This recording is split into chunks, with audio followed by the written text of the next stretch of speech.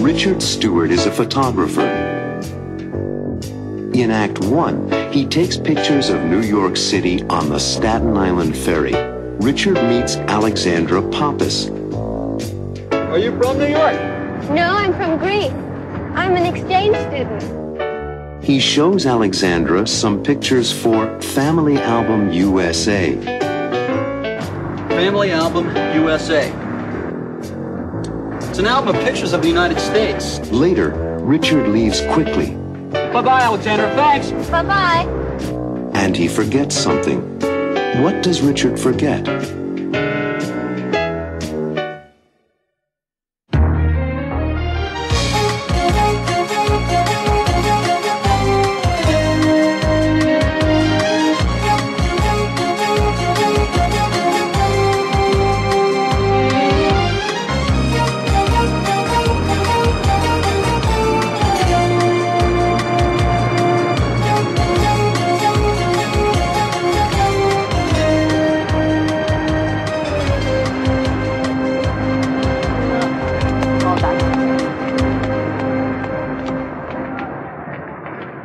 Excuse me.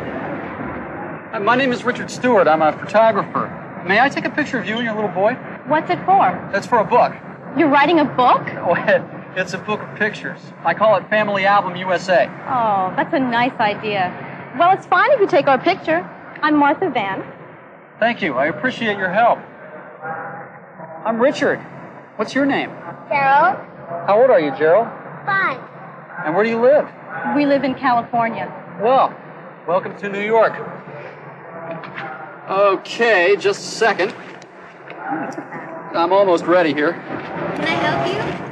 Oh, please.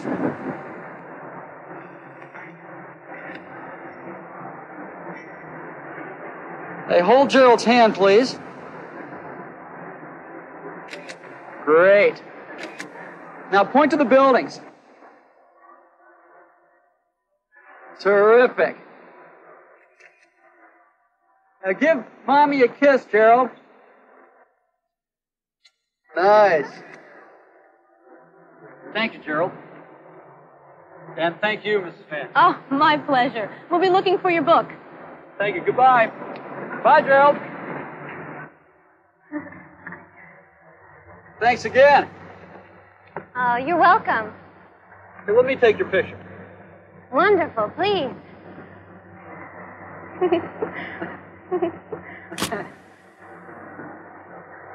Are you from New York? No, I'm from Greece. I'm an exchange student. When did you come here? 3 months ago. Your English is very good. Thanks. I studied English in school. Would you like some coffee? No, thank you. Tell me about your book. Oh, it's not finished yet, but I have some of the pictures. Would you like to see them? Yes, I'd like that. Oh, here they are. Family Album USA. It's an album of pictures of the United States, the cities, the special places, and the people. And these are pictures of people working. Steel workers, bankers, police, street vendors, ambulance drivers, doctors. Oh, and this is my father. He's a doctor. This is my mother. What's her name? Ellen. My younger brother, Robbie, he goes to high school. This is my sister, Susan. She works for a toy company. Here's my grandfather. He lives in Florida. And this is my wife, Marilyn. Oh, she's very pretty. Thanks. And what about your family? They are in Thessaloniki. Mm-hmm. That's a large city in northern Greece. But now I'm living in the Bronx. With a Greek-American family? No, Hispanic. Oh, no. It's 5:30. Will you excuse me? I have to meet my wife. Oh. It's nice meeting you. Oh, it was a pleasure meeting you, too. Thanks for your help, and good luck. I've got to go. By the way, I'm Richard. What's your name? Alexandra. Bye-bye, Alexandra. Thanks. Bye-bye. Richard!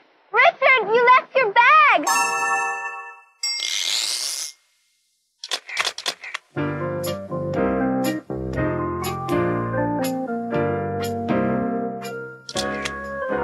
Family Album USA. It's an album of pictures of the United States. Richard takes many pictures for his album. He photographs the cities, like New York.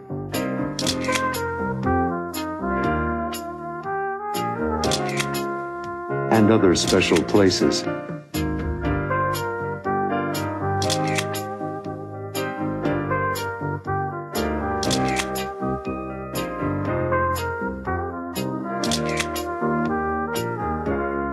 He photographs people working, police, ambulance drivers, steel workers, doctors. Philip Stewart, Richard's father, is a doctor. He's a pediatrician, a children's doctor. And Richard's mother, Ellen Stewart, is a homemaker. His brother, Robbie, is a student at Riverdale High School. He's 17. Richard has one sister. Her name is Susan. She works for a toy company in New York City. Malcolm Stewart is Richard's grandfather. He's 72 years old and lives in Florida. And this is Richard's wife, Marilyn Stewart. She's a fashion designer and a sales clerk in a boutique in New York City. You'll meet Marilyn Stewart and all the other Stewarts in Family Album USA. In Act 2, Alexandra tries to find Richard. She wants to return his camera bag. Can you tell me how to get to Linden Street in Riverdale? Richard Stewart, 46 Linden Street, Riverdale, New York. You should take the number 1 subway. Richard's wife, Marilyn, is waiting for him. Where's my husband? Later, Richard arrives, but he's late. I'm sorry I'm so late. I had a really bad day. Marilyn tries to find Richard's bag. Hello? Yes, the number, please, of the Staten Island Ferry Lost and Found office. Will Marilyn find the bag?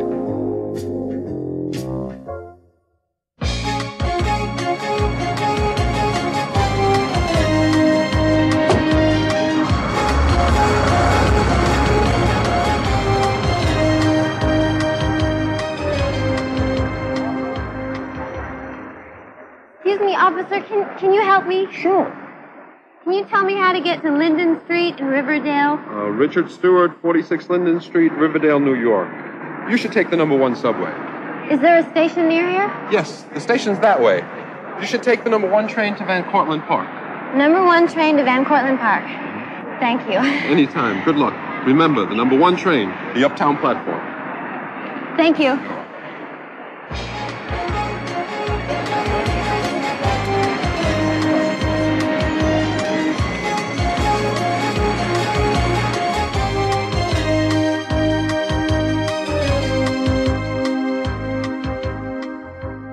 Is this pink too bright for me? Mm-hmm. It is a very bright pink.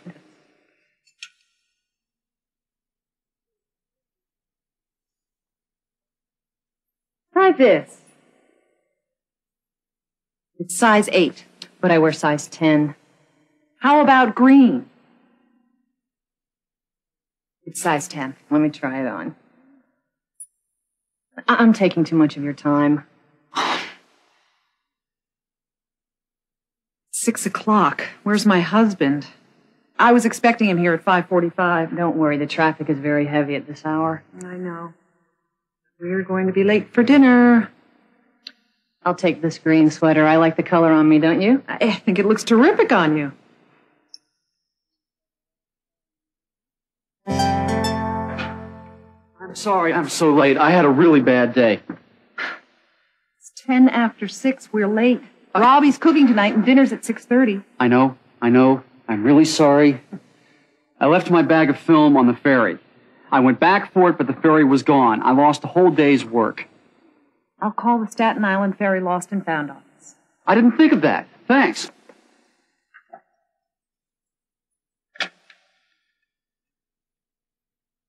Hello?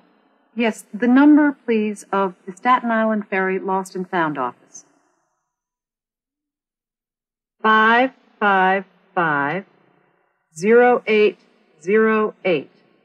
Thank you. I really appreciate it, Marilyn. Hello? Did anyone find a camera bag this afternoon? Small canvas bag. On the J.F. Kennedy Ferry. No? Maybe someone will find it. The name is Stewart, Richard Stewart, and the telephone number is 555-3090. Thank you. Sorry, Richard, they don't have it. Thanks anyway.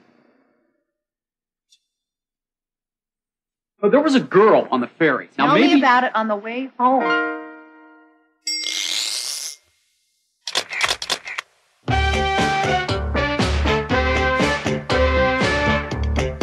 Thank you. I appreciate your help. Thank you. You're welcome. Thank you. You're welcome. Thank you for your help. Thanks a lot. I want to thank you for your help. Thank you. Glad that I could help. Don't mention it. I'm glad that I could help. Thanks. You're welcome. Thank you, Carol. And thank you, Mrs. Van. Oh, my pleasure. Thank you. You're welcome. Thank you very much. It was very nice of you. I appreciate it. Thanks a lot. Thank you. You're welcome. Don't mention it. I'm glad that I could help. My pleasure. It was nothing. You're welcome. Number 1 train to Van Cortlandt Park. Thank you. Anytime. Good luck. Thank you very much. It was very nice of you. I appreciate it. Thanks a lot. Thank you. You're welcome. Don't mention it. I'm glad that I could help. My pleasure. It was nothing. You're welcome. Thank you for your help. Thanks a lot. I wanna thank you for your help. Thank you. Glad that I could help. Don't mention it. I'm glad that I could help. Thanks. You're welcome. Thank you. Sorry, Richard, they don't have it. Thanks anyway. Thanks anyway. It was nice of you to try. I appreciate it. Thanks a lot. Thank you. Anytime, don't mention it. I really tried to help. You're welcome. My pleasure. Anytime. Thank you. You're welcome. In Act 3, the Stewart family has dinner together. Robbie, the dinner was terrific. Richard is upset about losing his camera bag, Thinking about that bag of film. and his mother, Ellen, tries to help. Don't worry, Richard. Someone will find it. Then the doorbell rings. Who is at the door?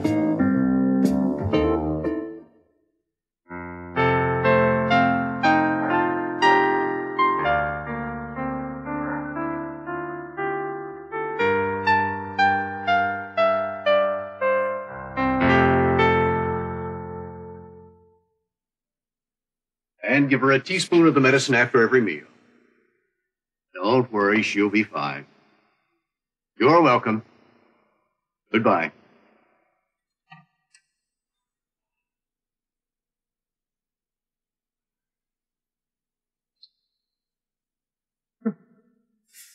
How are you? I'm tired and hungry. Well, Marilyn and Richard called. They'll be here soon, and then we'll eat. Right, is Susan coming? Well, she'll be here later. She has to work late tonight. And what's Robbie cooking for dinner? It's a surprise. I hope it's pasta.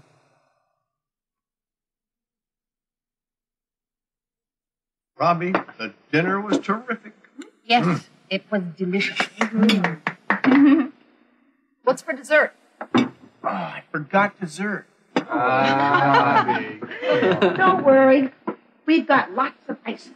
Oh, I'd love some ice cream. Well, there's chocolate and coffee and a little vanilla. I'll have vanilla. Is that all right with everyone? I'll have chocolate. Me too. 1 scoop of coffee and 1 scoop of chocolate for me. Robbie, could you help me serve?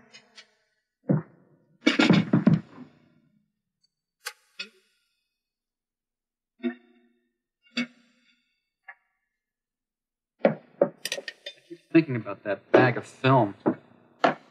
8 rolls, a whole day's work, and good stuff, too. Don't worry, Richard. Someone will find it. I'll get it.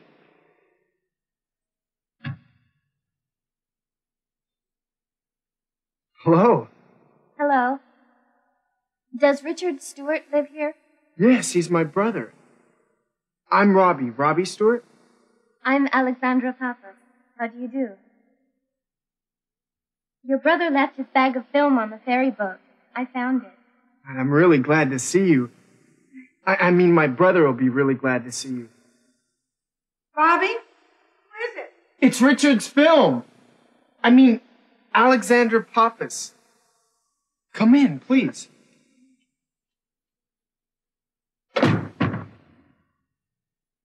Alexandra! Hello, Richard.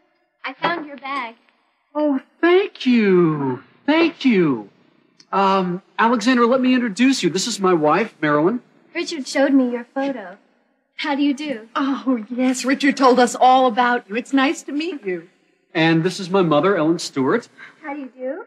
And my father, Dr. Philip Stewart. Nice to meet you, Alexandra. And you met Robbie. Yes. And you must be Susan. Hi. Hi. Welcome.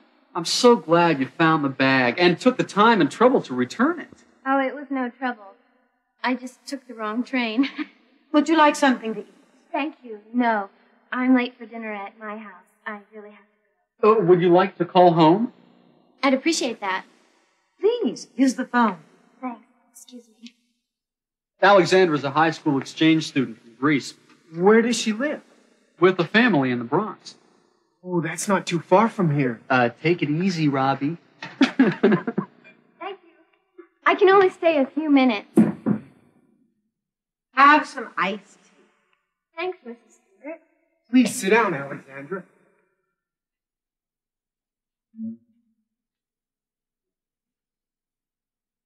So, you're an exchange student. Where do you go to school?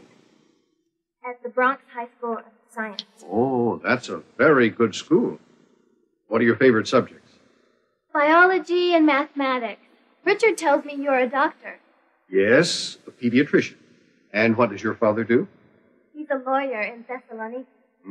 Would you like some pasta? I made it myself. It might be a little cold. Thanks. No. I do have to go.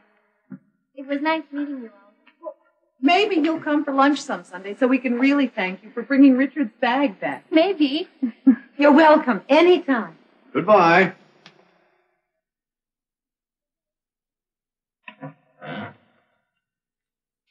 Can I drive you home? No, thanks. The train is just up the street. It won't take me long at all. You really saved the day for me, Alexandra. Bye. Bye-bye. Good night.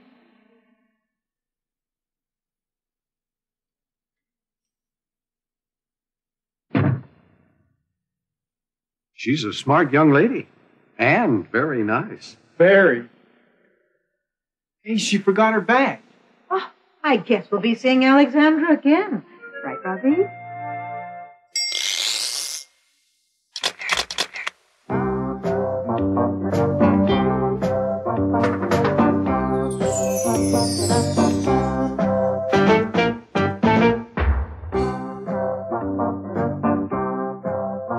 My name is Richard Stewart. I'm a photographer. I'm Martha Van. I'm Richard. What's your name? Carol. By the way, I'm Richard. What's your name? Alexandra.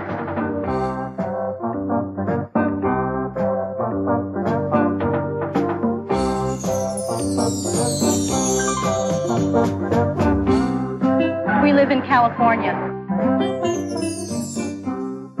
Are you from New York? No, I'm from Greece.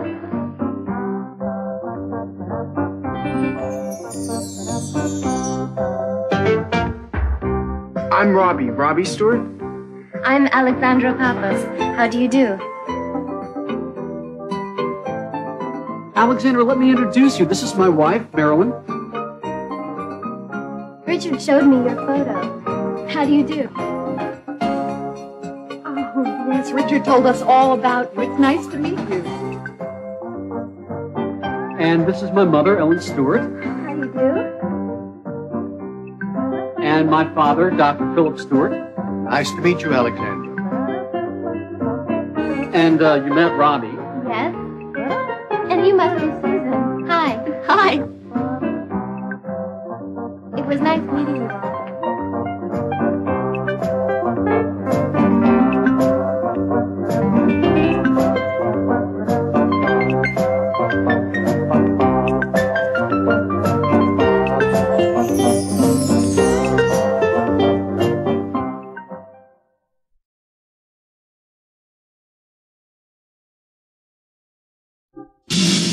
In Act 1 of this story, Susan Stewart and Harry Bennett don't know each other. They have a dinner date tonight.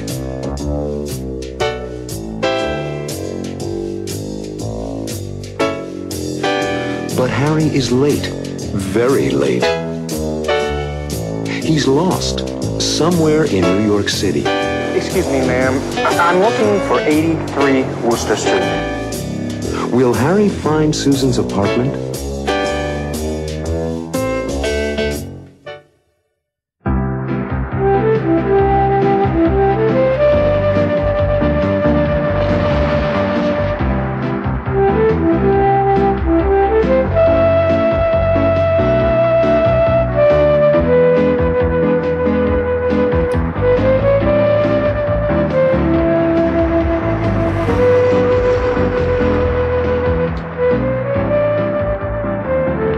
Excuse me, can you help me?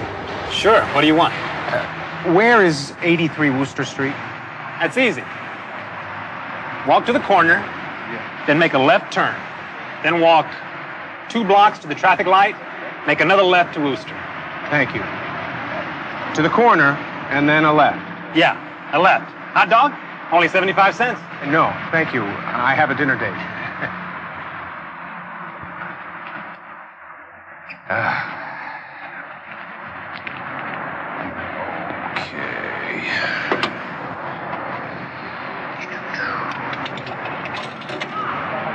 555-9470. And it's busy.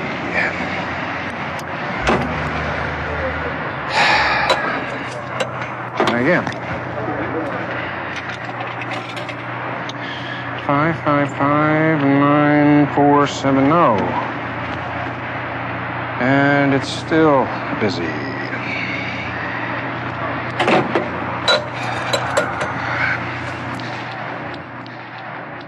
Excuse me, ma'am. I'm looking for 83 Worcester Street. Yes, Worcester Street is 2 blocks, and 83 is to the right. About 2 houses. Thank you.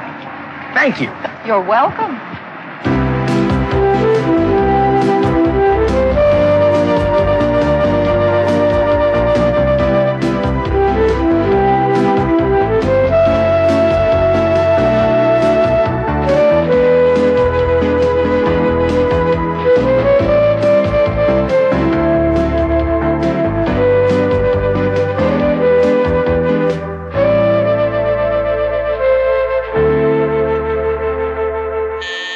Who is it?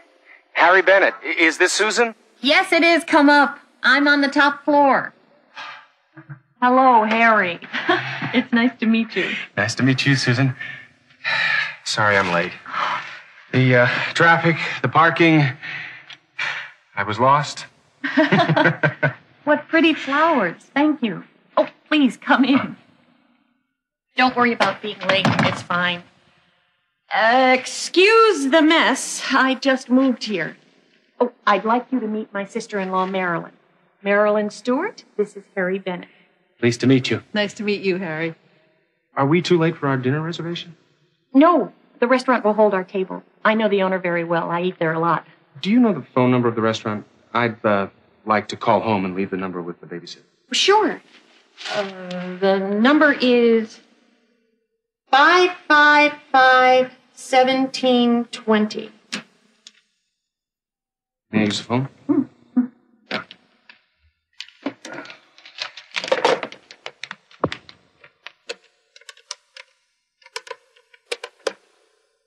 555-1720? Mm-hmm.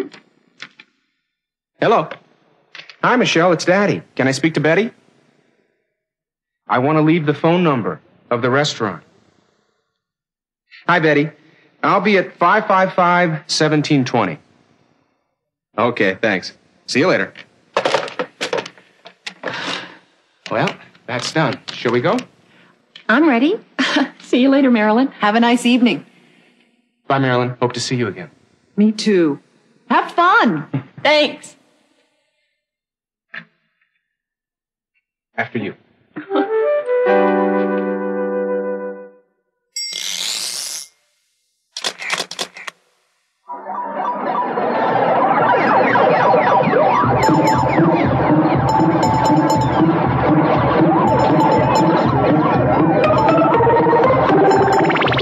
Excuse me. Can you help me? Sure. What do you want? Where is 83 Worcester Street? That's easy. Walk to the corner, then make a left turn. Then walk 2 blocks to the traffic light, make another left to Worcester. Thank you. To the corner, and then a left. Walk to the corner, then make a left turn. Then walk 2 blocks to the traffic light, make another left to Worcester. Come on, Harry. It's your turn. Follow the directions.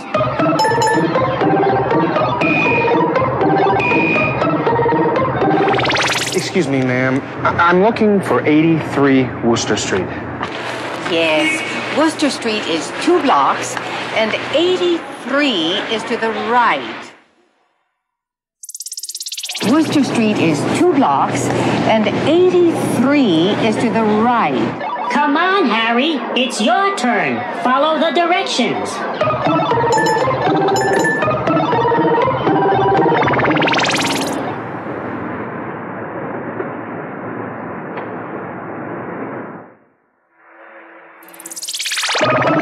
Congratulations, Harry. You found 83 Worcester Street. Now, Harry, let's try some new directions. Go to the traffic light at the corner of Prince Street and make a right turn. Go 1 block and make a left at Green Street. Go to 290 Green Street.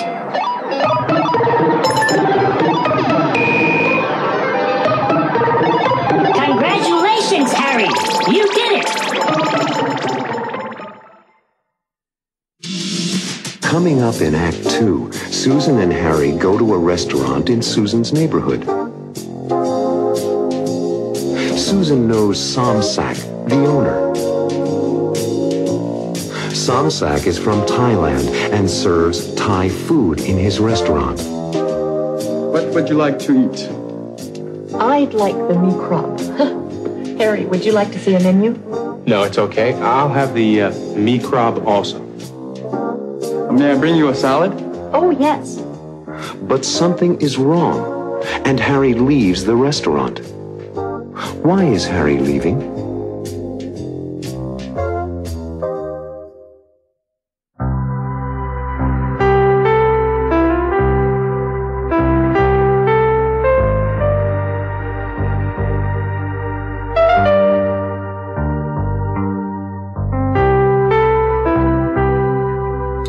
Miss Stewart, welcome. How are you? Fine, Somsak. And you? Fine, thank you. This is my friend Harry Bennett. Pleased to meet you. Very nice to meet you. Any friend of Miss Stewart's is welcome at Samsak's. Follow me, please.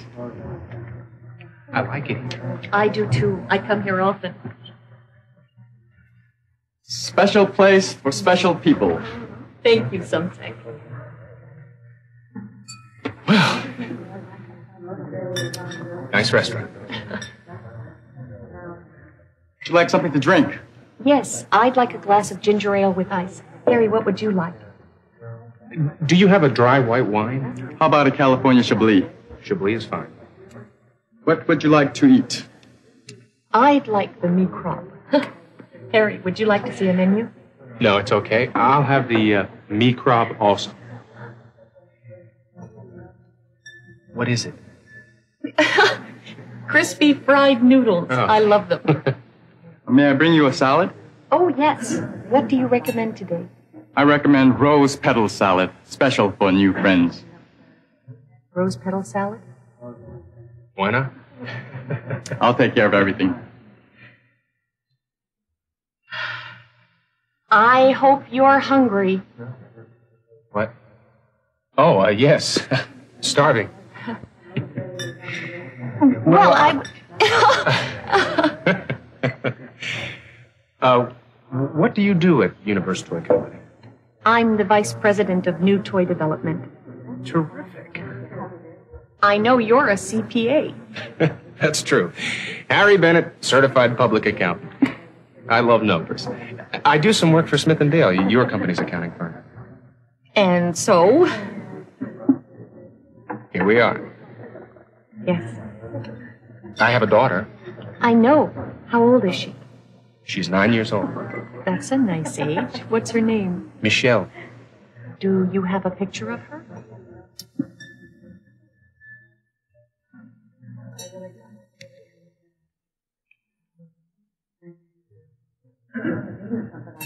She's very pretty. Thank you.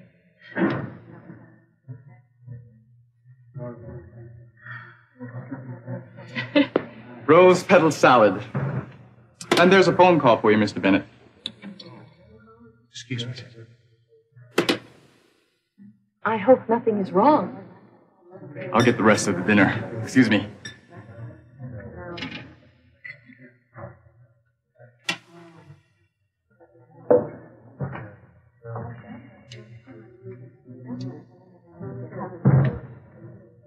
Please forgive me, Susan, but I have to leave. I feel terrible, but What's the matter? my daughter isn't feeling well. Oh, no. Is it serious? I don't know. The babysitter says she has a stomachache and she's crying. I'll have to go home. Forgive me? Of course. I'm so sorry for Michelle.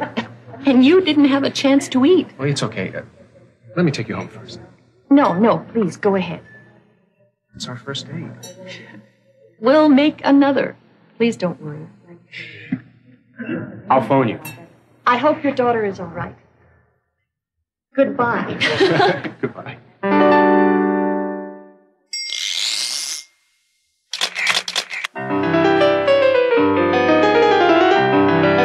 Somsack is offering. Would you like something to drink? Would you like something to drink? Would you like something to drink? How about a California Chablis? How about a California Chablis? How about a California Chablis? May I bring you a salad? May I bring you a salad? May I bring you a salad? Would you like a cup of coffee? How about some herbal tea? May I bring you some dessert? Susan and Harry are ordering. I'd like a glass of ginger ale with ice. I'd like a glass of ginger ale with ice. I'd like a glass of ginger ale with ice. Do you have a dry white wine? Do you have a dry white wine? Do you have a dry white wine? I'll have the me crop also. I'll have the me crab also. I'll have the me crab also. I'd like a cup of coffee. Do you have some herbal tea? I'll have some dessert.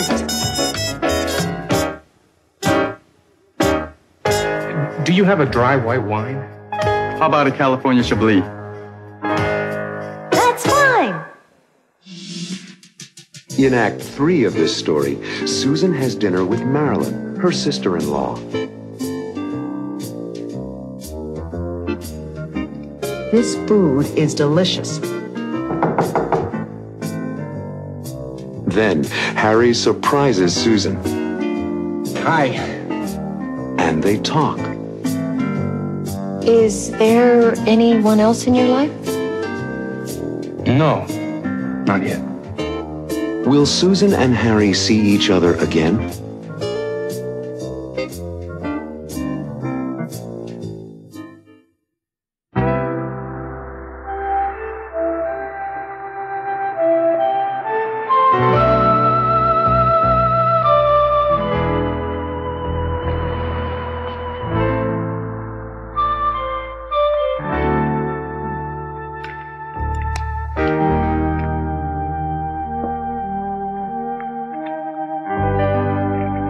What happened? The babysitter called. His daughter is sick. What's wrong? I think she has a stomach ache. Oh. He's a good father. So, what do you think of him? He's very nice. But I think he was nervous tonight. It was his first date in 2 years. Will you see him again? I hope so. This food is delicious. He didn't get a thing to eat. You ordered enough for 3 or 4 people. But I'm not complaining. The food is delicious. Who is that? Do you think it's... No.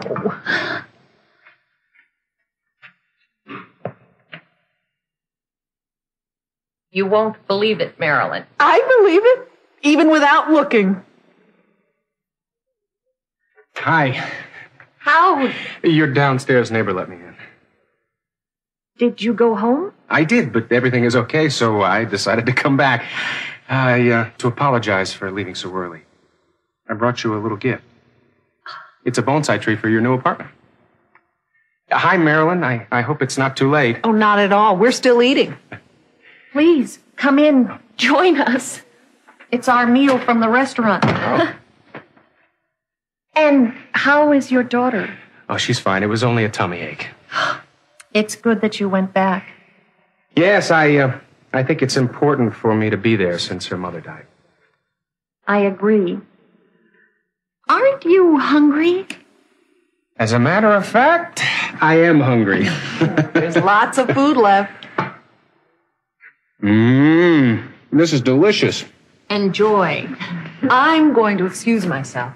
I have a lot of work to do to get ready for tomorrow. Good night, Harry. It was nice meeting you. Bye, Marilyn. Good night, Susan. Good night, Marilyn. She's going to a fashion show here in the city tomorrow. She's sleeping here, so she won't have to travel from Riverdale in the morning. You two must be close. We are. The whole Stewart family is close. I like that.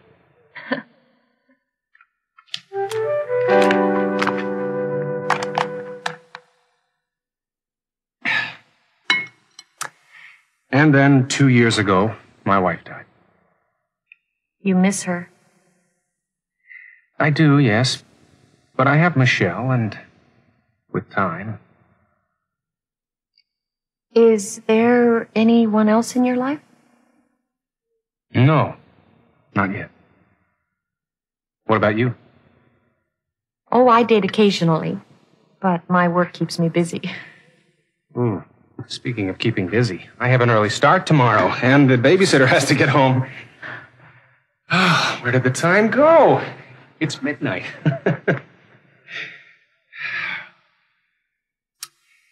Thank you, Susan. I had a nice evening. Me too, Harry.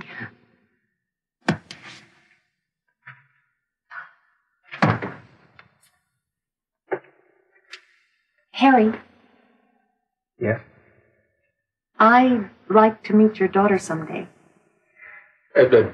Does that mean that I can see you again? Of course. Wonderful. I'll call you and we'll go out to dinner. Please do. I promise I won't leave early. It was for a good reason. You know something? What? I think we're going to be good friends. Good night, Susan.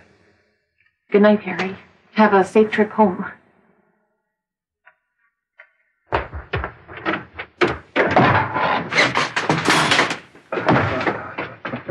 Are you all right? Sorry. I never liked that umbrella stand. Good night, Harry.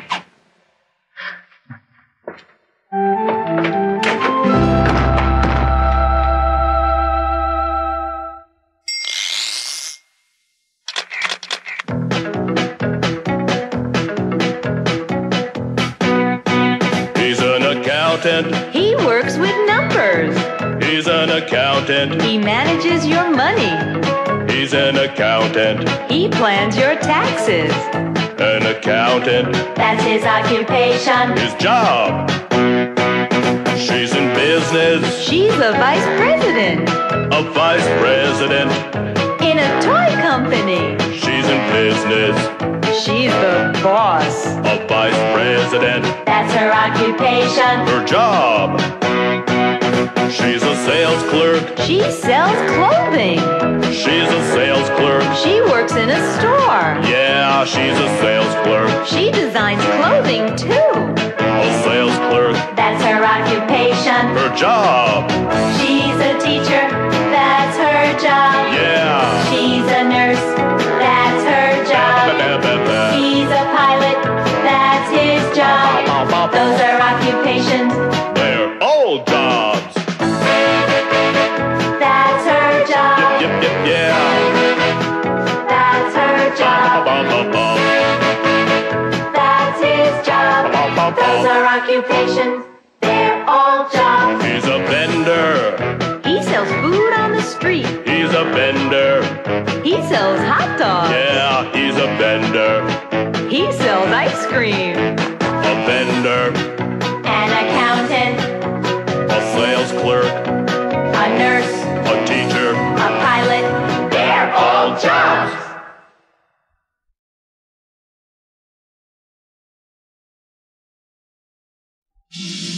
The Stewarts are excited. In this act, they prepare for Grandpa's arrival from Florida. Let's go upstairs and prepare Grandpa's room. You know, maybe I'll put together some photos of Grandpa as a welcome present. I want to put some of my good hangers in Grandpa's closet. Ellen and Marilyn prepare Grandpa's room and notice his old trunk. What's inside? I don't know. It's locked. What's inside the trunk?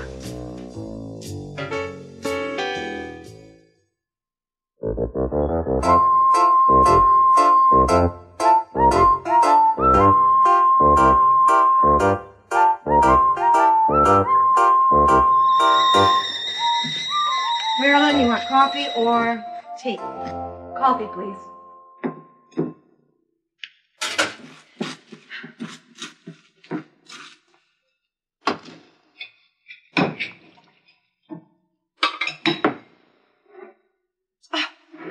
I am so excited. At this time tomorrow morning, Grandpa will be sitting in the kitchen with us.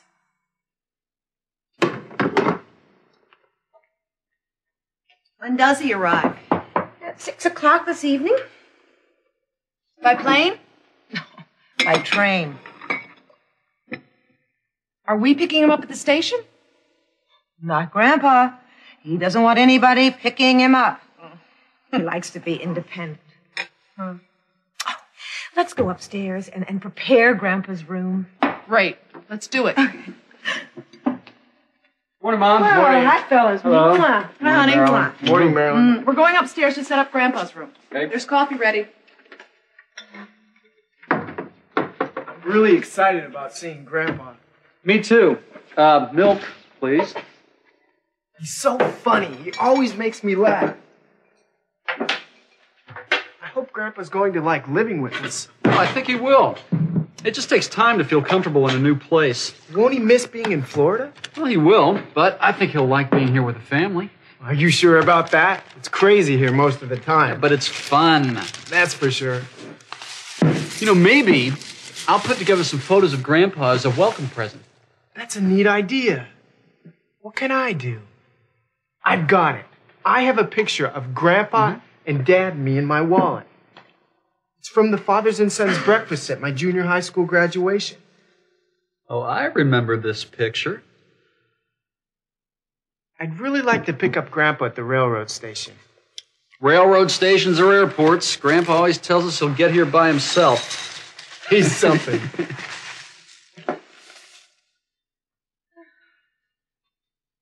Is this all Grandpa's stuff? That's it. But I'm sure he has a few bags with him on the train. What's inside? I don't know. It's locked. Hi. Oh, hi, darling. Morning, Philip. I want to put some of my good hangers in Grandpa's closet. You know, I'm very excited about his arrival. We are too. Susan called early this morning.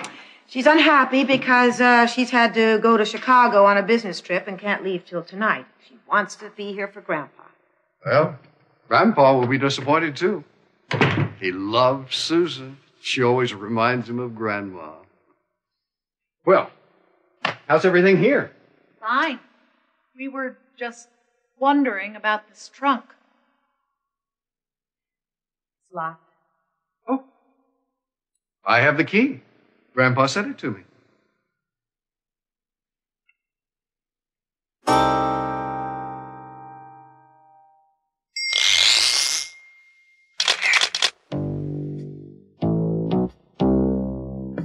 He doesn't want anybody picking him up. He likes to be independent. I think that's good. He's got his own way of doing things. He likes to take care of himself. I guess you're right. He's so funny. He always makes me laugh. I guess he has a good sense of humor. Yeah, I bet he's a lot of fun. Grandpa always tells us he'll get here by himself. He's something. In my opinion, he's a very special man. What do you think? Well, I believe I'm gonna like him. But what? Won't he miss being in Florida? Well, he will, but I think he'll like being here with the family. I suppose he'll miss his home in Florida and his independence. I suppose you're right. But what about you? What do you think? What kind of man is Grandpa? What do you imagine he's like? Why is he moving away from Florida? And how does he feel about moving to Riverdale? What do you think? Let's see. In the second act, Grandpa travels to New York City on the train and meets a woman named Elsa Tobin. They enjoy talking to each other. You said you have family in New York. Yes, indeed. Grandpa is looking forward to seeing his family, but does he want to stay with them permanently? Are you going to live with them? Yes. Permanently? Well, they want me to. Does he want to stay?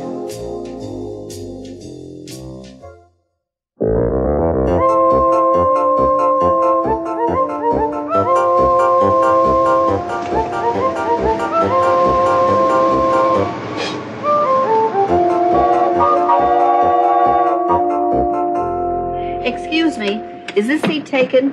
No, it's not taken. Oh, thank you. Oh, let me help you with this. Oh, thank you.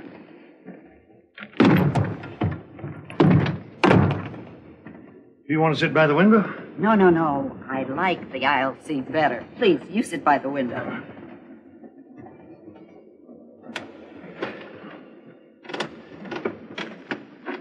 My name is Stewart, Malcolm Stewart. Pleased to meet you. I'm Elsa Tobin. How do you do?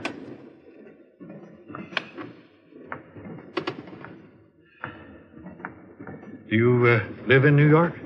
No, I'm from Florida. I am too.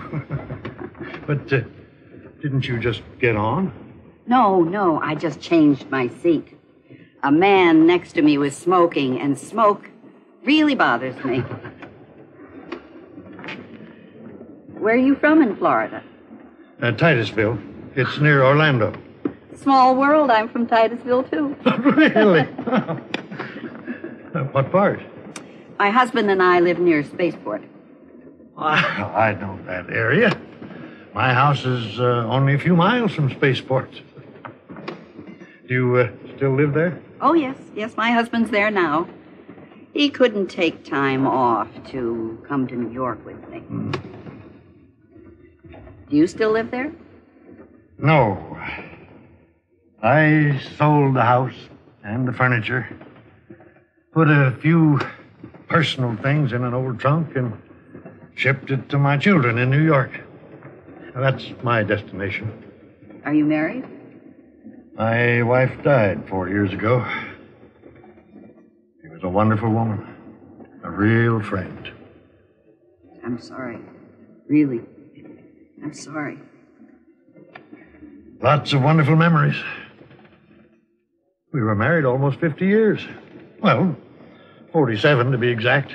John and I celebrate our 40th anniversary next month. Oh, congratulations. That's nice. What does John do? He's an aerospace engineer and works for Orlando Aircraft Corporation. He started with them almost 40 years ago. What do you do? I just retired. Had my own company, a construction company. Roads, bridges, big stuff. But I just sold it and retired. Excuse me, ma'am. Ticket, please. Would you kindly hold these keys, please?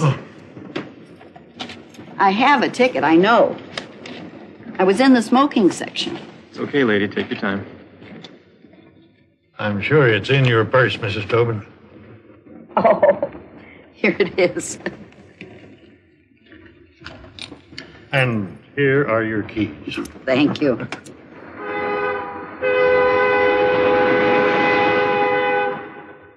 Do you have family in New York?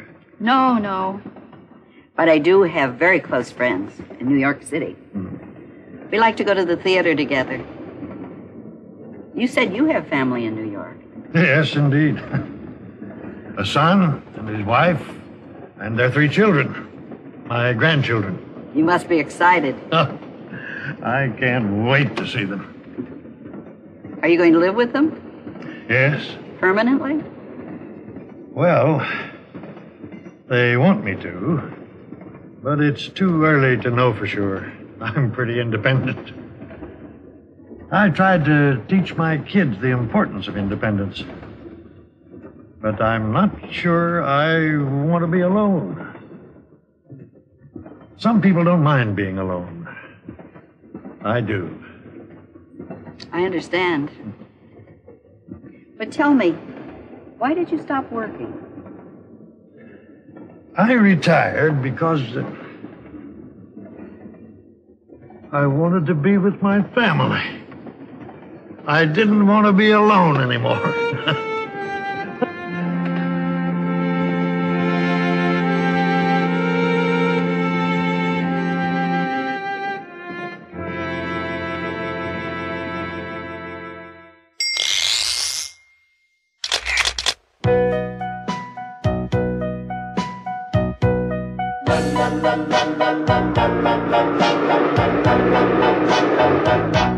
What's your name?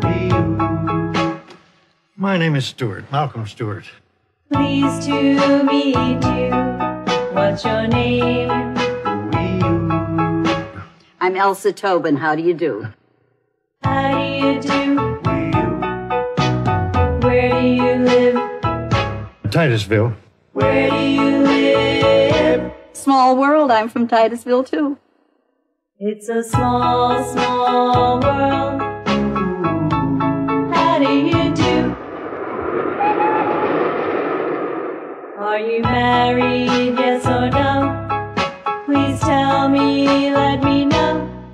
John and I celebrate our 40th anniversary next month. Congratulations. Congratulations. What do you do?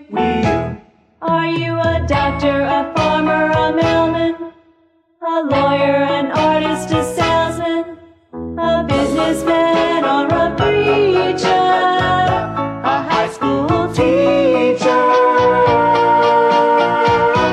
I just retired. Do you have family in New York? No. Do you have family in New York? Yes, indeed. I'm pleased to meet you. Pleased to meet you. How do you do? I'm pleased to meet you.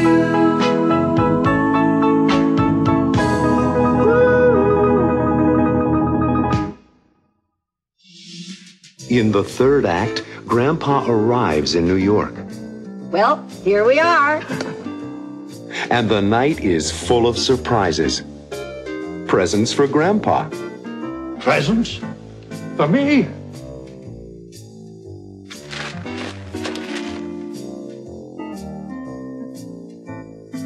And Grandpa opens the trunk. What's inside the trunk?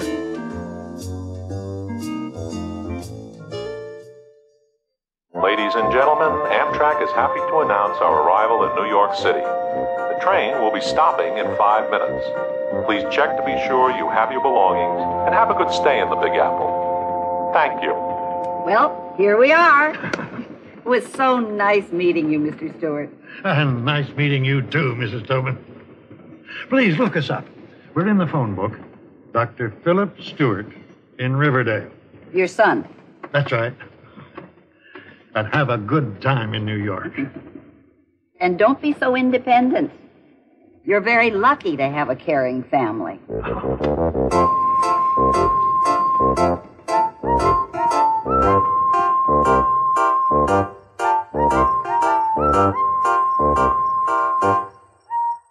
When can we go fishing? Robbie, we'll go fishing soon. And we'll take your dad with us. I'm ready, Grandpa. You name the day. That's a great idea, Grandpa. Philip needs a day off. Let's give him our presents now. Good idea. Presents? For me? From me and Marilyn. And this one's from me. I looked all over the house to find it.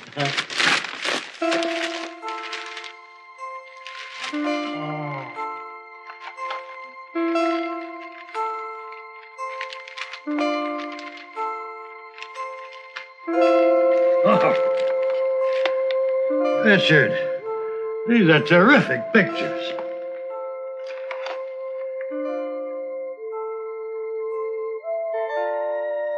This one really brings back memories. You remember that day, Robbie? I sure do. It was fun. Oh.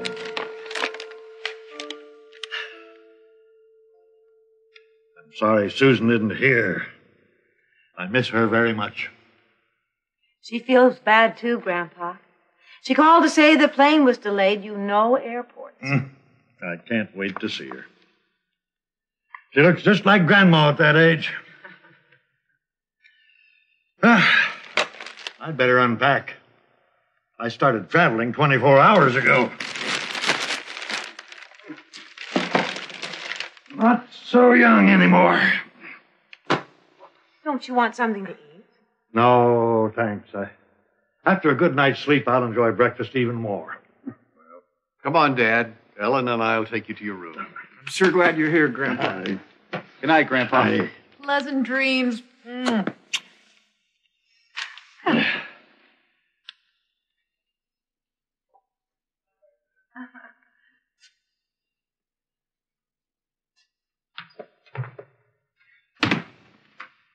Philip, do you have the key to the trunk? I have the key, but it doesn't work.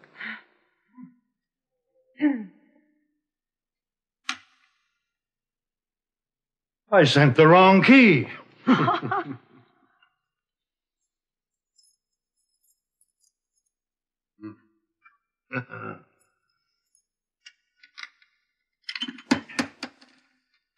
I have something for you. I made it myself. I think you'll enjoy it.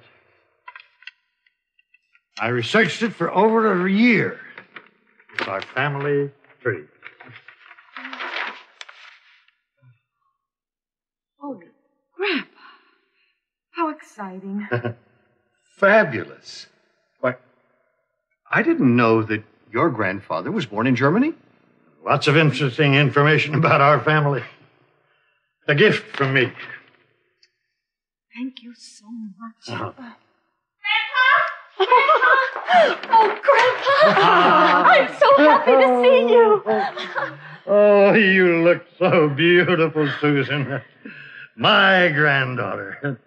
Like I always said, you look just like Grandma. I think you're going to be very happy here with us. I know you will. I don't feel alone anymore.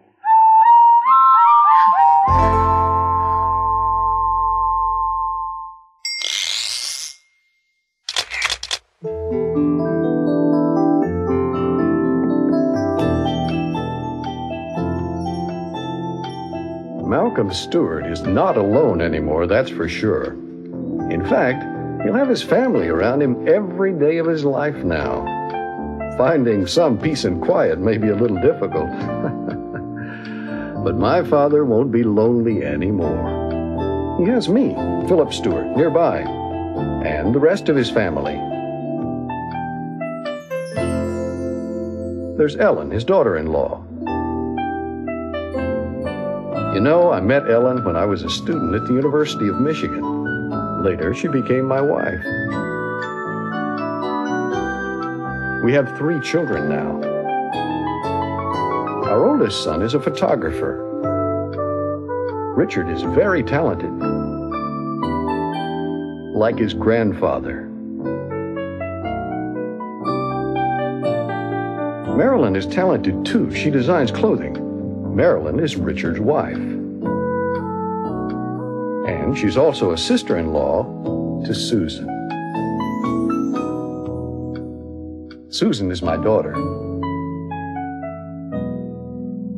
Susan reminds us of her grandmother, Bernice Cassidy Stewart, my mother.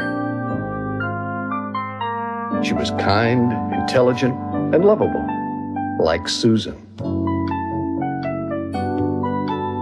Susan has 2 brothers, Richard and Robert. We call him Robbie. He's our other son. He loves his grandfather very much. Well, that's our family, the Stewarts. Did you follow me? Let's see. Who is my daughter? That's it. Susan is my daughter. How about this? Who is Robbie's grandfather? Malcolm is Robbie's grandfather. Okay. Who is Susan's sister-in-law? Marilyn is Susan's sister-in-law. That's right. Well, that's our family, and I love them all.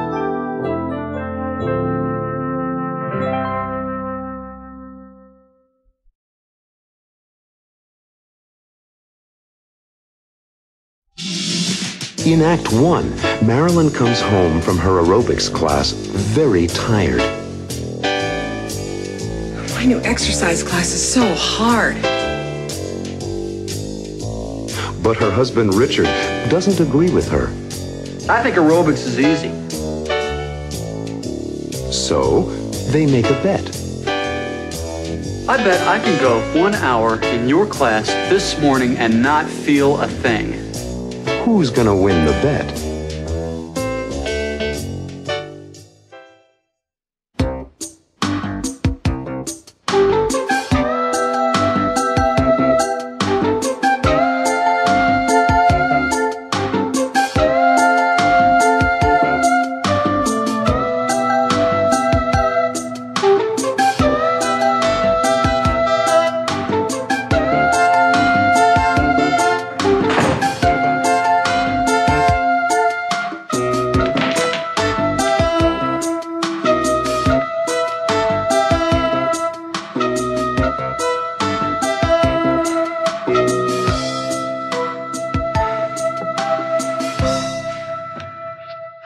I am exhausted. My new exercise class is so hard. Your new exercise class? Yeah. My new advanced exercise class. Why advanced? My instructor thought that the beginner's class was too easy for me. Too easy for you? Don't laugh! In the beginner's class, they give you a chance to rest between exercises. So? The advanced class is non-stop. I lift weights every morning for 60 minutes without stopping. No problem. Listen, Richard. Doing aerobics for an hour is a lot different than lifting weights. Yeah, quite a bit different. I think aerobics is easy. I could work out in your class with no problem. You think so? Oh, without a doubt. When's the next class? Tomorrow morning at 10 o'clock. Try it. Tomorrow morning, after lifting weights, I'll try aerobics. It's a snap. Tomorrow morning at 10 o'clock.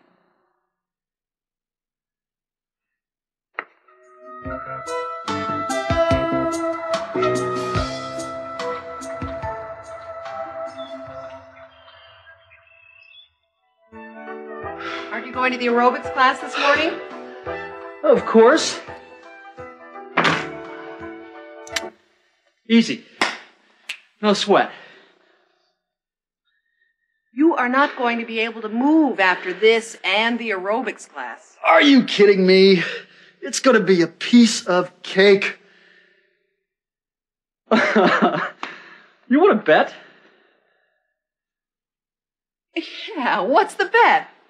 I bet I can go 1 hour in your class this morning and not feel a thing. The bet is I win and you cook dinner for the entire family. Or you win and I cook dinner for the entire family.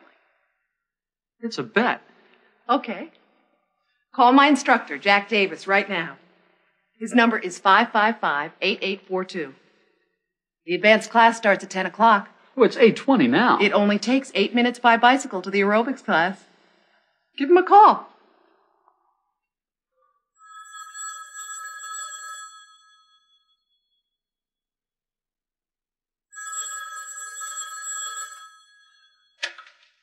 Davis Aerobic Center for Good Health. Jack Davis, please. This is Jack Davis. Hello, this is Richard Stewart. My wife, Marilyn Stewart, is a member of your program. I'd like to come to the 10 o'clock advanced class this morning. Oh, fine. Fine. Be here a few minutes early. You need to complete some forms before the class. Thanks. I'm on my way over. Bye. Bye-bye. It's all set. I'm going. Bye. See you later. Good luck. Don't forget about the bet. Dinner for the entire family, and that includes Susan. Don't you forget.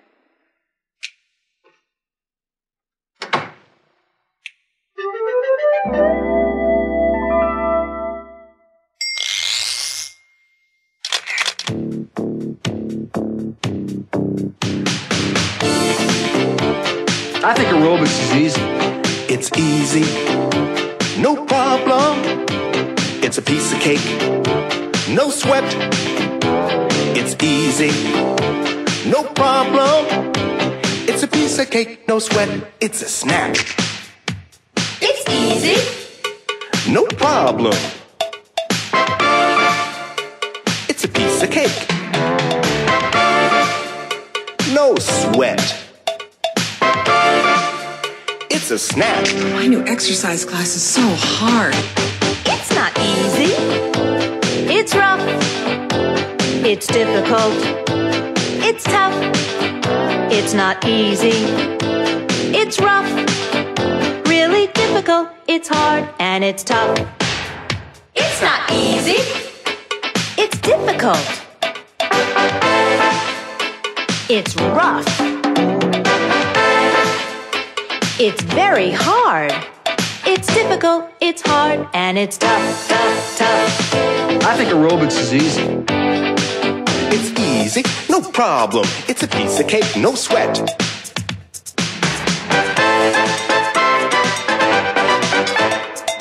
My new exercise class is so hard. It's not easy, it's rough. It's difficult, it's tough.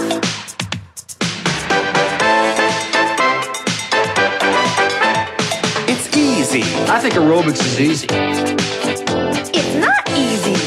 My new exercise class is so hard. It's easy. I think aerobics is easy. It's not easy. It's a snack. A snack. No, it's tough, tough, tough. In the second act, Richard goes to the aerobics center and Jack Davis asks him to take some photographs. Maybe you can photograph a class and I can give you and Mrs. Stewart a month of classes free. So Richard photographs the class. Later, when Richard gets home, Marilyn is surprised. What is wrong with you? Nothing. I am in excellent health. I have ideal blood pressure, a perfect heart. In other words, I am in wonderful condition. So, who's gonna win the bet?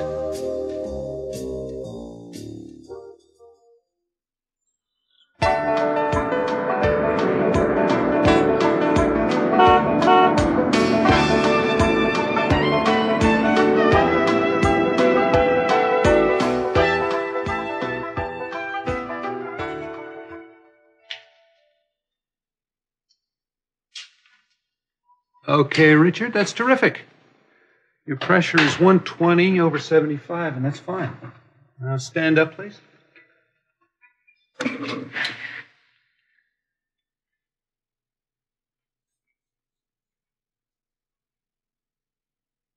Good.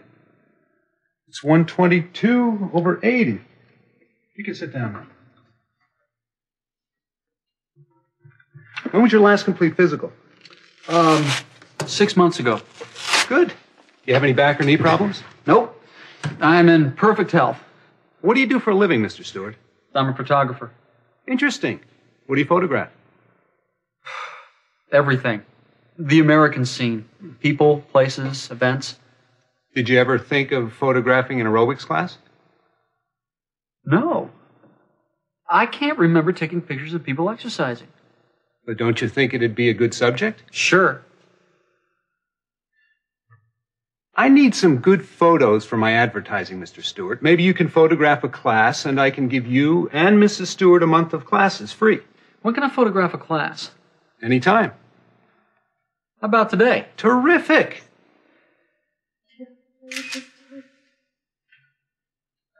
Hi. Yeah. Stand on our lines. We're going to take it slow first. Stretch up. And we're going to go left first. 2, 3, 4. Now switch.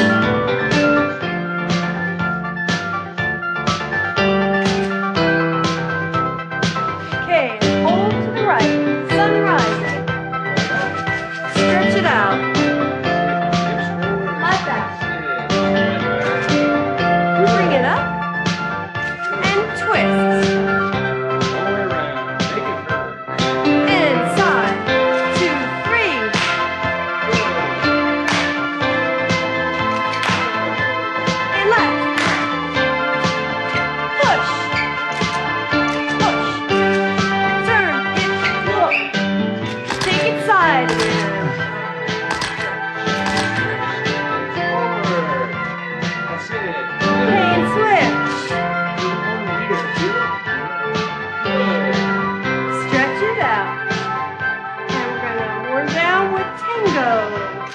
left, right.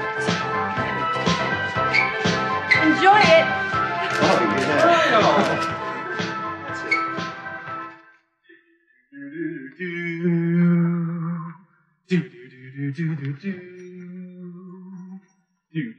Richard, did you go to the Davis aerobics class today? Yes, I went to the aerobics class today. What is wrong with you? Nothing. I am in excellent health. I have ideal blood pressure, a perfect heart. In other words, I'm in wonderful condition. Richard, did you go to the aerobics class really? Don't forget to invite Susan for dinner. And your legs don't hurt? Hurt? What do you mean? What about your arms? Lift your arms up like this. And they don't hurt? Not even a little? No. You are in great condition. I can't believe it.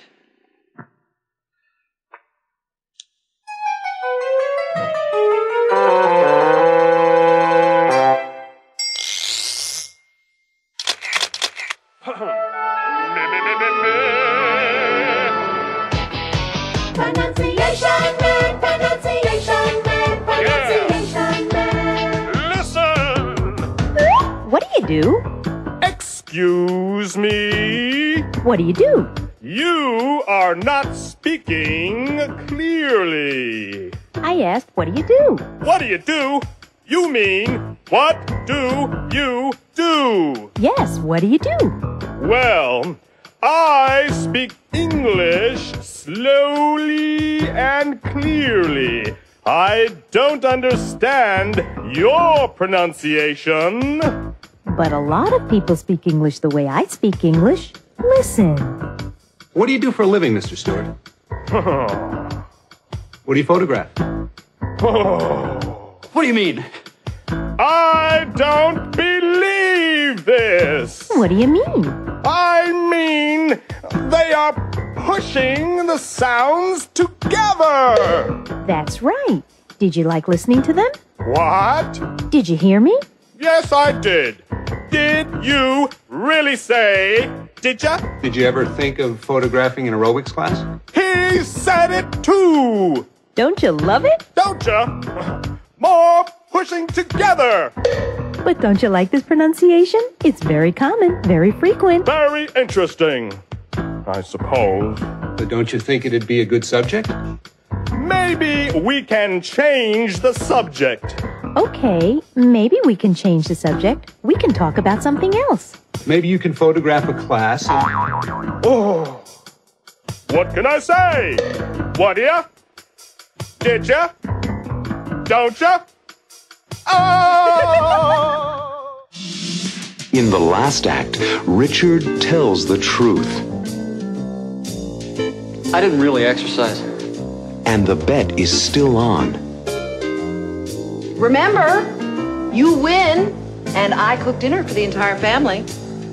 You win, and I cook dinner for the entire family.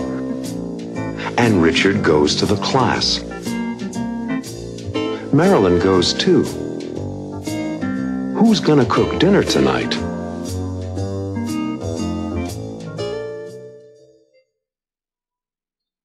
Grandpa, Ellen, Philip, Robbie, you, and me. That's 6 steaks. Don't forget Susan. 7 steaks. Cooking dinner for the entire family is not so easy. Shopping, salad, tomatoes, lettuce, cucumbers, and onions. Main course, steak, and potatoes. Richard, how much broccoli do I need for 7 people? Marilyn, I have to tell you something.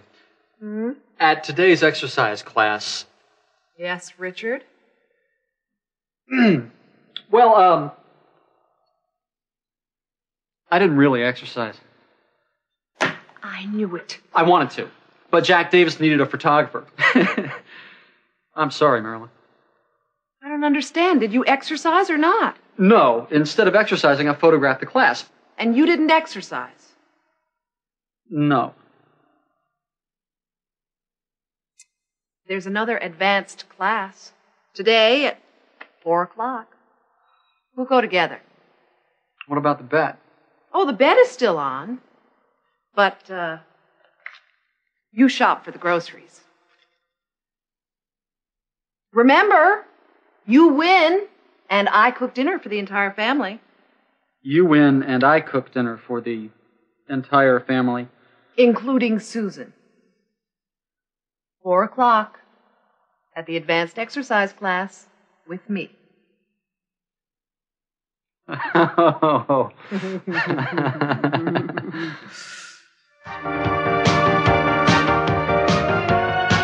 Get free. Skip hop front.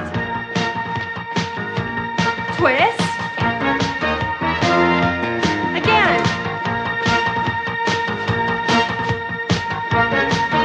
Okay. Now, scissors.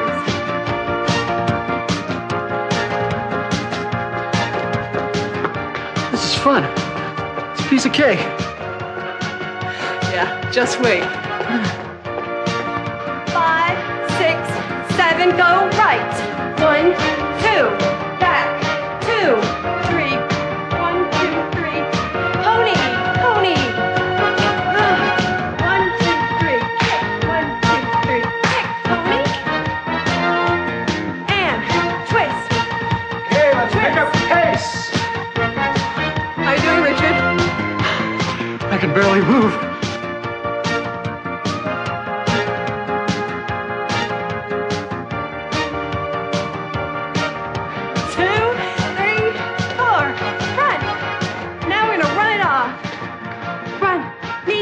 Finish off by jogging in place. Okay, keep those knees up. All right, that's it for today. Thank you, everyone. See you next week. Thank you, Jack, but no thank you. The advanced exercise class is, not so easy, huh? No, you were right. I was wrong. Come on, Richard. Oh. Get up. Let's go. You have to cook dinner for the entire family. Marilyn, I'm exhausted. I can't move. Oh, you'll do it. It's a piece of cake. Excuse me, Richard, Marilyn. You are a terrific instructor, Jack. Thanks. But I have a question. Is this your very first advanced aerobics class? Yes, it is. Well, you are in great shape, Richard. Very few people last in this class for the full hour the very first time. Oh, it's true. You are in great shape. Thanks. I think we'll cook dinner together.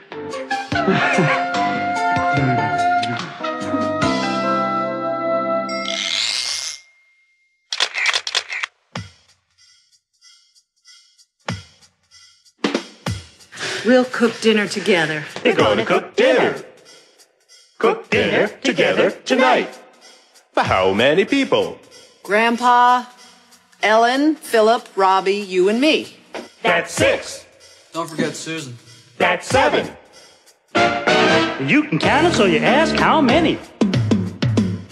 How many? You can count them, so you ask How many people? What's for dinner? Steak and potatoes. Richard, how much broccoli do I need for 7 people? How much broccoli? You can't count it, so you ask how much. How much? You can't count it, so you ask How much broccoli?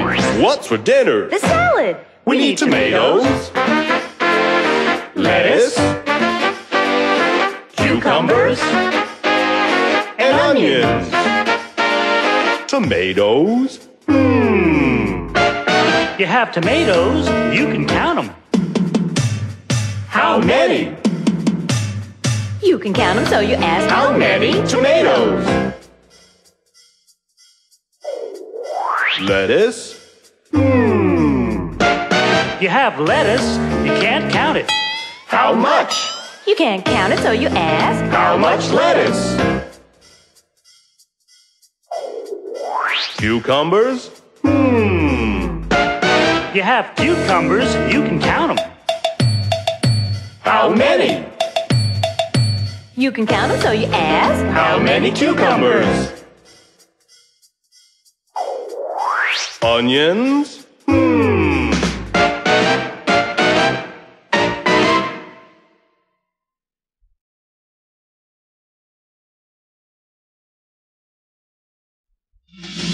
As this act begins, Philip is very busy. Too busy to spend time with Robbie. Dad and I were planning to go to the game, but he has to work today. So Grandpa has an idea. Maybe your dad and I could take you fishing with us. But Robbie knows Philip probably can't go. But Dad is always so busy. So Grandpa talks to Philip. You're working pretty hard these days. I guess I am. What does Philip decide to do?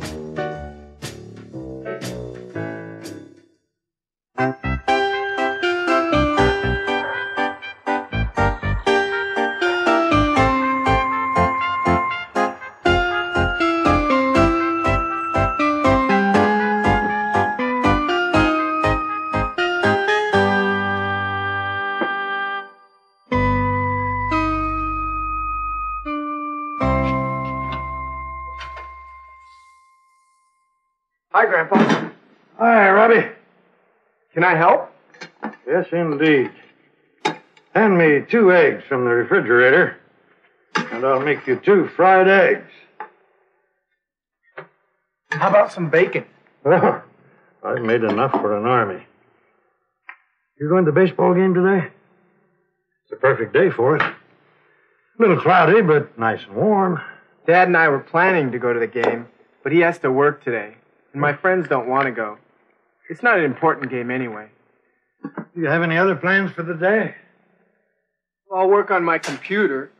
I have a new math program, and I want to learn how to use it. Maybe you can teach me how to work on a computer someday. Anytime. It's really easy, but like anything, you need to work at it, Grandpa. This bacon is great. I love crispy bacon. Oh, what are you doing tomorrow? Nothing much. Well, maybe your dad and I could take you fishing with us. I'd like that, but... But what? But Dad is always so busy. Well, can you come fishing with me tomorrow? Sure I can. Robbie says you can't take him to the game today. I really feel bad about it, but they need me at the hospital today in the children's ward. I understand. Maybe we can spend some time together next weekend. Definitely. We should. You and Robbie and me. Remember our first fishing trip? I sure do. Well, I've got to run, Dad. See you later. Going fishing? I'm thinking about it. Oh, how's work? Oh, the usual problems. You're working pretty hard these days.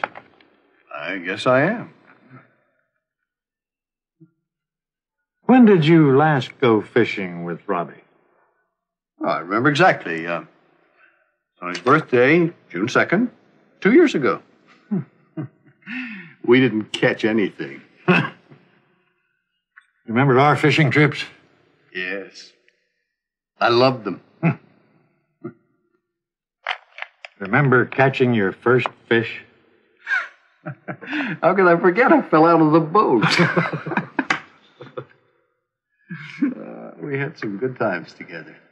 Yes, we did. Maybe we should do it again. How about tomorrow? Don't you have to work? My paperwork will wait. Oh, Robbie will be thrilled. I am too, son. We'll spend more time with Robbie. Tomorrow. It'll be like old times for you and me. And Robbie will love it. Well, what's the weather going to be like? Radio says sunny and mild. Oh. Well, I'll tell Robbie. And, thanks, Dad. Don't thank me. I'm just being a grandfather.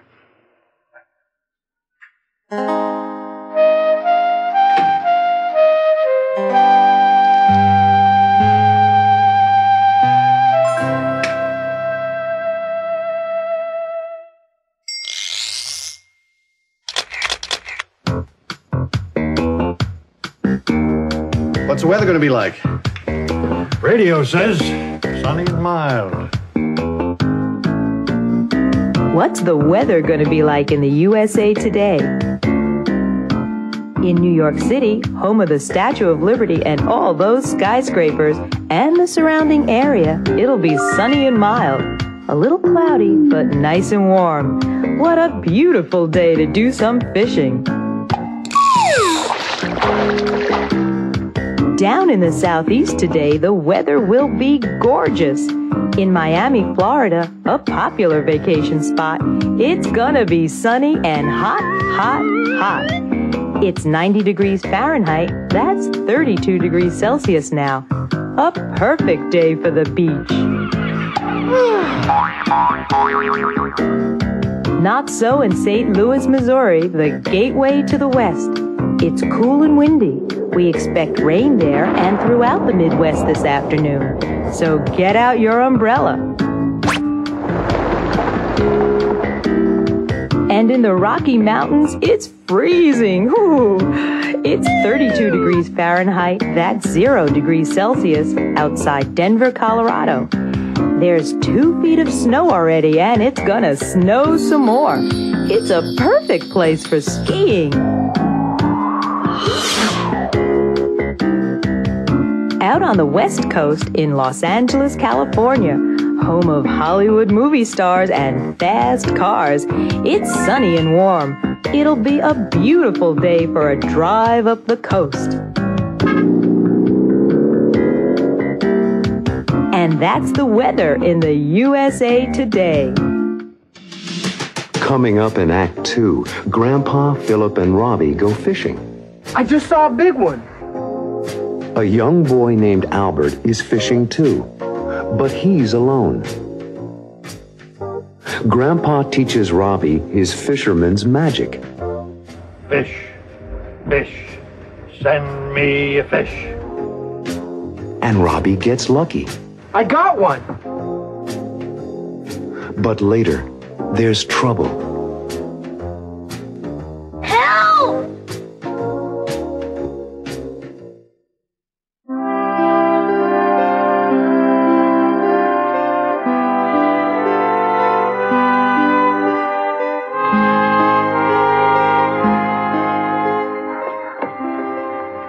This is really neat.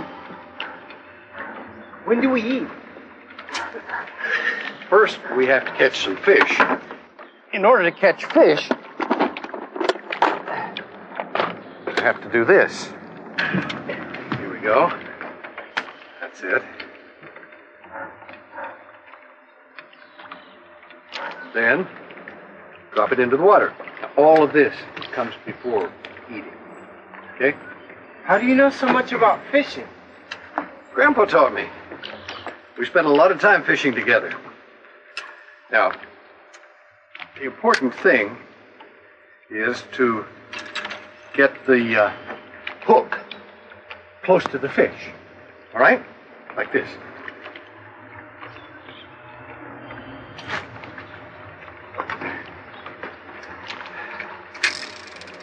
I think I see some fish right under us, Dad. Oh, not a chance. I just saw a big one. Hi there. Hi, What's your name? Albert. Are you all alone? Yes, sir. How old are you, Albert? I'm 10. Where's your father? He's up there at the lodge. Does he know you're here? Yes, sir. Okay, Robbie, maybe you should watch him. The water's pretty deep here. I'll watch him, Dad.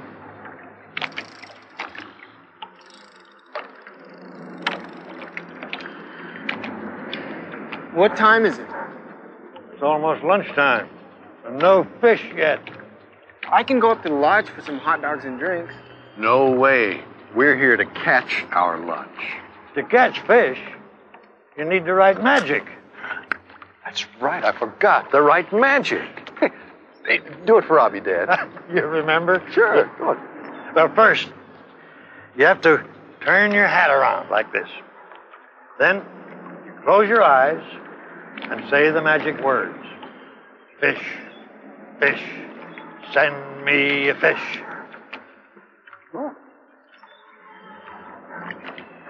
Fish, fish, send me a fish. I got one. See, it works. It's a big one. Well, it'll always work for me, too. Grandpa, get the net, please.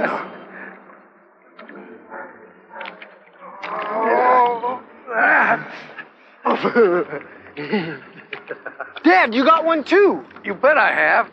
Easy, Philip. Easy. Sorry, Dad. Well, one more, and I've got a pair of boots. You didn't say the magic word. Bobby's right. Yes, but you did, and we've got our lunch. Let's build a fire and cook it. Come on, Albert, you can help us. I want to stay here and fish. All right. But be careful.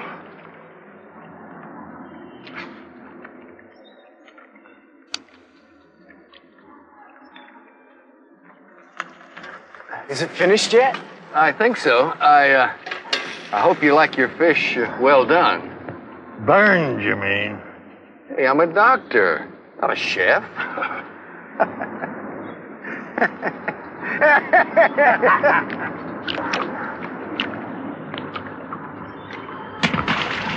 Help! Help! I can't swim! Dad, Grandpa, he fell in.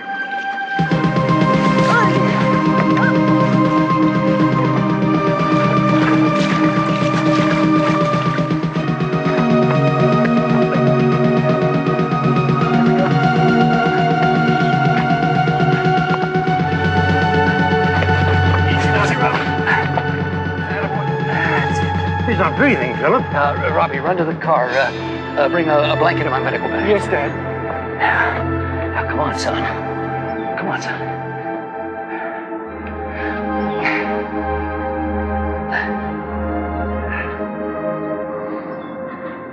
Breathe, Albert.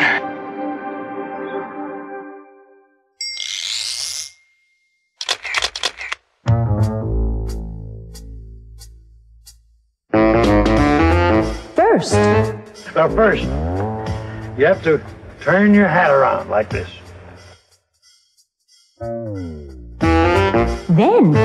Then you close your eyes and say the magic words.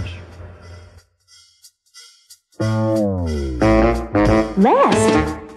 I got one. First, then, last.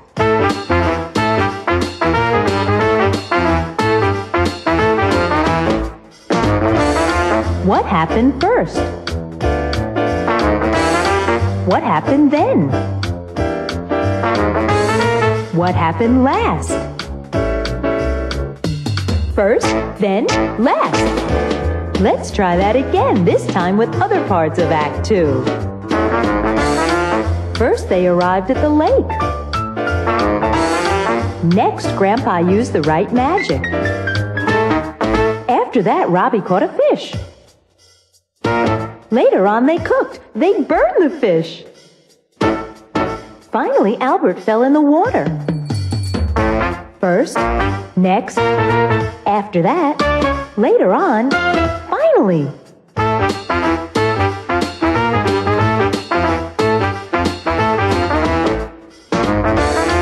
What happened first? What happened next? What happened after that? What happened later on? And finally,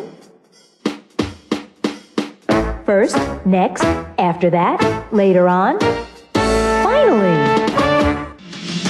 In the final act, Philip, Robbie, and Grandpa try to help Albert. I want my daddy. We'll take you to him. Later, Grandpa makes a suggestion. What do you say we get back to our fishing? But Philip gets a call from work. I have to get to a phone. And the fishing trip ends early. How will Robbie feel?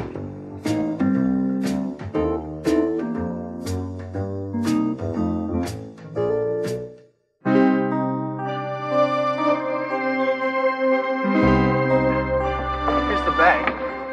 Will you be okay, Dad? I hope so.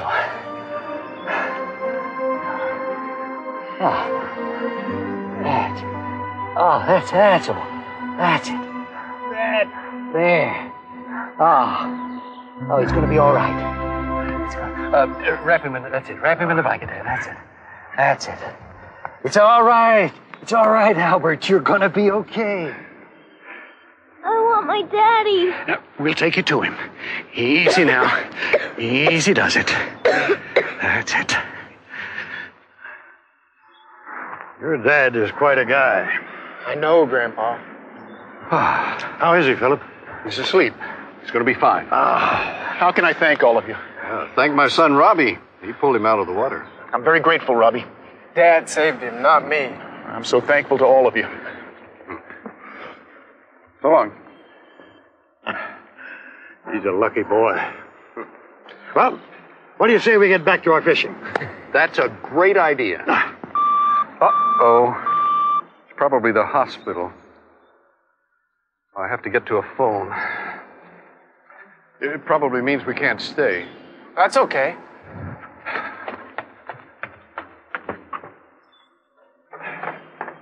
One of my patients has a high fever. I have to go to the hospital. I'm sorry, Robbie. I guess I ruined your day. You didn't ruin my day, Dad.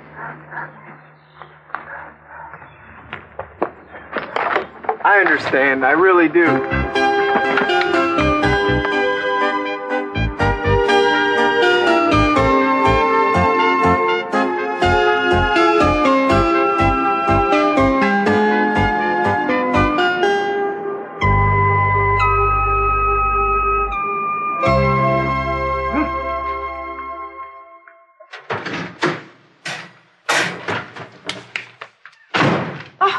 Why are you back so early?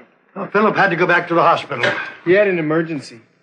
Oh, that's too bad, Robbie. Did it spoil your fun? No, Mom. We had a great time. Well, did you do any fishing? Yeah, we caught lots of them. Look. They had a special on frozen fish down at the supermarket. Oh, you really had a bad day. We had a good day. Robbie pulled a boy out of the water. And Dad saved his life. He's a terrific doctor, Mom. I know.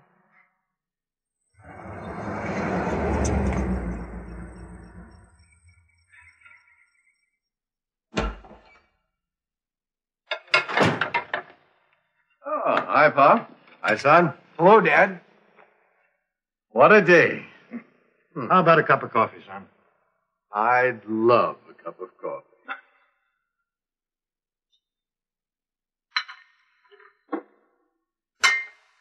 How is the patient? She'll be fine. Was it serious? No. Until today, I was never really interested in medicine. Well, it's hard work. Now I know. I had a good time today, Robbie. Me too. Why don't we do it again? Can we? When? How about next Saturday? Won't you be busy? Changing my schedule. Well, do we have a date? We sure do, Dad. Grandpa, can you come? I have other plans, Robbie. But I think you two can have a good time together without me. No, Dad. And certainly not without the right magic.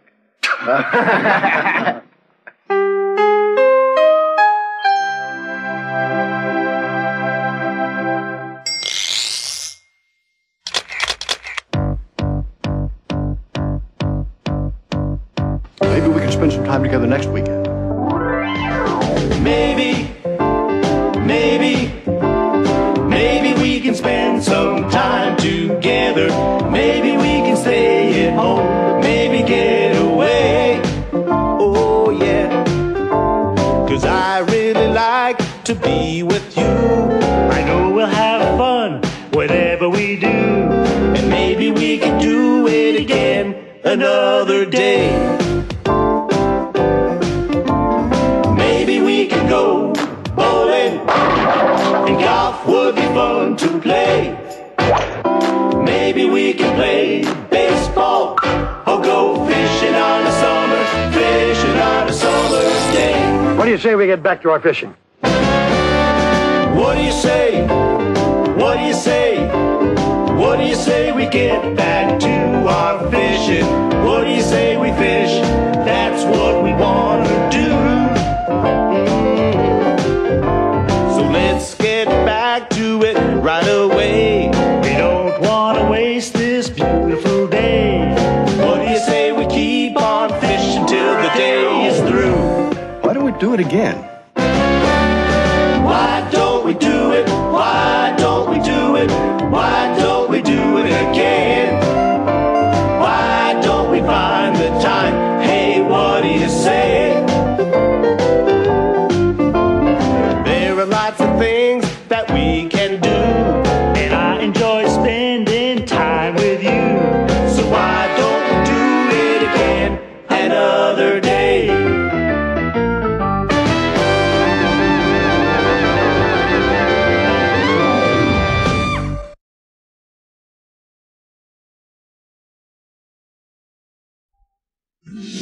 Today is Thanksgiving Day, an important American holiday. In the first act, Philip prepares an apple pie for the Stewart family. Beginning of my famous Thanksgiving apple pie. 1 apple. He uses lots of ingredients, but one ingredient is very special. Later, Robbie goes out for a while, but something happens, and Robbie is upset.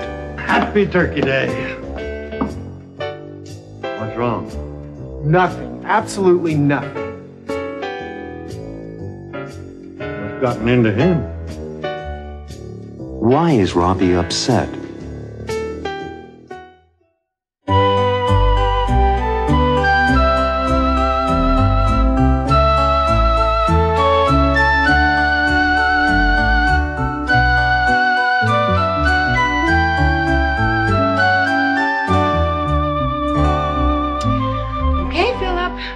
Your third cup of coffee. We should get to work or we won't be finished by dinner time. I guess we must. We must. Okay. The beginning of my famous Thanksgiving apple pie. 1 apple. 2 apples. 3 apples. 4 apples. Come on, Philip. Get busy with your famous apple pie. There's much more to be done. Now, the ingredients. What goes into my apple pie besides apples? Ah, yes. Flour, sugar, butter.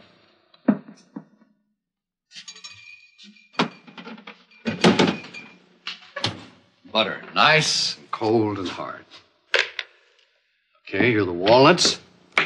Last but not least, the reason my apple pie is famous, cinnamon. Cinnamon. Ellen, where's the cinnamon? There isn't any cinnamon. It's in the cabinet with the salt and pepper. Oh.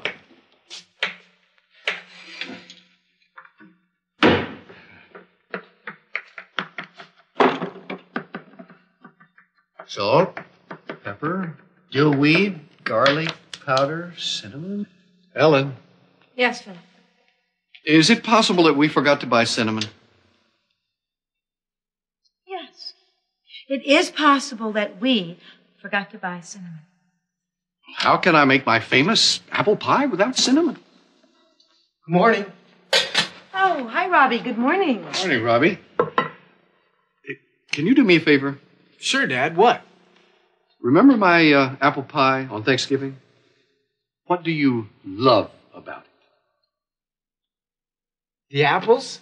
Oh, the cinnamon. Right. We don't have any cinnamon. I'll go down to Henry's grocery. He's always open. I'll get some for you. That's my boy. Oh, put your heavy jacket on, Robbie. It's cold outside.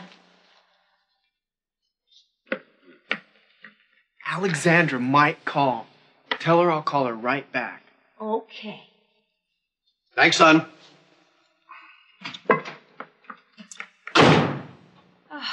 Why does he always have to slam the door?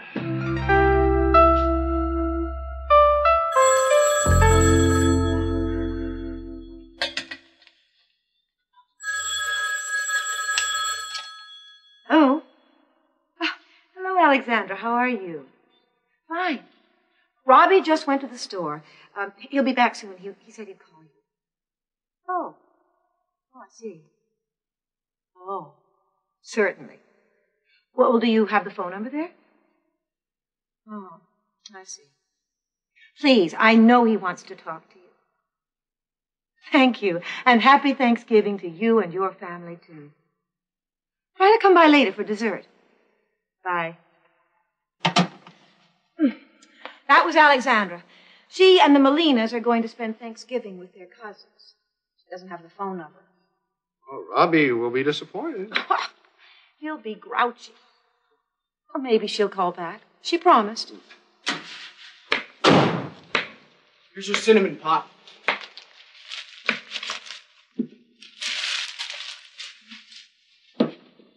It was $1.60.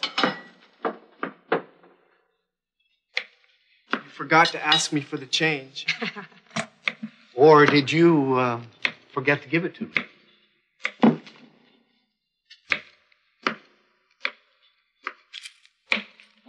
Thanks, son. Alexandra called. I'll call her back. She said she'll call you later. She's not at home.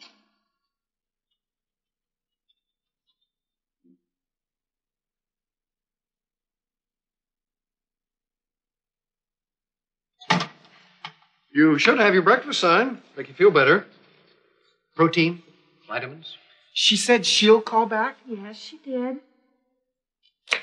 Good morning, everyone. Happy Turkey Day. What's wrong? Nothing. Absolutely nothing. What's gotten into him? He missed a phone call. From, Yes, Alexandra. It's nice to see young love. Oh, to be young again. Where's the coffee?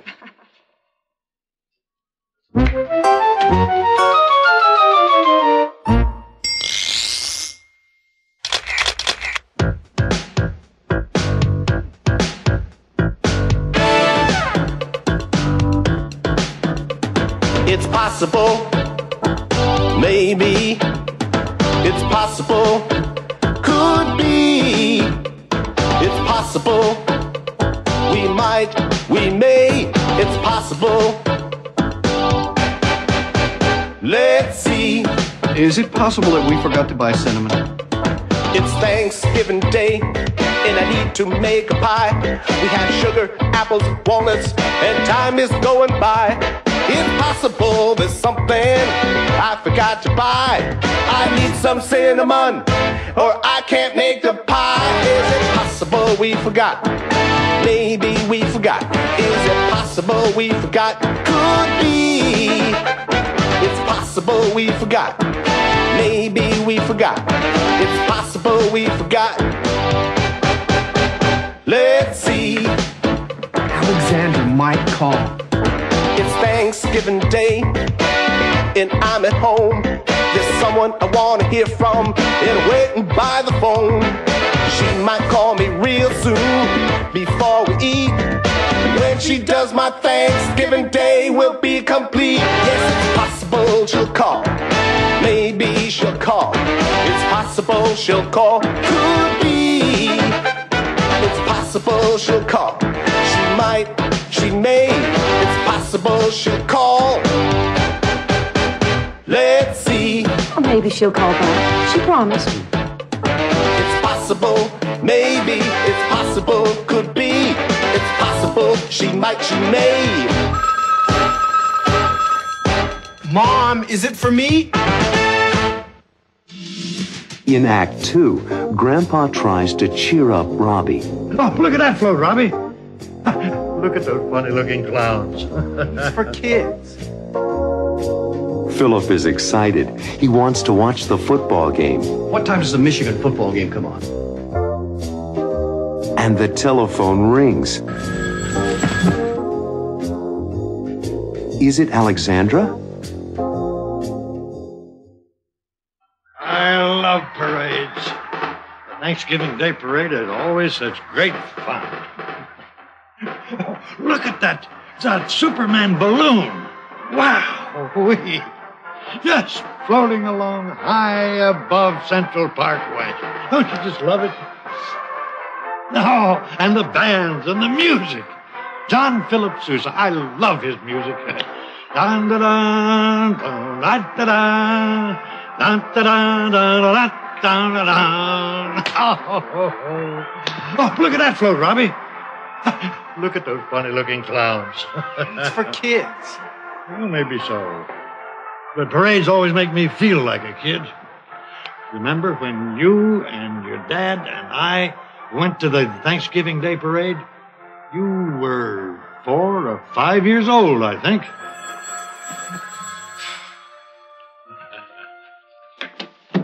Hello? Hello? Oh, hi, Susan. How are you? Here's Mom.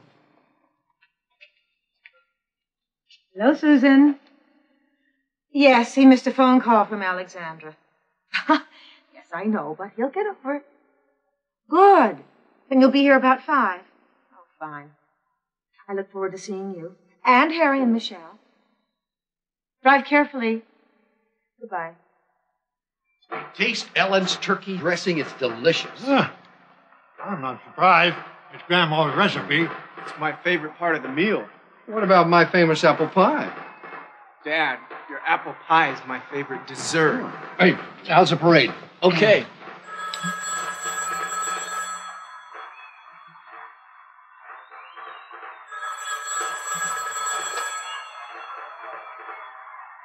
Mom, is it for me?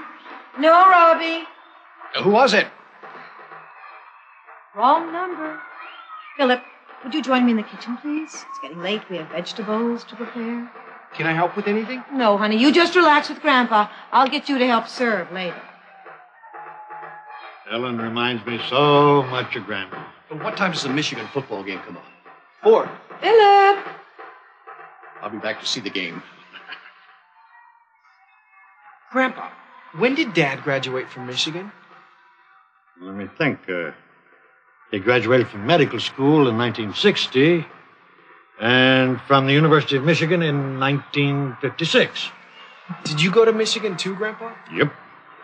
I graduated in 1937. I've got to start thinking about college soon.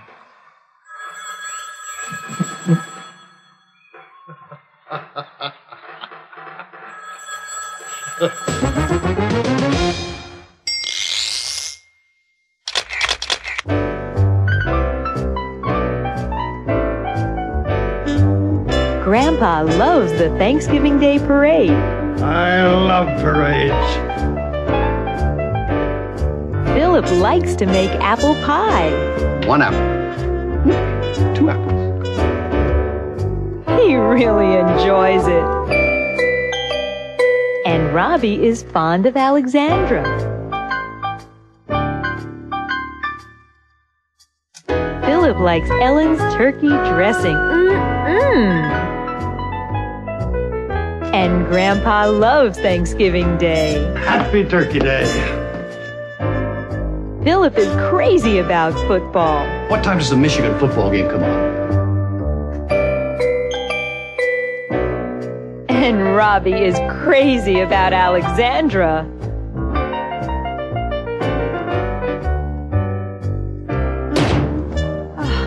Why does he always have to slam the door? Ellen doesn't like that sound. She can't stand it. And Robbie hates waiting for Alexandra to call. He can't stand waiting.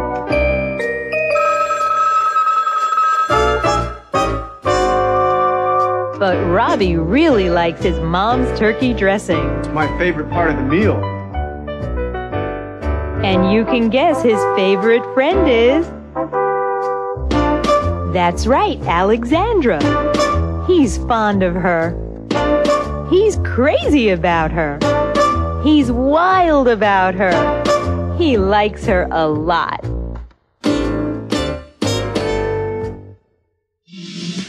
In Act 3, the Stewart family and their friends get ready to eat their Thanksgiving dinner. And they give thanks. Then in that spirit, let's each of us give thanks, each in his own way. And Robbie gives thanks in his own way. I'd like to give thanks for Grandpa coming to live with us. And I'd also like to thank my math teacher for giving me a passing grade.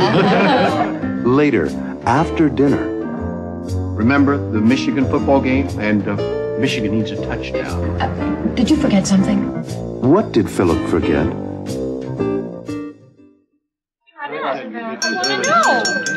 Okay, everybody. I want to welcome Harry and his daughter Michelle to Thanksgiving with us.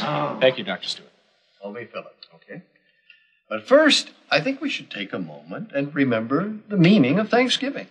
Philip, I took Michelle to a school play about the first Thanksgiving. Well, why don't you tell us about that, Michelle? Thanksgiving was about the Pilgrims, the first settlers in America. They shared the first harvest with the Indians and gave thanks. All right. Then in that spirit, let's each of us give thanks, each in his own way. Who wants to begin? I will. I give thanks for being here with my family. And for being well, so I can enjoy you all. All right. We love you, Grandpa. Well, I'd like to give thanks for a healthy year, a good job, and for meeting Harry and Michelle. We'd like to give thanks for meeting Susan and the Stewart family. I love you, Daddy. Thanks, Harry. That was very kind of you. I'd like to give thanks for Grandpa coming to live with us. And I'd also like to thank my math teacher for giving me a passing grade. And call me Alexandra. You call. You go first, Marilyn. I'm thinking. You go first. Well, you all know I'm working on my photo album. It's not finished yet. And I'd like to thank Marilyn for being so patient. Thanks, Richard. I should thank you for encouraging me to keep working on my fashion designs. I'm lucky to have a husband with an artistic eye. Oh, we all have a lot to be thankful for. For the food on this table, just like the Pilgrims. I'll go along with that, Ellen. Well, help me serve, Robbie. It was a wonderful meal, Mrs. Stewart. Thank you. And now to see the end of the football game. Exactly. Where are you going, Philip? Remember the Michigan football game? And Michigan needs a touchdown. Did you forget something? Dad, your famous apple pie? Just let me see the score, Ellen. Go ahead, Philip. We should all take a little break before dessert. Oh, thank you. Thank you. Excuse me, Grandpa.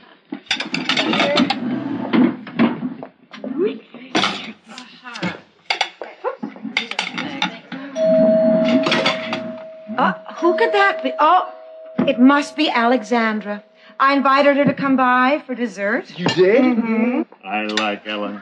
You know everyone, Alexandra. No, she doesn't know Harry Bennett and his daughter, Michelle. Nice to meet you. Hi.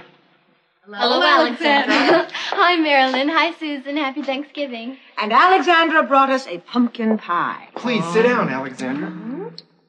Dad, Richard, Alexandra's here. Michigan needs a touchdown. 3 minutes to play. Hi, Alexandra. Welcome. Hello, Alexandra. Yes, Michigan needs a touchdown. one tiny little touchdown with just 3 minutes to play. We want Michigan to win. How'd you guess? And Alexandra brought us a pumpkin pie.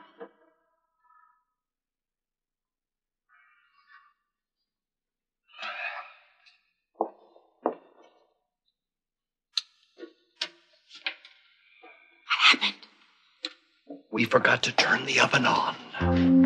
We did. Philip, why don't you go watch the last 3 minutes of the game? I will serve coffee and pumpkin pie. Okay. I'll be back in a few minutes. Robbie, would you bring the dessert plates? And Marilyn, would you pour coffee, please? Sure, Ellen. How was your Thanksgiving dinner, Alexandra? Just wonderful, Mr. Stewart. The Molinas are a large family. I love being with them. Oh, I'm glad you came by, Alexandra. I am too. Touchdown! Great Thanksgiving. Lots to be thankful for. Michigan scored a touchdown. Alexandra came by. And nobody misses Philip's famous apple pie. Oh, Grandpa.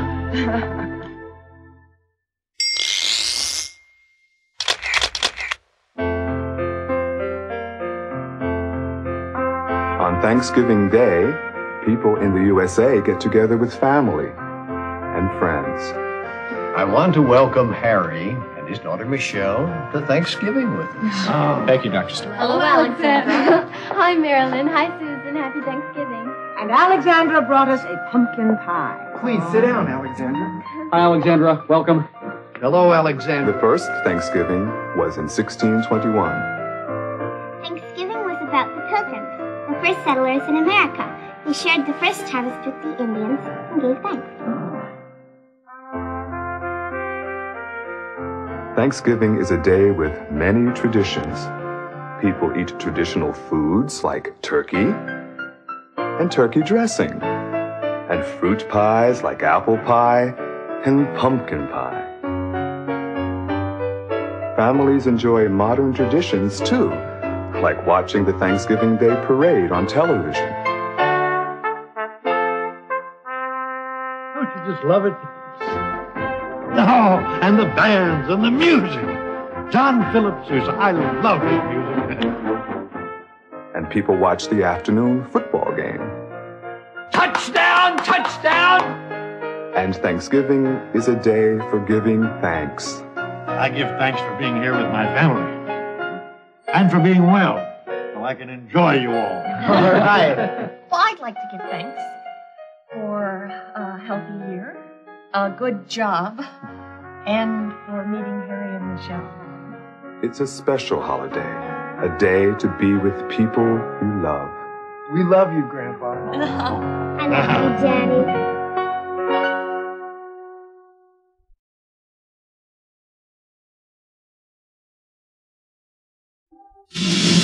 In Act 1, Robbie notices that Alexandra is unhappy about something. Is something wrong, Alexandra? Alexandra is lonely. She misses her family in Greece. You really miss your family, don't you? Yes. A little later, they hear a strange sound. Do you hear something? Yes, what was that?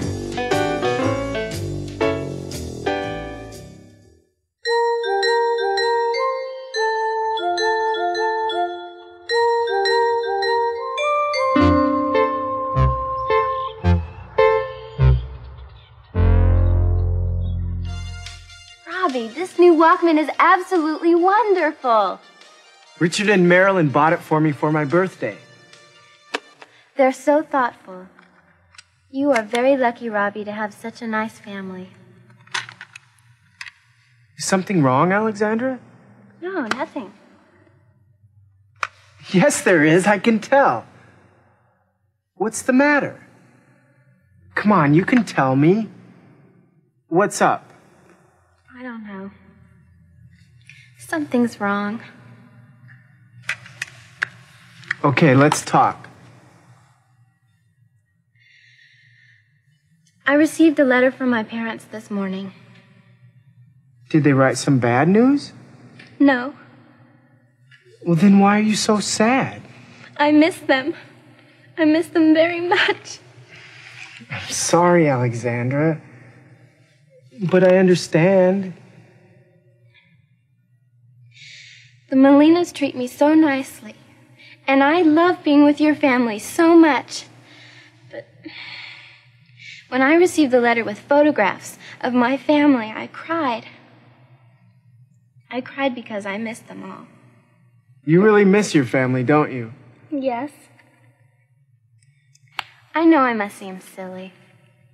It's not like I have nobody. I like the Molinas very much, and they're so kind to me.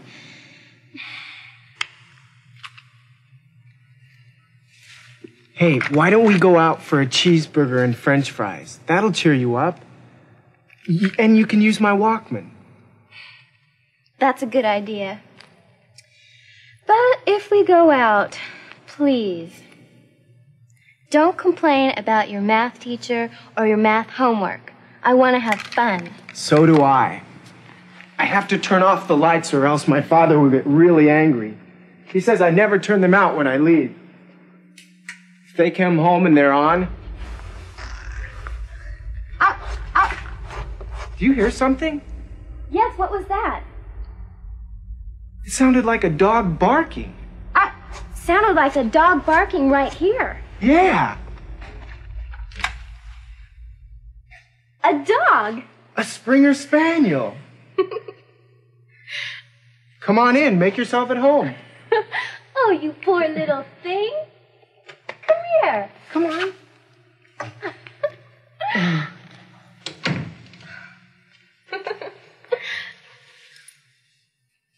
Poor baby. Where did you come from? Her name's Gemma. And she belongs to Mr. and Mrs. Levinson. There's a phone number. 555-8448. Robbie, maybe you should call them and tell the Levinsons we have their cute little spaniel. I've always wanted a Springer Spaniel. She's so cute. Hello.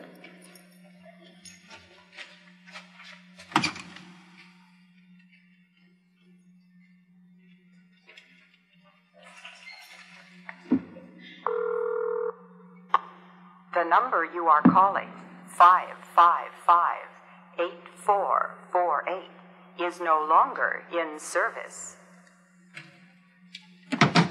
The number's no longer in service. Oh, you poor, poor baby. You've lost your family. We'll find them. Don't worry, Alexandra.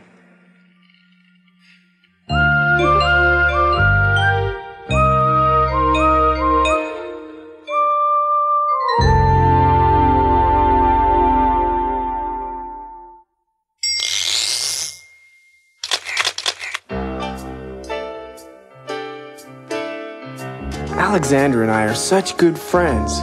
We listen to music together and go places together and talk about things. Like today, Alexandra was so unhappy, and I didn't understand why at first. I received a letter from my parents this morning. Did they write some bad news? No. Well, then why are you so sad? Then I realized that Alexandra was lonely. She was so lonely without her family. You really miss your family, don't you? Yes. I know I must seem silly. It's not like I have nobody. I like the Molinas very much, and they're so kind to me. She seems so sad. I had to cheer her up. I got an idea. We always have such a good time when we go out together. Hey, why don't we go out for a cheeseburger and french fries? That'll cheer you up. But then Gemma showed up. A dog? I think Alexandra felt better. She wasn't the only one who missed her family. Gemma did too. Gemma looked so lonely, with such a sad face. And Alexandra understood. Oh, you poor, poor baby. You've lost your family. Don't worry, Alexandra. We'll find them. In Act 2, Robbie and Alexandra take care of Gemma. Gemma, sit. Good, Gemma. They want to find the dog's owners. So Robbie calls the ASPCA, the American Society for the Prevention of Cruelty to Animals. 555-7700.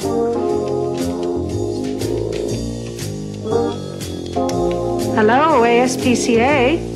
Later, Robbie and Alexandra go to the ASPCA for help, but they might not be able to find the owners. No ID number. Without that, it's hard. What can Robbie and Alexandra do?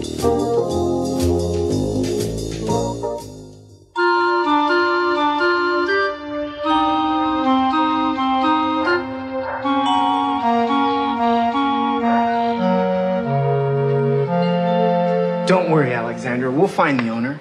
How, Robbie? Let me think. Gemma, sit. Good, Gemma. Give me your paw. Good, Gemma. This dog is well trained. She likes you, too. So how are we going to find the owners? With a little help from the ASPCA. The American Society for the Prevention of Cruelty to Animals. They're the ones. We once found a cat. She was caught in the branches of our tree, and Dad called the ASPCA. They came and solved the problem. Robbie, let's call them. Let me see. ASPCA.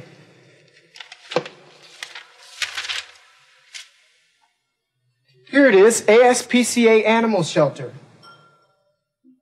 555-7700.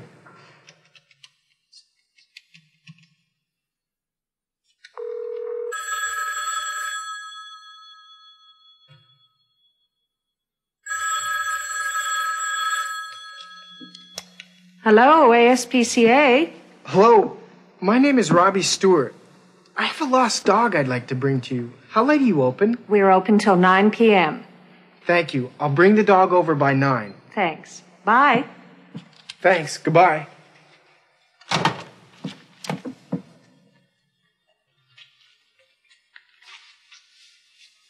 They're still open? They're open until 9 o'clock. We have 2.5 hours. Let's take Gemma by there now. They'll find the owner. I hope so. I'm so sad to see this little dog without her family. I'm sure they'll find the owner. But if they don't, I'll adopt her. She's so cute. Look at those eyes. She's hard to resist. Don't you just love her? I'd like to keep her too. But I'll be going home to Greece at the end of the semester. She just wants love and affection. Come on, Robbie, let's get her to the animal shelter so they can find her owners quickly. Don't worry, Gemma. We'll get you home. It's not easy being away from home. Come on, Poochie. Atta girl. Let's go. We're off to the animal shelter.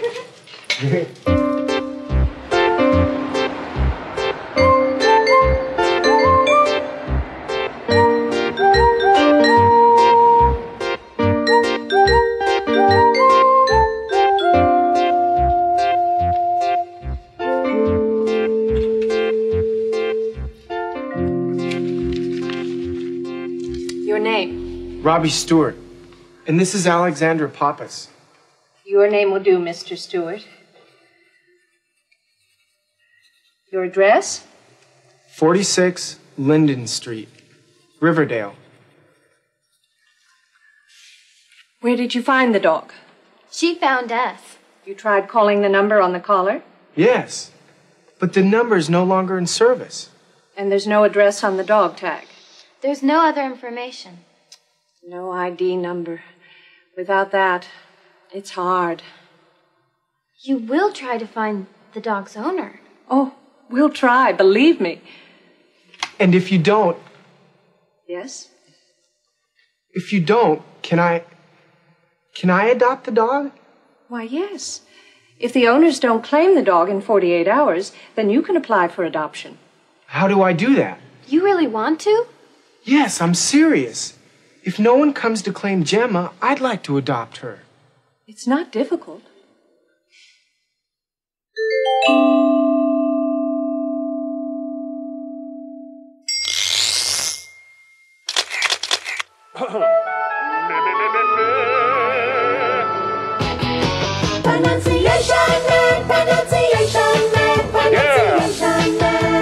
Listen!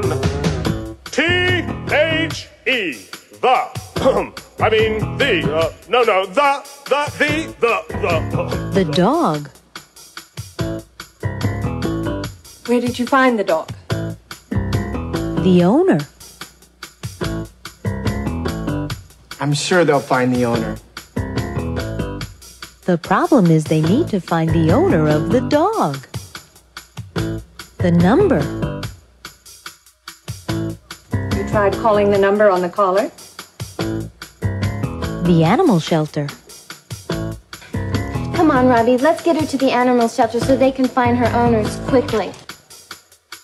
The number is out of service, so the problem is they need to find the owner of the dog, and the hour is very late, but the animal shelter is open till 9.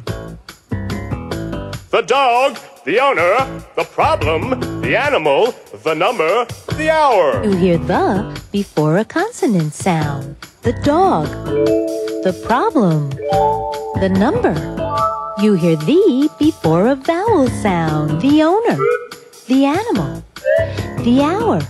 Wait! H is not a vowel sound. It's a consonant sound. But it's not the first sound. The H is silent. The hour. But what about the dog? Robbie has the idea to adopt Gemma if the owners, the Levinsons, don't call the office. You hear the before a consonant sound. You hear the before a vowel sound. The idea, the owners, the Levinsons, the office. I just love the American Society for the Prevention of Cruelty to Animals. The end.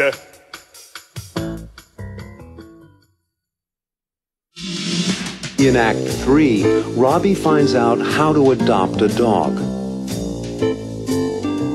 If you want to adopt an animal, first we need to know some references. References? People we know? I love animals. Both Robbie and Alexandra would like to have a pet. To have a friend. A pal. You know, man's best friend is his dog. Later on, Linda has news for Robbie. We have good news and bad news, Robbie. Will Linda find the owners? Or will Robbie adopt Gemma?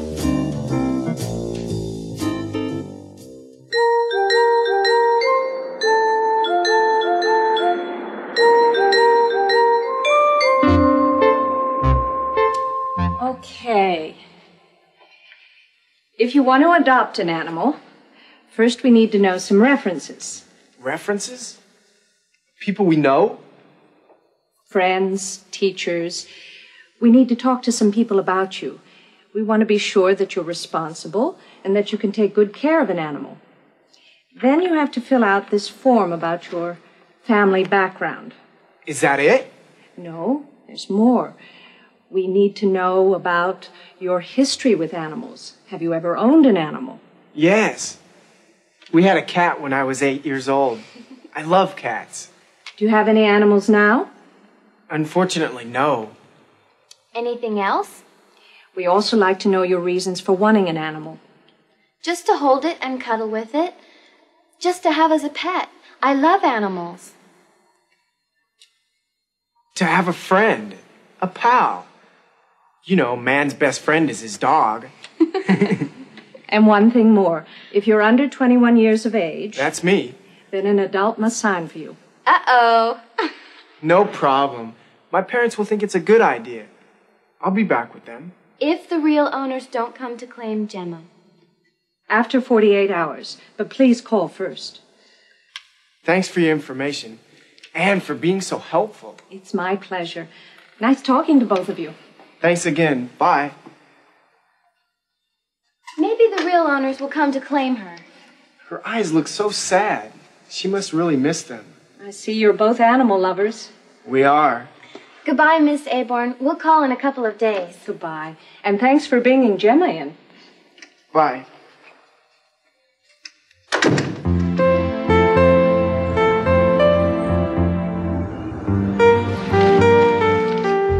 I keep thinking about the dog.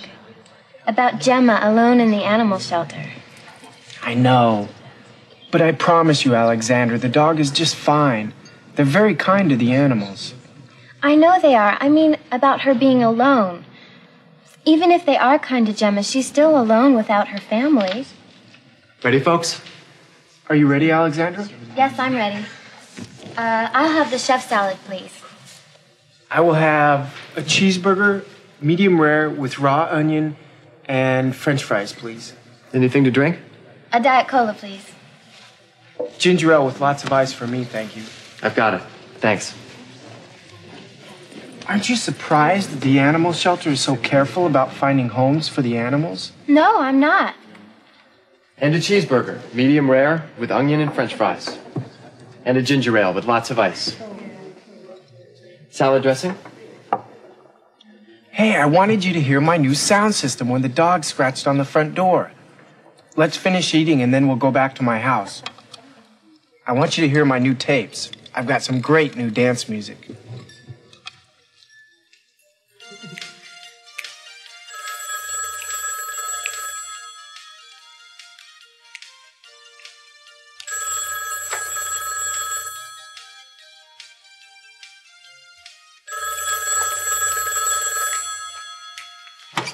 Hello, Stewart residence. Hello, is Robbie Stewart there? This is he. Who is this? This is Linda Aborn from the animal shelter. It's Linda from the animal shelter. Yes, Linda, hi. We have good news and bad news, Robbie. Oh? The good news is that the Levinsons have come by to pick up the dog. The bad news is you won't be able to adopt the dog. That's okay. Come by one day and look at some of the other dogs. I'm sure there's one for you. Thanks, Robbie. And the Levinsons thank you for bringing their dog to us. Thanks, Linda. Bye.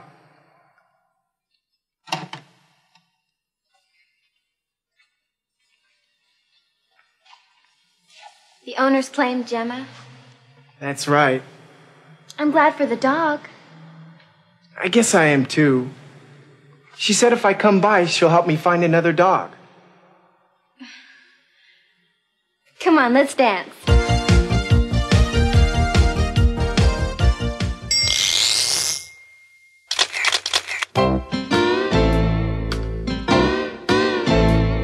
They come in every shape, every size, and every color. Long hair and short hair, or no hair at all. Some come with feathers, and some have fur, and some will even come when you call. I'm talking about pets in the USA. Pets in the USA. Some you can hold, some will walk by your side, and some you can ride every day. Some will shake your hand, and when they get to know you, they seem to understand what you say. I'm talking about pets in the USA. Pets in the USA. No matter what they look like, no matter what they are, we like to think of them as our friends.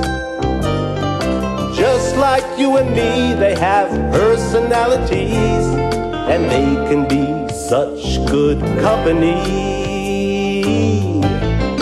Some live underwater, some live in a cage, and some can just walk around your home. They may have droopy eyes, they may have floppy ears, but they can keep you from feeling all alone. I'm talking about pets in the USA. Pets in the USA.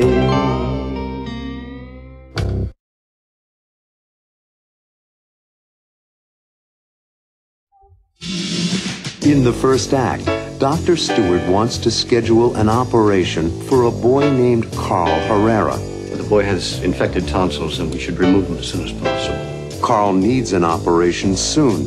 He has been very sick. He's had so many colds and sore throats recently.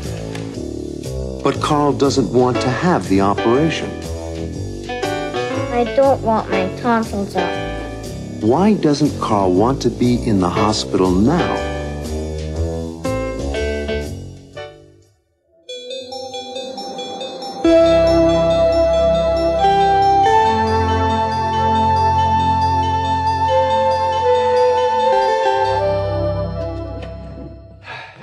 Molly, I need your special talent for handling special matters.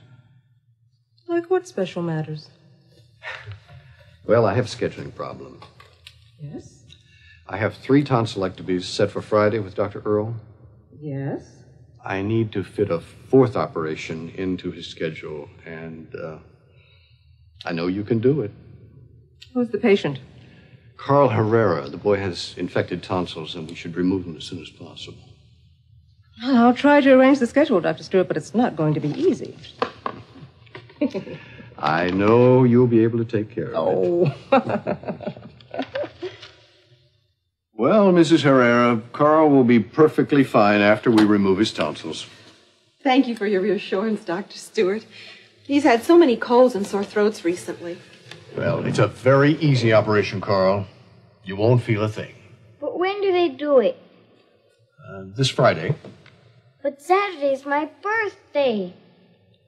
Well, we could reschedule the operation, Mrs. Herrera, but, well, I don't want to put it off too long. No, I think it's important to do it now.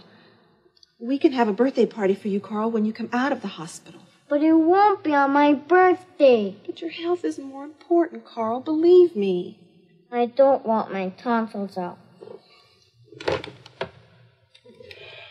Nurse Baker, would you come in, please? Hello, Mrs. Herrera. Hi, Carl. How are you doing? I don't want my tonsils out. Come with me, Carl. You and I will talk this over. She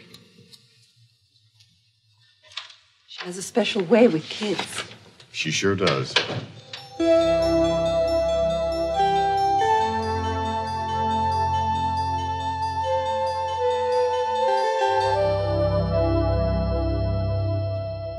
Carl, does your throat hurt?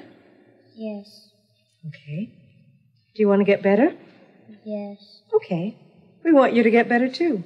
You'll have your tonsils out tomorrow, and you won't get so many colds anymore. But if I have my tonsils out tomorrow, I'll miss my birthday party on Saturday. I know. It's a problem, isn't it? Let me try to work something out. What? I have to think about it. You're fooling me. Oh, I'm not, Carl.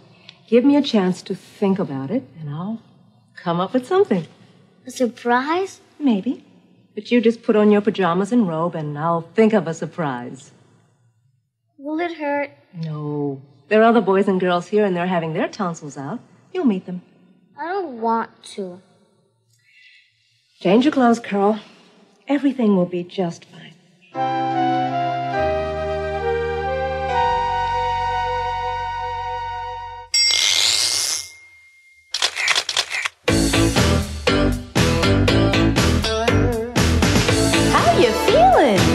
He's had so many colds and sore throats recently. You're gonna be fine. You're gonna be fine. You're gonna be alright. You're gonna be fine. You're gonna be fine. You're gonna feel better. Don't worry. Carl will be perfectly fine after we remove his tonsils. You're gonna be fine. You're gonna be fine. You're gonna be alright. You're gonna be fine. You're gonna be fine. You're gonna feel better. Are you feeling alright?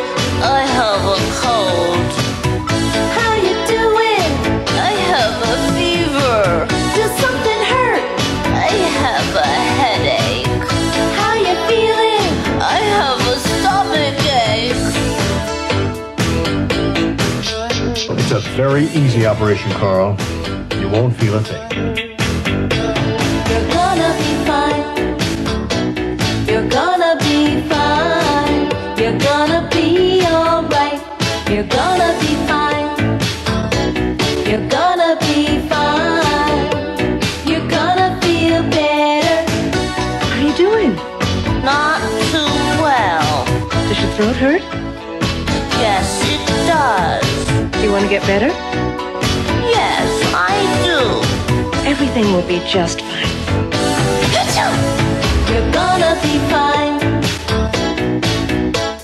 You're gonna be fine. You're gonna be fine. In the second act, the nurse, Molly Baker, plays a game with the children at the hospital. The name of the game is charades. 6 words. It has 6 words. That's easy. I can play. But Carl Herrera won't play the game. I don't like charades. It's for babies. Dr. Stewart tries to help.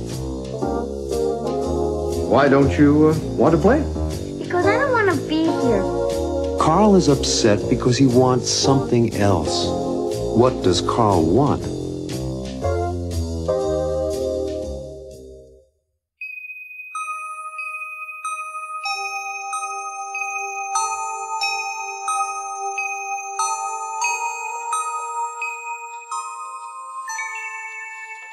Okay. Do you know how to play charades? Frank, you've never played charades? No.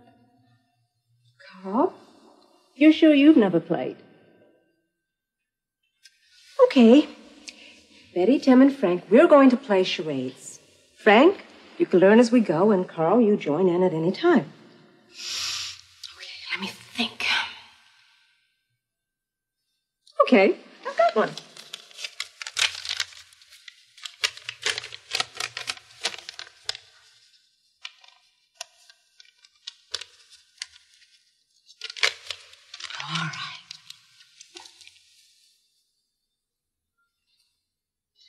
A movie. Right. A movie. Okay. 6 words. It has 6 words. That's easy. I can play. Good. Okay, we've got a movie. The title? 6 words. Right. First word. Sounds like. Sounds like. You've got that part right, yes. Sounds like. Sounds like what? Sounds like no. Absolutely right, Frank. Sounds like no. Okay, we've got a movie. 6 words. The first word sounds like no. Row, row. Go. Nope. Show, that's it. Show. No. Okay.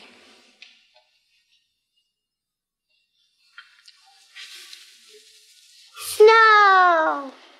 Absolutely right, Betty. Sounds like no snow. Okay, a movie. 6 words. The first word is snow. This is fun. Oh. Okay. The 5th word. Right, 5th word. 7. Absolutely right. Very good. The 5th word is 7. Okay. We've got a movie. The first word is snow. 5th word, 7. I got it. Snow White and the 7 Dwarfs.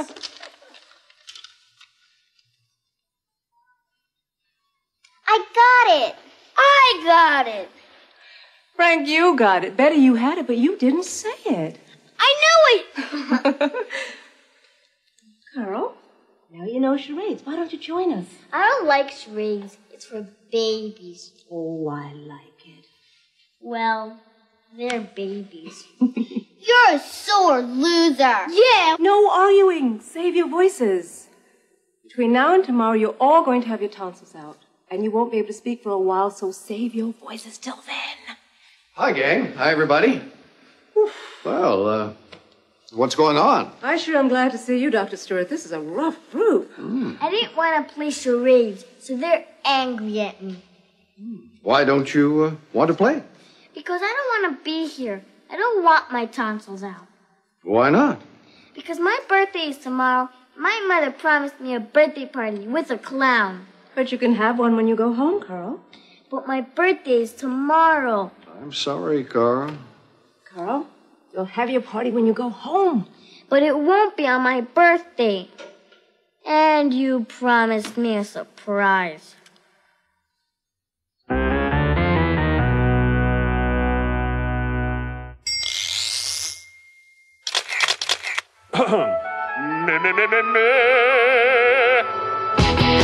Pronunciation man, pronunciation man, pronunciation man. Listen! Sounds like what? Sounds like no. First word sounds like no. Row, row. Row so low. Oh. Raw saw law. Aw. Row raw so saw low law. Oh. Aw. Ball. Ball. Bowl.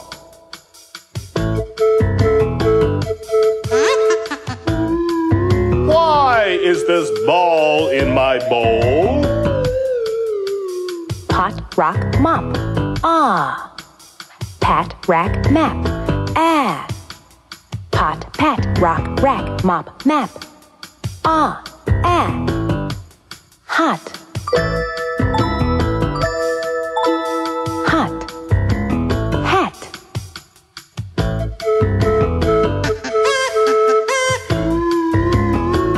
I'm hot in this hat. Eat, seek, leap. E.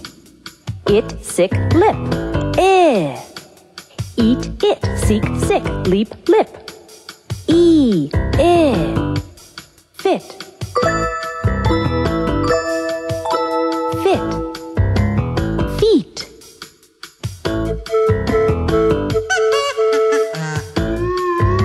My feet don't fit. His feet don't fit. Oh. He's hot in his hat. And the ball is in his bowl.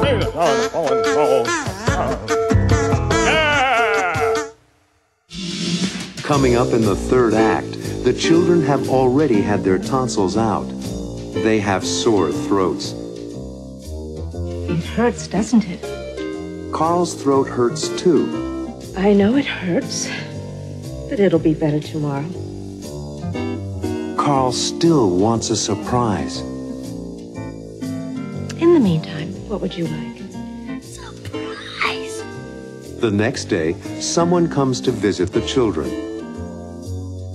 And here he is. Who comes to visit?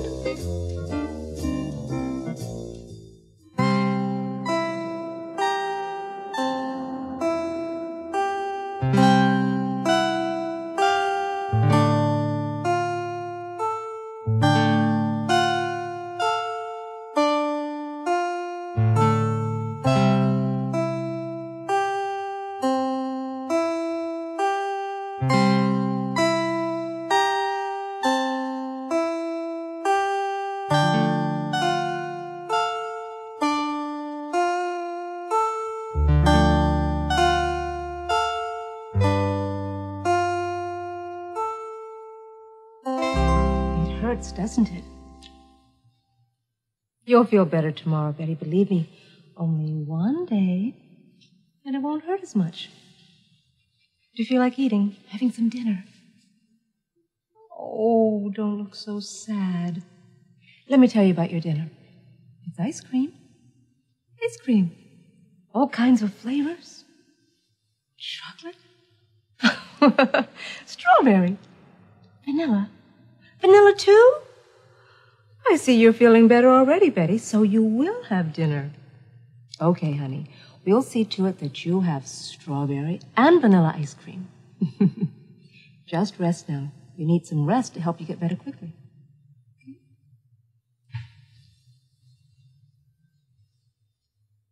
Hi, Frank. How you doing?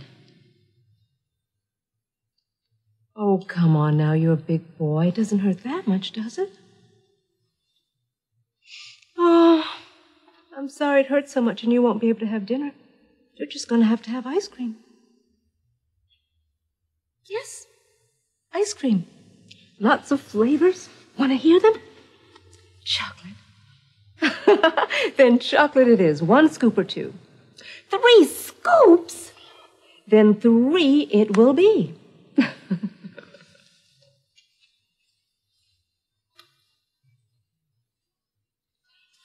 You want 3 scoops also? Chocolate too? Oh, I see you're feeling better. Well, at least you're acting like you feel better. 3 scoops of chocolate ice cream for Tim coming up.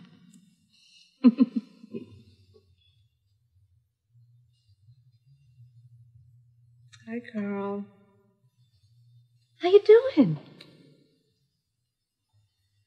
I know it hurts, but it'll be better tomorrow. In the meantime, what would you like? Surprise. I promised you a surprise, didn't I? And it wasn't just ice cream, was it?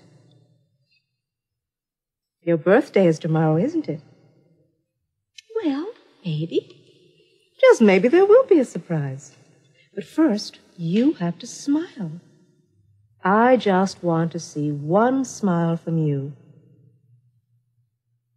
No smile, no surprise. That's the deal. No smile, no surprise. If you want a surprise, then you've got to smile first.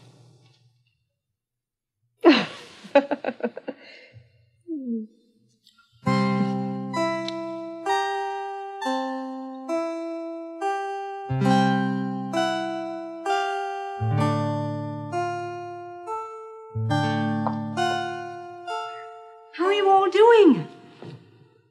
Well, I'm glad you're feeling better because we have a little surprise for you today. It's Carl's birthday, and we have Popo the Clown to entertain you. And here he is, Popo the Clown!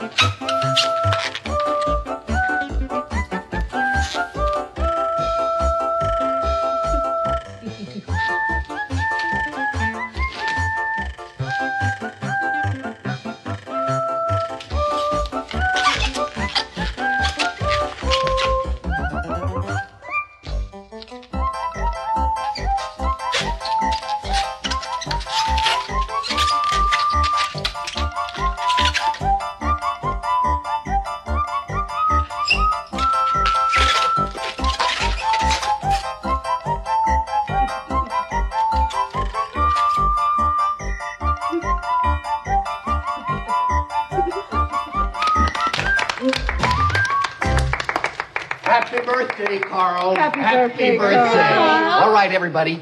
Okay, Carl, it's your birthday. What's your wish? What would you like? You want to play charades?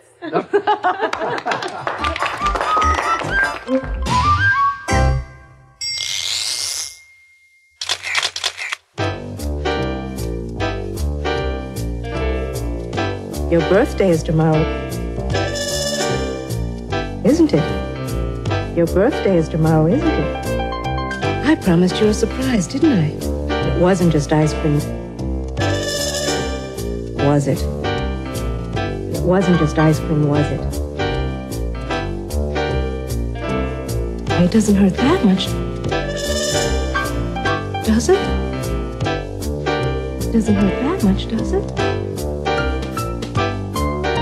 Your birthday is tomorrow, isn't it? And it wasn't just ice cream, was it? It doesn't hurt that much, does it? And you promised me a surprise. He was upset, wasn't he? He wasn't happy, was he? Happy birthday, Carl. Happy birthday, Carl isn't sad now, is he? He is happier now, isn't he?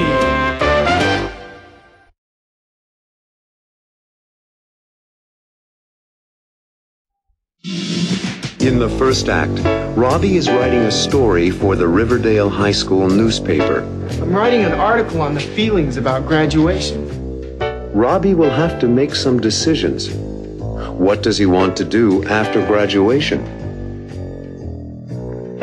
Maybe you should think about becoming a writer. Maybe I should. Philip would like Robbie to go to the University of Michigan. So he schedules an interview for Robbie with the Dean of Admissions. He's going to be in New York tomorrow to interview applicants for admission. But Robbie may not want to go to the same school that his father and grandfather attended. But I may not want to go to Michigan. What does Robbie want to do?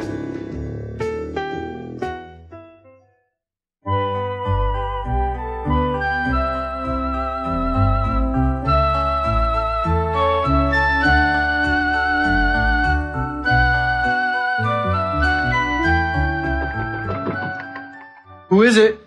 Dad. Come on in, Dad. I thought you might be hungry. I brought you a chicken sandwich and a glass of milk. I am hungry. Thanks, Dad. What time is it anyway?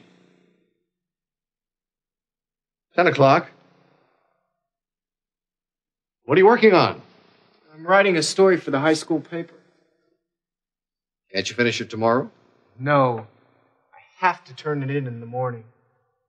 What's it about? I'm writing an article on the feelings about graduation.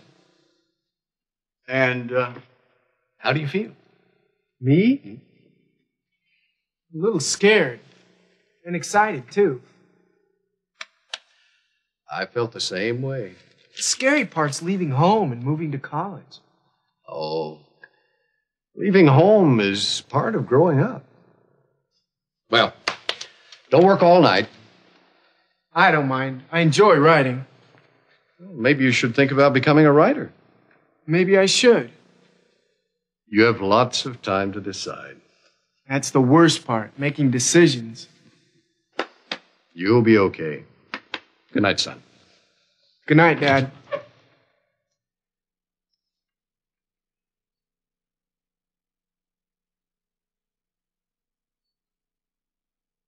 Hail to the victors valiant, hail to the conquering heroes, hail, hail to Michigan, the champions of the West. Good morning, Robbie. Good morning, Dad. How's my grandson? Fine, Grandpa, fine. What's all the cheering about? Did the University of Michigan win another football game? Better than that. Tell him, Philip. I just spoke with Charlie Rafer. Who's Charlie Rafer? He's the Dean of Admissions for the University of Michigan. And it turns out he's a classmate of Philip's. Yeah, we were both on the tennis team. Great. It is great. He's going to be in New York tomorrow to interview applicants for admission. And he's agreed to fit you into his schedule. But I may not want to go to Michigan. It's one of the best schools in the country, Robbie. I studied medicine there. Your grandfather went to the engineering school there. I know that, but... You said you wanted to be a doctor like your father. Not exactly. You couldn't pick a finer medical school than Michigan. Yes, I know that. Let's meet with Charlie at the University Club. 10 o'clock tomorrow morning. It doesn't mean you're going to Michigan. It doesn't mean you have to be a doctor. But the interview will be good experience for you. In that case, it's okay. Dad, growing up means making my own decisions, doesn't it? You're right, Robbie. But, like your Grandpa suggested, have the interview. Then make your own decision. That sounds fine. I know it's sudden, Robbie, but this is an important opportunity. We'll head down there first thing tomorrow morning, okay? Sure, Dad. I want you to know something, son.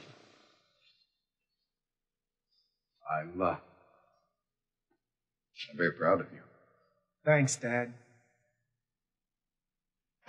Well, I've got an appointment at the hospital. I'll see you all at dinner time. Bye, Dad. Is something still wrong, Robbie? I'll be okay. Going away to college for the first time always makes one a little nervous. I guess so. I'll be okay. I just need time to think.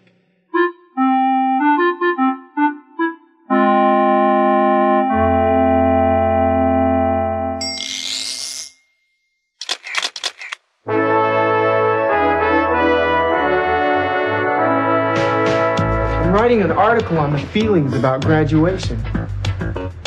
And how do you feel? Me?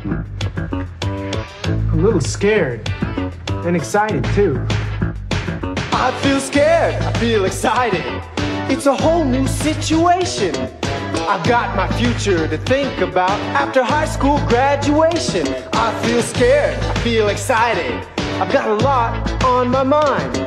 Going away to school, going away from home, and the friends I'll leave behind.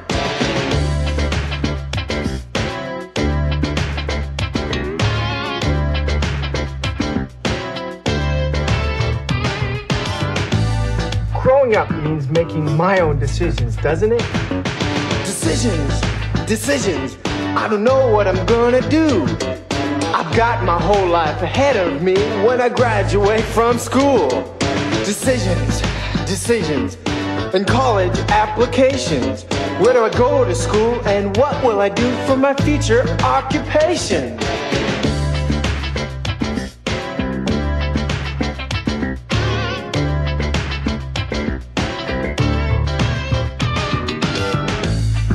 The scary part's leaving home and moving to college. I'm leaving home for the first time, moving to a brand new place.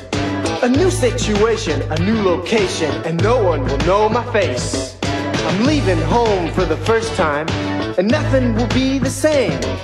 A new destination, a new location, and no one will know my name.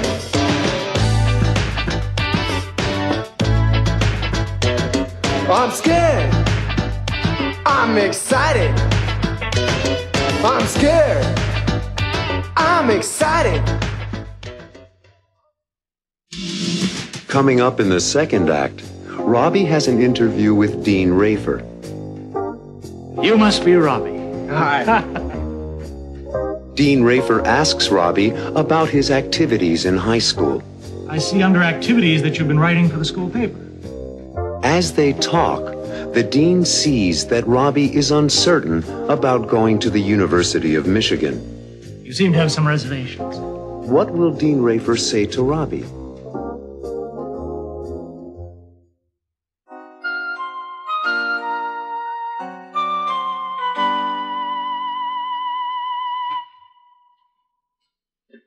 Oh, sorry, Robbie. Sorry to be late this morning, but, well, we've still got some time for a cup of coffee.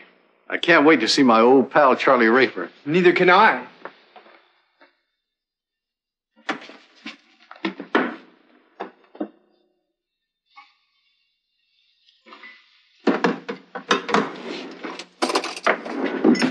So, you thought about it, huh? Yes, I have, Dad. Well, I'm glad. I knew you'd realize that this interview could be an important experience for you. I came to that conclusion. That's very wise, Robbie. Very wise. Now let's head off for the City and University Club. Thanks, Dad. Thanks? For what? Thanks for hearing me out. And thanks for being such an understanding father. Well, thank you, Robbie. Thank you.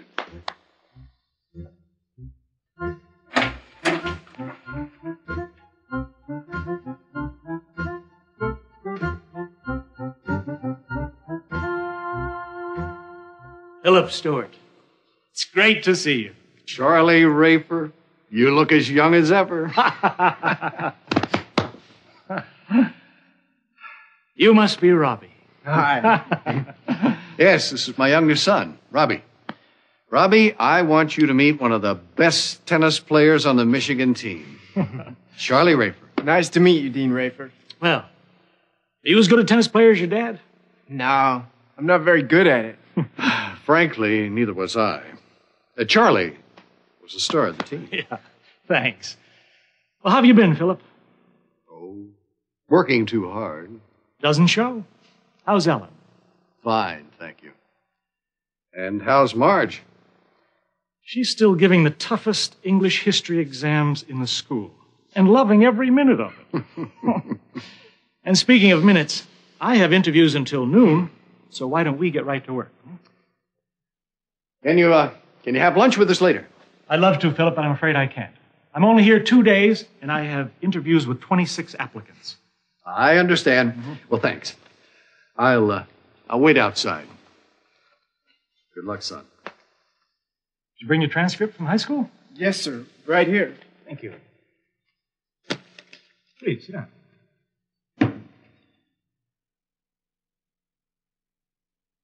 I see under activities that you've been writing for the school paper. Yes, sir. What kind of articles have you written? All kinds. Sports, editorials, theater reviews. You name it, I've written it. Have you ever thought of becoming a journalist? Professional writer?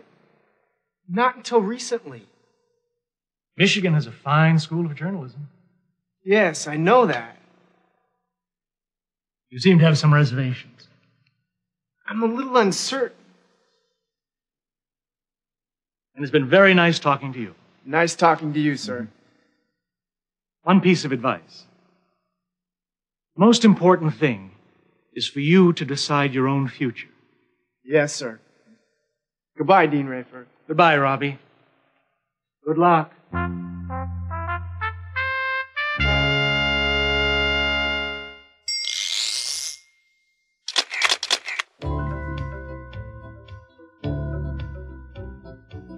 The most important thing is for you to decide your own future. I have to decide. It's my future. It's up to me. Where do I want to go to school? What do I want to study? Dad and Grandpa went to the University of Michigan. It's one of the best schools in the country, Robbie. I studied medicine there. Your grandfather went to the engineering school there. But I may not want to go to the University of Michigan. Maybe I don't want to study medicine or engineering. Maybe I want to study journalism. I like to write. I've written a lot of articles. What kind of articles have you written? All kinds. Sports, editorials, theater reviews. You name it, I've written it. Maybe I do want to study journalism. I'll become a journalist. I could write for the New York Times. Robert Stewart. Writer. Yeah, I could study journalism. I'd take a course in writing, German, and history and literature, and we'll skip mathematics. I hate math. But I might take music. Wait a second. I don't just like journalism. I like lots of subjects. And if I study liberal arts, I can take courses in a variety of subjects. Yeah, I don't have to decide on my major in the first year. I think I want to become a writer. But I have time to decide. Maybe you should think about becoming a writer. Maybe I should. You have lots of time to decide. I do have time to decide. And it's up to me.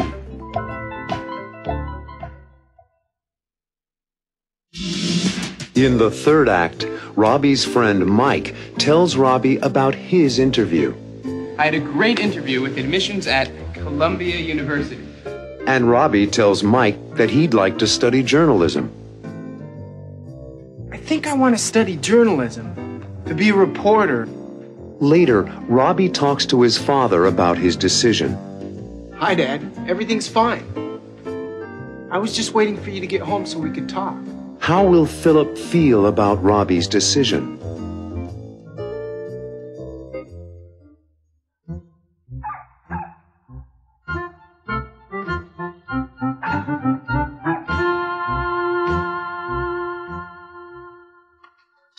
I had an interview today, too.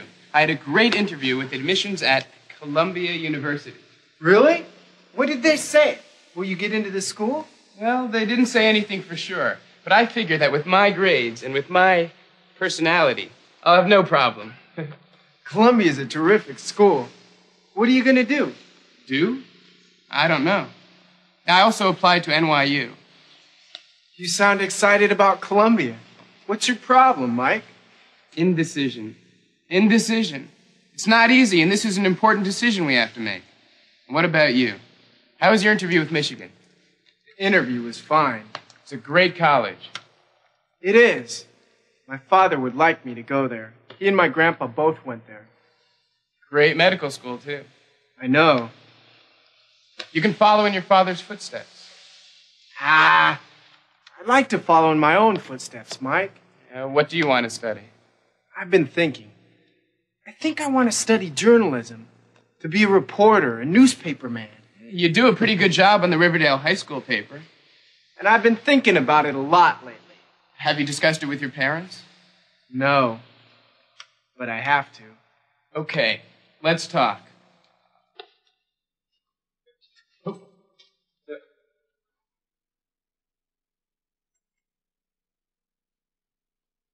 Hi, son. Everything all right? Hi, Dad. Everything's fine. I was just waiting for you to get home so we could talk. Anything special you want to talk about? There is, Dad. I'm listening. Well, I know you and Mom have given up a lot to save money for my college tuition. We want you to go to college, Robbie. I know, I do. But? Well, I've thought a lot about which college, and one of them is Columbia. Columbia? Why Columbia? First, they have an excellent school of journalism. They do. And your friends are planning to go to Columbia? That's only part of it. It's complicated. I'll try to explain. Mike and I had a hamburger this afternoon and we talked. Yes? Well, we talked about a lot of things. He applied to Columbia and his interview was very successful. He thinks he'll be accepted and he really wants to go there. Dean Rafer called me today. He told me he was very impressed with you. He's a nice man. He was very kind. He told me you had some doubts about wanting to go to Michigan. Yes, I do. I'm just not sure about what I want to do. It's okay. You understand? Let me tell you something, Robbie. Something that might be surprising to you. What? Tell me. Well, Grandpa wanted me to study engineering, like him. Well, I wasn't clear about my future, but I knew engineering was not for me. What did you tell Grandpa? The truth. Then you're not upset about my not wanting to go into medicine? I'm not upset at all. I'm just happy that we're able to talk about it. I am too, Dad. I suppose you want to apply to Columbia. Yes, but I also want to apply to several other colleges. I thought you wanted to go to Columbia. Well, I might want to go to Columbia, and I might not. I just want to be able to make my own decision. You're a real Stuart. And if I think about it long enough, you never know. Never know what? If I make my own decision, I might choose Michigan. Robbie, you're something. You know, when I was your age, I said exactly the same thing to Grandpa.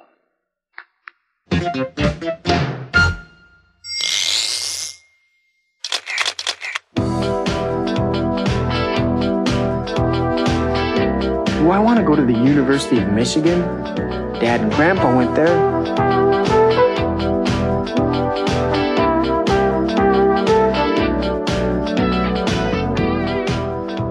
Or to an Ivy League school, like Columbia University. Or maybe NYU, New York University. Mike applied there. I've also been thinking about going to a state school, SUNY, the State University of New York at New Paltz. How can I compare them? I think I'd like to go to a small school, but Michigan in Ann Arbor, Michigan is not small. Columbia is smaller than Michigan. SUNY at New Paltz is smaller than either Michigan or NYU, and Columbia is smaller than SUNY. It's the smallest school for undergraduates. I want to go to a school that's close to Riverdale. But Michigan is far away. SUNY is closer to Riverdale. NYU is closer than SUNY. And Columbia is the closest. Wow, that's a lot to think about. Which one is the smallest? Columbia. Which school is the closest to Riverdale? Columbia. Which school is the cheapest?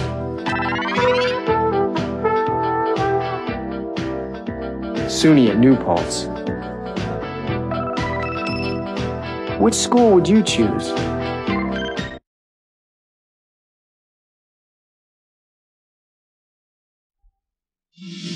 In Act 1, Susan goes over her schedule. She has a very busy day. What's the schedule today? 10 o'clock, telephone FAO Schwartz about the new twin baby dolls. She has calls to make. Telephone Mrs. Zasky at the advertising agency. And she has meetings to attend. At 4 o'clock, you have a meeting with the production staff in the conference room. But Susan thinks she forgot something. Wait a minute. What's today's date? Today is the 12th. Why?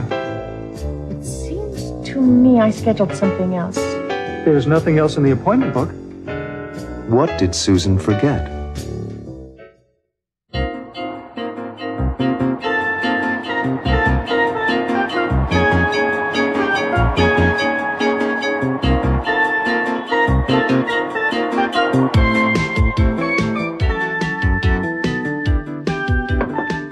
Good morning, Susan. Good morning, Sam.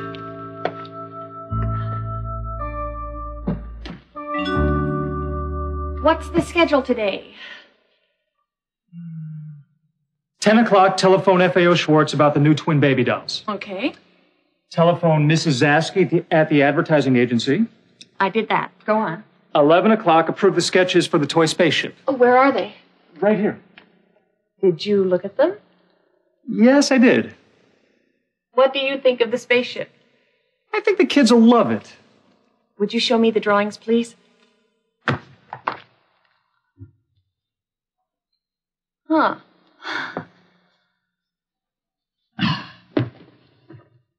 Now, what else is on the schedule today? Well, at 1 o'clock, you have a lunch appointment with Mr. Levine, the client from the Toy Town stores. Where?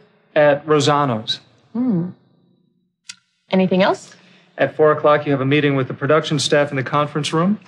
Make sure everybody is at that meeting. Will do. At 6, you're meeting Mr. Ozawa. Oh, yes. Are his models here? They're in my office. I'd like to see them. Right. What else? Come on, Sam. You work too hard, Susan. When was your last day off? I can't remember. You really ought to take some time off. What for? To enjoy the simple things in life. I know, Sam. Maybe soon. To smell the flowers. Oh, wait a minute. What's today's date? Today is the 12th. Why? It seems to me I scheduled something else. There's nothing else in the appointment book. I'm sure I did. Oh, well, I'll probably remember it later. I hope it isn't important. It's probably nothing. Okay, let's get started. Would you call Priscilla Smith at FAO Schwartz, please? Right.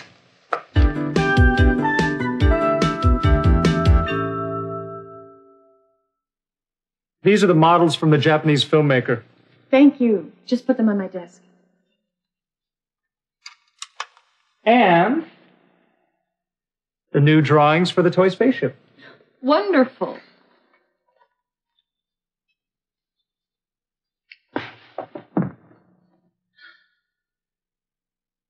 That was fast. We have a new artist. She's very talented. What time is it anyway? My watch stopped. It's 11:30. What time is my lunch date with Bill Levine? 1 o'clock. Remind me to leave at 12:45. Did you remember your other appointment for today? No, but I have a feeling it's going to be too late when I do remember.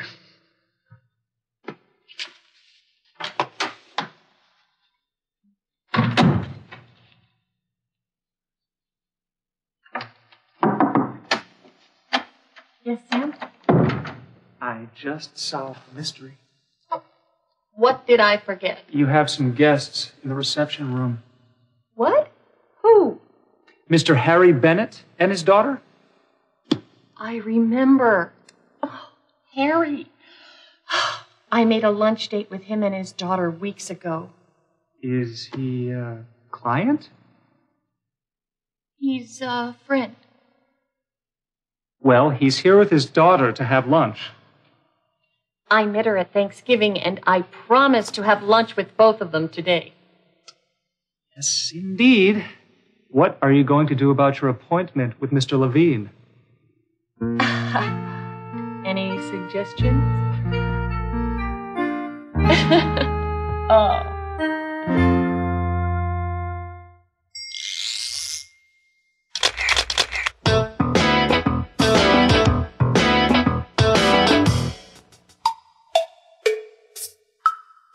What's the schedule today?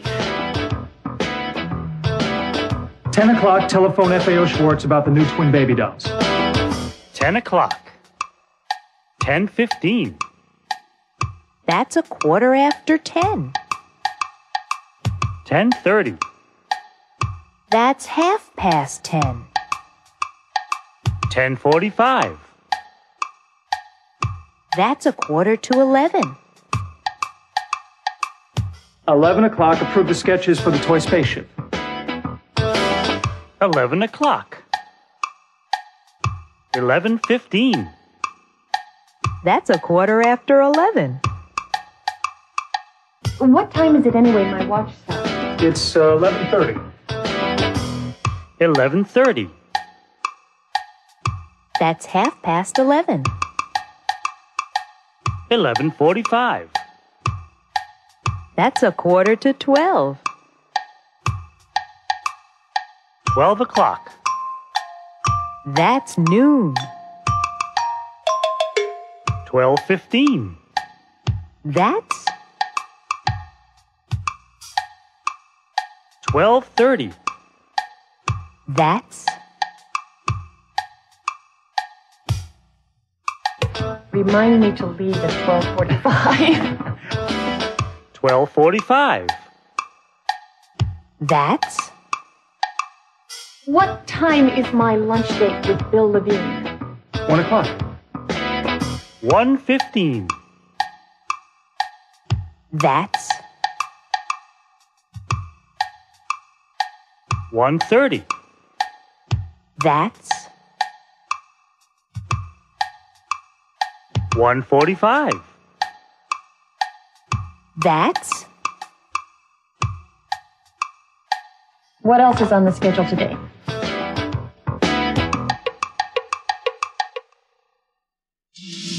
Coming up in Act 2, Susan greets Harry and Michelle. Hi, Susan. We have both been excited about seeing you and having lunch with you today. But Michelle may not want to have lunch. Harry, if Michelle doesn't want to go, we don't have to. Later on, they go out. Welcome to the South Street restaurant. And Susan tries to talk to Michelle. Michelle, can we have a talk? Sure. What's on Michelle's mind?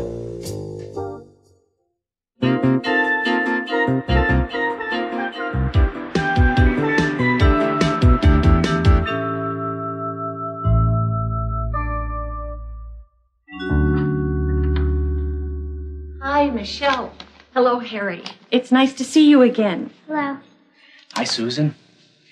We have both been excited about seeing you and having lunch with you today. Michelle picked these flowers out for you. Daddy, can we go soon? We're going to go to lunch in a few minutes, honey. But I'm thirsty. Okay. You go out and get a drink of water at the fountain. Fountain is over there, Michelle, near the exit sign. Thank you.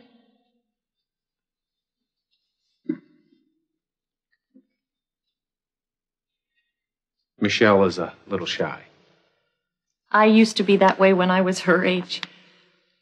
Harry, if Michelle doesn't want to go, we don't have to. She'll be fine. Remember, I haven't dated anyone else since her mother died. This is a little difficult for her. Are you ready to go? Yes, but could you wait 1 minute? I have a call to make. Would you excuse me?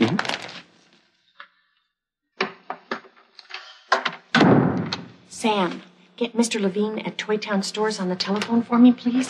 Right.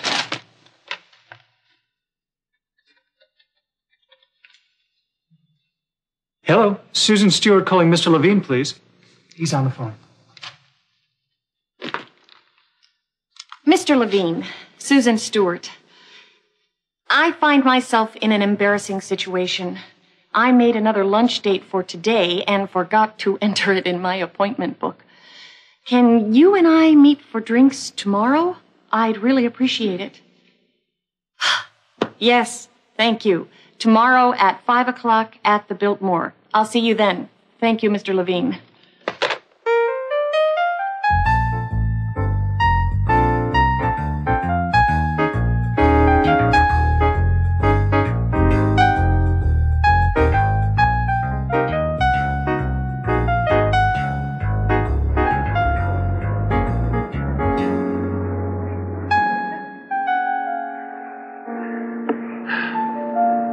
Welcome to the South Street restaurant, folks. What'll it be?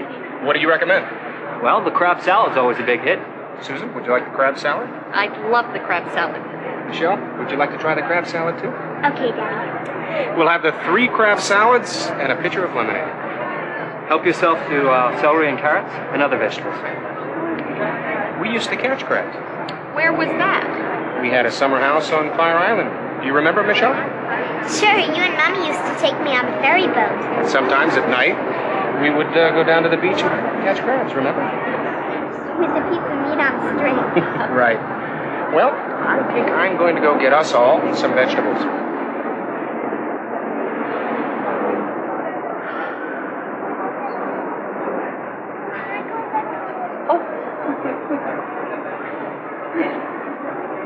Joe? Thank you.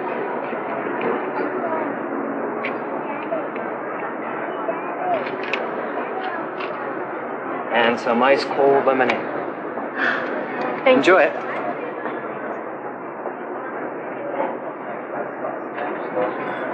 Michelle, can I help you with the lemonade? No, thank you. I'll wait for my father. Michelle, can we have a talk? Sure. I know you miss your mother. You do? Yes. And I'm not trying to take her place. Then why are you and Daddy spending so much time together? Because we like each other. And right now, he needs a friend. I'm his friend. I know you are. Sometimes he's very sad. And so are you, I think. Sometimes. I'd like to be your friend, too. Will you let me be your friend, Michelle?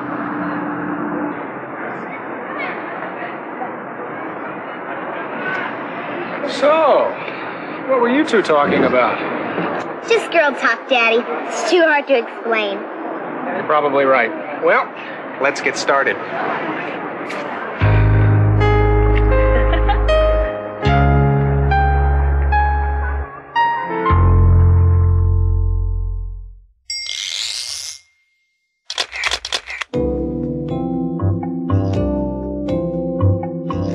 Michelle is a little shy.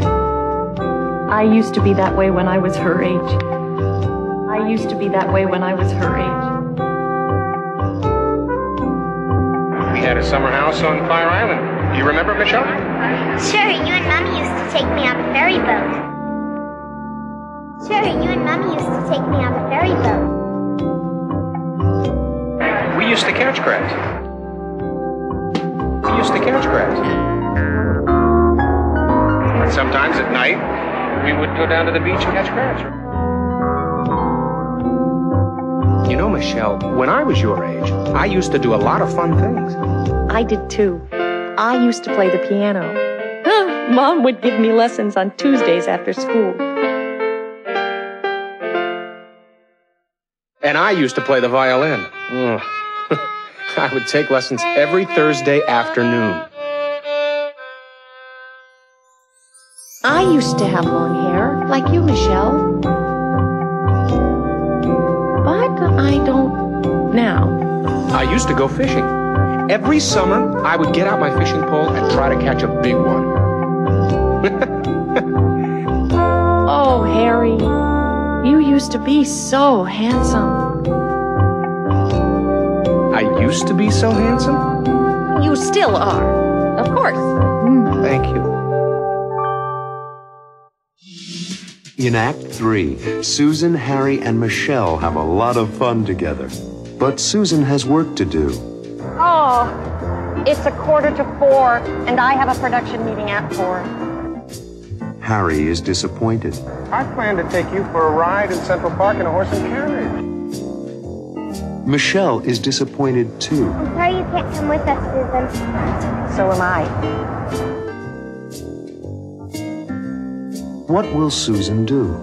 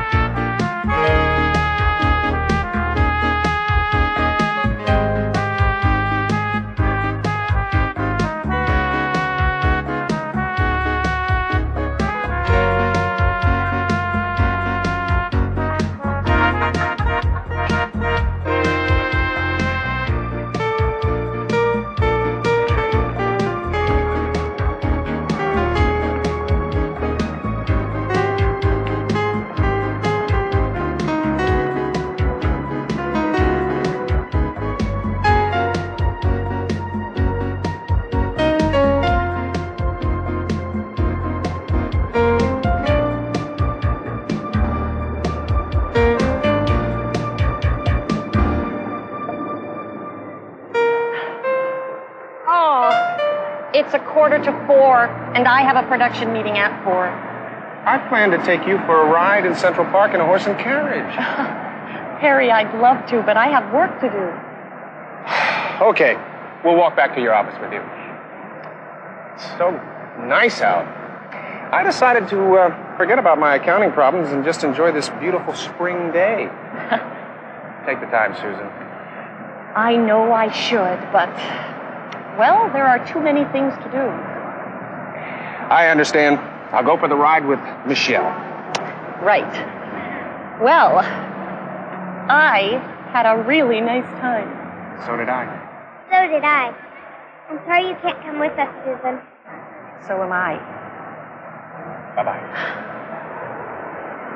Harry, Michelle, can you wait till I make a phone call? Sure. Oh.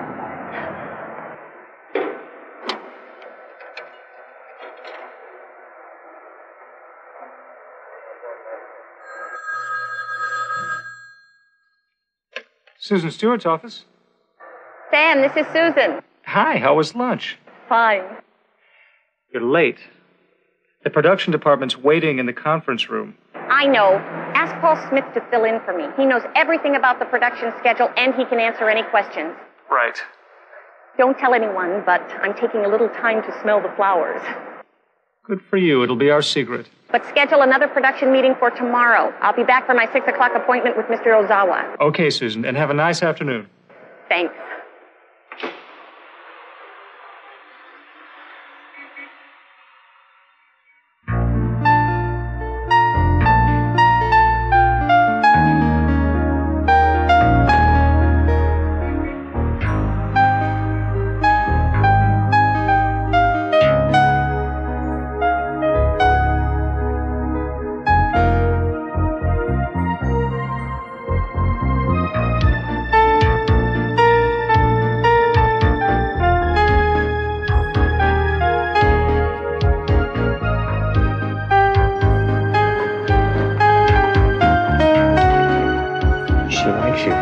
I know.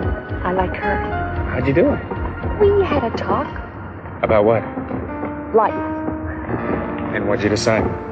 That's a secret between us women.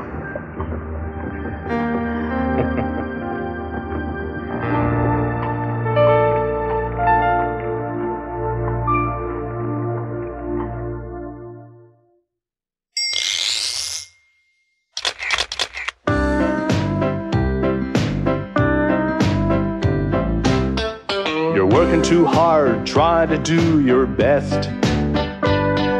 You need a vacation, you gotta take time to rest. Forget your work, enjoy yourself, get out and feel the sun.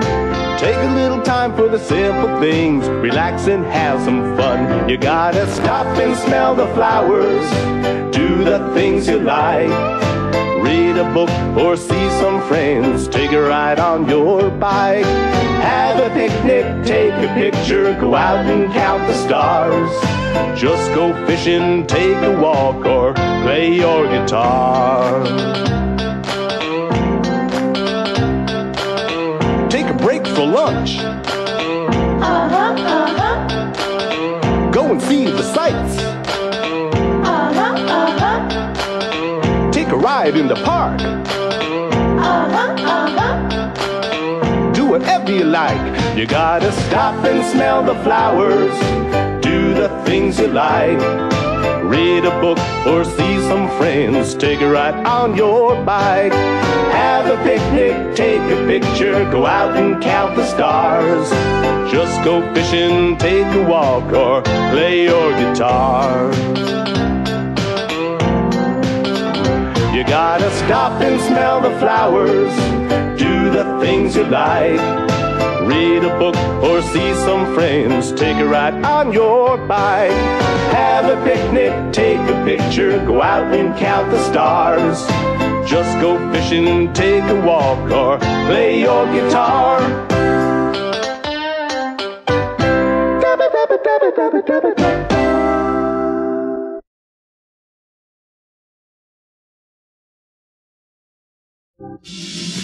In Act 1, Marilyn asks Ellen for advice about buying a house. Ellen, I'd like your opinion. About what? Well, Richard and I feel that with a baby coming, we need to have our own place to live. They talk about seeing a real estate agent. someone who sells houses, and they talk about getting a mortgage, a bank loan, to buy a house. Maybe we should speak to a real estate agent about a house. And a bank about a mortgage. Does Ellen want Richard and Marilyn to buy a house? How does Ellen feel?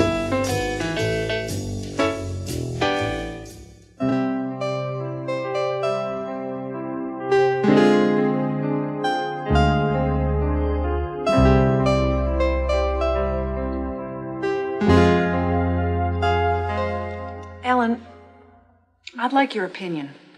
About what? Well, Richard and I feel that with a baby coming, we need to have our own place to live. Oh. Well, what do you think about Richard and me looking for a small house or an apartment at this point in our lives? We love having you here. And there is room, and when the baby comes, the baby can stay in your room for a while. Richard feels we need to find a small house.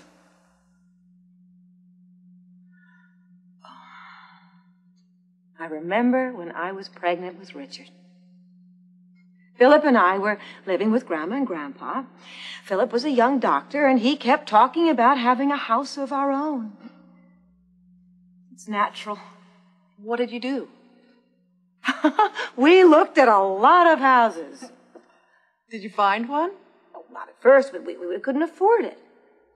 Grandpa wanted to lend us the money to buy one. But Philip is too independent. He didn't want to borrow any money. Sounds like Richard. Well, they're all alike.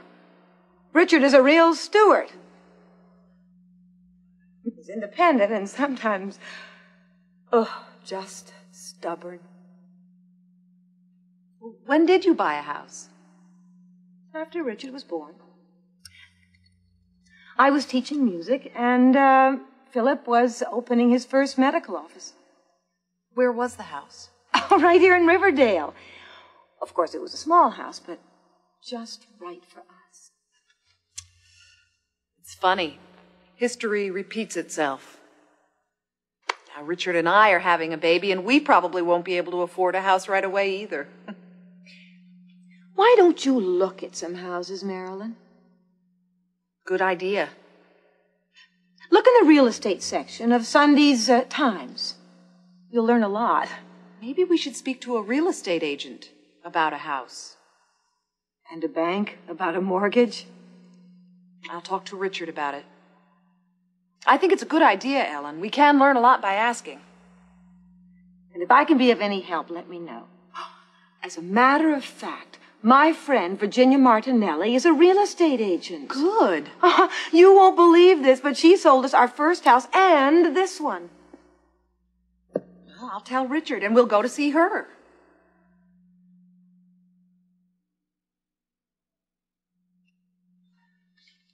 Do you think the skirt length is right, Ellen? Do you think it's too long? Oh, I think the skirt is just right. Are you planning to attach a train to it? No, no train. Just the dress. But I am going to make a headpiece of lace. That dress is gorgeous. Thanks, Ellen. And thanks for the advice about the house. I'll talk to Richard about it the minute he comes home. And remember, we love having you here. There's no need to rush. I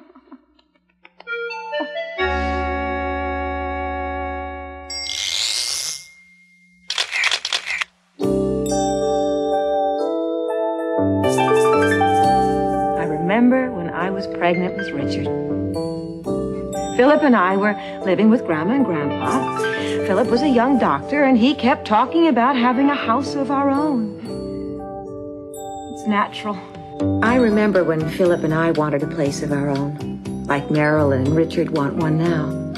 All people dream of a place of their own. Some people dream of a farmhouse in the country. Other people dream about owning an apartment in the city. Philip and I had our dreams too. Philip wanted a ranch-style house in Riverdale with a front door where his patients could enter his first medical office. Oh, I wanted to live in Riverdale too, but I wanted a Spanish-style house, like the one I grew up in, with tiles on the roof. So we looked in the real estate section of the newspaper, we read about lots of houses for sale, and we went to see a real estate agent, as Marilyn and Richard are going to do. We looked at lots and lots of houses, but we didn't have enough money to buy any of them. Richard and Marilyn don't have much money either. Maybe they won't be able to afford a house. It's funny. History repeats itself. Now, Richard and I are having a baby, and we probably won't be able to afford a house right away either. We couldn't afford one right away, but we kept looking. And later, after Richard was born, we bought a house here in Riverdale. Oh, it was small, and it didn't have much land, but I loved it. Philip and I both loved it, because finally, we had a place of our own.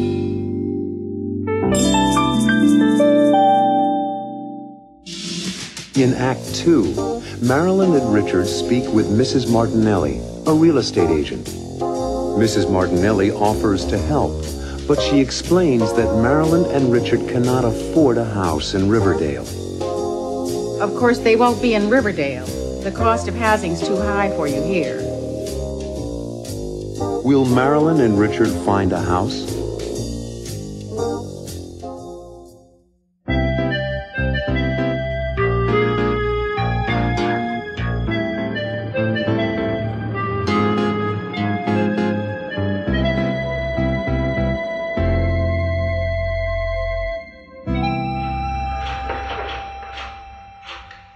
I remember your parents' first house very well. It was on Spring Avenue near the park. I grew up in that house. Yes, and you were such a cute baby. I've seen pictures of him. He had blonde hair. I've been friendly with the Stewart family for a long time, so it's my pleasure to help you find a house now. Well, we're not sure we can afford one. But we'd like to find out about the possibilities. That's a good idea. I love your house on Linden Street. I sold your father that house 17 years ago. Really? Yes. Mom was pregnant with Robbie then, and they needed the extra room. I hear you're expecting a baby, Mrs. Stewart. Mm-hmm. So we will be needing more room. Oh, so you don't need something immediately? No, but in 5 or 6 months. And time passes so quickly. Yes, it does. Well, when you called, you gave me enough information about your salaries and your savings, so I have a good idea about your financial situation. Let me show you some pictures of houses. With 2 bedrooms? Yes, I think I can show you some. Of course, they won't be in Riverdale. The cost of housing's too high for you here. I haven't thought about living anywhere else. We've always lived in this area. Where should we look for a house, Mrs. Martinelli? Well, we have an office in Mount Kisco. It's a lovely area, and it's only about an hour's drive from here. Here, I have a book with photos of some homes in that area. Now, let's see.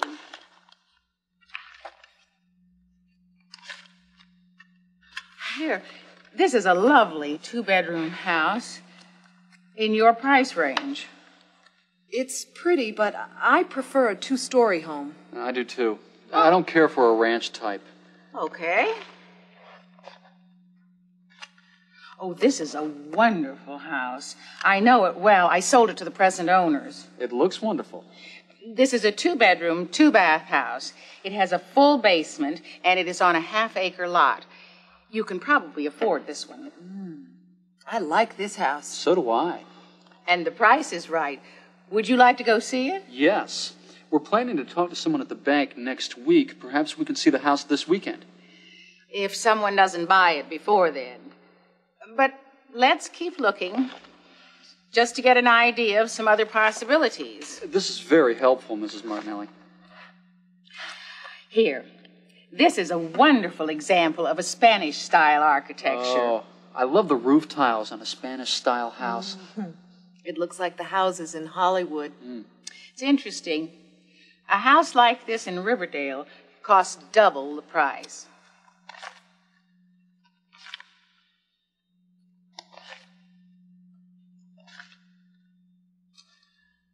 Oh, my. Here's a real buy. It's a bargain. This house just came on the market. It's quite lovely. Is it a 2-bedroom house? No, it has 3 bedrooms and 3 baths. I know the house. It has a brand new kitchen and a living room with a 12-foot ceiling. And there's a 2-car garage. Why don't we go look at this house, too? It's a good investment. Thank you, Mrs. Martinelli. Thanks so much. My pleasure. Give my best to your parents. Your father's a wonderful doctor, Richard. He took care of my daughter when she was a child. He's the best pediatrician in Westchester. Thanks, Mrs. Martinelli. I'll give them your regards. We really appreciate your advice. I do think you should go see the houses and talk to the bank. Here, let me give you some information sheets about the houses.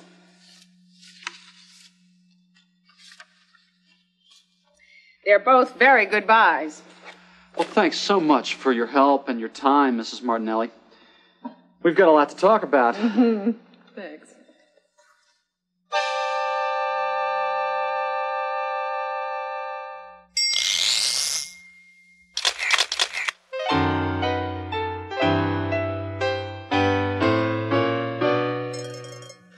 Here, this is a lovely 2-bedroom house. The house has 2 bedrooms. It's a 2-bedroom house. This is a 2-bedroom, 2-bath house. A 2-bedroom, 2-bath house. It has 2 bedrooms and 2 baths. What about this house? Well, let's see. 1 bedroom, 2 bedrooms, 3 bedrooms. It has 3 bedrooms. It's a 3-bedroom house. What about that house? I like this house. 1 bath, 2 baths. This house has 2 baths. It's a 2-bath house. Oh, I also like the garage. It holds 2 cars. It's a 2-car garage. This looks like a nice house. I've got to see the inside. Let's see. There's a big kitchen, a dining room, a living room, and 1 bedroom, 2 bedrooms, 3 bedrooms, and 1 bath, 2 baths. That's good. It has 3 bedrooms and 2 baths. So what did you think? Well, it's a 3-bedroom, 2-bath house. And you know, I think we could live here. We'll have our own home. It's the American dream. In Act 3, Marilyn and Richard go to a bank. They need a mortgage, a bank loan, to buy a house. What can I do for you? We'd like to discuss a mortgage. For a house. The bank officer, Mr. Riley, needs to find out if they can afford to pay back the loan. So he asks about their jobs. What is your occupation? I'm a freelance photographer. And Mrs. Stewart, are you working? Yes, I'm a designer. Will Marilyn and Richard get a mortgage?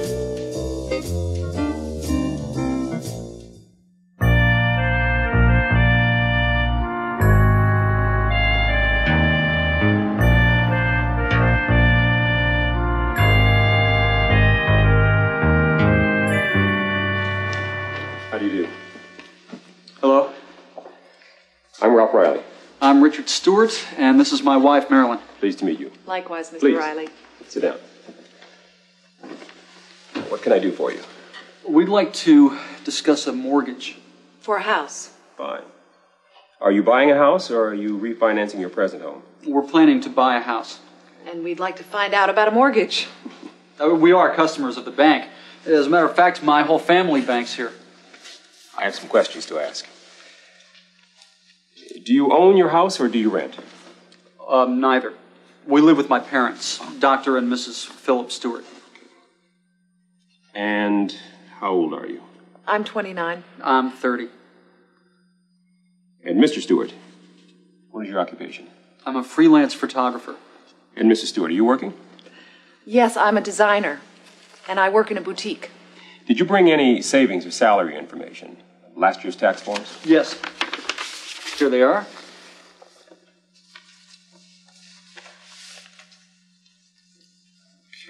What kind of house did you have in mind? Well, we're talking about buying a 2-bedroom house in Mount Kisco. Here are the financial details on the house. Thank you. Are you prepared to make a 10% down payment? Yes, we are. Payments over 30 years? Yes. Do you think we can get a loan? Well, it depends. Do you own any other property? Any stocks or bonds? No. Let's see. You don't have any collateral. Perhaps you could get a guarantor. Someone to sign for the loan for you? Why is that necessary? Since you don't have enough income and you don't already own any property, the bank needs to be sure you can pay the mortgage every month. A guarantor is responsible for the loan if you can't make the payments. I see. Well, the idea of buying a house is exciting. Thank you, Mr. Riley. We'll read this over carefully. Thank you. Goodbye. Thanks. Goodbye. And hope to see you soon. I hope so, too. Take care. Bye-bye.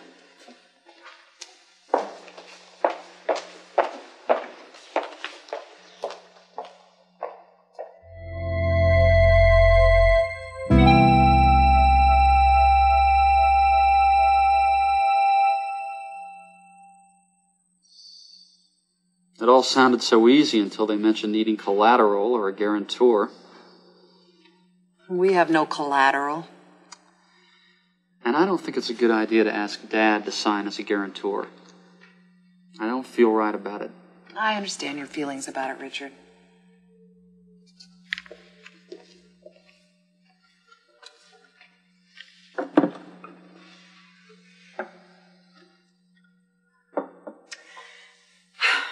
Now tell me, what's the problem? We can get a loan from the bank if we can put up some collateral. And we don't own anything to use as collateral. Or someone can sign with us as a guarantor. Why don't you speak to Dad? No. If we buy a house, I want to be able to handle it alone. Everybody needs help sometimes, Richard. I understand Richard's feelings about it, Ellen. In 2 or 3 months, I'll have an advance on my book and be able to put more money down. What about the house in Mount Kisco? Somebody else will buy it by then. Well, then there'll be other houses, Marilyn. Oh, Richard has a point. You're just beginning to look. We're in no great rush, it's true. Now, this has been a great learning experience for us, Marilyn. Talking to the real estate agent, looking at the houses, talking to the loan officer at the bank. It has been a learning experience, that's true. Oh. I think you're doing the right thing. Taking your time, looking around, especially with a purchase of this kind.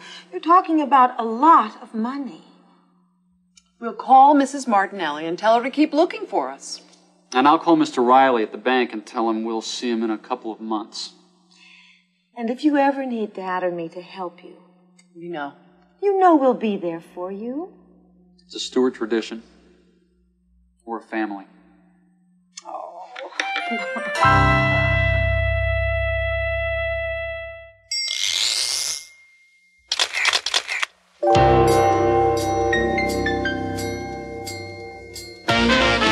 They want to buy a house, but can they afford it? We're planning to buy a house. And we'd like to find out about a mortgage. Here's the application. We need some information. How old are you? I'm 29. I'm 30. How many years were they in school? Richard. 16. Marilyn. 14. And Mr. Stewart, what is your occupation? I'm a freelance photographer. And Mrs. Stewart, are you working? Yes, I'm a designer, and I work in a boutique. Here's the application. We need some information. Income. Property. Debt. What's their income? How much money do they make? They make $2,000 a month. That's $24,000 a year. Can they afford a house? Do you own your house or do you rent?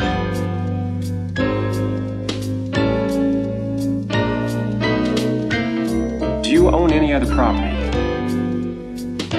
Any stocks or bonds?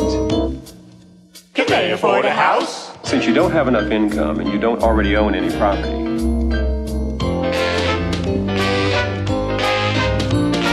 the bank needs to be sure you can pay the mortgage every month. They need a guarantor. A guarantor is responsible for the loan if you can't make the payments. I see. They can't afford a house. And I don't think it's a good idea to ask Dad to sign as a guarantor. I don't feel right about it. They can't afford a house. They can't afford it yet.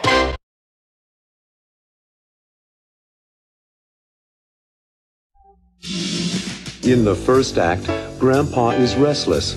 He's waiting for Susan to come over for dinner. Is that you, Susan? Since Grandpa retired, he has too much free time. I'm retired. But I'm bored. What does Grandpa want to do?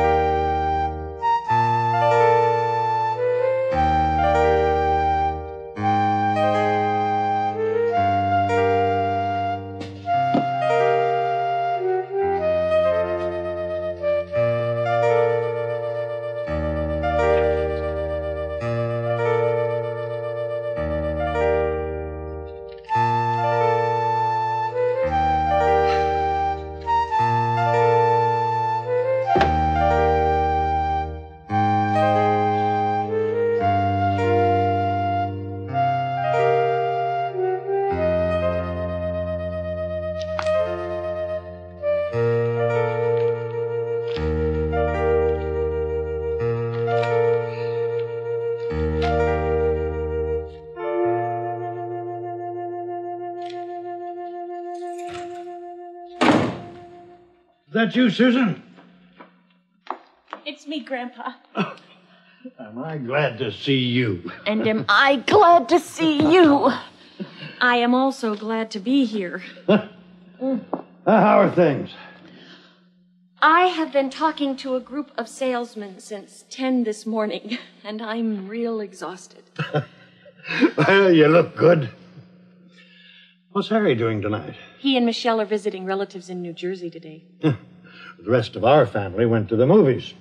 So it's just you and me, Susan. It's nice to be alone with you, Grandpa. Mm-hmm. We don't get to see enough of each other. Oh, I feel the same way, Susan. I miss seeing you.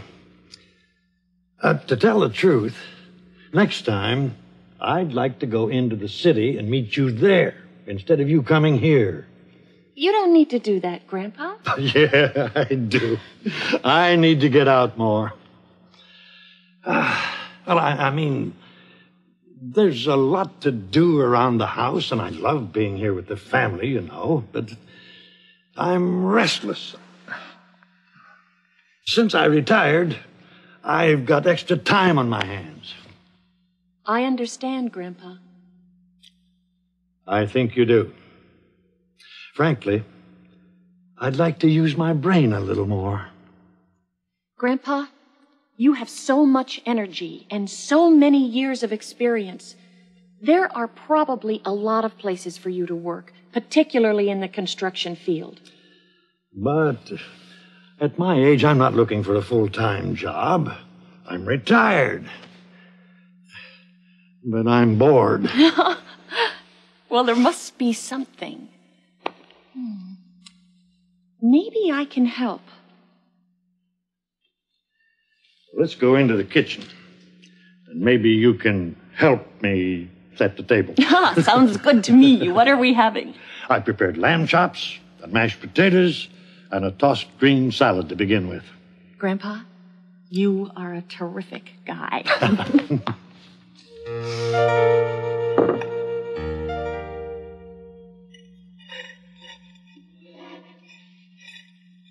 You're still thinking about something to do, aren't you? A job of some kind. That's right. I've been thinking about it for weeks now. There must be some way to put my mind to good use. We'll find a solution. A positive solution to your finding a way to use that wonderful mind of yours.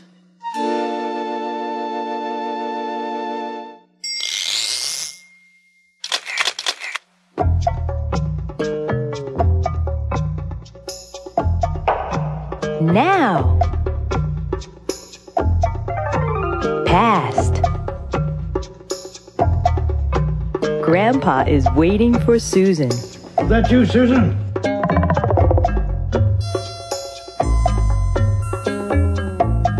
Grandpa has been waiting for Susan since noon.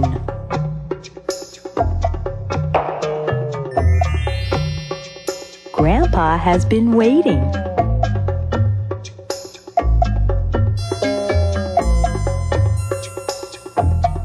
Susan has been working since 10 o'clock this morning.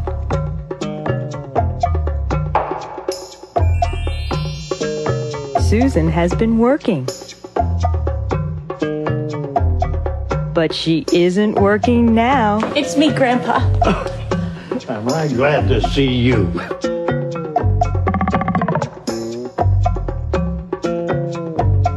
Grandpa isn't working.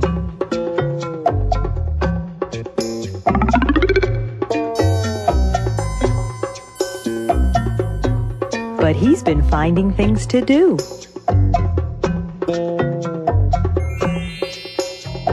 He's been finding. Grandpa is thinking about getting a job. You're still thinking about something to do, aren't you? A job of some kind. That's right.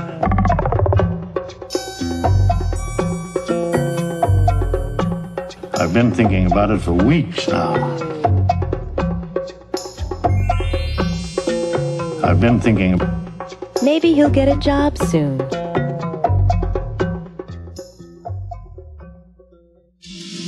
In the second act, Susan talks with Sam, her assistant, about her grandfather's problem. I thought he was retired and pleased to be living with the family. He is. But there's so much energy and talent in the man, and he doesn't get to use it.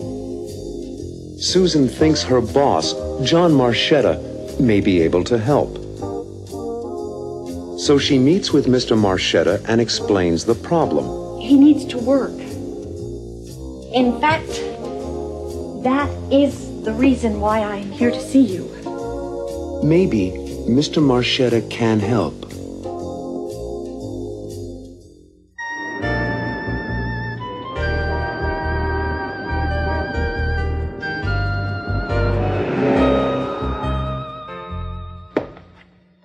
Sam, would you come in, please? You sound like something's bothering you, Susan. The sketches for the cover of the new doll book? That's not it. Please sit down. Sure.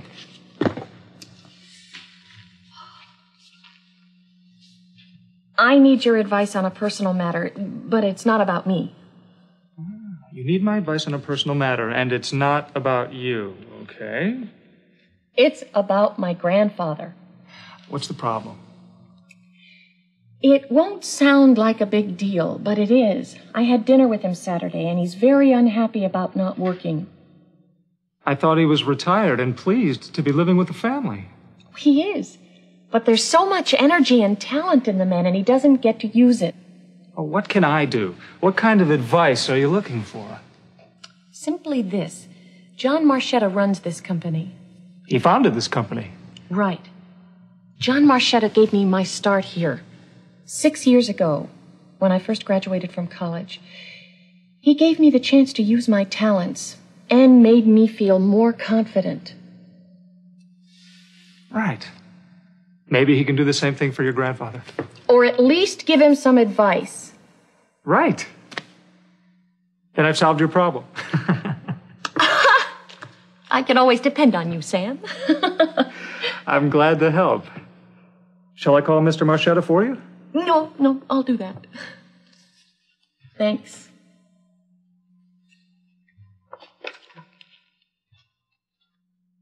Now, how's the Stewart family? Fine, thank you, Mr. Marchetta.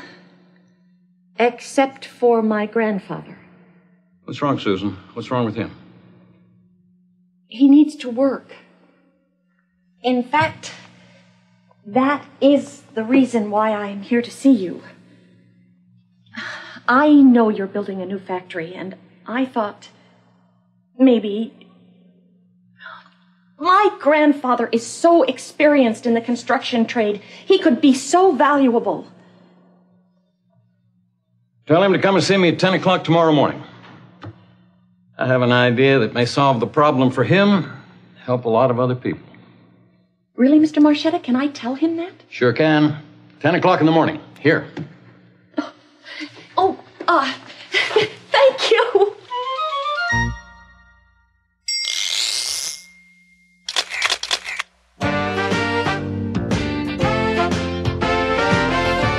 Sound like something's bothering you, Susan. Something is bothering you. Tell me, what could it be? Let me know why you're worried. You can tell me, whoa, what seems to be the problem? What can I do? You can tell me what it is. I'd like to help you. Whoa, what's the matter? What's the matter? Hey, oh. What's the matter? What's the matter? Hey, oh. Won't you tell me what's the matter? Hey, oh. Is something wrong? Hey, oh. What seems to be the trouble? Hey, oh. Tell me what's up. Hey, oh. What's wrong, Susan? What's the problem? What can I do? There is something on your mind. Something's bothering you. Everybody sing. What's the matter? What's the matter? Hey, oh. What's the matter? What's the matter? Hey, oh. Won't you tell me what's the matter? Hey, oh. Is anything wrong? Hey, oh. In the third act, Grandpa meets with John Marchetta. Hi, I'm Malcolm Stewart. John Marchetta. And Grandpa tells Mr. Marchetta about his experience in the construction business. 43 years. Half that time in my own construction company. And he explains his problem. There isn't any work for a retired person my age. So John Marchetta tells Grandpa about an organization called TOPS. TOPS. T-O-P-S. Means Talented Older People's Society. How can TOPS help?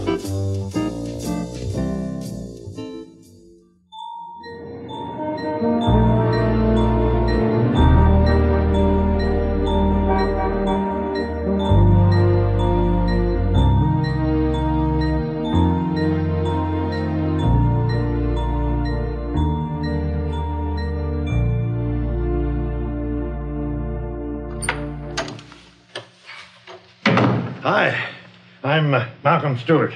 John Marchetta. Sit down. Sit down. Susan has told me a great deal about you. She says you're quite a man. She says a lot of wonderful things about you, too, Mr. Stewart. That's always nice to hear, Mr. Marchetta. Call me John. May I call you Malcolm? Mm-hmm. Let's talk business. That's music to my ears. I understand you used to be in the construction business. Yep. 43 years. Here's a brief description of 43 years of on-the-job training. That is some history. You're a valuable asset, Malcolm. Very valuable. Thank you. Yep. 43 years. Half that time in my own construction company. Big jobs, factories, shopping malls, that kind of thing. Then you retired? Yes. After my wife died, and I felt I should spend more time with my children and grandchildren. I lived in Florida, and they lived in New York. I understand. My daughter, Cammie, lives in New York. I like being near her. When I came here, I planned to take a few months off, relax with the family, and then look for some work. Put my experience on the line. But unfortunately, there isn't any work for a retired person my age. Sometimes there is, and sometimes there isn't. Well, I'm involved with an organization, and we're trying to resolve that problem. What's that? TOPS. T-O-P-S. Means Talented Older People's Society. I'd like to be a member. How much are the dues? There are no dues. The organization serves major companies in this city. Why? Because our members are men and women like you. Experienced, talented, retired.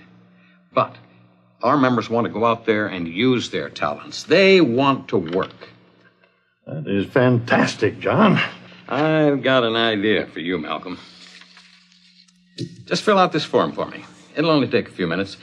Sit right here and do it while I talk to my secretary.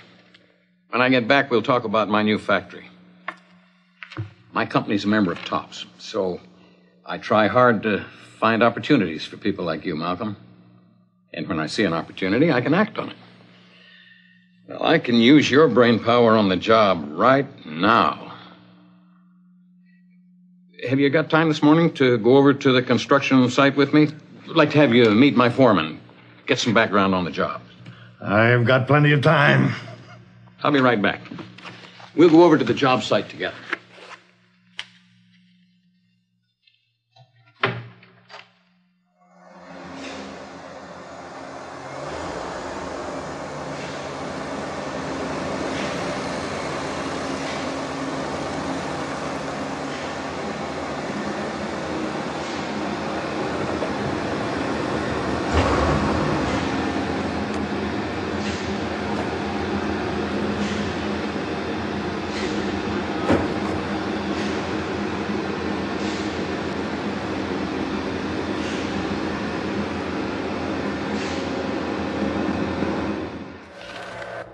Malcolm, you worked on the spaceport project? My company was a contractor. I built the theater there with my own two hands, practically. I understand. Well, I'm glad to see you two guys getting along so well. Because, Danny, Malcolm is on the TOPS team. He's going to be working with you for a while. His experience will be valuable to both of us. Welcome aboard, Malcolm. I'm going back to my office. Give me a call later, Malcolm. I'll tell you the time and date of the next TOPS meeting. I'd like you to meet the group. I will, John. And again, thanks. No, thank you. And thanks, Susan. He's quite a man. And a real inspiration for me. Okay, Danny. I know you didn't expect to have me around, but I think I can be of some help to you. Let me tell you something, Malcolm. With your background and experience, I can learn something. And I do need some advice on a difficult problem. Let me show you this. I don't want to give you a final opinion without studying these building plans more carefully. But a simple solution might be to move the air conditioning units instead of redesigning the entire system. It might be simpler and less expensive.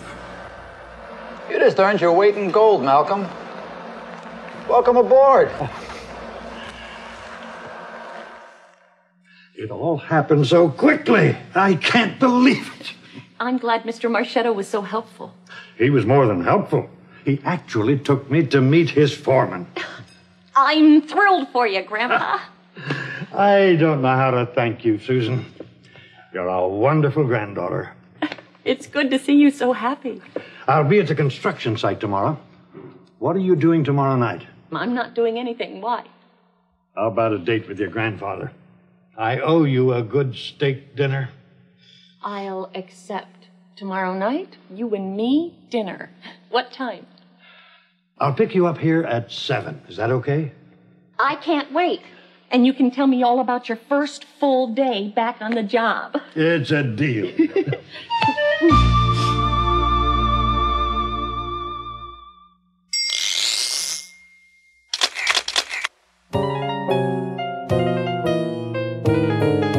Malcolm Stewart, we want to know. Who is he and what has he done? That's what we want to find out.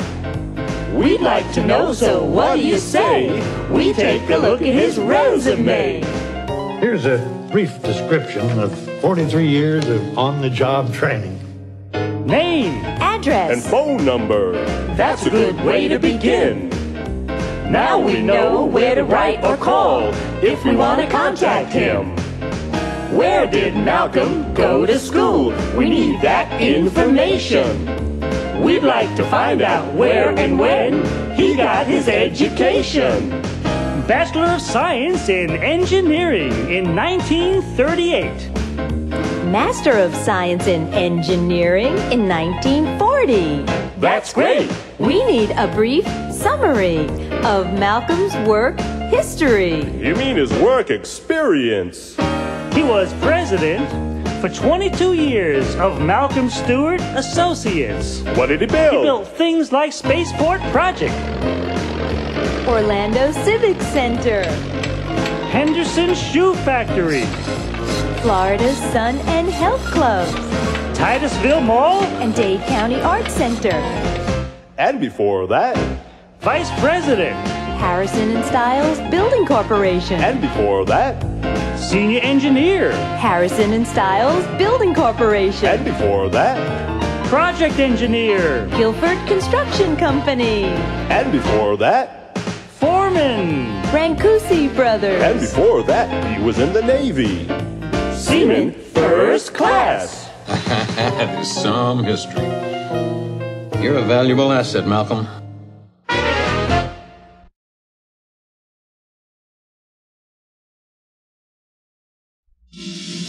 In Act 1, Ellen and Susan are preparing for the arrival of Marilyn and Richard's new baby, Max.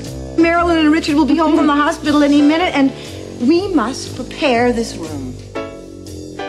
Grandpa is excited. Max is his great-grandson. A great-grandson? Another generation to carry on the Stewart name. Susan has a gift for Marilyn and Richard. It's a baby album. They can keep a record of all of the important dates and information about Max's life here. A little later, Marilyn and Richard arrive with their new baby. I hear the car. They're here.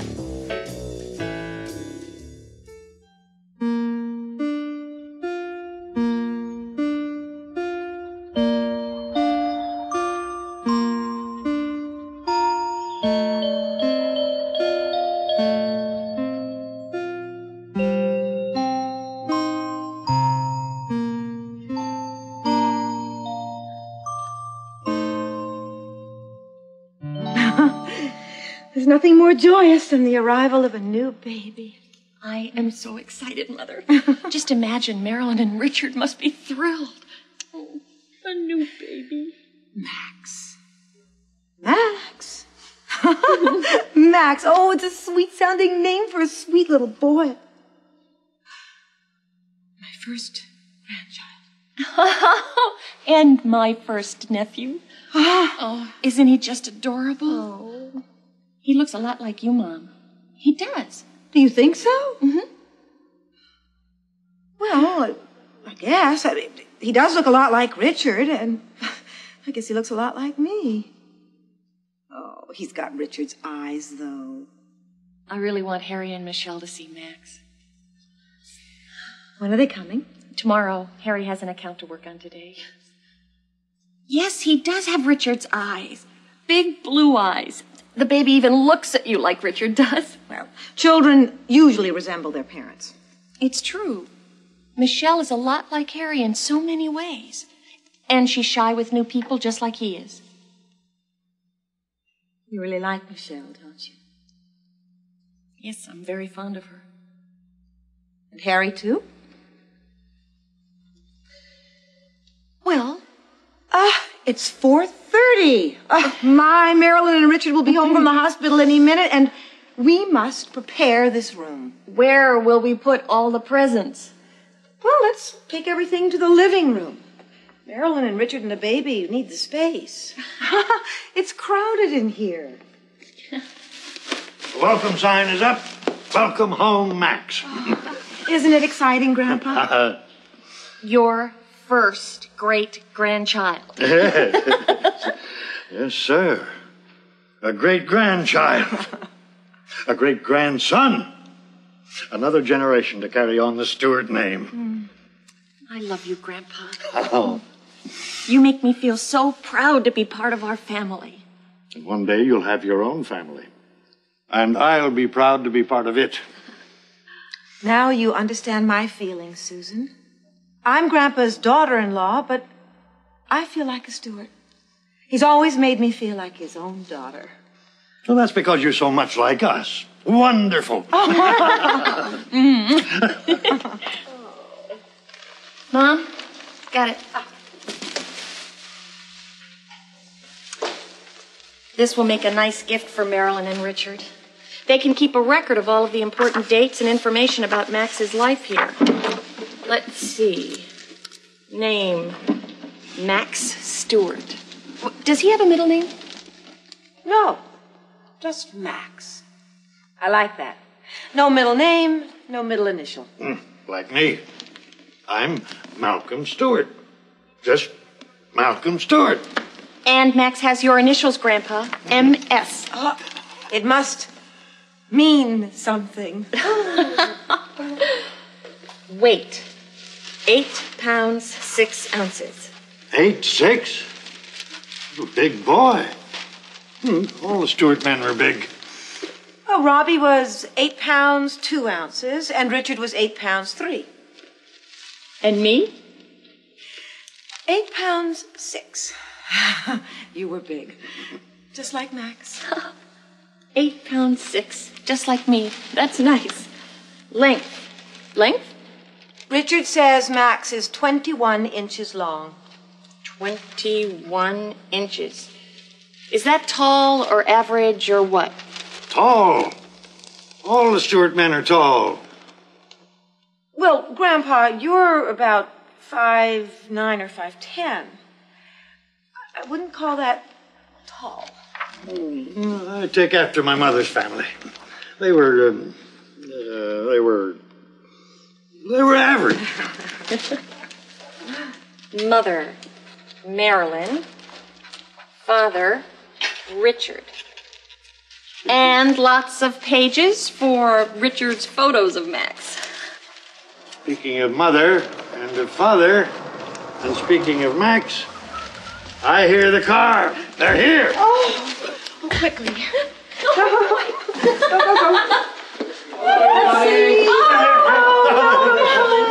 Oh, Mary, wait with your pictures for a second. Come on, Come on, darling. Sweet. Come on. Sit down right here. I want to see you. Oh, he's so cute, Marilyn. Max looks just like Grandpa. A real Stewart. I'm so happy to be home with my family and with Max.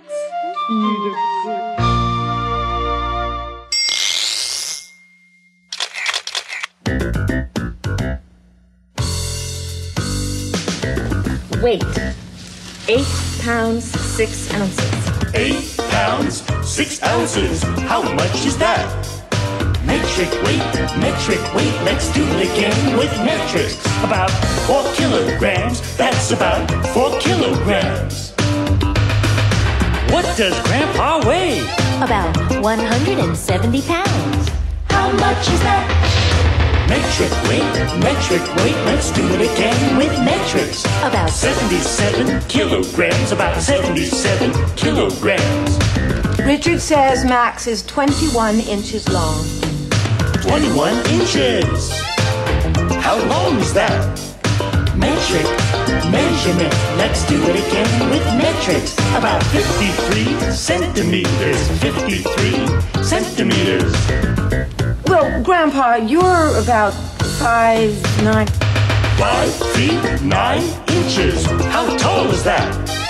Metric measurement. Let's do it again with metrics. About 1 3/4 meters. That's about 1 3/4 meters. Marilyn and Richard will be home from the hospital any minute. How fast are they driving? About 40 miles an hour. How fast is that? Metric measurement. Let's do it again with metrics. About 64 kilometers an hour. That's 64 kilometers an hour. In Act 2, it's late in the evening. It's almost 10 o'clock. I've got to go. Upstairs, Marilyn and Richard watch Max as he sleeps. It's so good to have you home again. And to see Max asleep in his bassinet at home with us. Marilyn and Richard enjoy looking at Max's gift. Susan's teddy bear? So cuddly. And they talk about Grandpa's gift. You know, it hung over my crib, too. What did Grandpa give Max?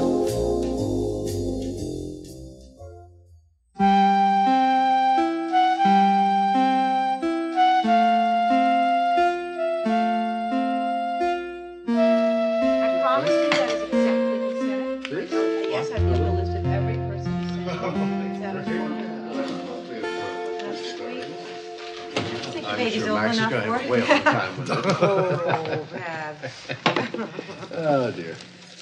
No, I've lost on my heart. It's almost 10 o'clock. I've got to go. Tomorrow is Monday, and work begins at 8 in the morning for me. Oh, I'm so happy that Max is home. He's the sweetest little thing. I'll drive you to the station, dear. You can catch the 10:20 train to Grand Central Station. I'll drive Susan, dear. Oh, thank you, Philip. Then Grandpa Robbie and I can finish wrapping all these gifts.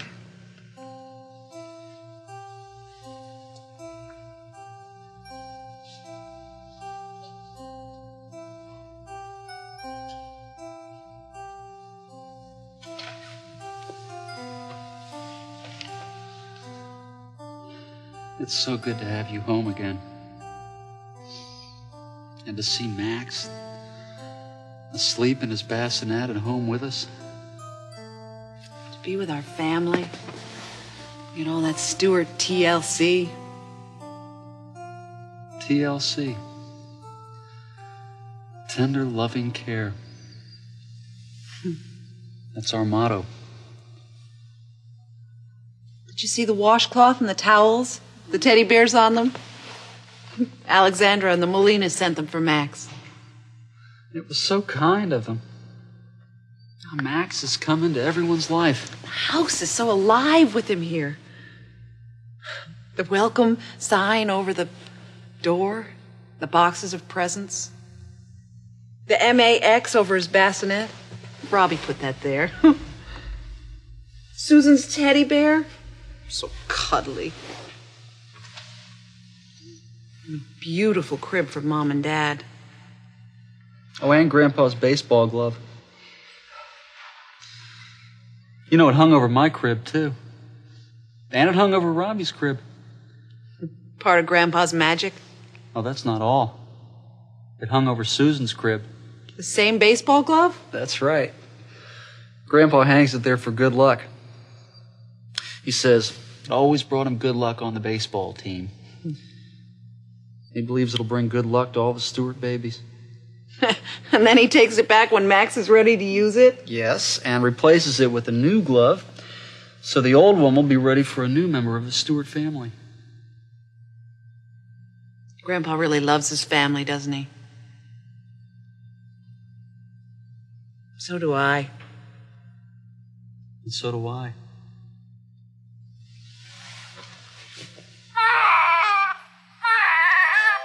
And so does Max. After he eats.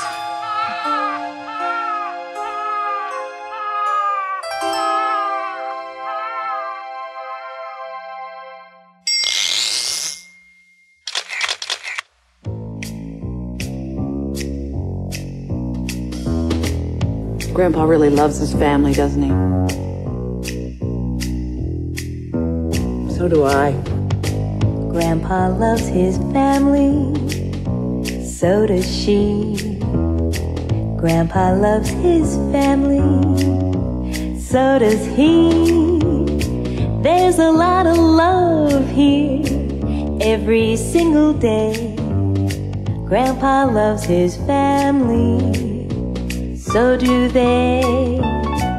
Susan works in business, so does he. Richard likes to exercise, so does she.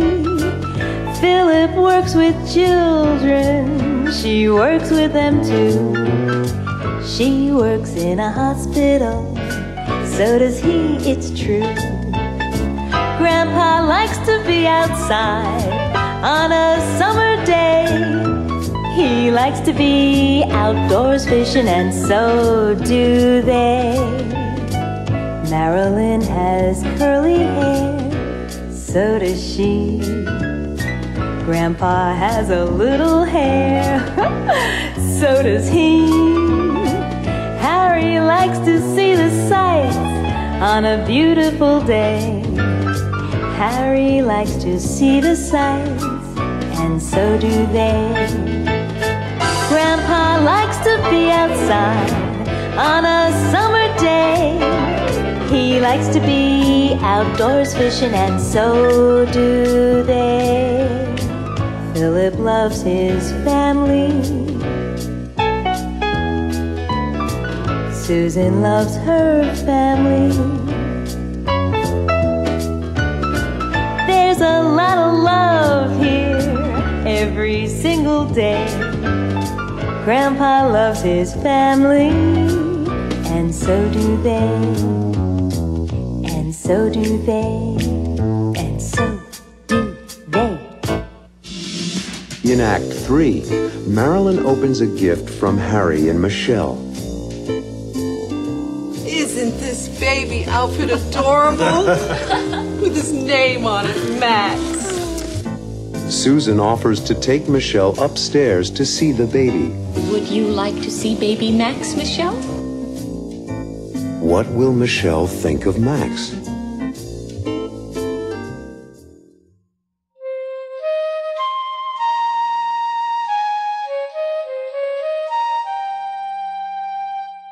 Thanks, Michelle. I hope you like it.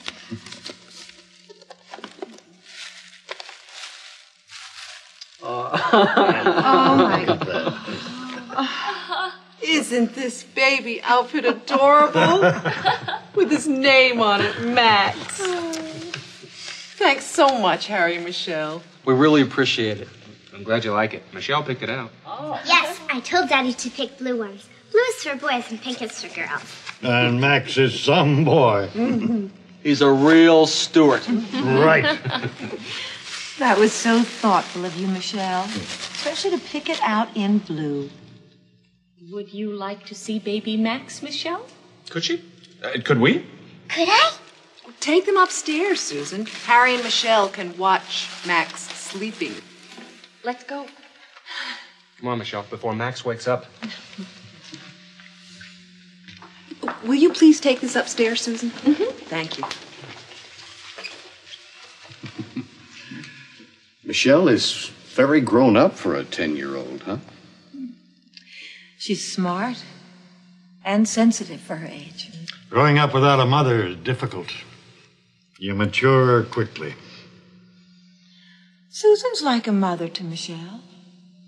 They have a good relationship.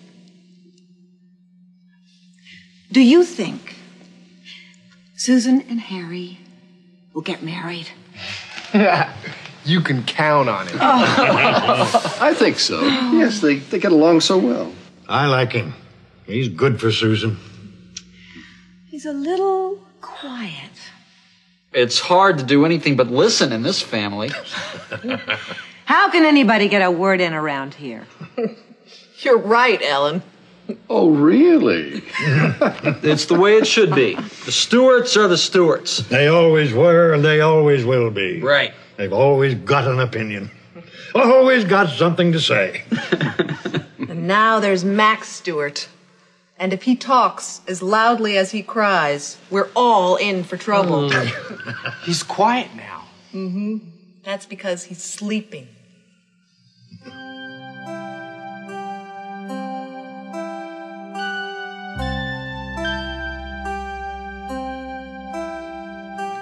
He's really cute. It's not necessary to whisper, Harry. A baby gets used to voices. I remember now. We always whispered when Michelle was born. And I didn't sleep well. Daddy told me. I never slept. And when I did, I woke up when I heard someone speak. I bet you were cute. She sure was. Not as cute as Max. He's like a little doll.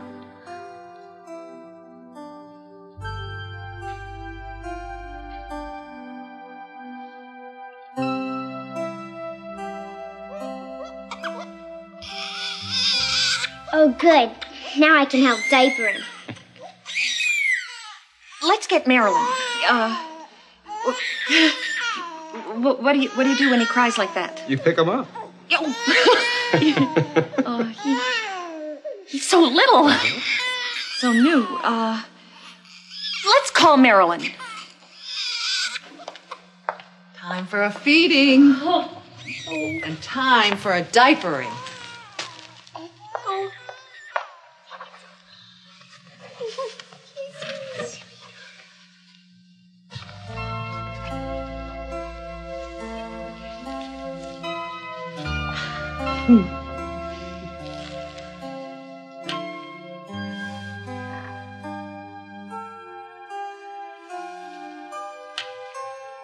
You're a real Stewart.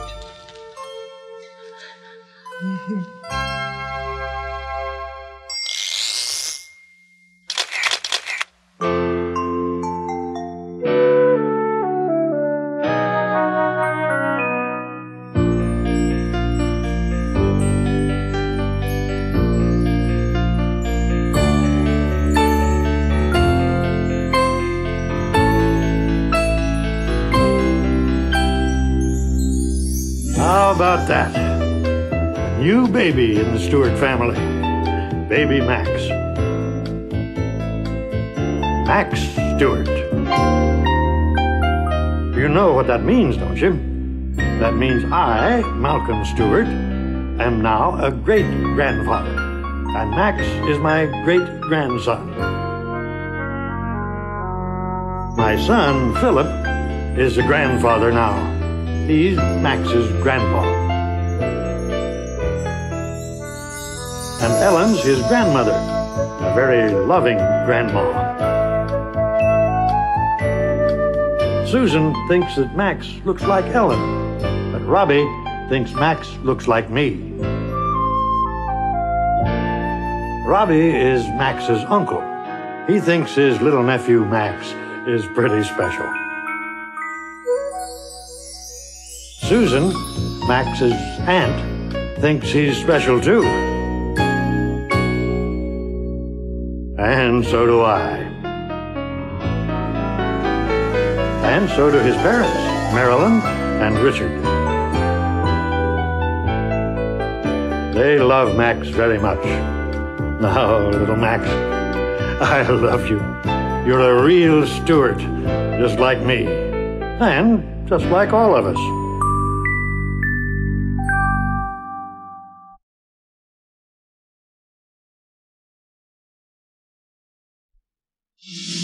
In the first act, Susan and Harry prepare lunch for Harry's daughter, Michelle, and her friends.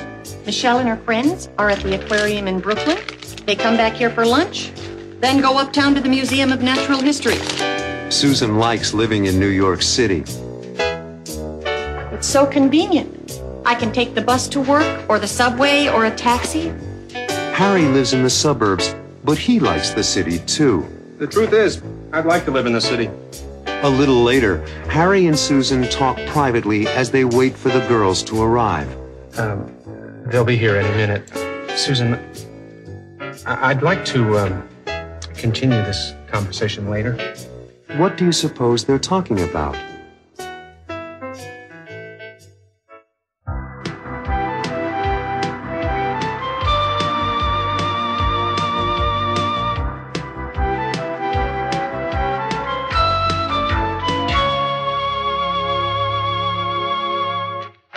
You like living in New York, don't you? Oh, I love it. It's so convenient. I can take the bus to work, or the subway, or a taxi, and there's so much to do.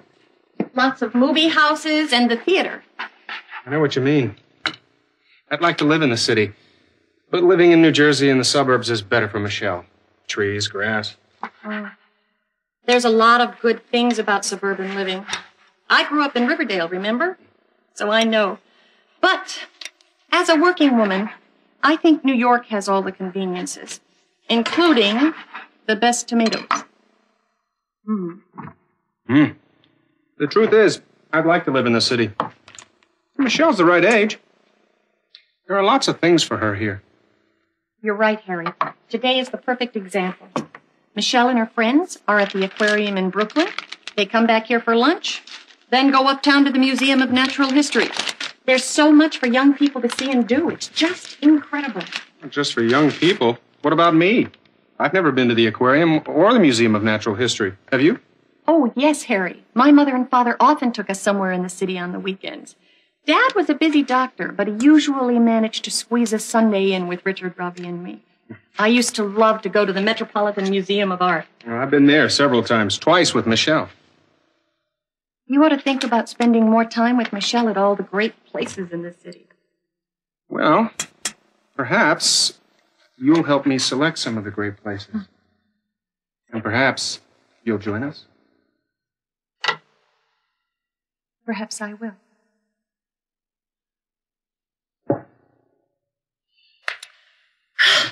Well, there we are. All set for lunch, Harry. Looks inviting. I wish Michelle and her friends would get here. I'm starving, aren't you? I can't wait to take a bite of the pumpernickel. It smells so delicious. Coming!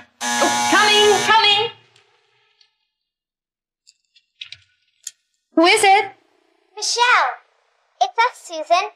Come in, Michelle, and bring your friends along. We're on the 5th floor. Oh, you've been here before. Susan, I really appreciate you doing this for Michelle and her friends. Oh, please, Harry, it's nothing. I'm not just doing it for Michelle. I'm doing it for you. Thank you. I'm doing it for us, Harry. Well, it's important for Michelle to see us together more often. That's true. It's important for Michelle and me to get to know each other better. That's important for us. That makes me feel good. What, Harry? What makes you feel good? Well, that you care about Michelle, that you care about me, and that you care about us. Well, Harry, that's because I do. I do care. They'll be here any minute. Susan, I'd like to continue this conversation later. Of course, Harry. We'll finish the conversation when they go to the museum. I'd like that. So would I.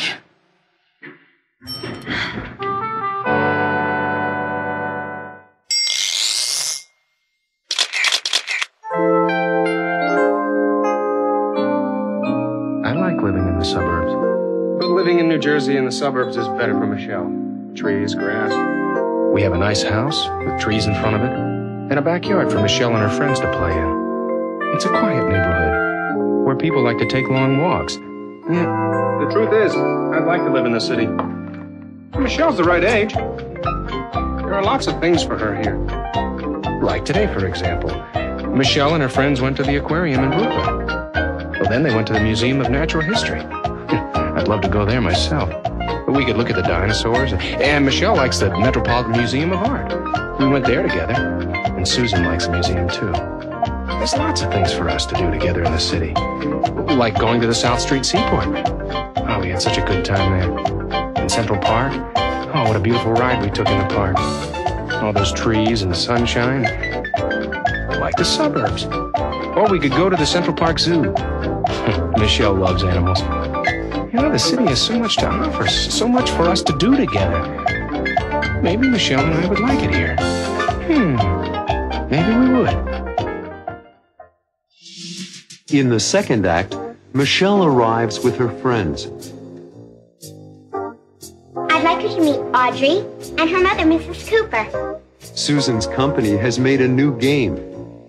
She teaches the girls and Harry how to play it. The leader takes the first 10 cards and lays them face up on this stand. But Michelle doesn't really like the game. I think it's too easy. Too easy? How does Susan feel?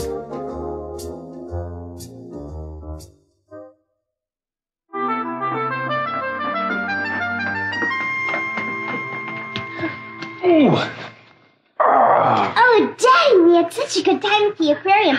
I saw a real shark. I could almost touch it. Oh, I'm so glad. Hi. Michelle, why don't you introduce everybody to Susan? Hi, Susan. Hi.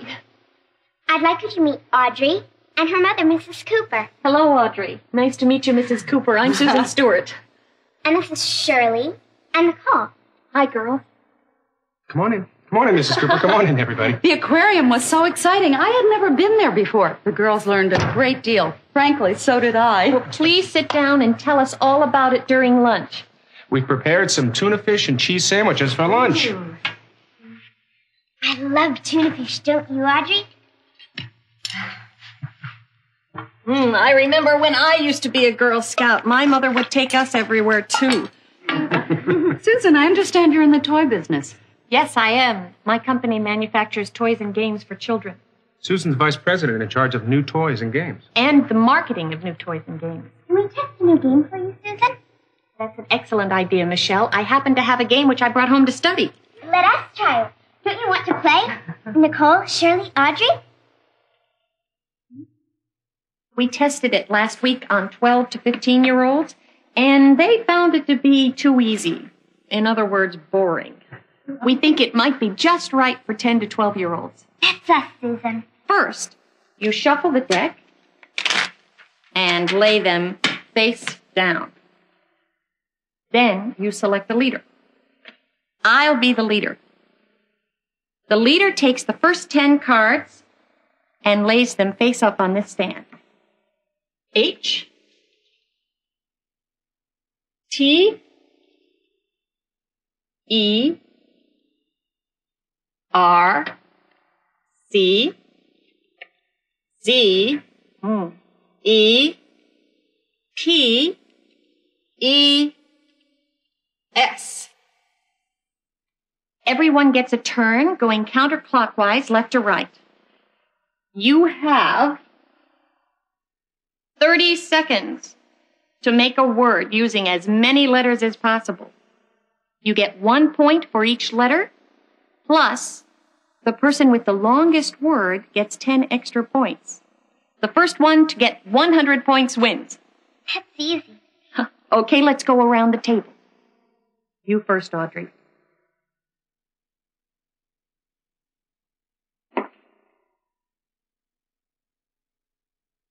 Chess. C-H-E-S-K.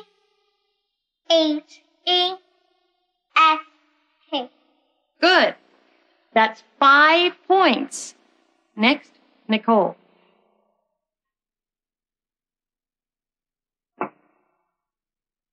Three. T-H-R-E-E. Okay, that's 5 points also. It's your turn, Shirley.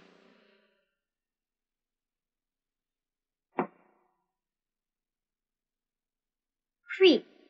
C-R-E-E-P.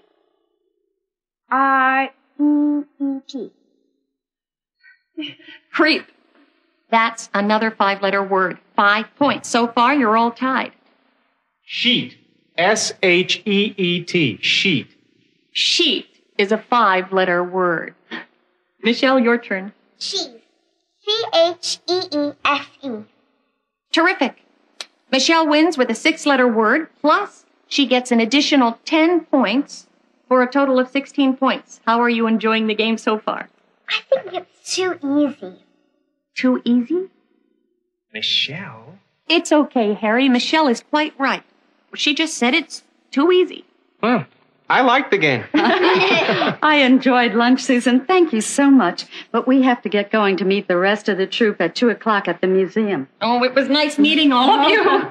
I hope you have a wonderful time at the Museum of Natural History. Goodbye, everybody. Have a good time. See you in front of the museum at 5 o'clock. Oh, okay. Thanks, Mr. Bennett. That'll be fine. And thanks again for the lunch and for the game. Bye, Susan.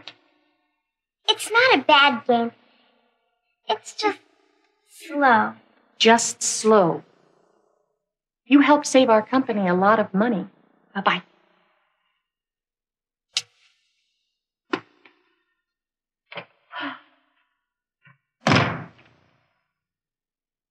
You are wonderful with kids. I am. Isn't there a conversation that we have to finish?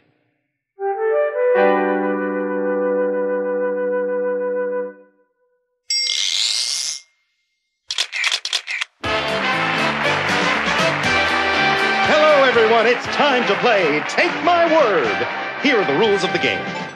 We'll ask you to make some words from these letters. We'll tell you how many letters are in the word, and we'll give you a clue. Are you ready? Let's begin.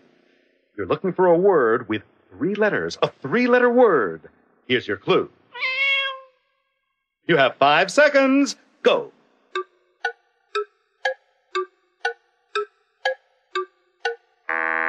Time's up. Who says? A cat, of course. Now another word. It has 4 letters, a 4-letter word. Here's your clue.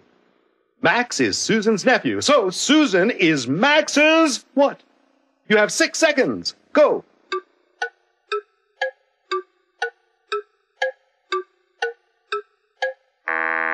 Your time is up. Susan is Max's aunt. Let's go on. Another 4-letter word. You can wear this when it's cold outside. You have 6 seconds. Take my word.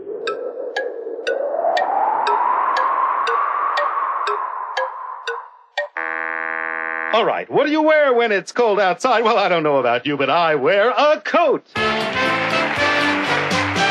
Let's keep going. A 3-letter word, and here's your clue. You can do it with scissors. 5 seconds. Go.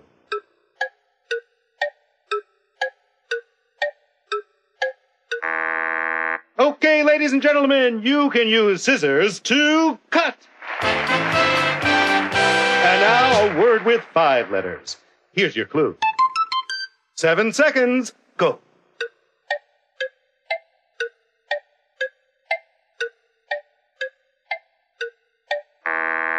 Time's up. The answer is count. You can count with your fingers. And now, friends, for the last word, you must use all 10 letters, a 10-letter word. And here's your clue.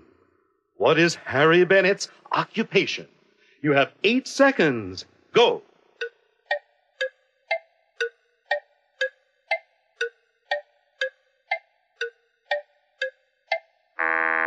All right, Harry Bennett is an accountant. And that's all the time we have. Thanks for playing Take My Word.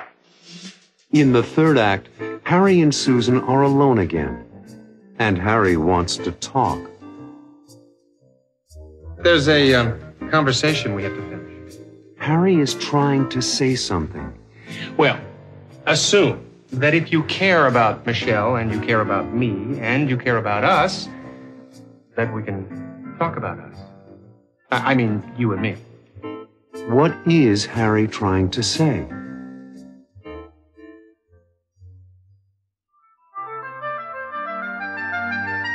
There's a conversation we have to finish. What was it about? It was about caring. Oh. Yes, caring. I said that it makes me feel good that you care about Michelle. Well, I do care about Michelle. And it makes me feel good that you care about me. You know I do. You're a wonderful friend. And it makes me feel good that you care about us. Well, Well, I do, Harry. It's only natural that if I care about Michelle and I care about you, then I care about us. It's okay, Susan. We had this part of the conversation before Michelle and her friends arrived. Now comes the good part. Like what?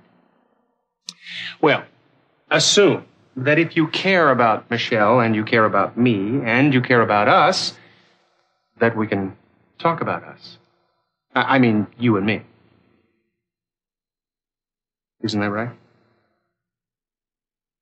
What are you trying to say, Harry? What I'm trying to say, since this is so easy, here are 10 letters that express my feelings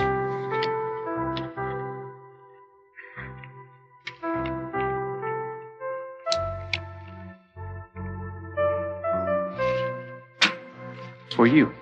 Oh, don't be silly, Harry. Oh, you want a hint? It's 2 words. You're making the game harder. What? Can't you figure it out? 7 letters, 2 words that express the feelings that I feel for you in my heart? Harry, I get it.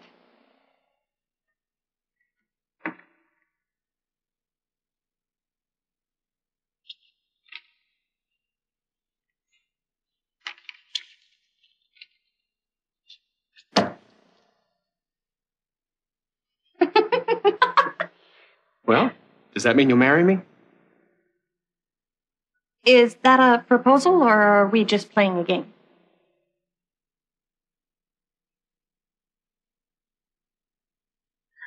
Sit down, Susan.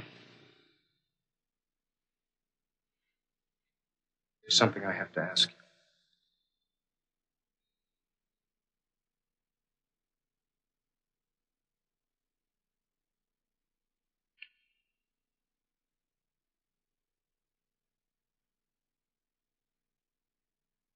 Susan, will you marry me? It's such an important decision. There's so many things to talk about. There are 3 things that have to be done first, Harry. 3 things? First, we have to decide where to live. Well, that's easy. We talked about that earlier. We'll live in New York. All right. Second, we have to talk to Michelle together about being married. We'll do that immediately. What's the 3rd thing? You have to ask for my father's permission. Absolutely. But first things first, we have to go pick up Michelle. Oh, I'm so happy, Harry. Not as happy as I am.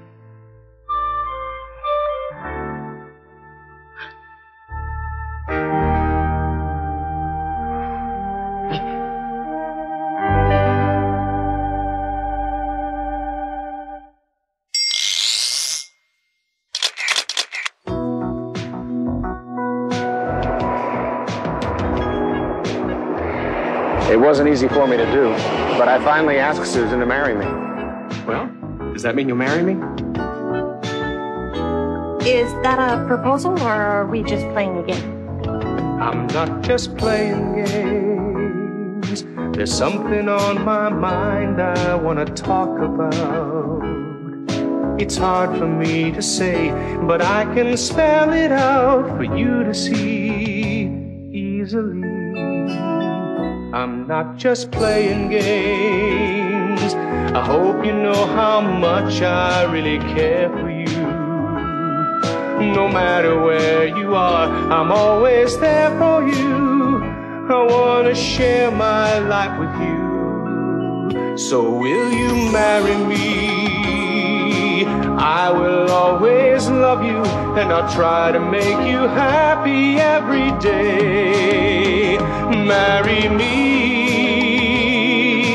I will always care for you. We'll always have each other. We'll be a family. I'm not just playing games. If you could only read my mind, you'd know by now. I'll spell it out for you so I can show you how I feel for you.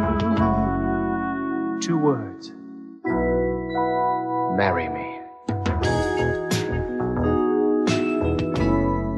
Marry me. Marry me.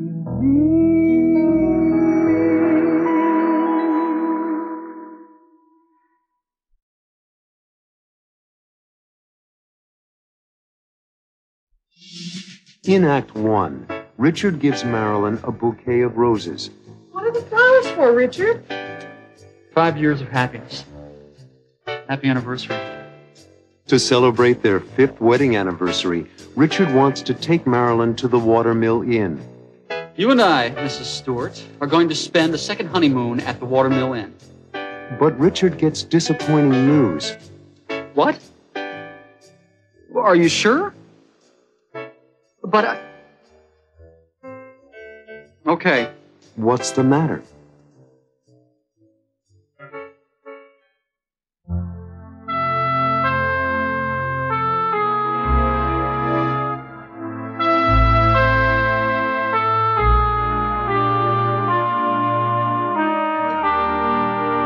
What's this for?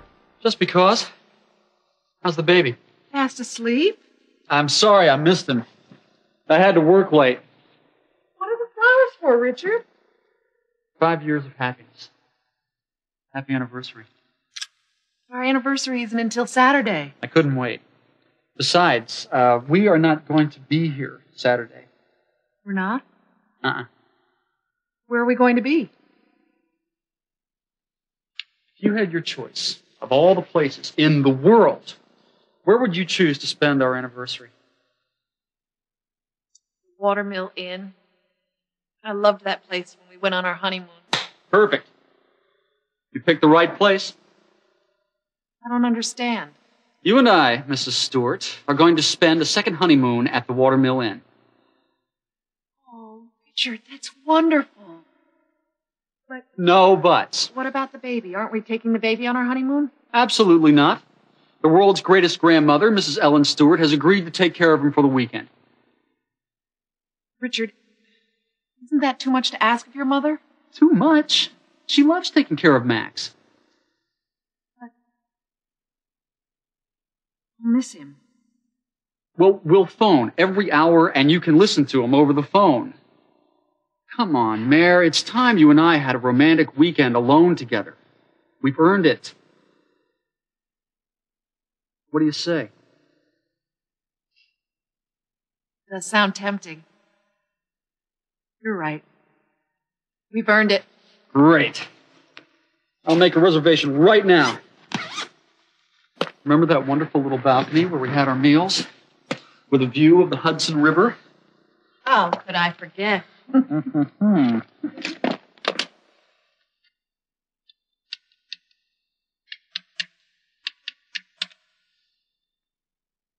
Hello, is Mrs. Montefiore there? Ah, she's out. Yes, this is Richard Stewart. My wife and I spent our honeymoon at the inn. No, we didn't leave anything in the room. It was 5 years ago. We'd like to make a reservation for this weekend. Yes, a double room, please. What? Are you sure? But I... Okay. Nothing available. Oh, wait! Don't hang up. Can you recommend someplace nice? Someplace nearby? Hold it.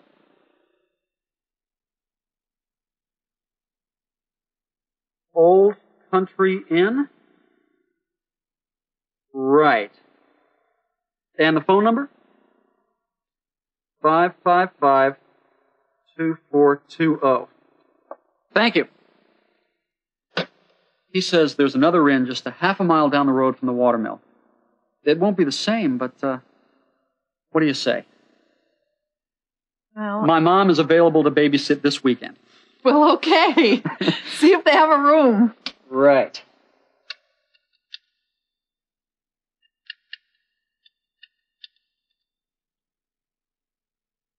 Hello, is this the Old Country Inn? Yes, this is Richard Stewart. The desk clerk at the watermill suggested you're in. Would you happen to have a room for two available this weekend? Something really nice. My wife and I are celebrating our 5th anniversary. Yes, I'll hold. He's checking. You do? Great. What is the daily rate? That's fine. Thank you. Yes, we'll be arriving by car about 10 o'clock Friday night. Stewart. Stewart. Thank you. Done. You and I, Mrs. Stewart, are going to have a wonderful, romantic weekend. Richard, that's the baby.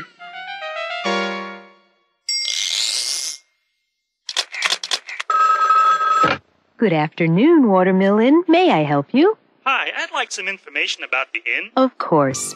We're located in the town of Rhinebeck, just a 2-hour drive from the city. What kinds of accommodations do you have? For a very special vacation, we have a large honeymoon suite. Well, Or if you prefer, you can reserve a smaller single room. That's probably... Or a double room with a fireplace and a balcony. I really think... And the view of the Hudson River from the balcony is absolutely gorgeous. I don't really... Enjoy beautiful views?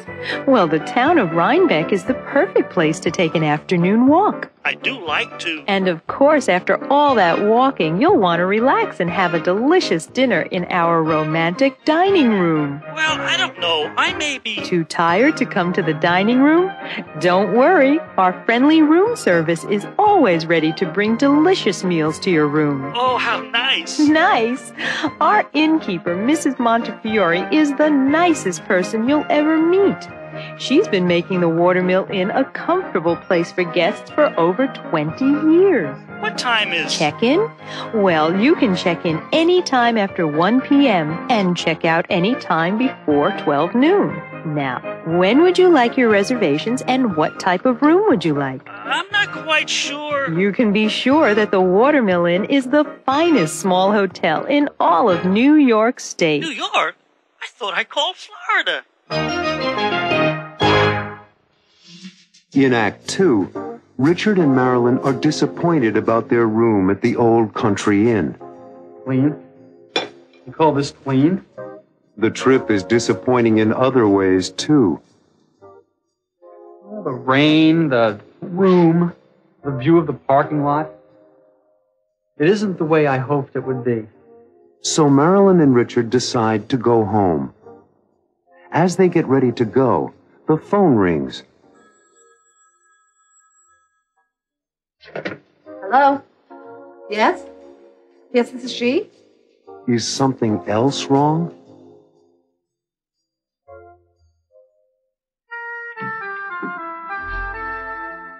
Right this way, Mr. and Mrs. Stewart.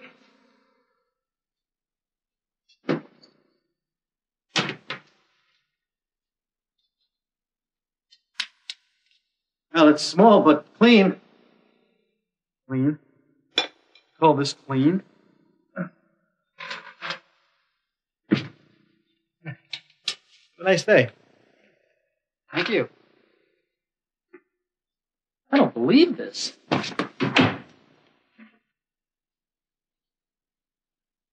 Well, it isn't the Watermill Inn, but let's get a look at the view.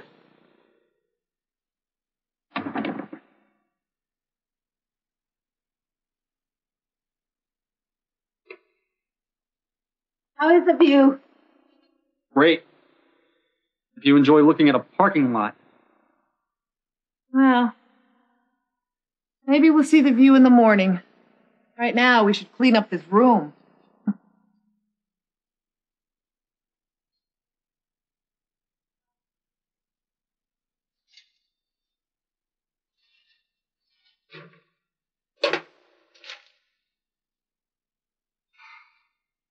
Sorry, Marilyn.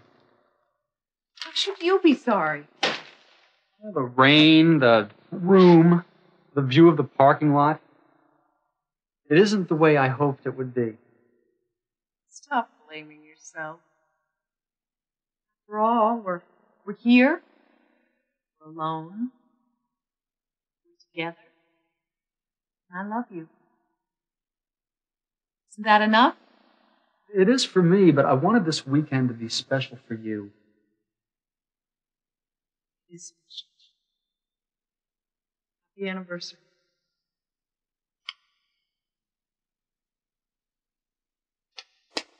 It's still raining. I want to play tennis.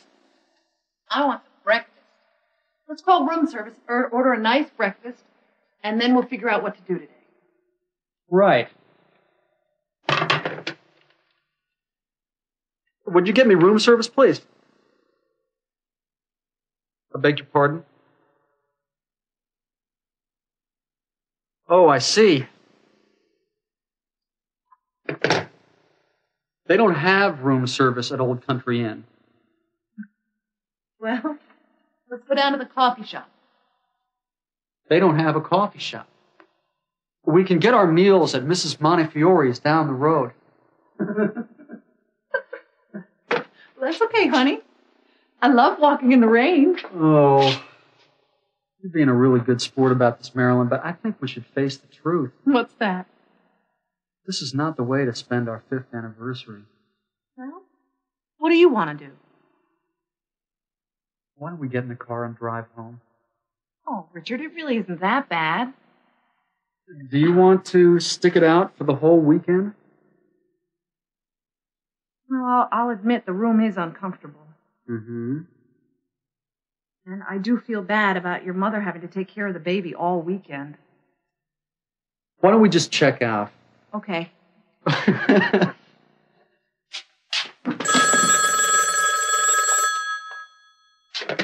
Hello? Yes? Yes, this is she? Oh, hello. How nice of you to remember us. Yes, my husband did call. You do? Really? It won't be any trouble? Oh, yes. I think we'd like that very much. 15 minutes. Thank you. Goodbye. You will never guess. I give up. Mrs. Montefiore from the Watermill Inn. What is she calling about? They have an opening. Someone just checked out, and Mrs. Montefiore has reserved the honeymoon suite for us. You're kidding. No. Isn't it wonderful? It's fantastic. Oh! Now all it has to do is stop raining. Let's go.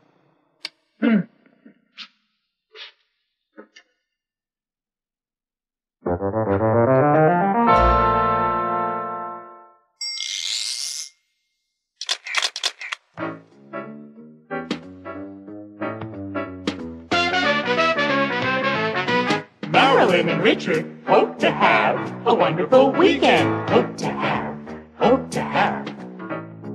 But Richard doesn't like the view. Great. If you enjoy looking at a parking lot. He doesn't enjoy looking at cars. Enjoy looking. When two verbs are together in a sentence, the second verb sometimes has two in front of it. Sometimes it ends in ing. Marilyn is happy. We're here. We're alone. We're together. And I love you. But it keeps raining all night long. Keeps raining.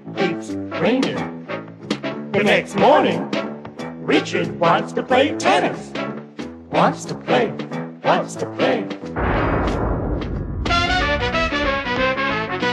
Marilyn suggests going to the coffee shop. Suggest going. They don't have a coffee shop. But they need to eat breakfast. Need to eat. After enjoy, keep and suggest, use a verb with ing. After hope, want, and need, love, use a verb with to in front of it. What are they gonna do? I love walking in the rain. She loves walking in the rain. Loves walking. She loves to walk in the rain. Loves to walk. After love, use a verb with ing. You can also use a verb with to in front of it.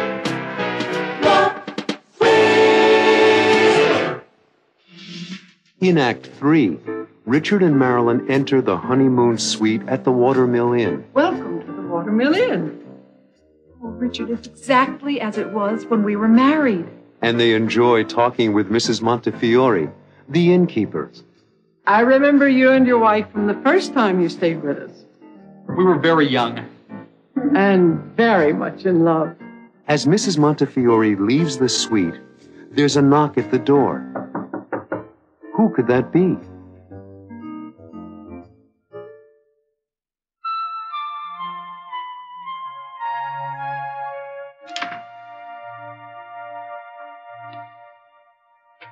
Welcome to the Watermill Inn. Oh, Richard, it's exactly as it was when we were married. And when I got married. Even the old patchwork quilt is the same. My great-grandmother made that quilt when Teddy Roosevelt was president. In those days when they made quilts, they cut patches from the old clothing of every member in the family so that each one would be a part of it. A lovely tradition. Thank you for calling us. I remember you and your wife from the first time you stayed with us. We were very young. And very much in love. We have a baby now. How wonderful! A boy or a girl? A boy. Max. Do you have a picture? Would a professional photographer be without a picture? Oh, he's adorable. And very bright. Like his father. A real Stuart. And very good looking, like his mother. Well, it's nice to have you with us again. Next time, bring the baby. You see, Richard, Max is welcome here. Not on our anniversary. This vacation is for you and me. If there's anything you need, please call me. I'll be in the front office all day. Oh, I took the liberty of ordering some breakfast for you. Just put it over there, Charles.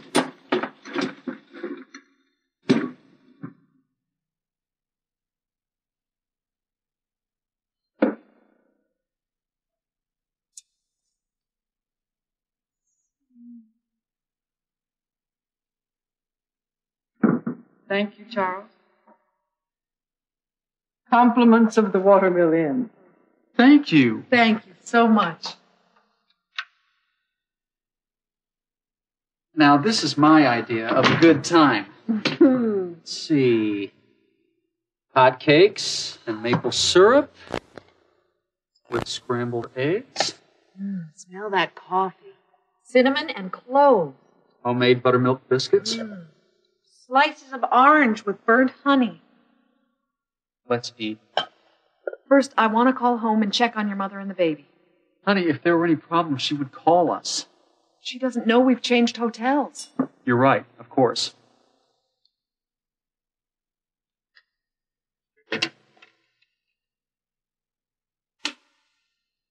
Hello, operator.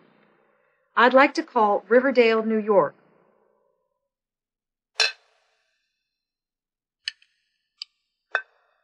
This food is heavenly, isn't it? This whole place.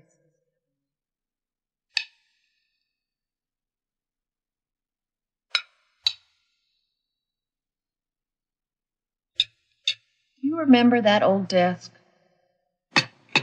Mrs. Montefiore told me that George Washington sat at that desk and wrote to his wife, Martha. What do you want to do after breakfast? Why don't we take a walk down to the river? In the rain? No. Look out the window. The sun is shining. Now, this is my idea of a good time.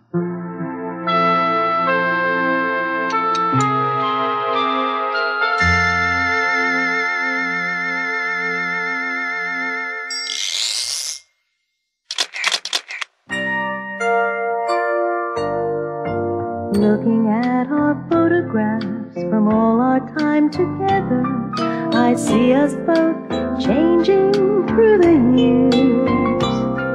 I can't believe how young we looked. It seems a million years ago. But through it all, we've shared our joys and tears. There we are together, once upon a time, reminding me of how we used to be.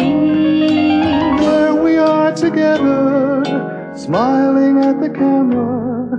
Each day was bright and new for us. There we are, the two of us, and still we are together, you and me. Every photograph reminds me how I love you and how our love gets better every day. Every photograph reminds me how the years just come and go. And I can see our love grow with every photograph. Looking at our photographs, I'm going back in time, watching every anniversary. The pictures take me there again, but we both look so different then. Could that really be you and me? Every photograph reminds me how I love you. And I can see our love grow with every photograph.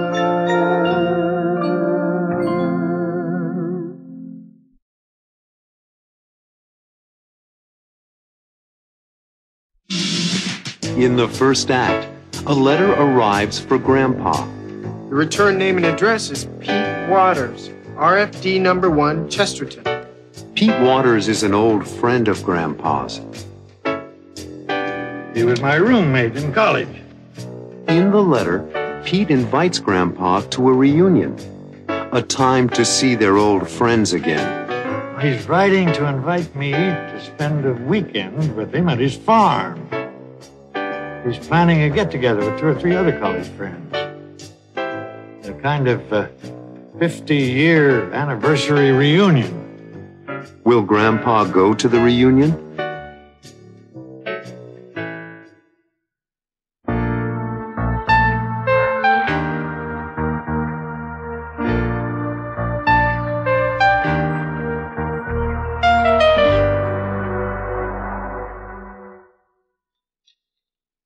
The mailman just dropped some mail in our box, Grandpa. Oh, probably a lot of advertising and bills. Why don't you write to me, Robbie, so I can get some interesting mail?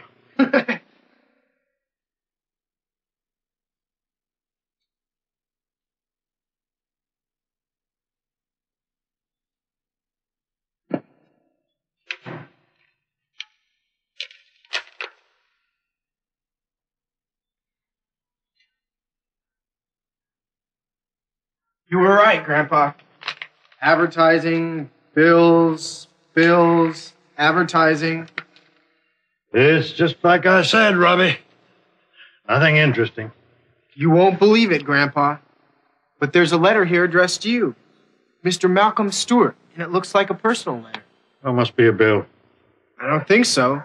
The return name and address is Pete Waters, RFD number 1, Chesterton. You're joking. Pete Waters? Pete Waters, RFD number 1, Chesterton. You know him? Do I know Pete Waters? You bet I do. He was my roommate in college.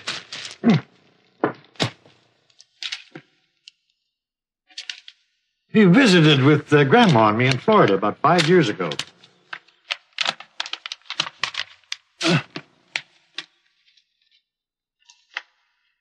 What does he say? Is he okay? Yeah, he's fine. Just fine. He's writing to invite me to spend a weekend with him at his farm. He's planning a get-together with 2 or 3 other college friends. A kind of 50-year anniversary reunion. Sounds like fun. 50 years? Wow. That sounds like fun to me, too, Robbie. What kind of farm does he have? I've never been there, Robbie. But he has chickens and cows and all. That means fresh eggs and fresh milk. Does he have a family? No, he doesn't, Robbie. He never married. He's not as lucky as I am.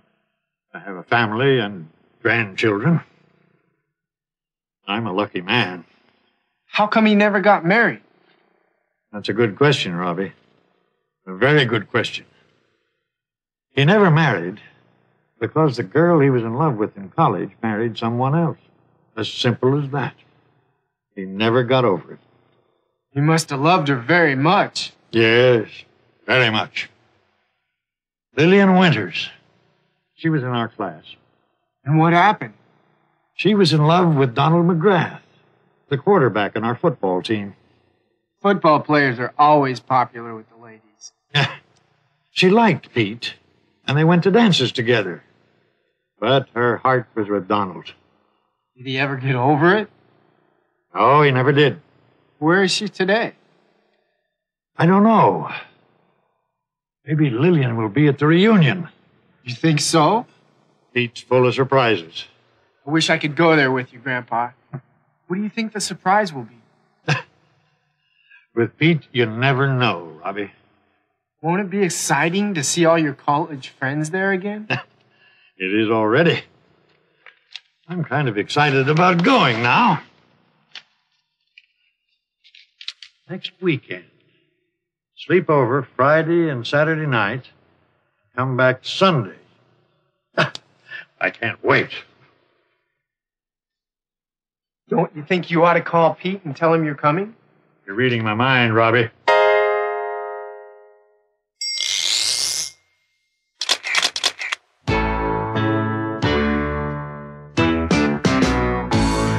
He's planning a get-together with 2 or 3 other college friends.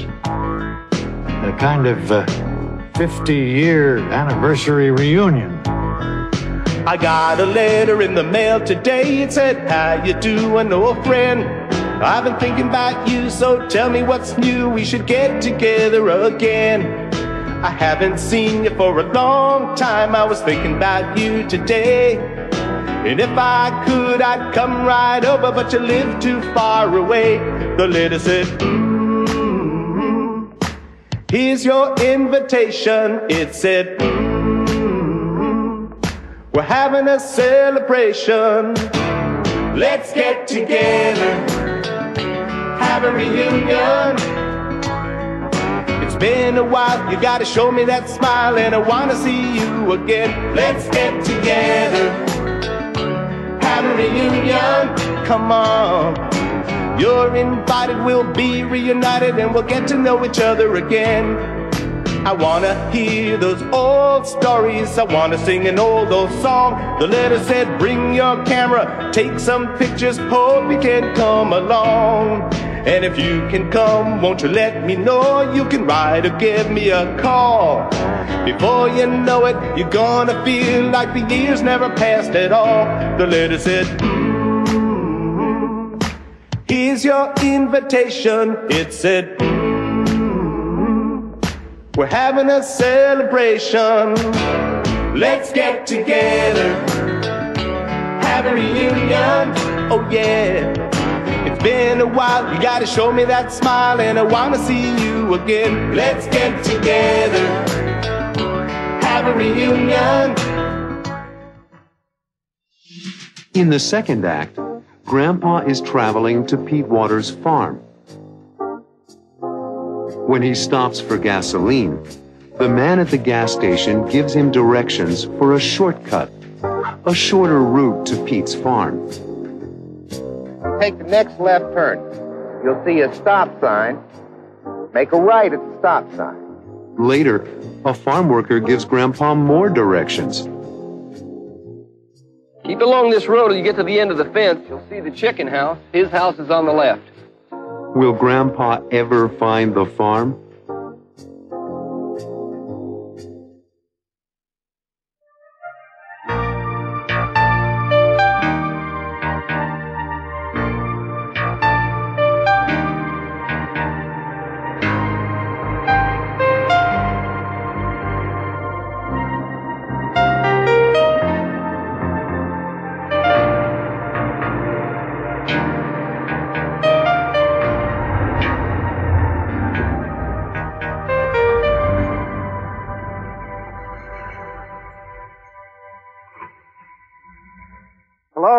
What can I do for you? Hi.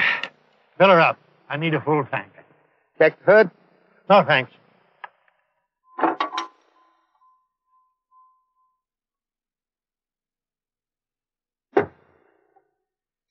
Whereabouts you headed? The Pete Waters farm. Ah. Near Chesterton. I know it well. Huh? Well, Pete Waters lived around here almost as long as I have. How long is it going to take for me to get there? About 15 minutes. There's a shortcut if you know it. I don't. Could you tell me how to use the shortcut? Sure. You take the next left turn. You'll see a stop sign. Make a right at the stop sign. Stay on that road and you'll cross a blue bridge. Then you'll see a big old red barn. That's back to Pete Waters' place. That's quite a difference from the directions that Pete sent me. Now, if you take that route, it's probably a lot simpler, but take you 10 minutes longer. Okay. Let me repeat it. Huh? Take the next left turn to the stop sign. Then a right, cross a blue bridge. Huh? Then a big red barn. Can't miss. How much do I owe you? Well, that'll be $18.70. No charge for the cleanup. It's on the house. Here's a 20. Okay, that's $1.30 change. There we go. We'll make 20. Thanks. Thank you. Thanks for the directions.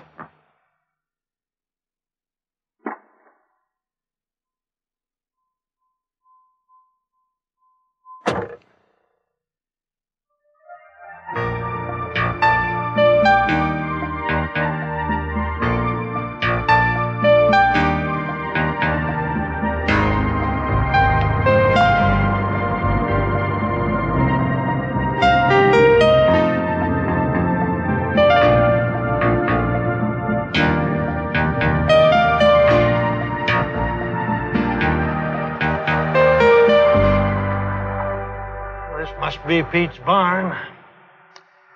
Turn right to the house.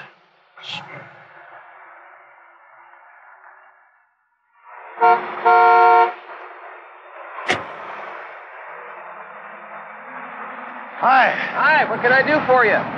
Is this the Pete Waters farm? It is? I'm a friend of Pete's. I'm looking for the house. It's just over yonder. Keep along this road till you get to the end of the fence. You'll see the chicken house. His house is on the left. Oh, thanks.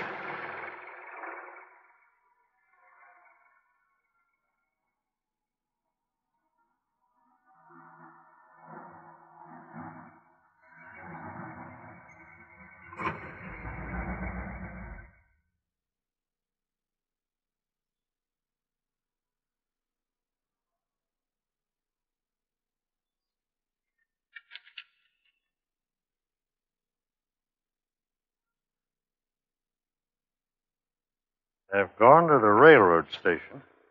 Back soon with a surprise. Make yourself at home. Have a look around. Pete. Same old Pete Waters. Always full of surprises.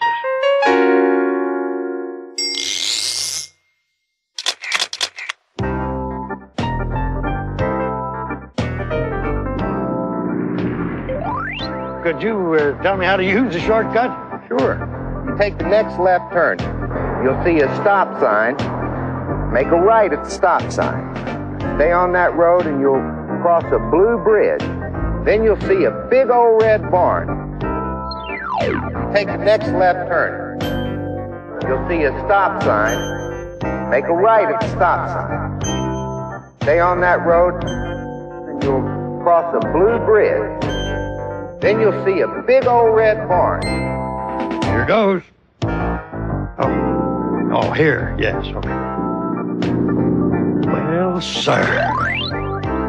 Keep along this road till you get to the end of the fence. You'll see the chicken house. His house is on the left. All right. Well, I made it to Pete's house, but he's not here. I think I'd like to see some more of the countryside while I wait for him to get back. I'll back out of the driveway and be on my way. Dead end.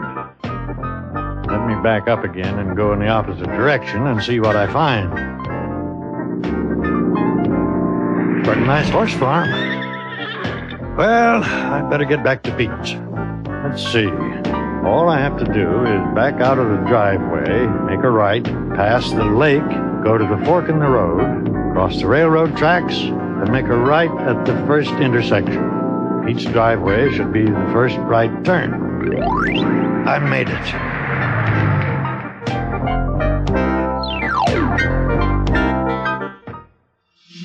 In the third act, Grandpa sees two of his old friends, Peggy Pendleton and Arnold Franklin. The two of you look unbelievable. A little later, Pete arrives. Hey, that must be Pete. And it's time for the surprise. Come on! We'll tell you the big surprise. What's the surprise?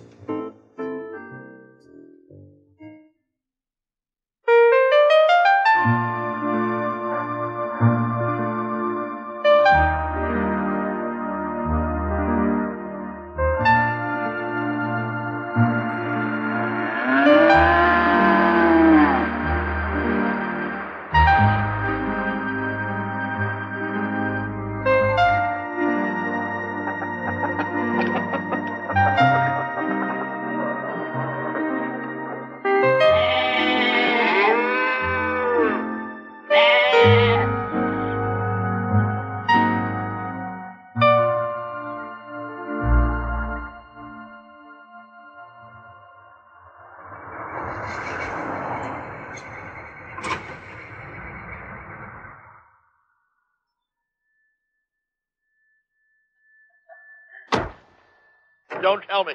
Please don't tell me. I recognize you. Oh, don't be silly, Arnie. Of course you recognize him. Except for the beard, he hasn't changed in 50 years. It's Malcolm Stewart. I know it's Malcolm Stewart. You haven't changed much in 50 years. Peggy Pendleton. You're Peggy Pendleton. Who am I, you old rascal? You don't recognize me, do you? I know who you are. You're Arnold Franklin. Oh, I know who you are. You look wonderful, Malcolm.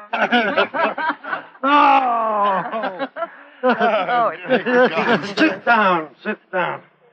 Pete isn't home. Really? Oh, he left a note on the door saying he was going to the railroad station to pick up a surprise. He's so funny. Always full of surprises, even 50 years later. The two of you look unbelievable. How's your family? Oh, I was sorry to hear about your wife having passed away. Yes, about 4 years ago. And you're living with your children now in New York? Pete wrote us and told us. Yep. Retired and moved to New York to live with my son and his family. By the way, what do you think this big surprise is? Could be most anything, knowing Pete. Hey, that must be Pete. Now we'll find out about the surprise. So good to see you. Hi, Pete. Pete, it's so good to see you. Remember Lillian? I remember all of you. You haven't changed a bit. Really? Oh, my gosh. We were together in the Thursday Night Drama Society. Remember me, Malcolm? Oh, beautiful as ever, Lillian. How's Donald? Oh, that's okay, Malcolm. Donald passed away a couple of years ago. Oh, I'm so sorry. I would not have missed this get-together for the world. And you're a little surprised, Pete. You really surprised me by having us all come together. You don't know what the surprise is yet. Come on! We'll tell you the big surprise.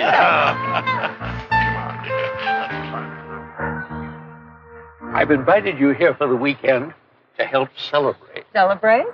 Our 50th reunion. No. No, Pete wants to tell Now you. let me have the honor, Lillian. For goodness sake, Pete, tell us. I can't wait much longer. Well, I am pouring this iced tea so that we can toast Lillian and me. Don't mean to tell me that you... Yes, I do. I have loved Lillian all these years, so I asked her to be Mrs. Pete Waters. And I said yes. Oh, I knew it. Congratulations. Oh, Lillian, I am so happy for you both. It's wonderful. It's wonderful for me. Lillian will make me a happy man, finally. You are full of surprises, Pete. We are going to spend the entire weekend having a good time together here on the farm. We are going to celebrate all weekend. When is the wedding? That's another surprise. Lily and I were married 2 weeks ago in Detroit. She's come here to stay. Wait till I tell my family about this. Why, that's wonderful.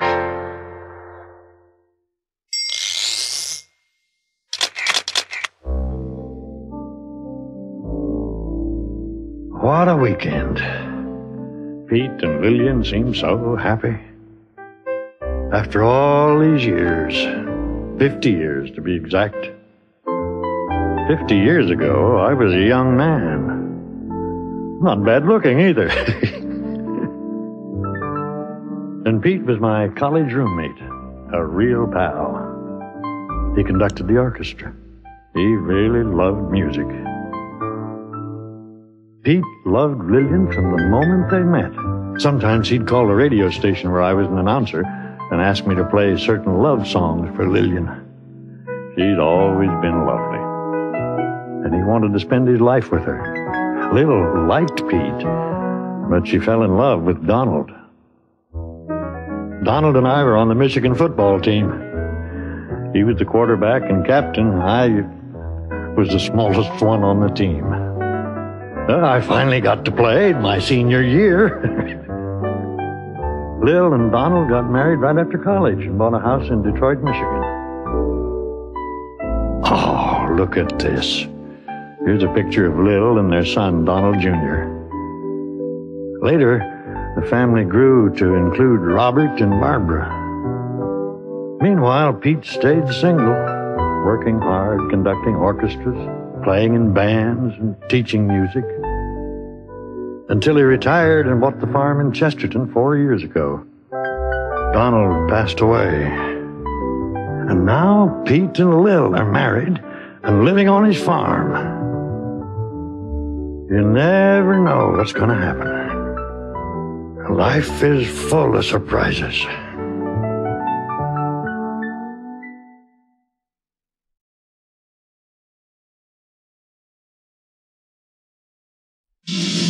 In Act 1, Richard looks at his last group of photographs for his book, Family Album USA. He's not sure he has everything he wants. Performing arts centers. I think I've got them all, but I'm not sure. Richard wants someone to publish Family Album USA, but he thinks it will be difficult. Oh, you think you're going to have a hard time getting the album published? Well, it won't be easy. He tries to get an appointment with Harvey Carlson, publisher of the Carlson Publishing Company. Hello, Mr. Carlson, please. Mr. Carlson is busy at the moment. May I help you? Will Richard get an appointment with Mr. Carlson?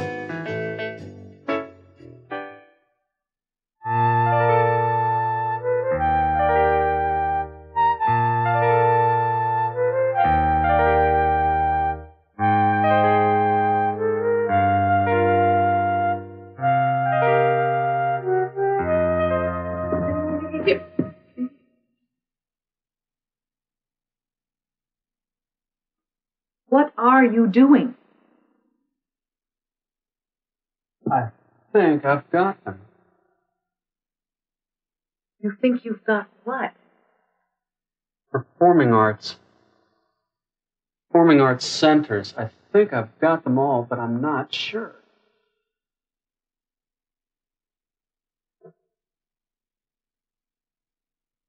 You have got it.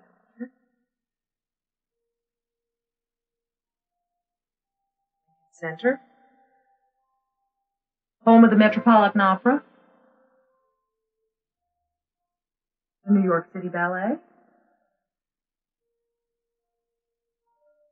the New York Philharmonic, Schubert Alley, center of the theater on Broadway, and Carnegie Hall, and the Kennedy Center for the Performing Arts in Washington. and the Music Center in Los Angeles. And the others. I do have it all. You have been working on this for some time, Richard. I'm glad you feel you finally put it all together. What now? Now for the hard part.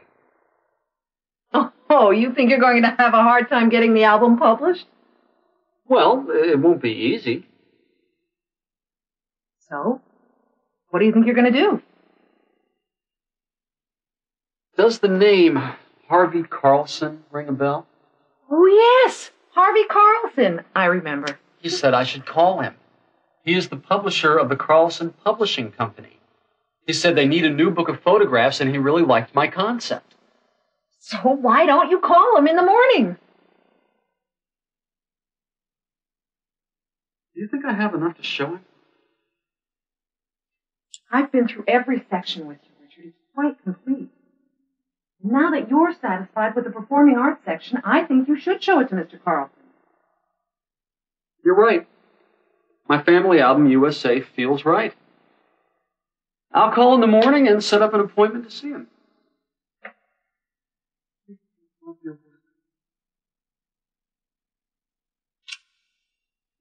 Get some sleep.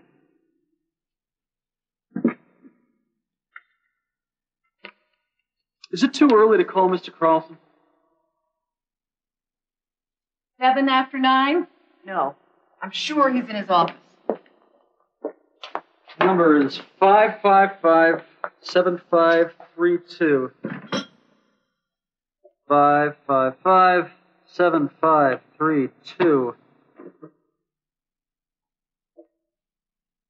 Hello, Mr. Carlson, please. Mr. Carlson is busy at the moment. May I help you? I'd like to make an appointment with him.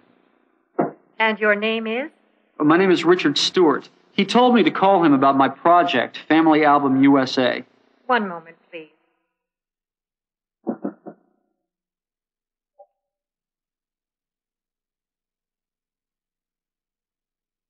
going on? I guess they're trying to set up an appointment for me. Mr. Stewart, I just spoke to Mr. Carlson. He would like to see you, but the only time he's available this week is tomorrow morning at 10 o'clock. Thanks. Thanks a lot. Goodbye. Well, it's done. Tomorrow morning in a publisher's office. Oh, it's so exciting, isn't it, Richard? Well, finally, a publisher will see my work.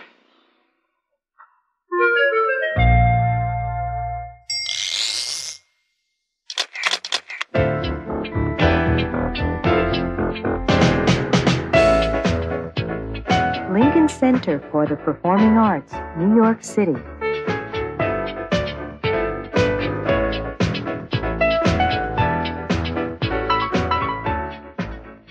The John F. Kennedy Center for the Performing Arts, Washington, D.C.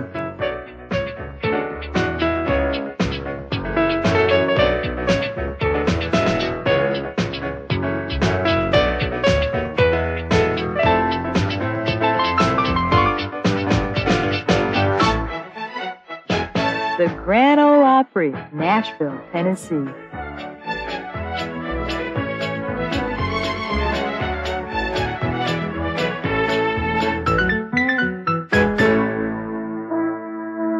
The Gus F. Wortham Theater Center, Houston, Texas.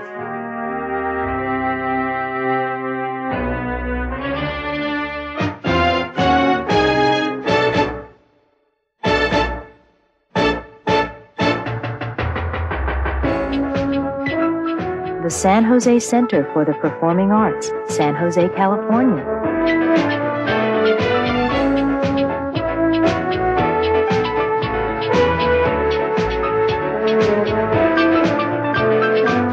The Music Center of Los Angeles County, Los Angeles, California.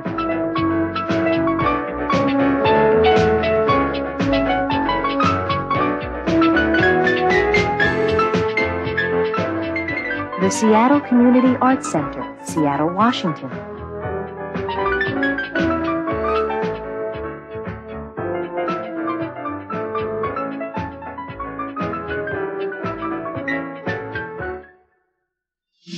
In Act 2, Richard meets with Mr. Carlson. Hello, Richard.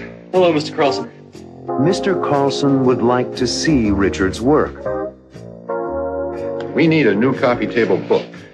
And a book of photos about the United States still feels right. Okay, let's take a look. Carlson likes Richard's photographs. I'm glad you like them. I do. But what?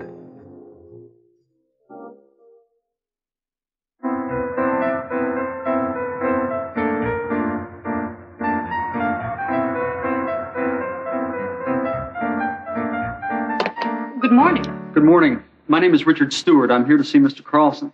Please sit down, Mr. Stewart. Mr. Carlson will be with you shortly. Thank you. Excuse me, Mr. Carlson, but Richard Stewart is here for his 10 o'clock appointment with you. Okay, thank you. Like I said, he'll be with you shortly. Thank you.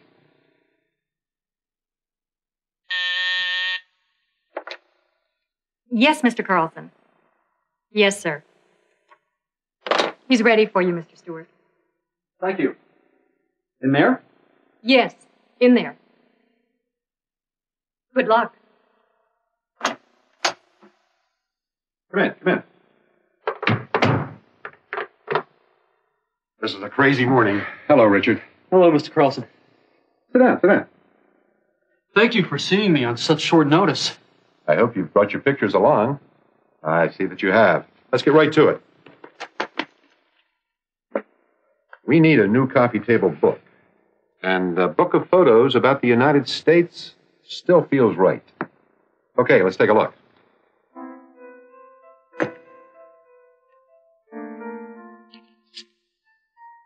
Good.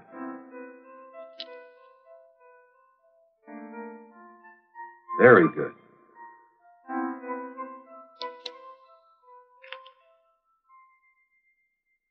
Family Album USA.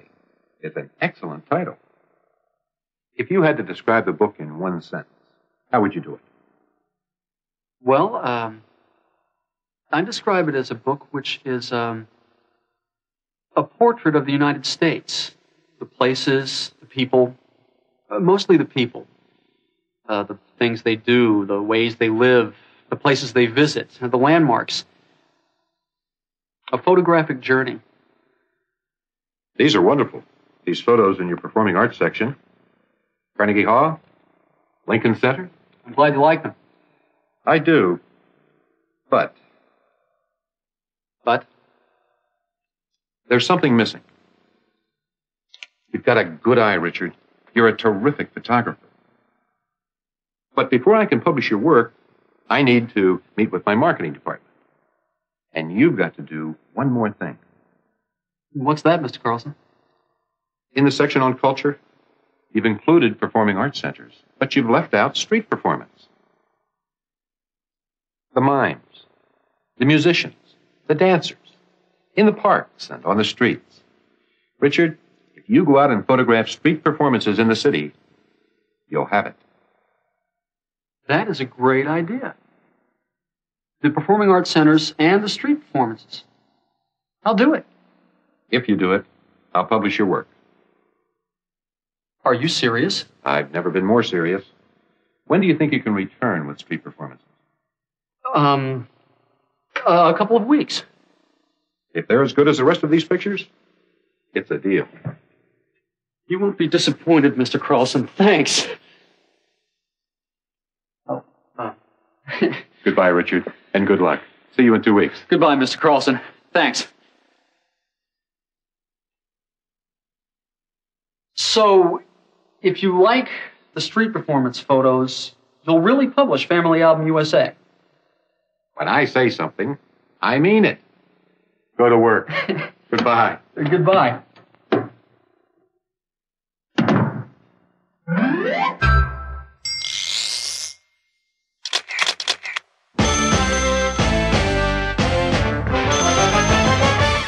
Hello, Mr. Carlson, please.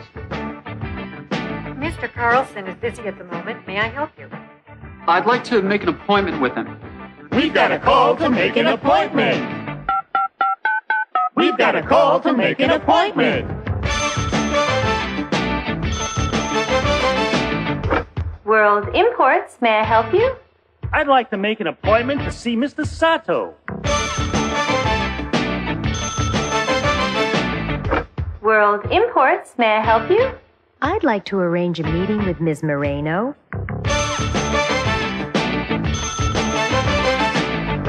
World Imports, may I help you? I'd like to set up a time to see Mr. Jackson. What time would you like to come in?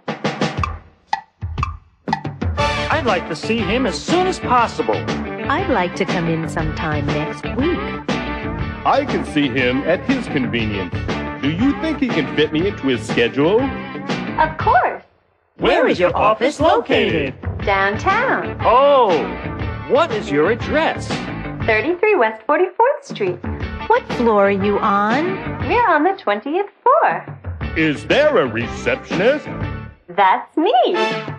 Good morning. My name is Richard Stewart. I'm here to see Mr. Carlson. It's time for the appointment. Hello, I'm here to see Mr. Sato. Good morning. I have an appointment with Ms. Moreno. Hi, Mr. Jackson is expecting me.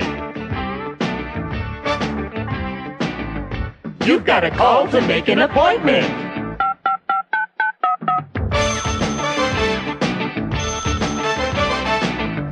World Imports, may I help you? What are you gonna say?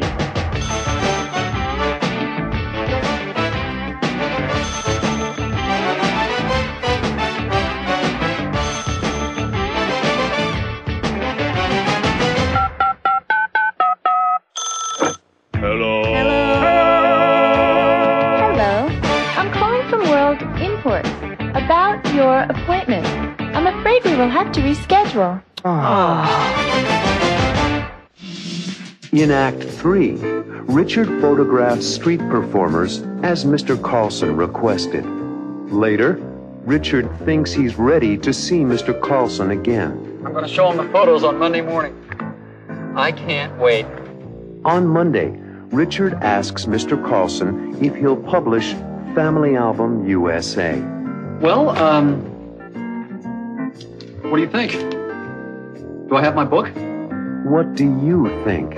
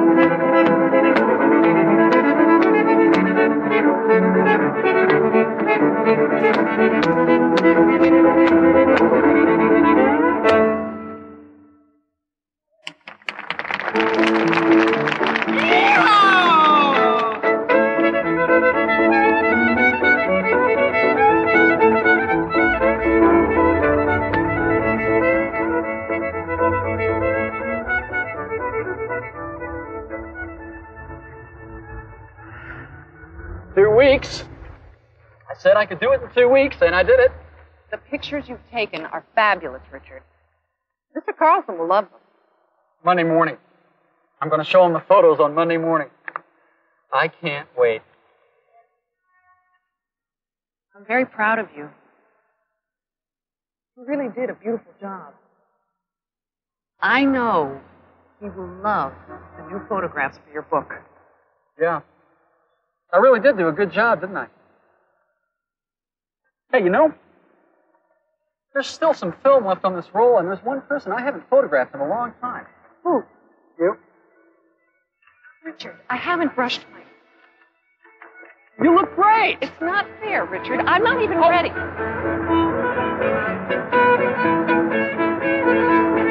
Oh, that's wonderful. That's wonderful.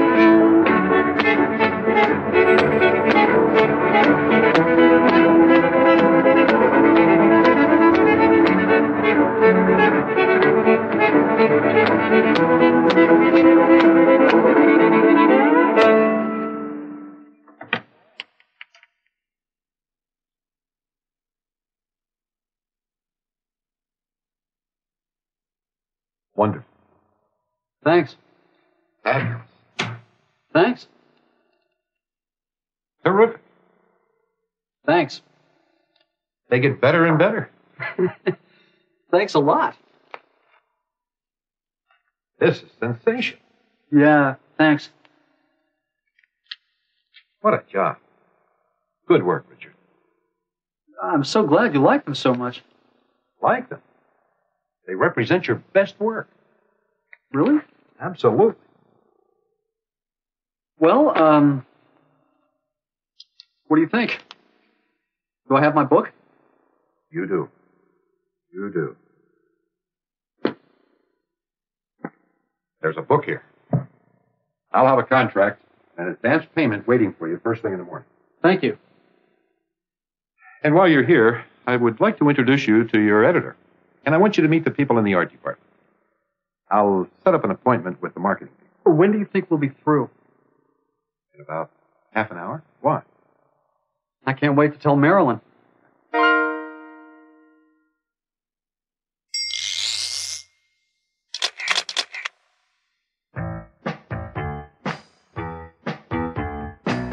Wonderful. Thanks. Fabulous. Thanks. Terrific. Thanks. This is sensational. Yeah, thanks. What a job. Good work, Richard. Look at that! Great! Look at that! Sensational! Great! Sensational! What do you think of that? Amazing! What do you think of that? Terrific! Amazing! Terrific! Look over here. What do you think of them? They're wonderful! Ooh, look at them! All right! They're fabulous! Wonderful! Fabulous! Check this out. What do you think of him? He's marvelous! Ooh, listen to that! Wow! He's incredible! Marvelous! Incredible! Look at him! He's fantastic! Look at him! He's super! Fantastic! Super! Great! Sensational! Amazing! Terrific! Fantastic! Super! Wonderful! Fabulous! Marvelous! Incredible! Outstanding!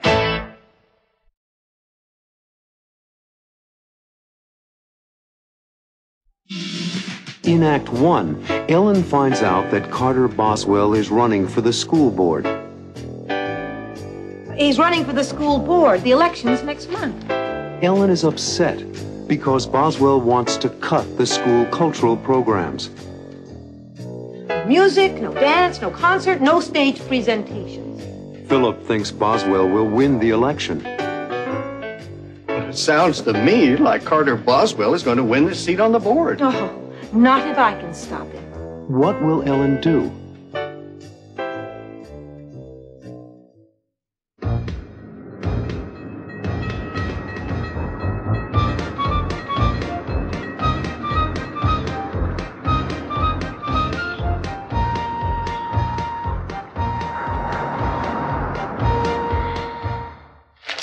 Don't believe it. What's wrong? Carter Boswell. Who's Carter Boswell? He's running for the school board. The election's next month. Oh, what's wrong with wanting to be on the school board? Nothing. But he wants to cut the school budget. Maybe it needs cutting. Cutting the budget is fine, but he wants to do it by cutting all the cultural programs. Music, no dance, no concert, no stage presentations. Why does he want to do that? Says it's to save the taxpayers money. And I think he believes that the taxpayers will vote for him if he spends less on the cultural programs. He's probably right. Lots of people want their taxes used for new books and new paint job in the schoolrooms. Maybe some of us would like to pay a little bit more and keep the cultural programs for our kids. Well, I'm not sure, Ellen. I hear it from my patients. Lots of people are tired of higher taxes. I know. But if Boswell wins, he'll be an important decision maker on the school board. And he doesn't know anything about our children's education. Who's running against him? Nobody. That's the problem. Well, it sounds to me like Carter Boswell is going to win the seat on the board. Oh, not if I can stop him. And how are you going to stop him? No. Maybe I'll run against him. Well, you've got my vote. I'm serious, Philip. Why shouldn't I run? Why shouldn't you run for what, Mom? Your mother is thinking of running for the school board. Hey, that's terrific, Mom. Against Carter Boswell? Great. Well, if I run for office, the voters will have a clear choice. I stand for everything Boswell doesn't. I think a lot of people will vote for you against Boswell, Ellen. I'll vote for you. Will you help me if I do run? Absolutely. The trouble is, it takes a little bit of money to run a campaign. I think you can make a difference, Ellen. And in a short campaign, you wouldn't need as much money. You know something, Ellen? Why not give the people of Riverdale a clear choice? I'm with you. You can make a difference.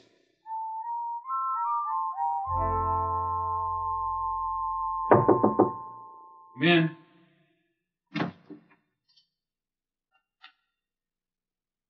Mr. Maxwell. Yes. Charles Maxwell. My name is Ellen Stewart. Hello. Please, sit down. You asked to see me. What would you like to see me about? I'd like your help. Editor of the most influential newspaper in Riverdale. Actually, it's the only newspaper. A lot of people would like my help. Do you have a story? I'm planning to run for the school board. Against Carter Boswell? Yes. Well, that is news. Will you announce that I'm running? Sure, but I need some information.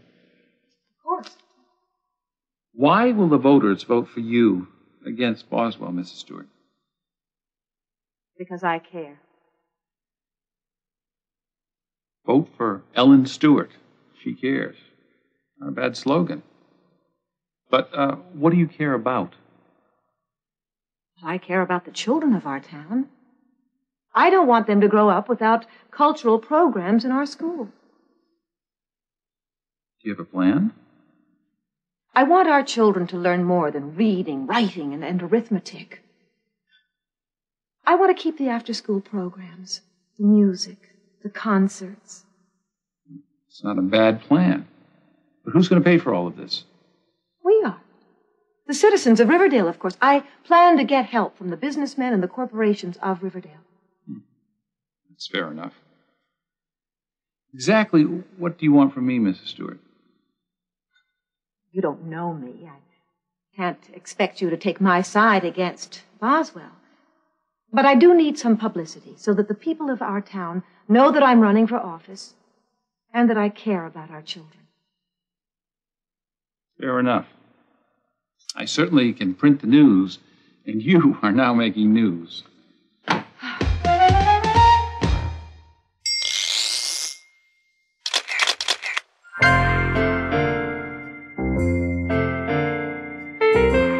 Why will the voters vote for you against Boswell, Mrs. Stewart? Because I care. Vote for Ellen Stewart. She cares. Not a bad slogan. Ellen Stewart. She cares. It is a good campaign slogan. People will hear it and know what I stand for. I care. I care about our children's education. Not just the school buildings themselves, but the children. I care about what children study and what they learn. I want them to learn about a variety of subjects, including music and literature and art. And I care about our children's activities after school. I want to keep their music programs, like the orchestra,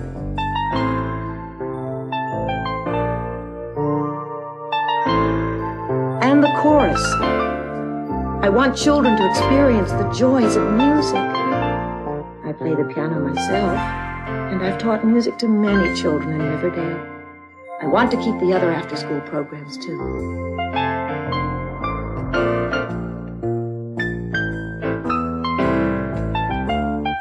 I have a plan. I'll get local businesses, banks, and other companies in the community to help.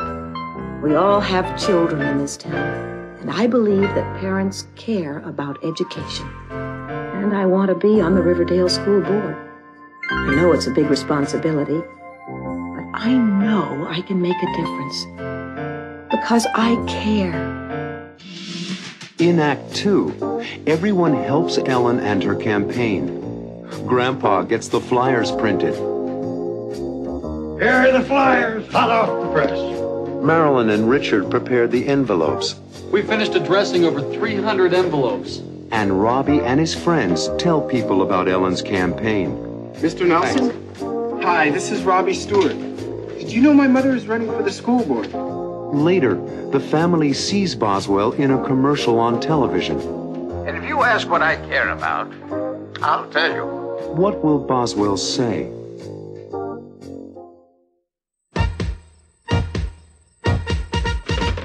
Here are the flyers, hot off the press.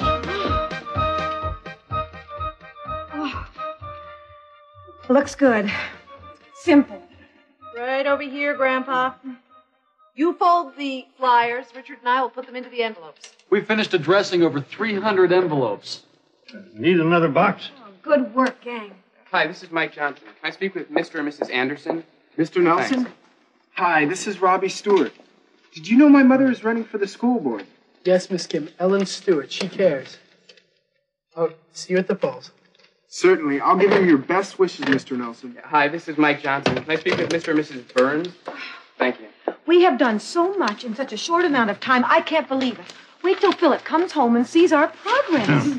Everyone saw the story in the Riverdale newspaper. Mr. Maxwell was very kind to print my announcement. It helps enormously. Everybody in Riverdale reads his paper. Your photo in it helped, too. Thanks to you, Richard. It's a good picture. Well, hi, all. Hello, darling. Yeah, may I help? Licking envelopes. I fold the flyers. We stuff them. And I lick the envelopes. Hey, everybody. Mrs. Greenberg is on the phone. She says Carter Boswell is on the TV right now, doing a commercial. Oh, what channel? 5. 5? And if you ask what I care about, I'll tell you. I care about the school buildings in need of paint. I care about more lockers for the teachers. I care about new fixtures in the hallways. Not music or dancing or entertainment. I care about the practical things. If you do, vote for me, Carter Boswell. A lot of people will agree with him. I told you. Too bad kids can't vote. It's our school, but we can't vote. There are people in favor of the cultural programs, Mom. There are, Ellen. Don't be upset by Boswell's commercial. You have to go on television, too. Oh, Boswell's a powerful speaker. You can be, too. Your ideas are good ones. I don't know. I'm not sure I'm up to it.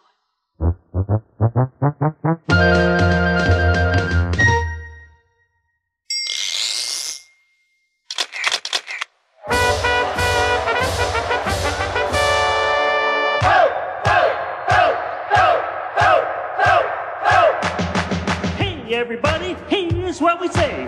Get out and vote on election day. You can make a difference. It's up to you. We need your vote if you want better schools. So clap your hands.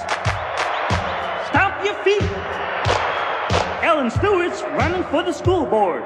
And we know she can't be beat. I said clap your hands.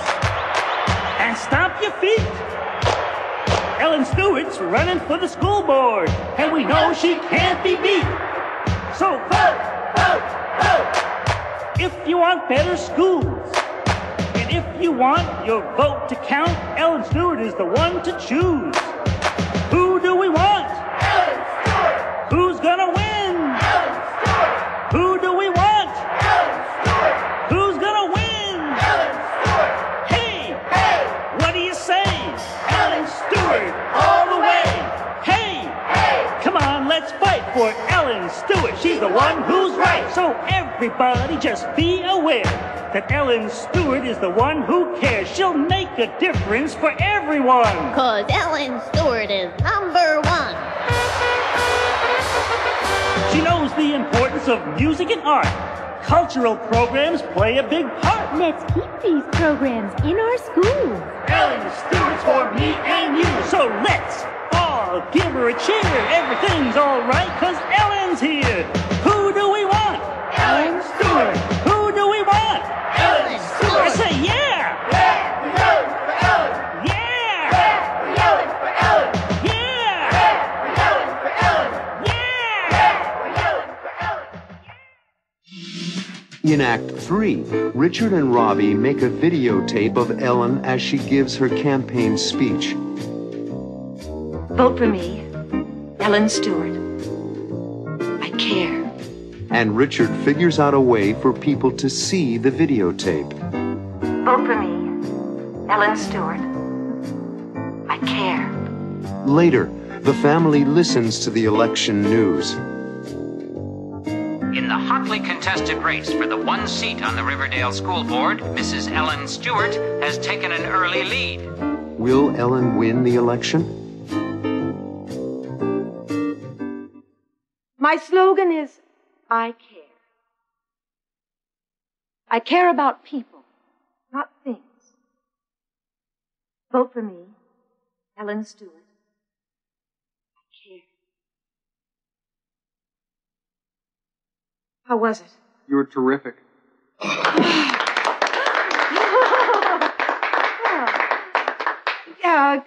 Can I see it? Sure.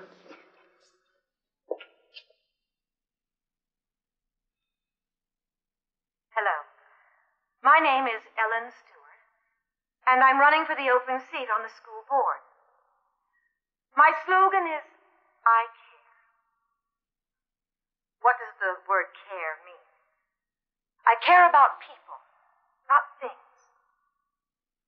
Vote for me, Ellen Stewart. I care. I like it. Now what? How can we possibly get it on so Riverdale will see it and hear it? Leave it to me.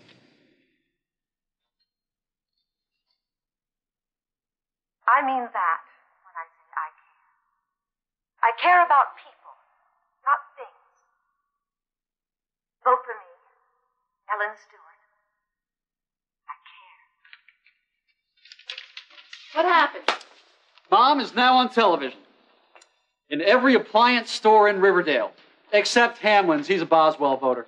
Well, that's a brilliant idea, Richard. You inherited your father's brain. We got our brains from you, Dad. And guess what? I called Channel 5. Their TV news is going to cover it.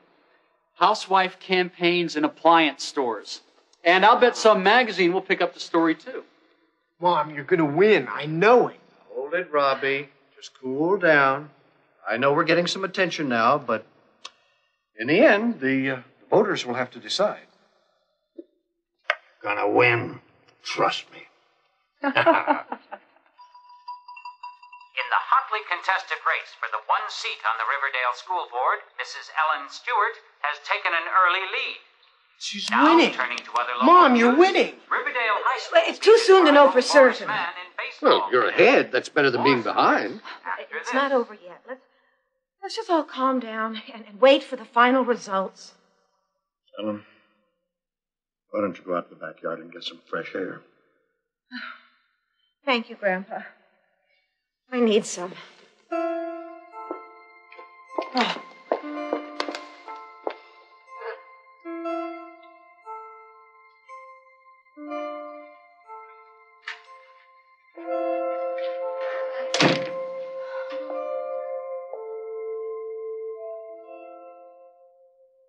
What happened?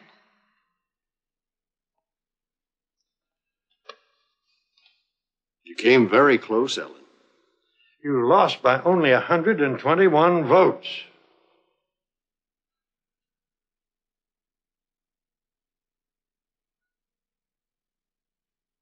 I lost. You tried, Mom. You lost by a very small number of votes. Only 121 votes. Sorry, Mom. Just wasn't enough time. You made a very strong impression on our community. You'll have another chance next election.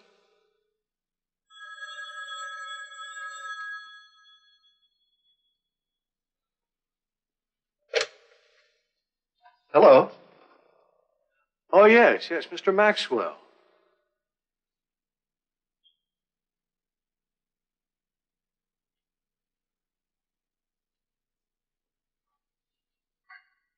Hello, Mr. Maxwell. How are you? I just called to tell you that you are very impressive.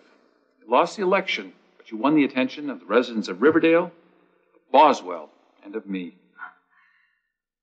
Oh, thank you, Mr. Maxwell. I appreciate your kind words. I needed that. I hear Boswell wants to appoint you to a special arts committee. Sending over a reporter in the morning to interview you. You are? I'm going to do an article on Ellen Stewart. She cares. You will all care now. Goodbye. Thank you. And goodbye.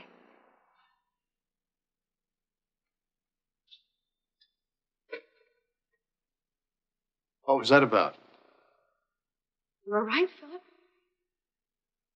I did make a difference in town. And in this family.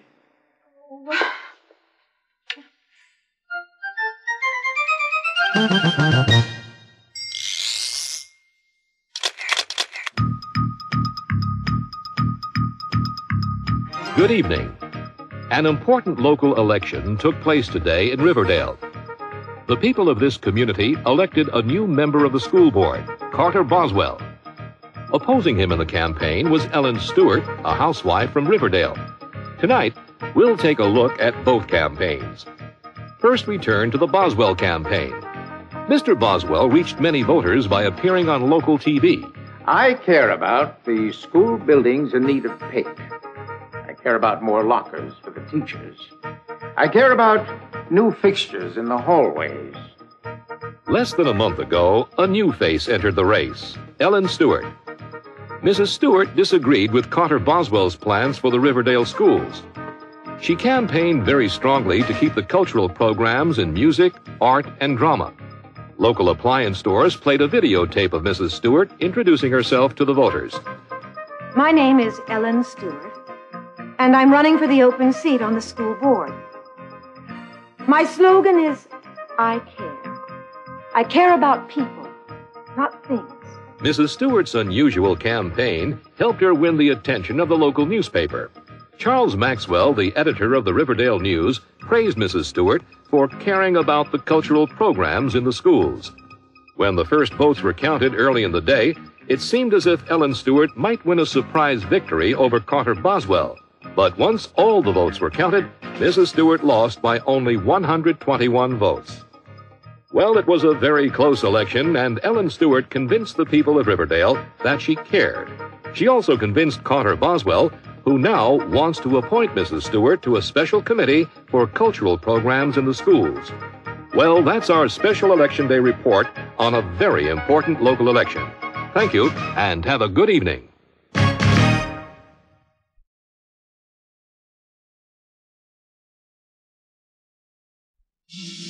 Today, Susan Stewart and Harry Bennett are getting married.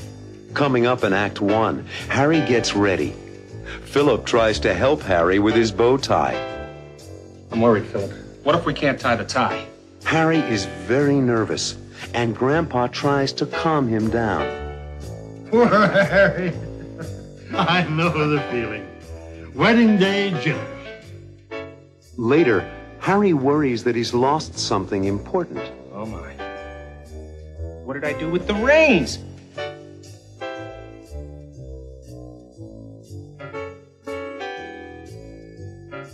What did I do with the rings? Will Harry find the wedding rings?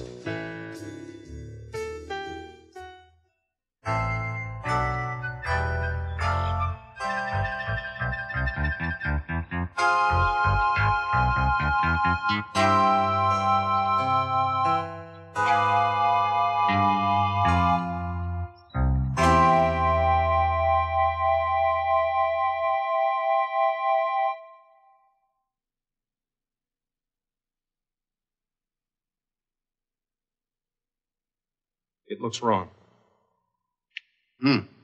It is wrong. Are they always that difficult to make? The truth is, yes. I'll try again. At this rate, the wedding will take place tomorrow. Not to worry. Okay, here we go.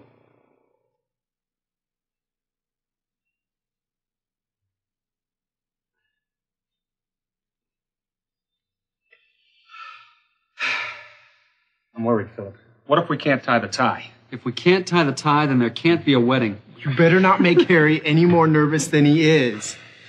Don't worry, we'll figure a way. How you doing, fellas?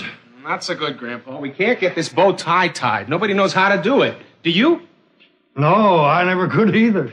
Well, you have your own tuxedo. How do you tie your bow tie? Yeah, Grandpa, I've seen you in it. You look great. How do you tie it? I don't. You don't? What do you mean? I never could tie one of those things, bow ties. I have always worn a clip-on bow tie. A clip-on? Of course. Now I remember. Yes, it's so easy. All you do is clip it around under your collar. We all need one of those. The tuxedo rental store. Do you think they're open? Should be. Sunday's their big day. I'll call and find out. Well, if they're not, I'll lend you mine, Harry. You're the only one who really needs to be wearing a tuxedo anyway. Thanks, Grandpa. I'm the father of the bride. I'm supposed to be worried about my daughter, and here I am with the man that's marrying my daughter, worrying about him. Poor Harry. I know the feeling. Wedding day jitters. Are they open? We're in luck. They're open, and they have lots of clip-on bow ties. I'll bicycle down to the village and get them. You better hurry, Robbie. There's lots of time. A little over 2 hours. In 2 hours and 15 minutes, I'll be married to Susan. And be a true member of the Stewart family. Oh, you're a lucky guy, Harry. Susan is one of the best women you'll ever find. She's just like her grandma. Now, once you put the ring on Susan's finger, you are one of us, Harry. And don't ever forget it. That's right. Ring. Ring. Oh, my. What did I do with the rings? I put them in the pocket of my sports jacket. No, I think you put them in your tuxedo jacket pocket, remember? Right.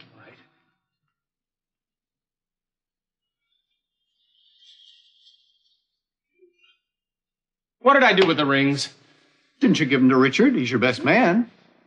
I remember. You gave them to Richard. Oh, yeah. I remember now. You handed them to me. What did I do with them? I hope they aren't lost. Oh, don't worry, Harry. They have to be here. I remember. I gave them to Robbie to hold so I wouldn't lose them. Where's Robbie? Relax, Harry. Robbie went to pick up the clip-on bow ties. Oh, I forgot. What time is it? It's still a little over 2 hours, Harry. Just relax. Well, what about the rings? I'm sure Robbie has them. No, Robbie doesn't have them.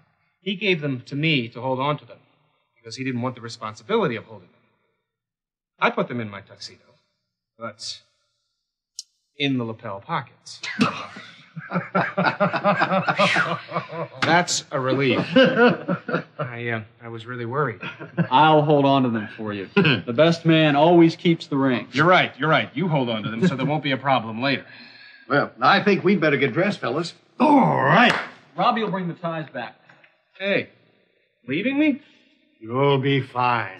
Try to take it easy. It'll all be over in 2 hours. Over? The wedding ceremony will be over. You'll be husband and wife. Oh, I guess you're right. 2 hours from now.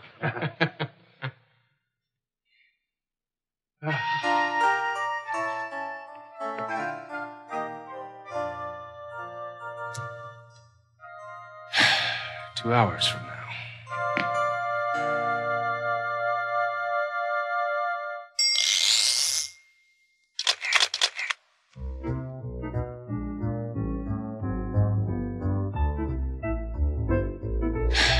Two hours from now. 2 more hours.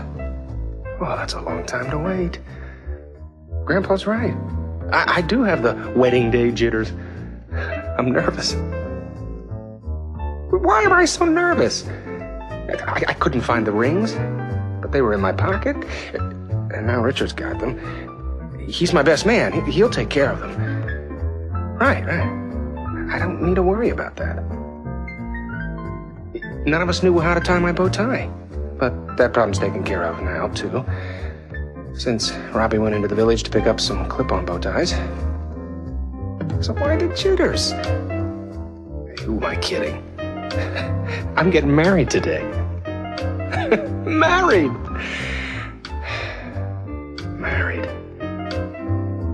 In just 2 hours, I'll be married to the most wonderful woman in the world. The woman I love. I fell in love with Susan on our very first date.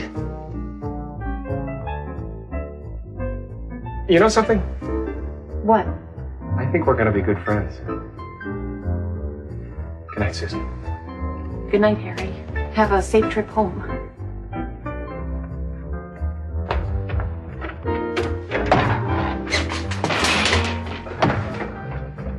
Are you all right? Sorry. I was nervous even then. Susan is beautiful. And intelligent. And kind. And we have fun together. She'll be a wonderful mother to Michelle. And soon she'll be my wife. Mrs. Harry Bennett. I couldn't be any happier. Less nervous, maybe. But I couldn't be any happier. In the next act, Susan gets ready for the wedding. Susan's mother, Ellen, gives her a special gift. My wristband. I wore it when I married your father. And Marilyn helps Susan with her veil. Doesn't it look just right, Susan? Perfect. Later, Susan looks serious. When you said I do, Marilyn, it suddenly became real. What is Susan thinking?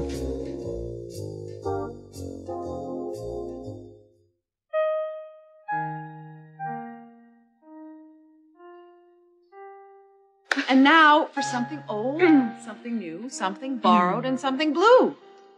Oh. Okay, let's see. Something borrowed. That's this dress.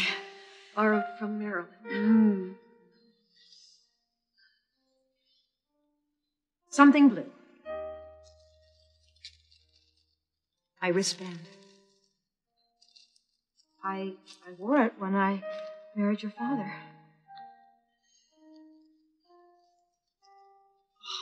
Oh, Mother. I forgot you still had it. It's just so lovely. I bought it in an antique shop when I was about 18 years old. I saved it for my wedding day. And you saved it for me, didn't you, Mother? Yes, honey.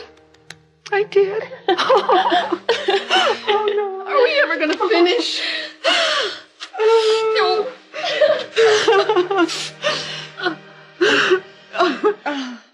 All right. Okay. Something borrowed. The wedding dress and something blue. The wristband. Something old. Something old. Right. What's old?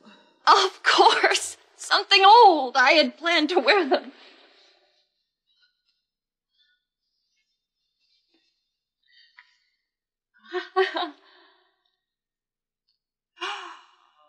Grandma's pearls. Oh, Grandpa will be so pleased that you're wearing them. I'm sure he misses Grandma on a day like this. Help me with them, Marilyn. Oh, I've never worn them before. I've been saving them for today. Saving them for today? Oh, you're a real steward.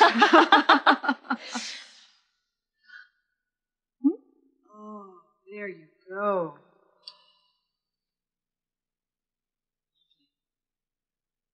Lovely.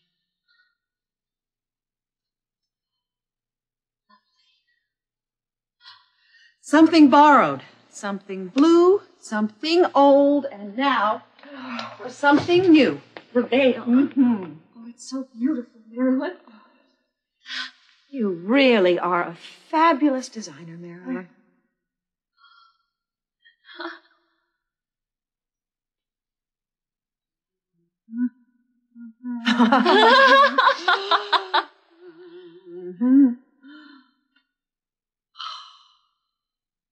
Doesn't it look just right, Susan? Perfect. And when you both say I do, Harry will lift this veil over your head and kiss the bride.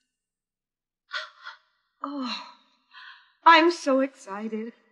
When you said I do, Marilyn, it suddenly became real. That's all right, Susan. You've got the wedding day jitters. In less than 2 hours, you will be Mrs. Harry Bennett. Oh, that reminds me. If we don't get dressed, we won't be there to see Susan become Mrs. Harry Bennett. Before you leave, do I look all right? Never looked better.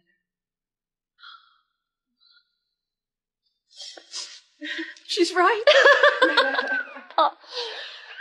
And that's dear little Mac. Got to go and feed him.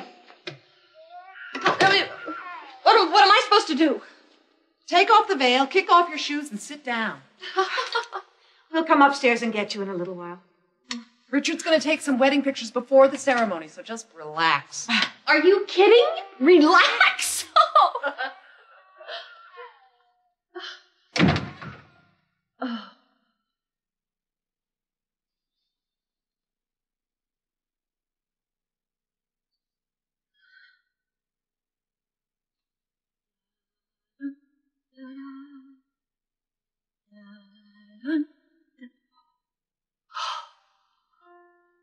Susan Stewart, you are about to become Susan Bennett, Mrs.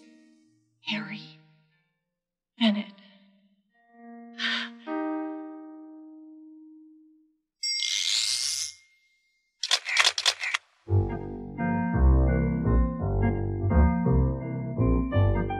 Mrs. Harry Bennett, huh?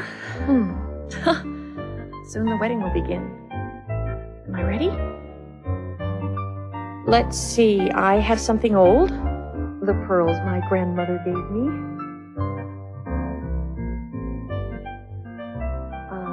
Something new. My beautiful veil. Something borrowed. This dress from Marilyn. Oh, it must be lucky. Marilyn wore this dress when she married Richard, and they seem very happy. Where was I? Oh, and something blue. The antique wristband from Mother. Oh, how sweet. She saved it for me all these years. I'm ready, but I'm nervous. Are all brides this nervous? I've waited for this wonderful day all my life. The day I marry the man I love. I love Harry. He's thoughtful and kind. What pretty flowers. Thank you.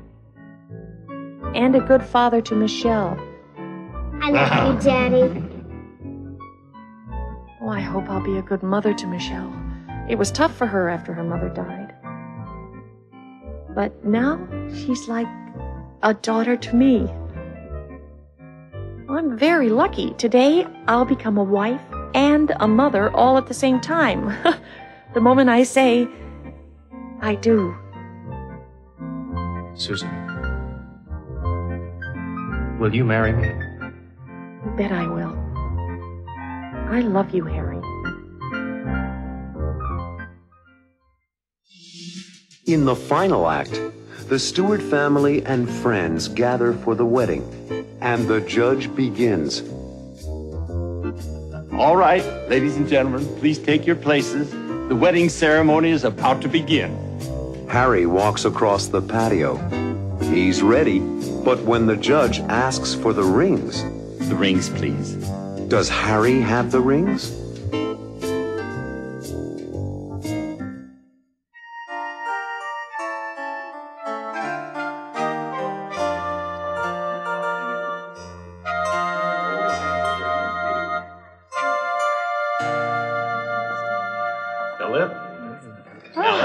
Judge. How are you? How are you, man? Hello. I think it's time for the wedding to begin.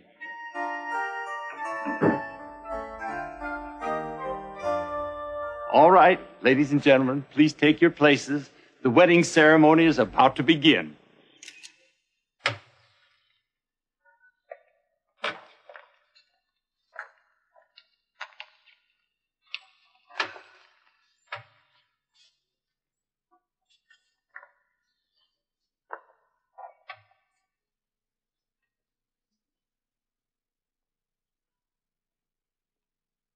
Okay, James, start the music.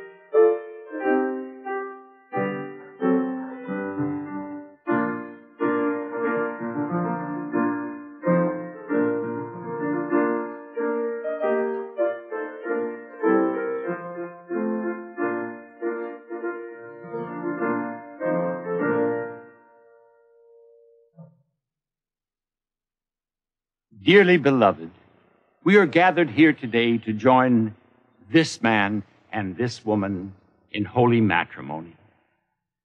Do either of you have any reason why you should not legally be joined in marriage? Is there anyone present who can show any just cause why these two people should not be legally joined in marriage? Then, Harry Bennett, you take Susan Stewart to be your lawful wedded wife.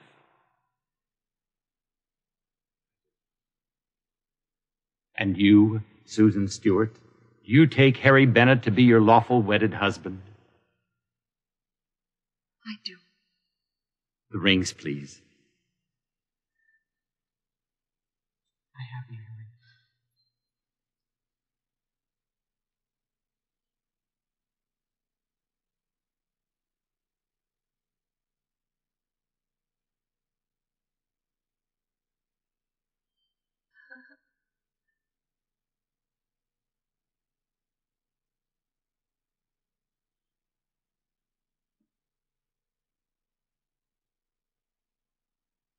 By the power vested in me by the laws of the state of New York, I now pronounce you husband and wife. You may kiss the bride now, Harry.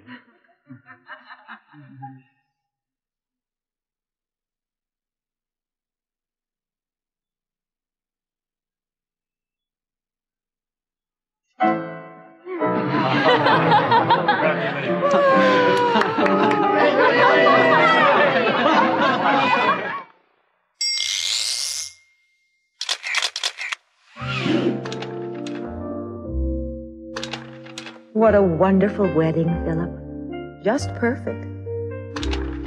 It was, Ellen, and you were the beautiful mother of the bride. Look at you, here, with Robbie, as he escorted you onto the patio. Robbie looked so grown up and handsome like his father. And look at Michelle. What a sweet flower girl. She was so excited. She'd never been to a wedding before. And here's Susan's bridesmaid, Marilyn. Marilyn was Susan's matron of honor, Philip. Look at Richard and Harry. They seem like brothers, don't they? And Dad with our new grandson, Max. I love this picture. And I love this one, of you escorting Susan. That's our little girl, Ellen. Oh, Philip. I remember when she was just a baby. Our little girl grew up so fast.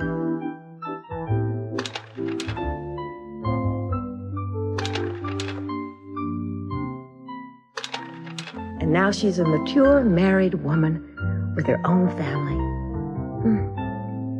I feel like I've lost my daughter. Ellen, you haven't lost a daughter. We've gained a son, a talented, intelligent, likable son who happens to love our daughter very much. We also have a lovely new granddaughter, Michelle. What a wonderful family. I love you, Philip. I love you too, Ellen.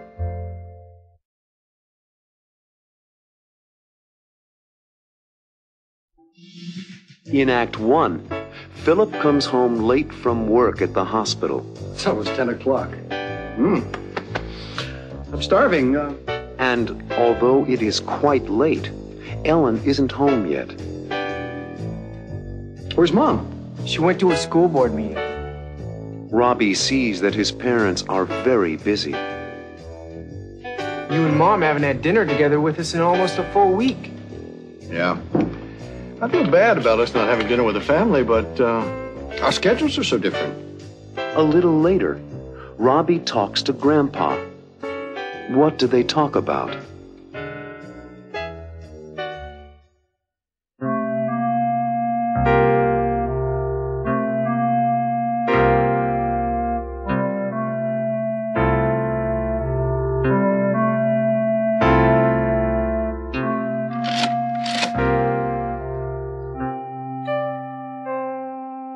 Where's Mom? She went to a school board meeting.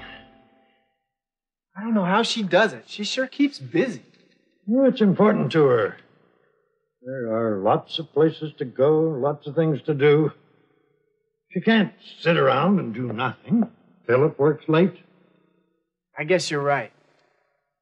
I wish I had her energy. Anybody home? We're in here, Dad. Oh. Hi, gang. Oh, Philip, how was your day? Oh, my day was just fine. So was my night. It's almost 10 o'clock. I'm starving. Where's Mom? She went to a school board meeting. There's a note for you on the refrigerator. Oh?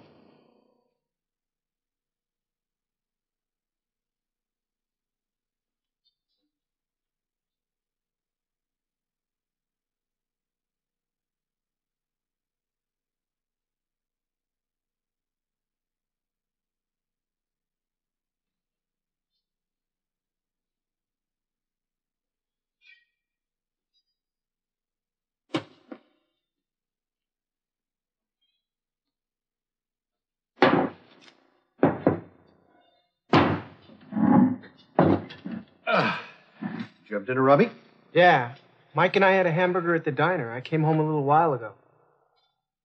You've been working late almost every night this week, Dad. Aren't you exhausted? I don't have time to be exhausted. You and Mom haven't had dinner together with us in almost a full week. Yeah. I feel bad about us not having dinner with the family, but our schedules are so different. Either I'm at the hospital doing paperwork, or Mom is at a committee meeting. I frankly don't know what to do about it. I'm worried about you and Mom. You really have been working too hard. Well, I think I've had enough of that sandwich. You didn't finish it. It's not good to eat before going to bed. Cookie can't hurt, though. Well, I'm heading off for bed, and a good night's sleep. Well, good night. Good night, son. Good night, Dad. I'm going to bed. Good night, Philip. Haven't you finished balancing that checkbook? I found another mistake. I'll be off to bed myself in a minute. Okay. All right.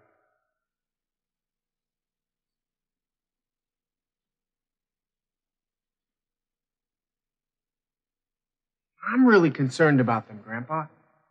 Concerned about whom? About Mom and Dad. They hardly ever see each other. Dad often works late, and Mom has all these committees she's on. What do you propose to do about it? You have that look in your eye. I don't know. But there must be a way of getting them to spend more time together. Quality time.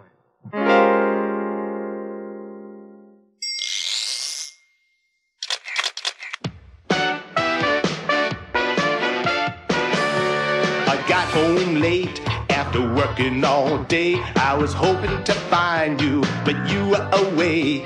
You left me some dinner, something to eat, but I won't be waiting up, 'cause I gotta get to sleep.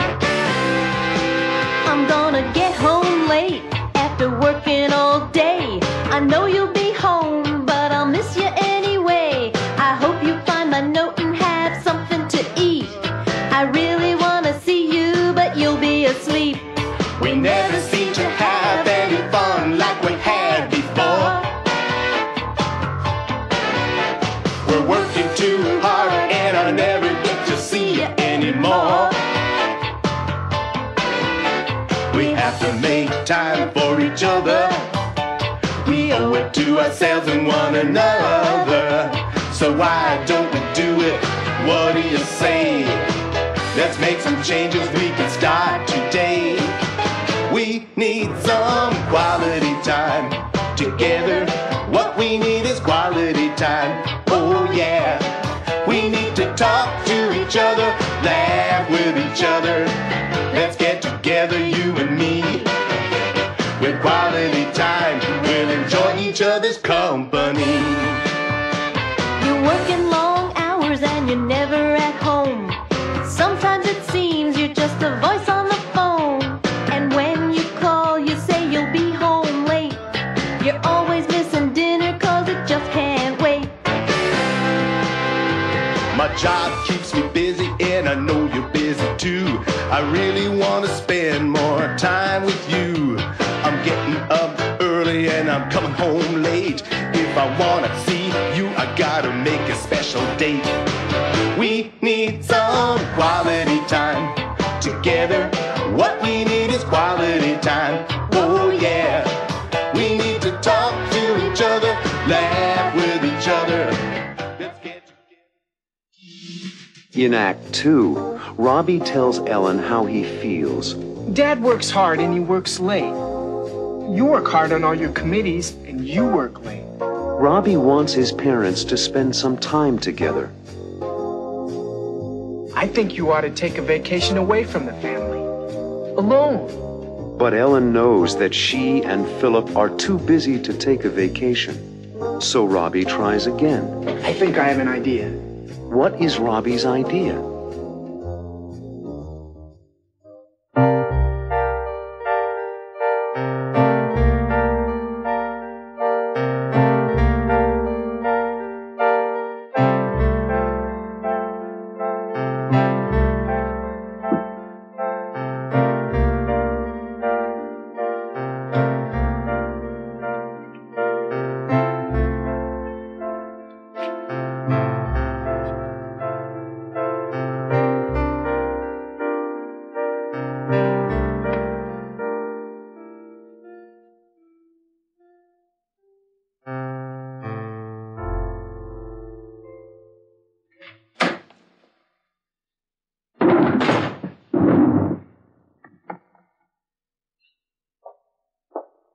there, Robbie. What are you doing up this late? Reading? Reading? This hour? Oh, come on, Robbie. What are you doing up this late? Things on my mind? Care to talk about them? Sure, if you don't mind listening. Robbie, remember me and your mother? If you have something you want to talk about, I'm always prepared to listen. You haven't been around much lately. That's it. Okay, let's talk. You and Dad are like ships that pass in the night. Dad works hard and he works late. You work hard on all your committees and you work late. I thought you were proud of the work I do. I am, Mom. Real proud. You are one fantastic mom, but I've been noticing how little quality time you spend with Dad and me. And the family.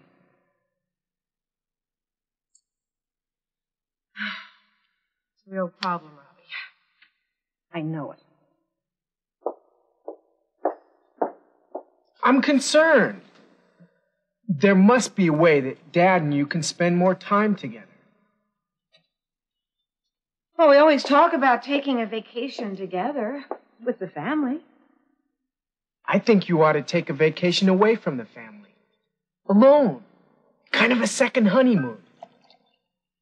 It would be wonderful, but our schedules won't allow it. I think I have an idea.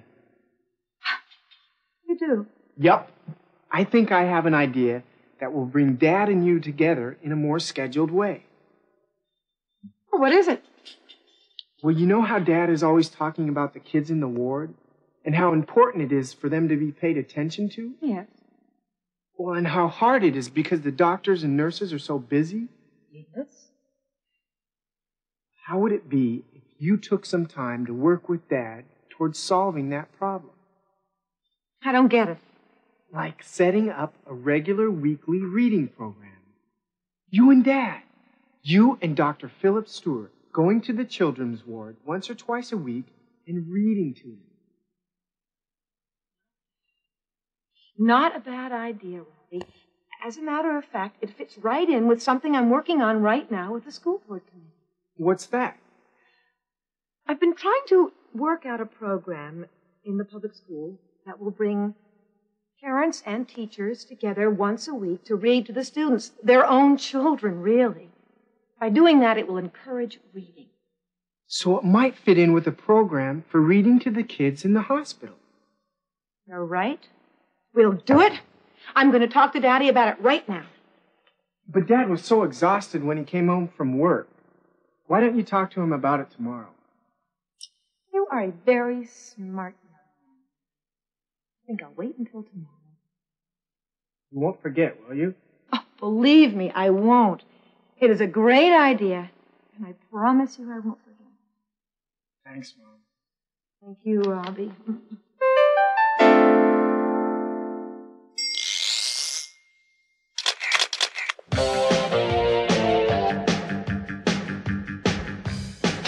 I don't get it. I don't understand. I don't follow you. No, no. Oh, no, no. Run that by me again, because I don't understand. No, no. I don't get it. I don't get it. What do you mean? I don't get the picture. Huh? I don't get it. Explain it all again, because I don't understand. No, no. I don't get it. What are you trying to say? What are you trying to say? I don't get it. Exactly what do you mean? I don't follow you. Could you explain that again? I don't get it. I don't understand. I don't follow you. No, no. Oh, no, no.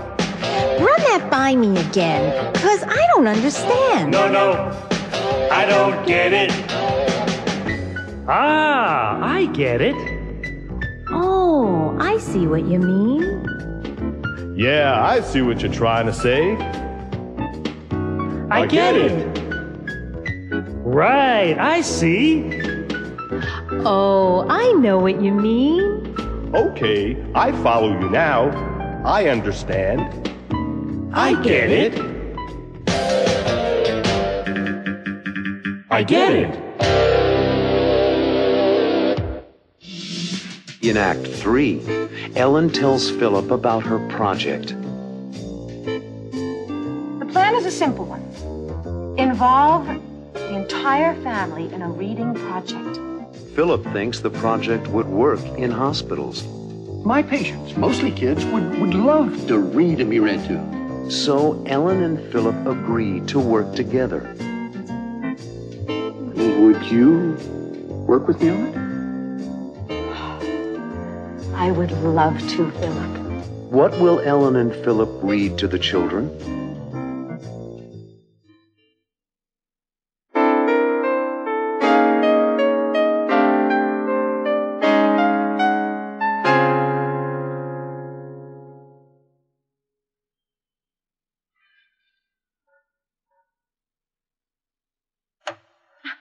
Good morning. Oh, what a wonderful morning. Don't the flowers smell wonderful? Good morning, Ellen. Yes, they do. That's why I'm reading my paper and having my coffee on the patio this morning. Ah, it does smell sweet. How was your school board meeting last night? You must have come home very late. Did you find the sandwich I made for you? Thanks, dear. I was so tired I didn't even finish it. Philip, I've been working on a special project with the school board, and I'd like your opinion about it. What is it? I've been trying to find a way to encourage reading. Good luck. Oh, I think I may have found a way to do it. Yeah, tell me about it. I work with families every day, Ellen. I see how people spend their leisure time, young and old. Mostly watching television. Well, that would be okay if, and I repeat, if people took the time to read. I couldn't agree with you more. The question is, how do we get them to read more? I think you're going to give me the answer to that question. You have that look in your eye. I do have an answer, Philip, or at least I think I do. Well, tell me about it. The plan is a simple one. Involve the entire family in a reading project. In the home? Yes, in the home, but first in the schoolrooms. Interesting. But how do you plan to do that? By arranging with the public schools to schedule 1 hour a week to start with. During that time, parents are invited to attend and to read along with the children, their children. It can go beyond the school system, Ellen. Really? I guarantee you it would go very well in the hospitals. Yes, my patients, mostly kids, would love to read and be read to. Think so? I know so. Maybe we can experiment with your patients and see how the plan works. I love the idea. Would you work with me on it? I would love to. And that way, we'll spend more time together, Ellen. We just don't see each other anymore. You and I are very busy these days, this is true. We need to find time to be together more, to do things together more. You and I. This would be a wonderful way to accomplish that. I have a question. Yes. What do we read? To the patients in the ward? Yes. Well, let's you and I talk about it. What would you like to read?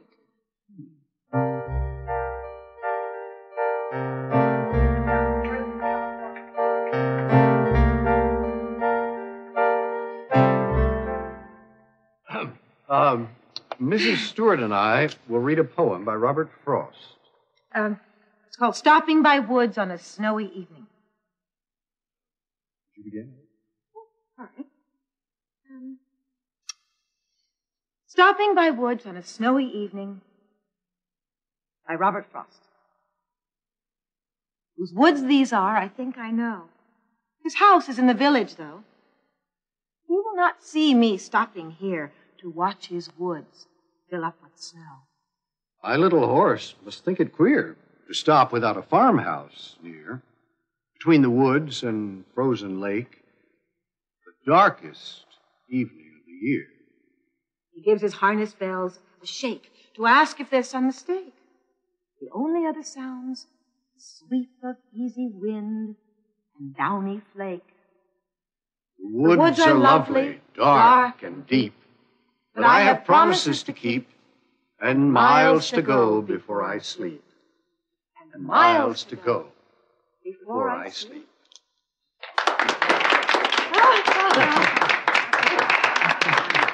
You two belong on stage. That was wonderful. Grandpa. Dad, Robbie, when did you come? We've been listening to you both. These are lucky kids. Do you enjoy reading together? Well, we may read together aloud at home. You were right, Robbie. I know.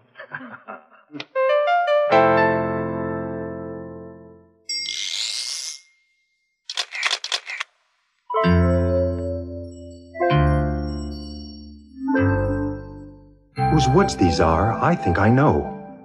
His house is in the village, though. He will not see me stopping here to watch his woods fill up with snow. My little horse must think it queer to stop without a farmhouse near, between the woods and frozen lake, the darkest evening of the year. He gives his harness bells a shake to ask if there is some mistake. The only other sound's the sweep of easy wind and downy flake. The woods are lovely, dark and deep, but I have promises to keep, and miles to go before I sleep, and miles to go before I sleep. Whose woods these are, I think I know. His house is in the village, though. He will not see me stopping here to watch his woods fill up with snow. My little horse must think it queer to stop without a farmhouse near, between the woods and frozen lake, the darkest evening of the year. He gives his harness bells a shake to ask if there is some mistake. The only other sound's the sweep of easy wind and downy flake.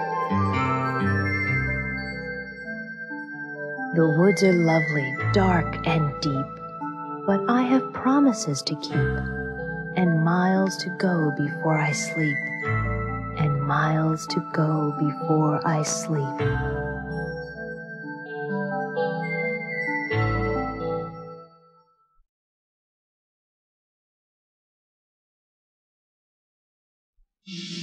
In Act 1, Susan and Harry talk about their lives together. We couldn't ask for anything more, could we? Well? Susan wants to know what Harry is thinking. Well? Are you going to tell me what's on your mind, Harry? Michelle wonders if everything is all right. Is everything okay?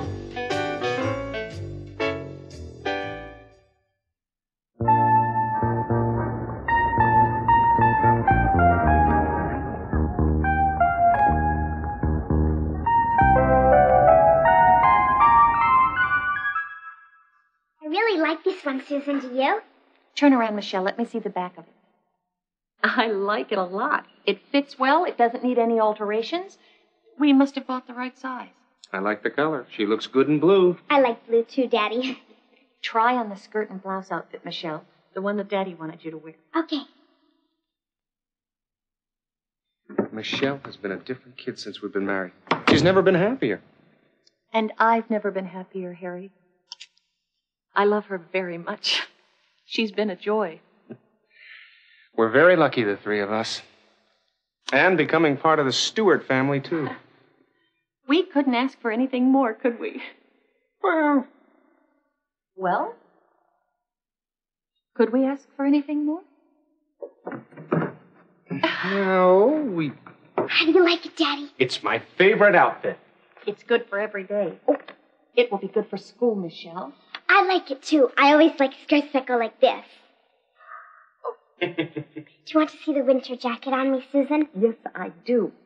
Change back into your jeans and put on the new winter jacket we bought today. Okay.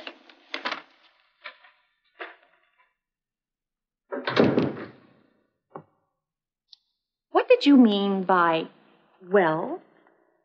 You had something on your mind when I said we couldn't ask for anything more.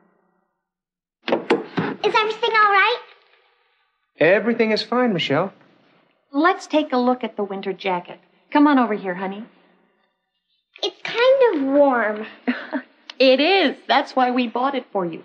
This will be a perfect jacket for the winter time when it's very cold out. But it's kind of small also. We must have bought the wrong size. Looks like we should have bought a bigger one. I guess we'll have to exchange it, too. I'm sure the store has others. I look silly. It is too small. You're growing so fast, Michelle. Can I take it off? I'm hot. Sure. Put it back in your room and we'll hang everything up later. Well, are you going to tell me what's on your mind, Harry? I have been offered a job with a major accounting company in Los Angeles.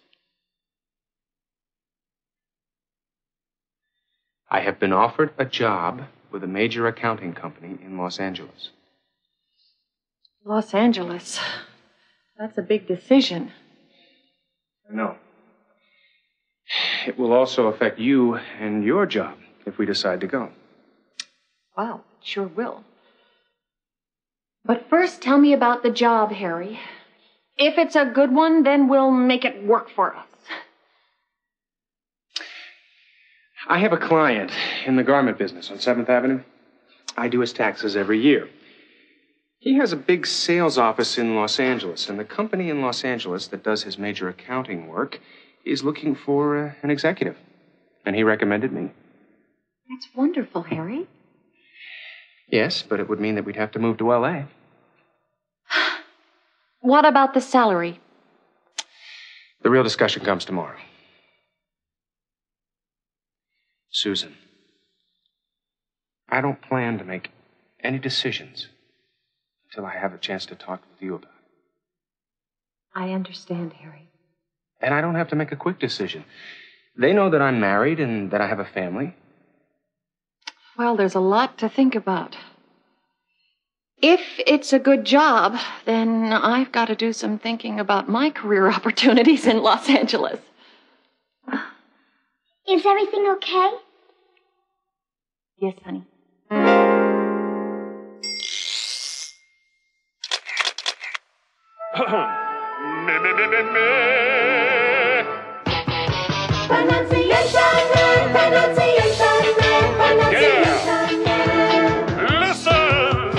Harry told Susan he was thinking about a new job in California. She must have been surprised. You can see it in her face. It's clear to me. It's easy to see. She must have been surprised. Must have been? You mean must have been. We can say must have in conversation. And sometimes we don't pronounce the V. And so you hear musta. She must have been surprised. Yes, yes, yes. I can see that she was surprised. It's very obvious. But must have? Well, you don't have to say it, but sometimes you're gonna hear it. We must have bought the wrong size. What? We must have bought the wrong size. They must have bought the wrong size. You can see that the jacket is much too small. It's clear to me. It's easy to see. They must have bought the wrong size. No kidding. Is everything okay? She looks worried. Yes, I can see that. Do you think she heard Susan and Harry talking about moving to Los Angeles? Well, evidently she heard something. Or she saw the serious look on their faces. Michelle is obviously concerned. She saw something. Yes, She must have seen something. She must have seen something.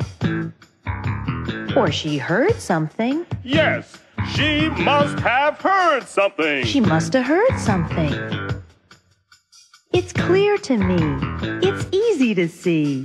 I must have been crazy to come here.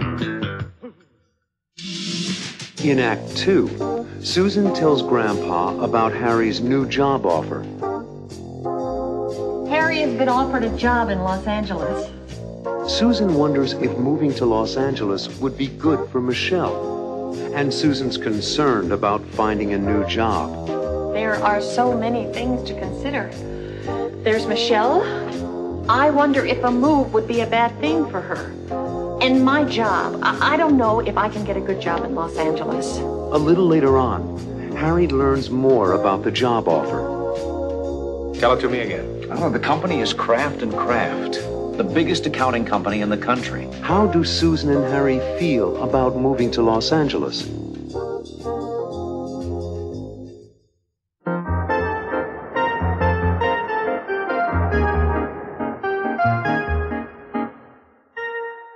Hello. Hello there. Are you ready for lunch with your grandpa? Oh, hi, Grandpa. Yes, of course I am, but my mind isn't. What's the matter, Susan? A real dilemma. Does it have anything to do with you and Harry? Yes, but I don't know where to start. Maybe I can help. Tell me what it is, Susan. Thanks, Grandpa. Please sit down. Oh. Harry has been offered a job in Los Angeles. Well, this is something to think about. There are so many things to consider. There's Michelle. I wonder if a move would be a bad thing for her. And my job. I don't know if I can get a good job in Los Angeles.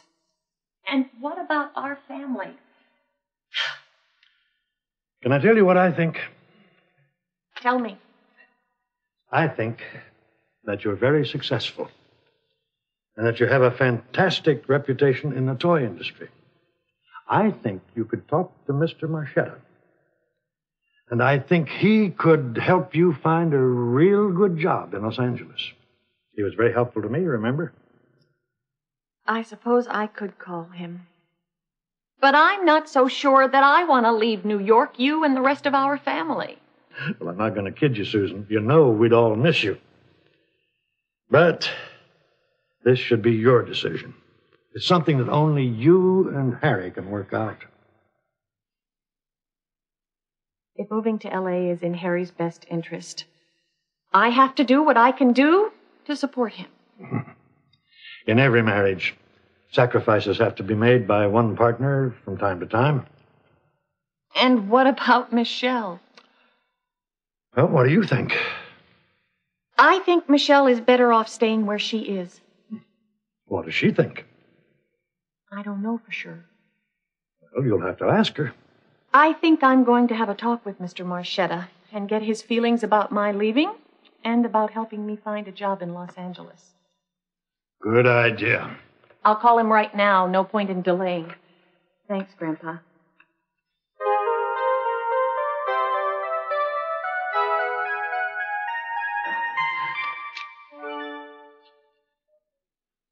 Harry, it's the perfect job for you. You'll love it. It's a big decision for me, Bill. And I have to discuss it with my wife.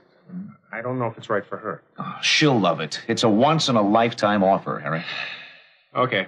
Tell it to me again. Oh, the company is Kraft & Kraft, the biggest accounting company in the country. I know the company well. It's big. The biggest? Yeah, the biggest. When do I have to let you know? Now, talk it over. Think it over. Let me know by the end of the week. When would we have to move? As soon as possible. I also have my daughter to consider. I don't want to interrupt her school year. Let me know by the end of the week. It's a great opportunity for you, Harry, believe me. I know. Kraft & Kraft is the biggest in the country. Yeah, I know. The biggest.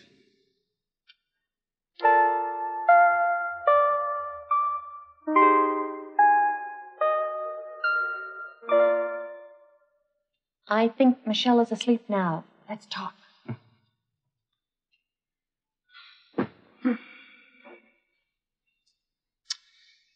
I met with Bill York today. And I talked with Mr. Marchetta. Did York make the offer? Yep. He asked me if I want the job. That's exciting, Harry. What was it? A vice presidency with the biggest accounting company in the country. Kraft & Kraft. Aren't you excited about that? Sure I am, but there's so much more to consider. I talked to Mr. Marchetta. What did he say? Did you tell him about me? Of course, Harry. I want what's best for you. And I think I can get a good job through Mr. Marchetta in Los Angeles also. You're kidding. No, I'm not kidding. I talked with him and he understands completely. He has a major toy buyer in Los Angeles and he's pretty sure that I can get a good job there. Unbelievable. But I think we should talk to Michelle about all of this. You're right. We'll talk to her about it. And how do you feel about taking the job in Los Angeles? How should I feel? It's the biggest company in the country. Well, then you feel good about taking it. Well, I feel fine about it. Why shouldn't I?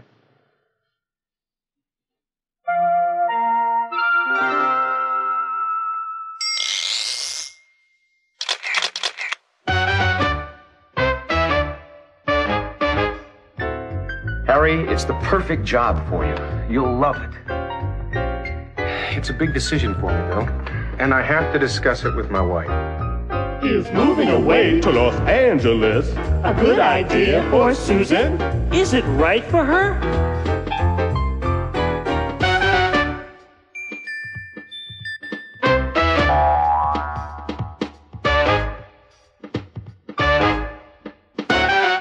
I don't know if it's right for her. What does Susan think? What is she asking herself? Her question is, Can I get a good job in Los Angeles?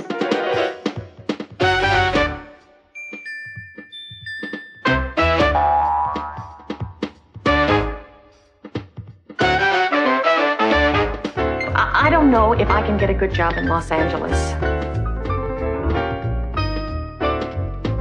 And what about Michelle? Would Michelle like to move? Or would a move be a bad thing for her?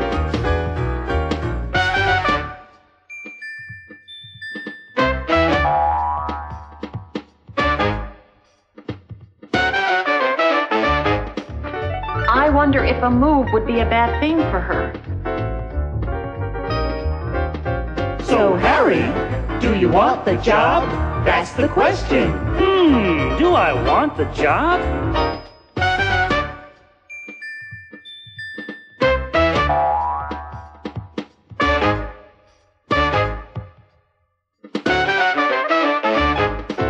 He asked me if I want the job. So what do you think? Will Harry take the job? I don't know if he'll take the job. In Act 3, Susan and Michelle talk about moving to Los Angeles. How do you feel about it? Well, I really wouldn't want to move, but... But? Later, when Harry gets home, Susan explains how she and Michelle feel. Michelle and I have all kinds of feelings about leaving New York, the family and friends. Harry listens to them, but it's time for him to make a decision. Now, tell us about your talk with Mr. York. Did you take the job? Do you think Harry took the job?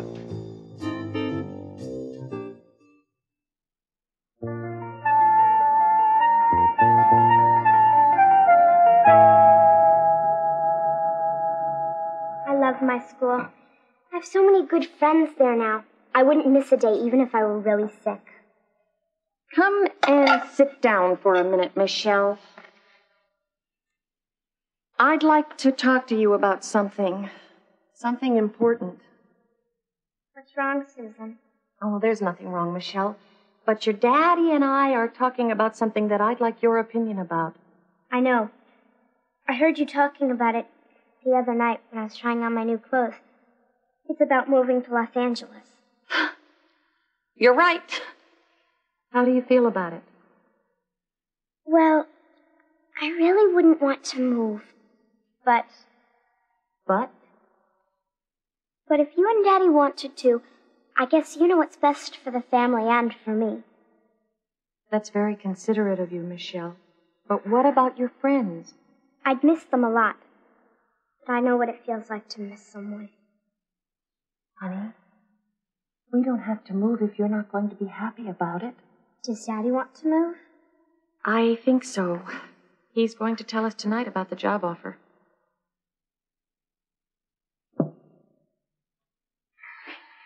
Well, how was everybody's day today? Michelle was chosen to do the school poster for the play this year. Congratulations, Michelle. That's something. And how was your day, Susan? I see you're in a good mood. Why don't you tell us about your day? I met with Bill York. It's okay to talk about it, Harry. Michelle knows all about it. Really? Really, Harry. Michelle and I have all kinds of feelings about leaving New York, the family and friends. But if you think you should take the job, we're behind you. What about Michelle's school? We'll move after the school term. What about her new friends? I'll make new friends, wherever we are, as long as we're together. We're a family, Harry. Whatever you think is right for you is right for us. I am so touched. The two of you are really something. We love you, Daddy. And I love you. Okay. Now, tell us about your talk with Mr. York. Did you take the job? Nope. What? No? You didn't take it? No, I did not take the job. But, Daddy, I thought... Harry, you didn't turn it down because of me. Or me. No, I turned it down because of me. How's that? Well, I began to think about you and about Michelle. And then I asked myself, do I really want to work for the biggest company in the country? And? And I don't. I went into business for myself because I like being my own boss. I run my own company. I'm a big fish in a little pond. I'm not really sure I want to be a little fish in a big pond. Oh, Daddy, does that mean we don't have to move? That's right, sweetheart. Are you sure? I couldn't be more sure, Susan. I'm glad if you are, Harry. And besides, how could I live in Los Angeles when all my favorite people live here? Your favorite people? Who's that? The Stewart family, of course.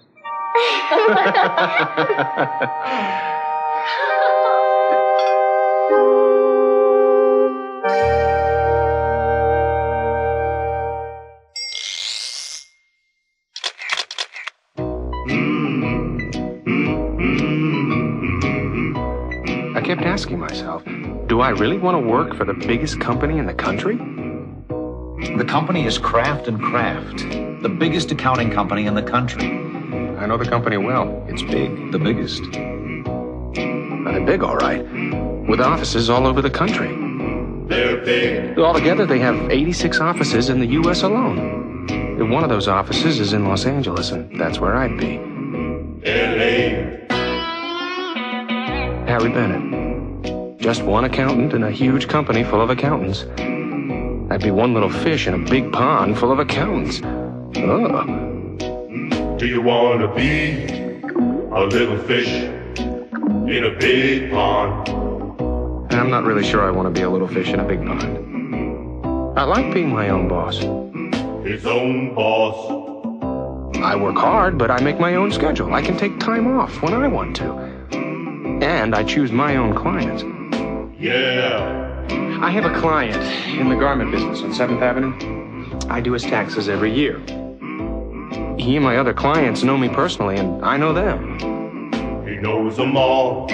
They tell me I make a big difference in their businesses. And I do it my way, as president of my own company. Yeah. I guess you could say I like being a big fish in my own little pond. Yeah. He wants to be a big fish in a little pond. A little pond.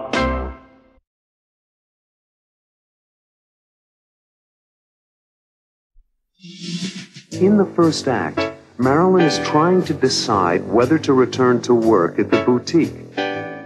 I've been wrestling with the question of whether I go back to work or not. Since her son Max was born, Marilyn has been staying at home taking care of him. And she'd like to continue. I want to be with Max as a full-time mother, especially when he's a baby. But Marilyn's boss, Rita May, wants Marilyn to come back to work soon. She wants to know when I think I'll be returning to the boutique. What does Marilyn want to do?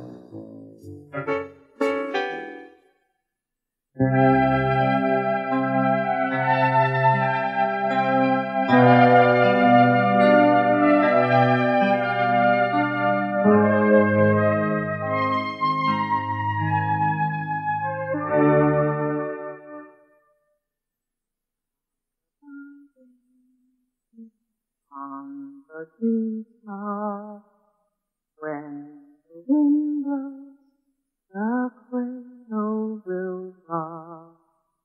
When the bough breaks, the cradle will fall, and down will come baby, cradle and all.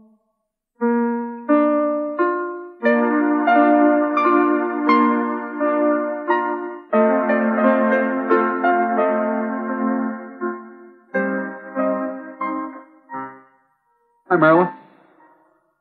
What are you doing? Sketching.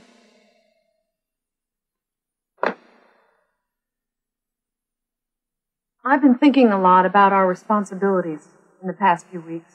I never stopped thinking about them. I've been wrestling with the question of whether I go back to work or not. I see. And I'm torn. I really want to go back to work. Use my talents, pursue my career in fashion design like we always thought I would, but now I want to be with Max as a full-time mother, especially when he's a baby. I really understand, Marilyn, but you never have to worry about Max. His mother and Grandpa, and I can always arrange my photo schedule around your schedule if that will help. It's not the same, Richard. Have you discussed going back to work with your boss? Rita May called yesterday. Ah, that's what's got you thinking, isn't it? She wants to know when I think I'll be returning to the boutique. And you said? I said I'd give her an answer in a few days. That I wasn't sure. I'm sure Rita May will understand and wait until you're ready to go back to work. Maybe she will, and maybe she won't. Who knows? If I don't accept her offer, maybe she'll find someone else in the meantime, and when I'm ready to go back, there won't be a job for me. Oh, that's something to consider. You got yourself to think about, too. But I am thinking about myself, don't you see? What do you mean? It's not just the job. It's also my career as Max's mother. That's the way I look at it. I have two career opportunities at the same time. My career as a fashion designer and my career as a mother. I never really thought about being a mother as a career. I guess you do have two career opportunities and a decision to make. I hear Max. I'll go to him. No, that's okay. I'll do it.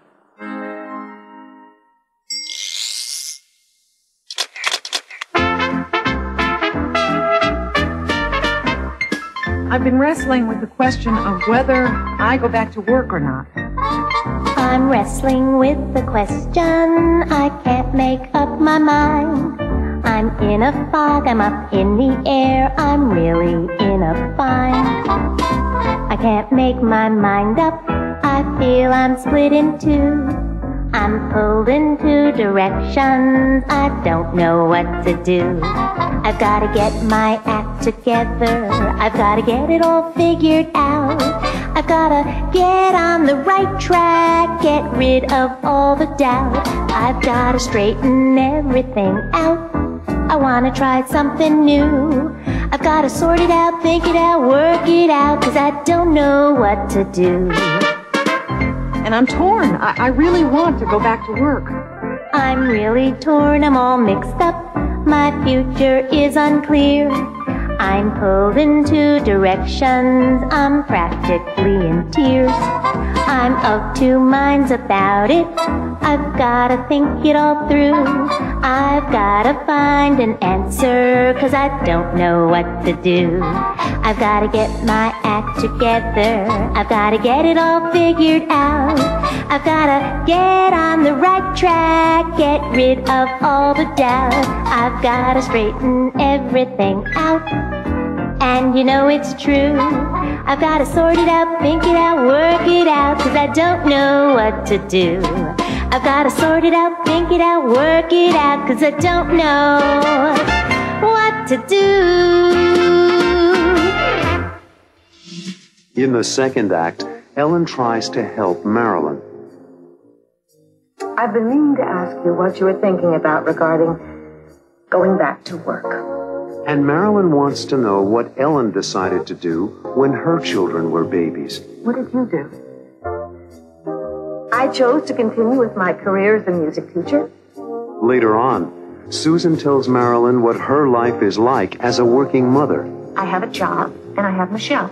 I take care of both to the best of my ability. What will Marilyn decide to do?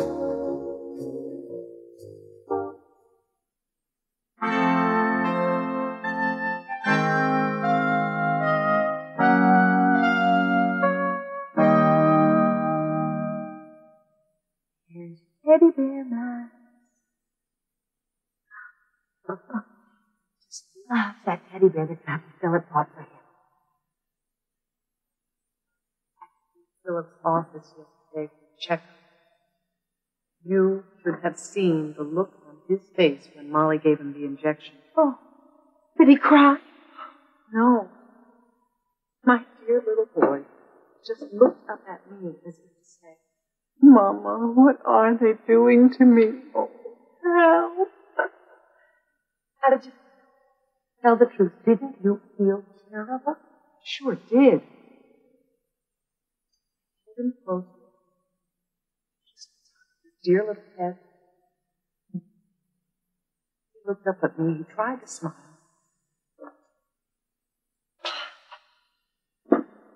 Being with him helped. Helped him or helped you? Being a mother is not easy, if that's what you mean. Speaking of being a mother, I've been meaning to ask you what you were thinking about regarding going back to work. I know Rita may fault. I can imagine what is going through your head. I'm sure you can, Ellen. There are so many things to consider. One thing that makes it easier for you is that you have us. Max will always have a family member to watch over him while you're at work. I didn't have that when Richard and Susan were here. What did you do? I chose to continue with my career as a music teacher. We hired a woman to watch Richard and then Susan. And I continued with my career. Think you made the right decision? I think I did. But when Robbie was born, I decided to give full-time attention to raising Robbie. I felt differently at that. And you gave up your career as a music teacher? Not exactly. I continued to teach piano lessons. What did you feel about being away when Susan and Richard were babies? I think I did the right thing. For them and for myself and for Philip. We needed the money, remember? We do too, Ellen. Everything I earn helps us towards getting that house we want and need. I can't wait it's just a little older. Our toy company makes the most wonderful toys for kids. Max thanks you. I thank you. Richard thanks you. Now, may I please say hello? Hello. Hello. Mwah. I miss Max and think about him all week long. We talk about him at dinner time. Oh, will you please try to relax? I've never seen you so wound up. You seem to be enjoying the pressure. The truth is, I am. My job is not an easy one, but I really enjoy it. That is exactly what I wanted to talk to you about, Susan. What's the problem? Marilyn's career. Well, my choice of careers. My career as a fashion designer versus my career as a mother. Why does it have to be one or the other? That's what I say. How's that? Why can't you do both?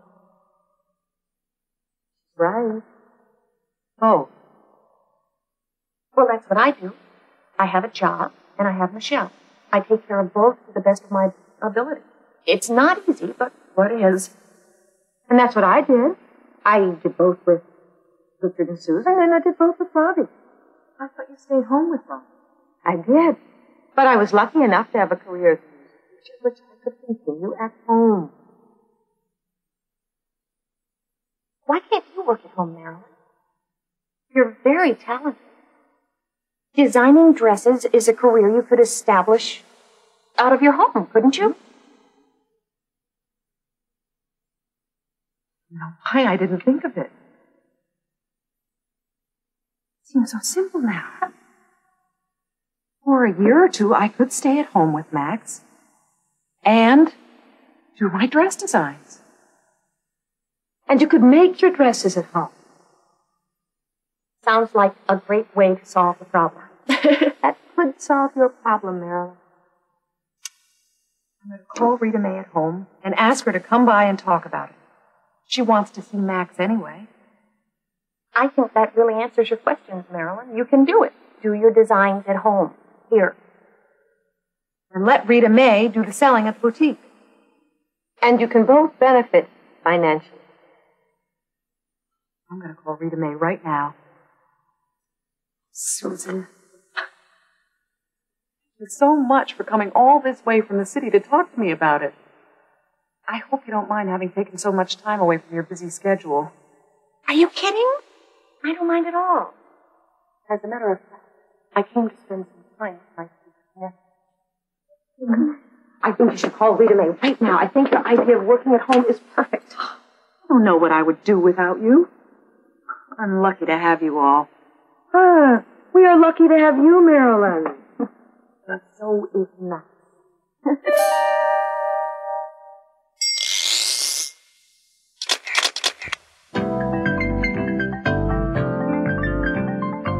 Being a mother is not easy. Being a mother is not easy. It's not easy to be a mother.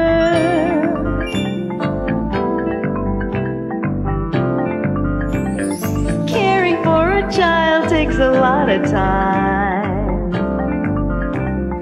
It takes a lot of time to care for a child. But playing with a baby is so much fun.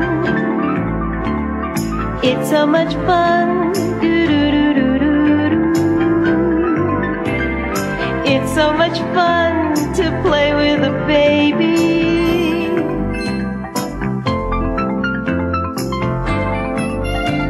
And working at home would be wonderful.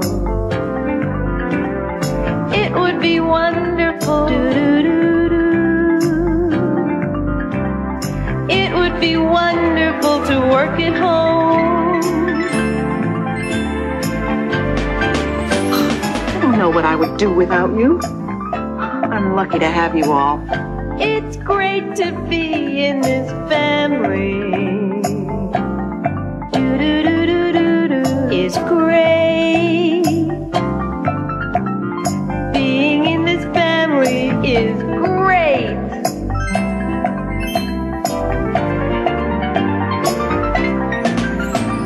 It's always so easy for me to find someone who will listen.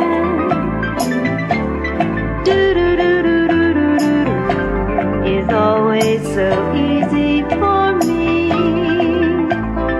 Finding someone who will listen is always so easy for me.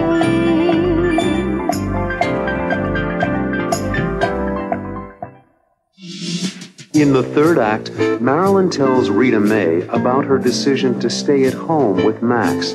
I've decided to stay at home and be a full-time mother.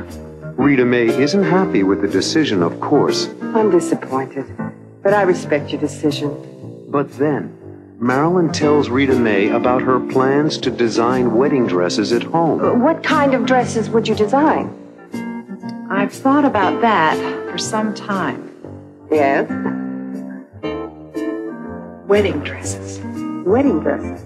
What will she think of the idea?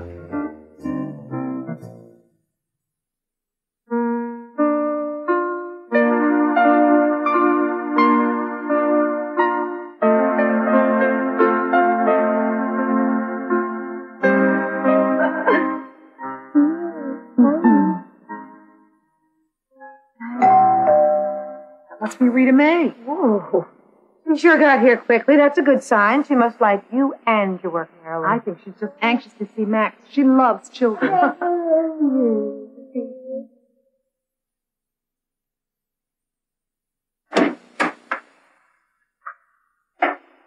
Hi, Marilyn. Oh, welcome. Oh, so nice of you to come. Oh, I just wanted to see your baby Max. Hello, Rita May. From the hospital. I'm Ellen Stewart, Marilyn's mother-in-law. We met at the hospital. Hello, how are you? I remember. How are you? Oh, and there is Max. Oh, my, how he's grown. Oh, a little present for Max. Oh, it's beautiful, Rita May. You shouldn't have. It's nothing. It's just a little present for Max. Can I get you some coffee or tea or a cold drink, Rita May? Oh, nothing, thank you. Well, I will leave you to talk. Come on, you. That's it. Nice seeing you. Let me know if you need anything. Oh, thanks, Ellen. Thanks, Ellen. Okay, Marilyn. You sounded like you made a decision when you called me. I'm all ears. I have made a decision, Rita May. I've decided to stay at home and be a full-time mother. I'm disappointed, but I respect your decision. If I had a child as cute as Max, I might do the same thing. But I haven't finished telling you the other half of my decision. The other half? Yes. I think I can stay at home and take care of Max and continue my career. Sounds interesting. Let me hear it. You remember our talks about custom-designed dresses for the boutique? Sure do. Why can't I design dresses for you here at home and make them here? Have the fittings here, too. And I could do the selling and the pricing at the boutique. Exactly. Oh. What kind of dresses would you design? I've thought about that for some time. Yes? Wedding dresses. Brilliant idea. There's a big market today in wedding dresses. What I thought. I like the idea very much. And if it's successful, we can expand to all kinds of dresses. That's what I thought. As a matter of fact, I have a customer for your first wedding dress. Well, my niece is getting married, and I've been trying to find just the right thing for her. Marilyn, you're going to design my niece's dress. That'll be our first one, and then we'll use it to sell others. I really mean it. Oh, it's a simple idea, and it will work.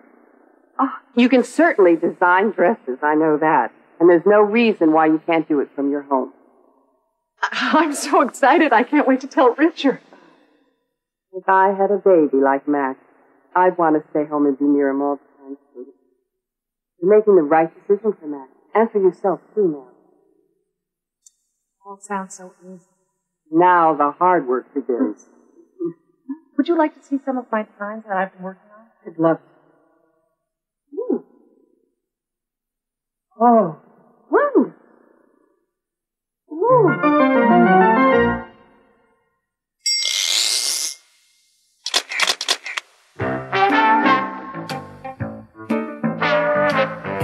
You can certainly design dresses, I know that. And there's no reason why you can't do it from your home.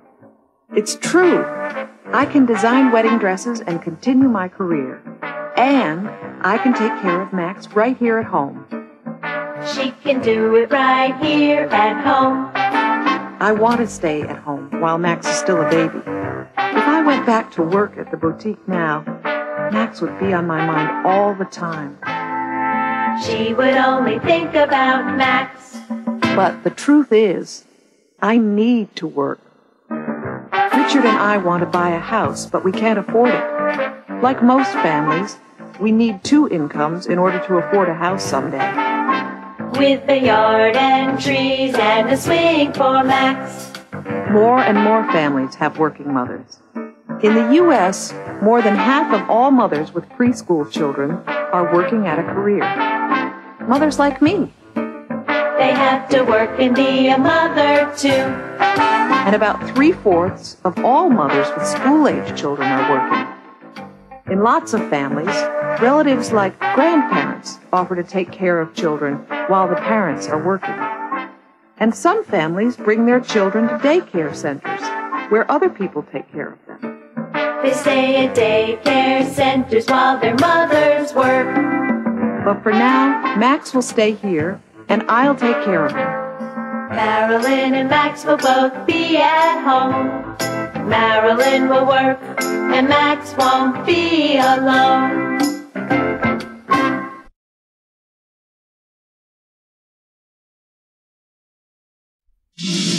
In Act 1, Grandpa reads some bad news.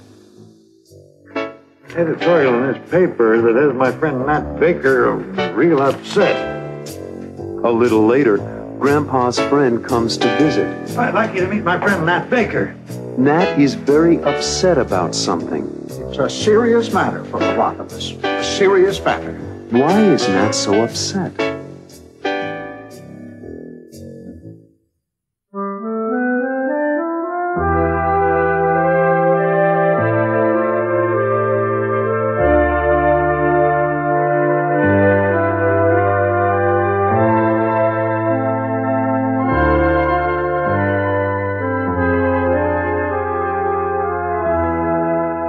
Morning, Grandpa.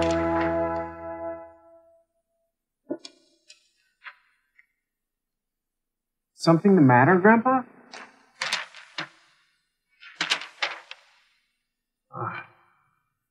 Editorial in this paper that has my friend Nat Baker real upset. I'll read it to you. The old library building on Chestnut Street, which has been vacant for over a year now, was supposed to be made into a community center to serve the senior citizens as well as the younger people of Riverdale. Due to lack of funds for the repainting of the interior of the building and for the furniture needed, the plans for the community center have been postponed indefinitely. She's coming over to talk about it. That serious a problem, Grandpa? It is. Nat's not as lucky as I am, Robbie. He doesn't have any family with him. He lives alone and depends on places like a community center to be with people his own age. But there's the old community center on Elm Street. It's small. And the problem is it's set up primarily for kids to play. Ping pong tables, soda machines, and lots of music. It's too noisy for some older people like that. Never realized that. It's hard for some older people to take all that noise. That's why the new community center is a good idea. Part of the building for older people, part of the building for younger people. I see what you mean. Well, that must be Nat. Could be Alexandra. She's coming over this morning to help me with my math.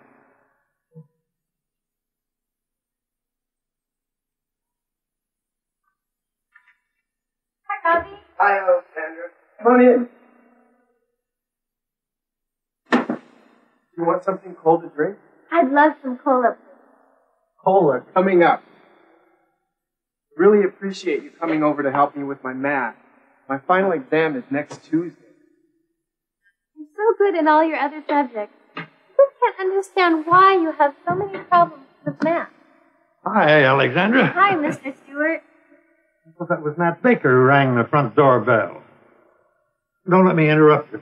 No problem, Grandpa. We're just having some cola before getting to the tough stuff. Math. You'll do anything to avoid getting down to math lessons, Mr. Stewart. I was the same way. Really, Grandpa? Really. I didn't like math. I wasn't good at it, and I didn't like studying it. But you had to be good at math. You graduated from engineering school. I was, but not in high school. For some reason, I couldn't get a handle on it. Then in college, I became good at it. Then there's hope for Robbie. I can't wait. Do you think I can just skip it now and get to it at college? You'll never get to college to find out, Robbie, if you skip it now. That must be that. Sit down, Robbie.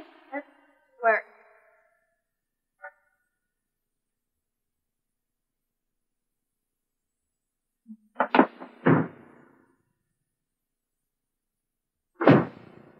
I'd like you to meet my friend Nat Baker. This is Alexandra Pappas, and this is my grandson, Robbie, whom I think you've met once or twice before. Nice to meet you, Mr. Baker. Hi, Mr. Baker. We met before. Where? In town. At the hardware store. I remember now. Right. Hi. Hello, Alexandra. But don't let us keep you from your math tutoring, Robbie. I know you want to get to it. Stay. I told you, he'll use any excuse to avoid math. Did you read the story in the paper, Malcolm? I did. It's a serious matter for a lot of us. Serious matter. It is. Come on out to the patio. We'll talk about it out there. Thanks. Nice to meet you again. What's the problem? Come on, you'll hear about it.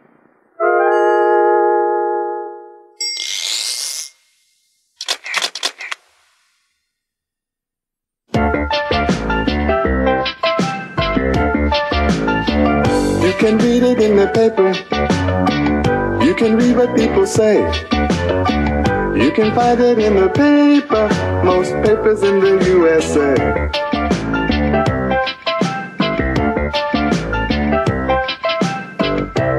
Sometimes you can find good news. Sometimes the news is bad. Sometimes the news makes you happy. Sometimes it only makes you mad. But if you want to be informed, take my recommendation. Go to a newsstand and pick up a paper if you want information.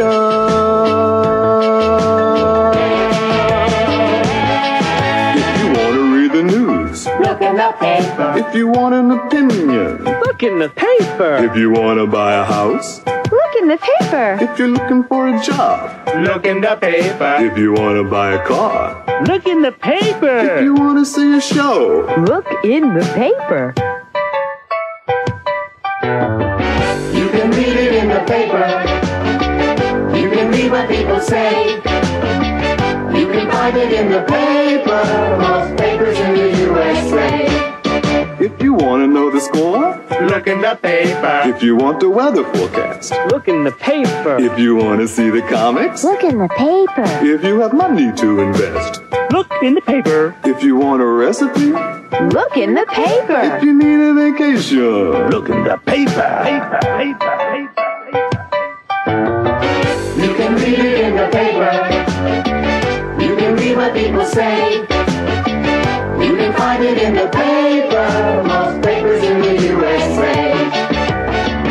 You can read it in the paper. You can read what people say. You can find it in the paper. Most papers in the USA.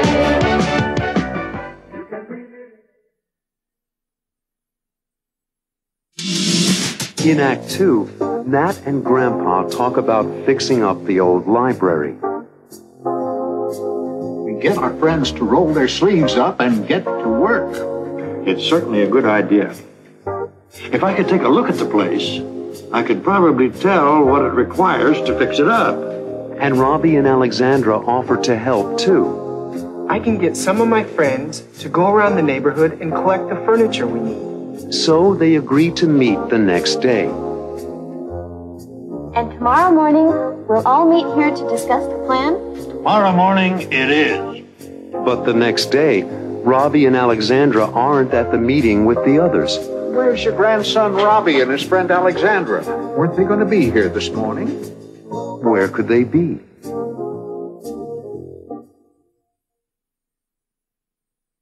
There is a way, Malcolm. Get our friends to roll their sleeves up and get to work. It's certainly a good idea. If I could take a look at the place, I could probably tell what it requires to fix it up. How much paint, how many hours of work. That's what I came to ask you to do, Malcolm. If you would supervise the refurbishing, I'll find the people to help do it. I'll help too, Mr. Baker. I can get some of my friends to go around the neighborhood and collect the furniture we need. I'll help. Tomorrow, yes. We'll meet tomorrow morning right here. Can we help? I'd really like to. Sure. We might need you to come through with your friends, Robbie. Not just to go around the neighborhood asking for furniture, but to help paint.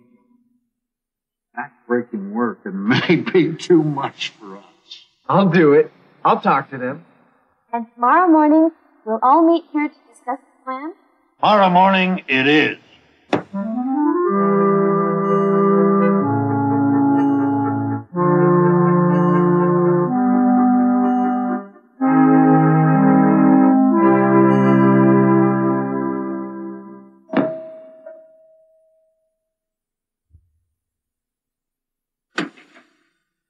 Come in, please, come in.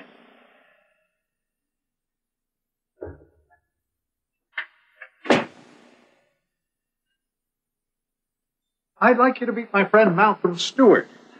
Malcolm, this is Joanne Thompson. Hello, Joanne. Nice to meet you. My pleasure, Malcolm. And this is Abe Lucas. You must remember Abe. He ran the drugstore and used to play drums with the jazz band on weekends. Oh, sure I do. Hi, Abe. Hello, Mrs. Stewart. Malcolm, please. Hello, Malcolm. Sit down, have some coffee. And I've got some delicious Danish pastry for you. Where's your grandson Robbie and his friend Alexandra? Weren't they going to be here this morning? I thought so, too. I'm surprised they're not here. Robbie left early this morning to meet Alexandra. Frankly, I thought they'd be here, but... It's okay. I'm sure they meant well, but they probably had other things on their minds. I understand you used to be in the construction business. I was indeed. I wonder if you would take a look at the old library and make sure that it is in good condition so that we don't have to worry about any structural problems. Well, when can I do that? I'd be happy to. We've got permission to go inside the old building during the week. Tuesday or Wednesday. That's fine with me. I can do it either day. That would be very helpful. I think the building just needs a good cleaning. And a good paint job. Then we have to furnish it. I wish Robbie and Alexandra had come to this meeting. They had some ideas about getting the place fixed up. Perhaps they'll show up. In the meantime, let me give you some additional thoughts and ideas I have. Okay. Go ahead, Joanne. As I said, mostly the building just needs a good cleaning. This place can be developed with one real intergenerational program. That's an idea I like. A community center with the kinds of programs that fit everyone. And programs that don't leave anyone out. It's asking a lot. But we can't do it without talking to the young people, finding out what they want. If only Robbie and Alexandra were here. Don't be upset, Malcolm. We'll have a chance to talk to them later.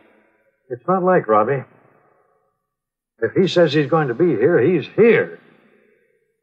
Wonder what the problem is.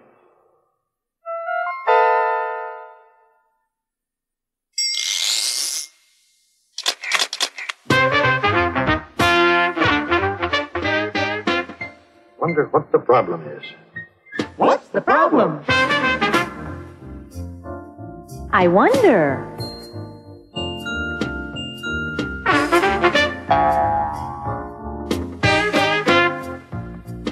I wonder what the problem is. Robbie and Alexandra aren't here. Why not? Where are they? I don't know.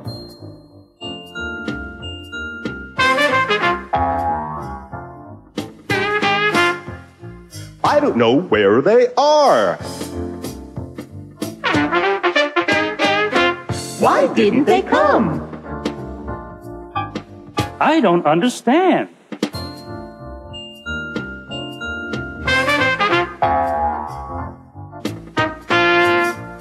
I don't understand why they didn't come. We need a new community center. But we can't do it without talking to the young people, finding out what they want. What do the young people want? We'd like to know.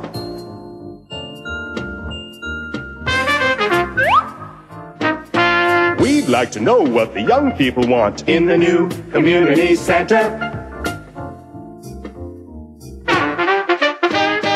What does Robbie think about it?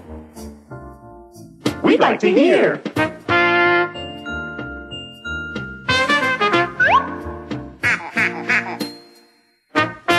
We'd like to hear what Robbie thinks about it. But where did he go? We don't know.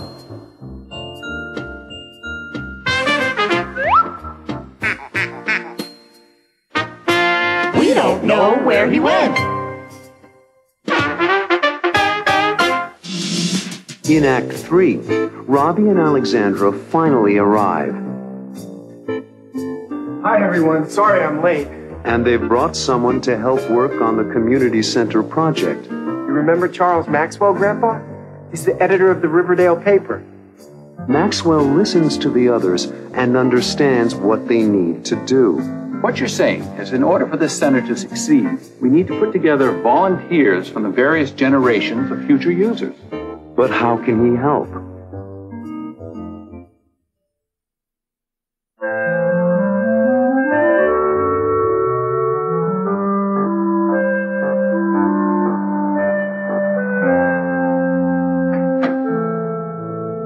Hi, everyone. Sorry I'm late.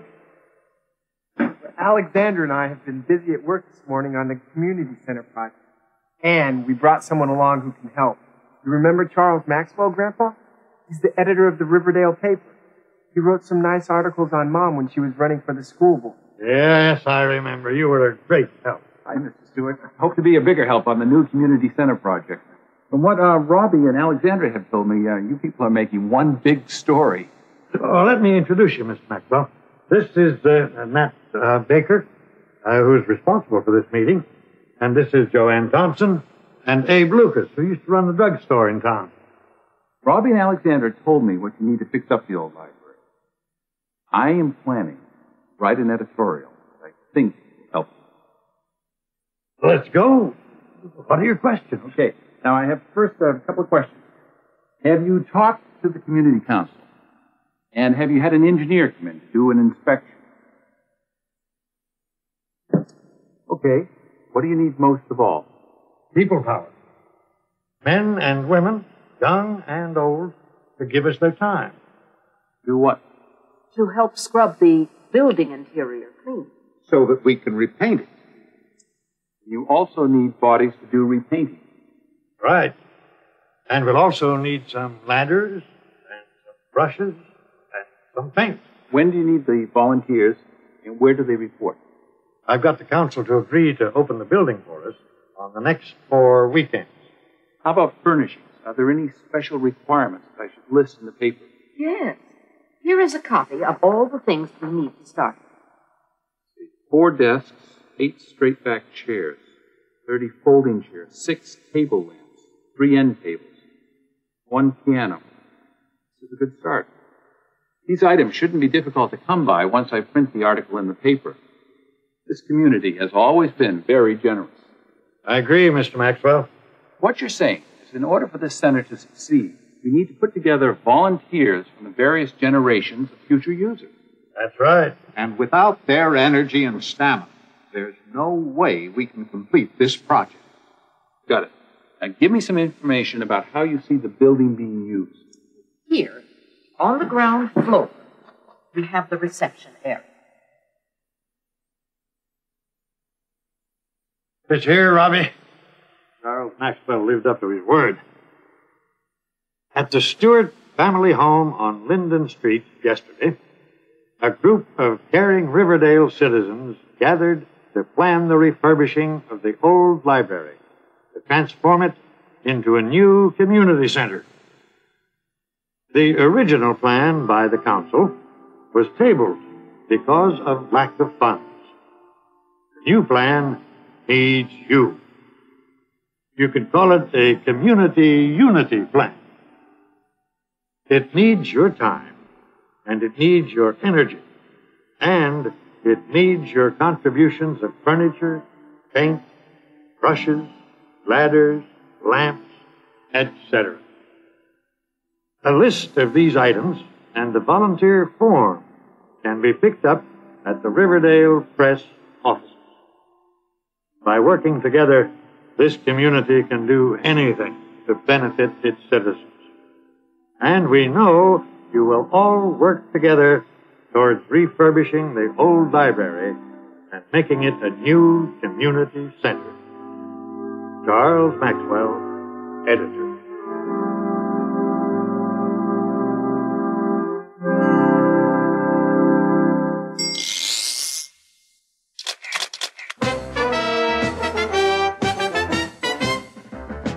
Okay, what do you need most of all? People power. Men and women, young and old, to give us their time. Pitch in, help out, volunteer. Give your time, join in, lend a hand. Pitch in, take part, we need you here. We can do it with your help, yes we can.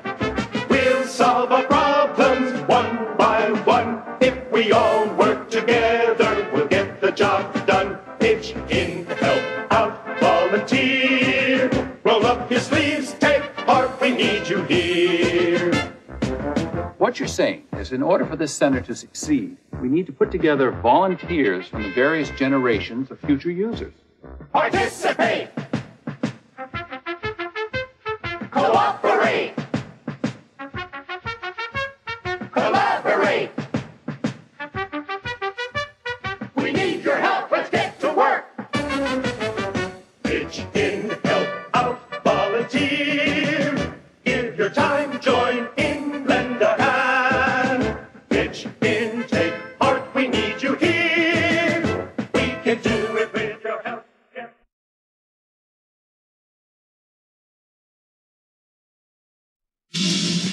In Act 1, Robbie is thinking about Alexandra and their friendship. She's a terrific person. I'm going to miss her when she goes back to Greece. Ellen suggests having a special party for Alexandra.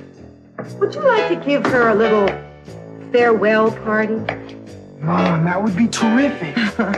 Maybe we could make it a surprise. And Robbie would like to buy Alexandra a gift. I'd like to give her a nice going away present. Fine. There's only one problem. What's that? What's the problem?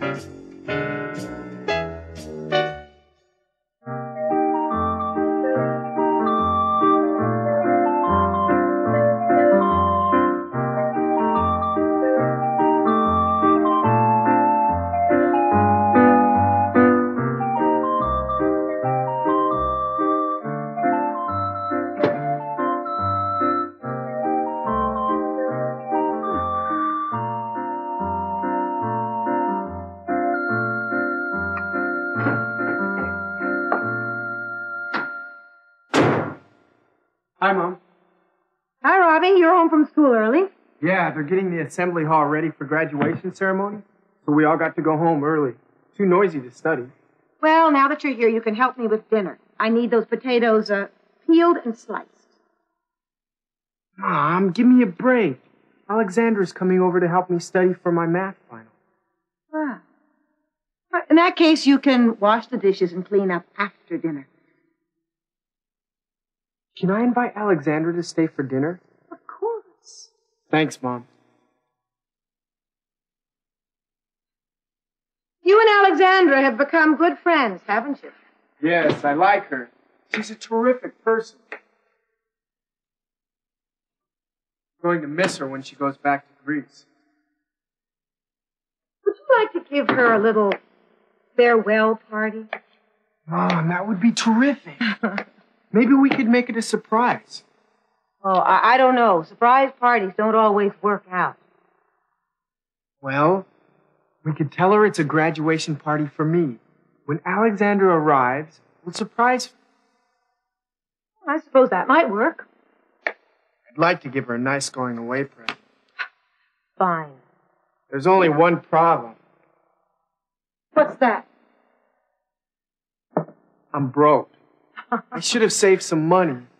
I'm sure Alexandra would be happy with something simple, Rob. I know. But, well, I'd like to give her something nice to remember me by. Maybe I could borrow some money from you and Dad. That's all right with me if it's all right with your dad. Thanks, Mom. I'll talk to him. Is he still in his office? I think so. Thanks, Mom.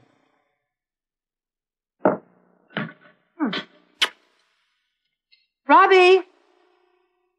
Good luck.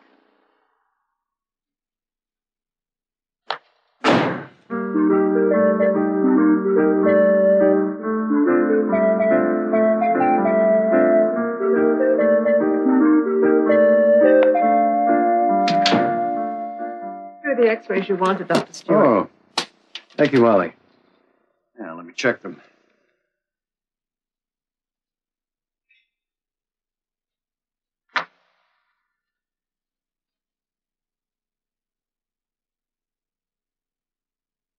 What do you think? Well, I don't see any breaks or fractures. Oh. Well, thank you, Mom.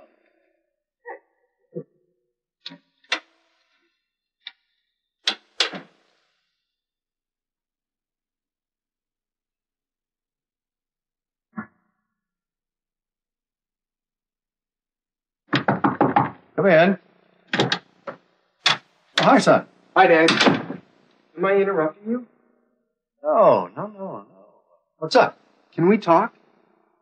Sure. I need some help. Well, that's what fathers are for. Well, before I go to college, I have the whole summer. Yes? And I'm planning to get a job for the summer. What sort of job? I applied for a job as a lifeguard at the community pool. Sounds pretty good. Yes. I'll be earning pretty good money if I get it. But right now, I'm kind of short of cash. Who is it?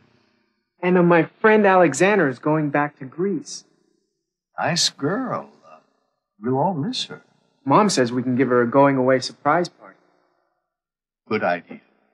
And I'd like to get her a nice gift. What'd you have in mind? Well, a wristwatch. So she'll think of me when she looks at the time. Nothing flashy or expensive. Something simple, but a good one. Sounds fine, Robbie.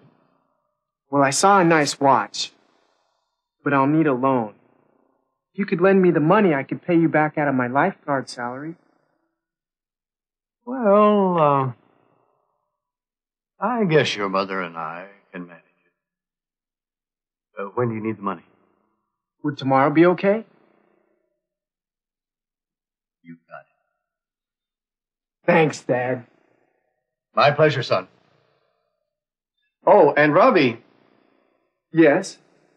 You'll probably want the family car so you can drive her home after the party.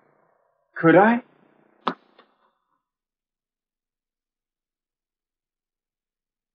If you drive carefully. I will. Thanks, Dad. My pleasure. You're okay, Dad. Not so bad yourself, son.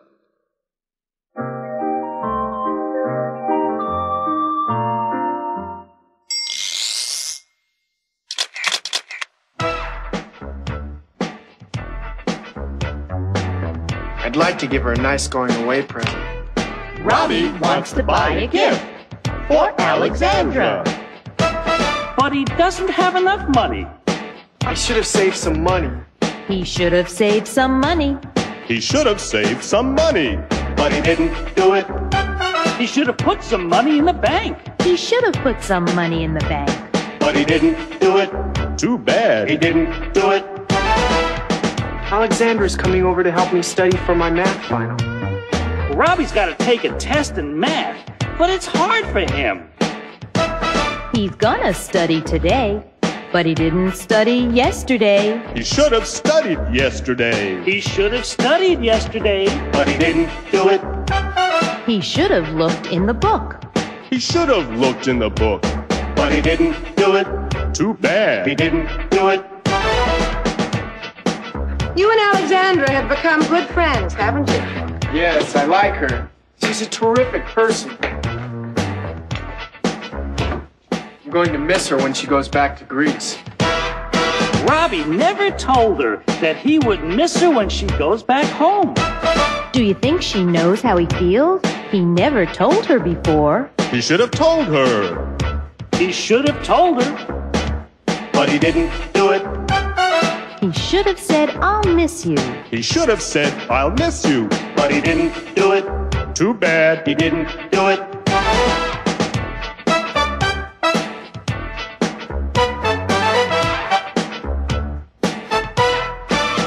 Wait, Robbie! You forgot to put the milk back into the refrigerator. He shouldn't have left the milk out. He shouldn't have left the milk out. But he did it. He did it. He should have saved some money. He should have studied yesterday. He should have told her. But he didn't do it. And he shouldn't have left the milk out. In Act 2, Robbie invites Alexandra to the party. Would you be able to come over Saturday night? But he doesn't tell her that the party is for her. It's a surprise. My folks are giving me a little graduation party.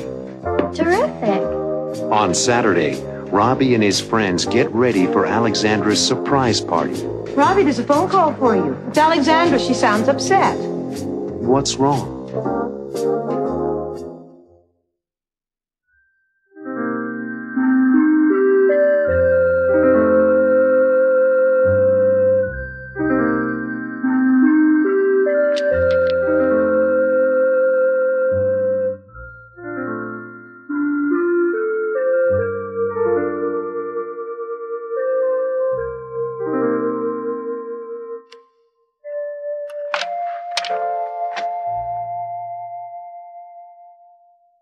You ready for the next problem? You know what? I can't look at another number. How about a lemonade break? Sure. Oh, by the way, when is your plane reservation for your flight to Athens? Sunday? Why? Would you be able to come over Saturday night? Yes. I should be finished packing by then. My folks are giving me a little graduation party. Terrific. I'll pick you up. That isn't necessary. My dad's letting me borrow the car. Oh, well, that would be very nice. About 8 o'clock? 8 o'clock is fine. Great. It's a date. Who's going to be there? Just my friend Mike and a few kids from school. I'm going to miss all of you. You've been like a second family to me. We're going to miss you. Maybe you could come to visit me in Greece. I'm counting on it. Wonderful. Are you excited about graduating from high school? Sure. And a little scared. Scared? Why? Aren't you a little scared? I was when I first came to the United States. I'd never been away from home, and I didn't know what it would be like. But then I found out that people are the same everywhere once you get to know them. I'm glad I got to know you. Thank you. I'm glad I got to know you and your family. Wouldn't it be nice if we could skip the examinations and get right to the graduation party? It would be very nice. But that isn't the way it works. So, back to work.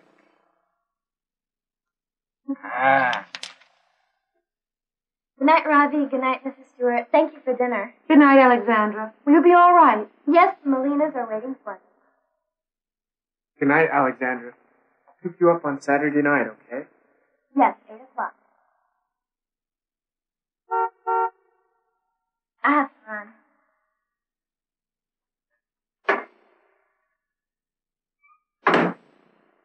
Night, Robbie.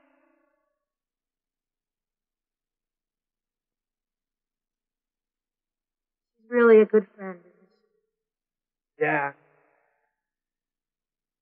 No, I'm going to miss Am I going to miss her? her. That's what I said. You are going to miss her. I'm going to miss her.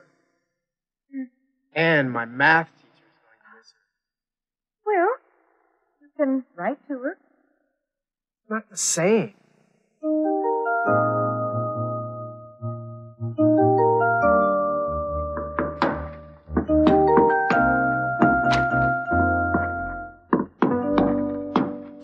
How does that look, Rob? Great. Pass me the hammer. You got it. You're sure Alexandra's going to be surprised? Absolutely. She has no idea that the party is in her honor. Billy, did you bring the tapes for dancing? They're in my bag. What did you bring? Some rock and roll. Perfect. Alexandra will love it.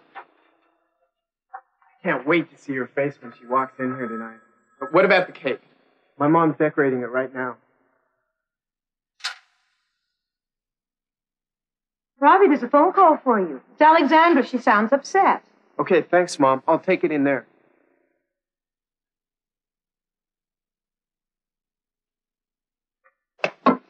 Hi, Alexandra. What? You what? Oh, no.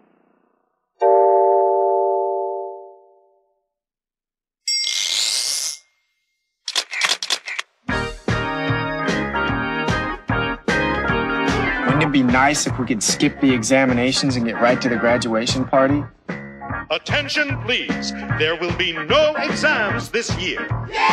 If they really canceled the exams, Robbie would give his big graduation party today. And if the big party was today, if the big party were today, he would tell all his friends about it. And if all his friends came to the big party, Robbie would shop for lots of food. He would buy all the food for the big party if he went shopping in the supermarket. Ice cream, soda, candy, and cake. Woo! Everyone would have a great time at Robbie's big party if he bought all that food. Hey, Robbie, you sure know how to throw a party. This is great food! But wait! What happened to the music? If Robbie played some more music, everyone could be dancing and having fun at the big party. Oh, no, no music. Boring. What do we do? And if the big party wasn't much fun, if the big party weren't much fun anymore, everyone might go home. See you, Robbie. Well, he tried. But no music? Let's leave. And if everyone left the big party, Robbie would be alone.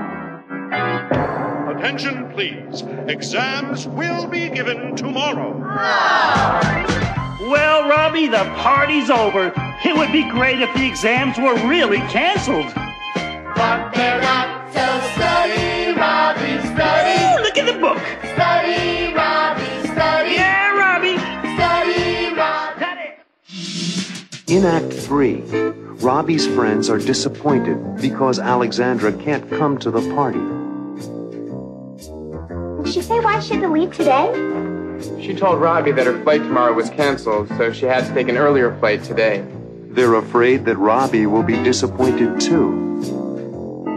Do you think we should take down the decorations? They'll just make him sad. Too late now. We should have done it sooner. When Robbie returns from the airport, he does seem upset. How'd it go? Okay, I guess. Will Robbie ever see Alexandra again?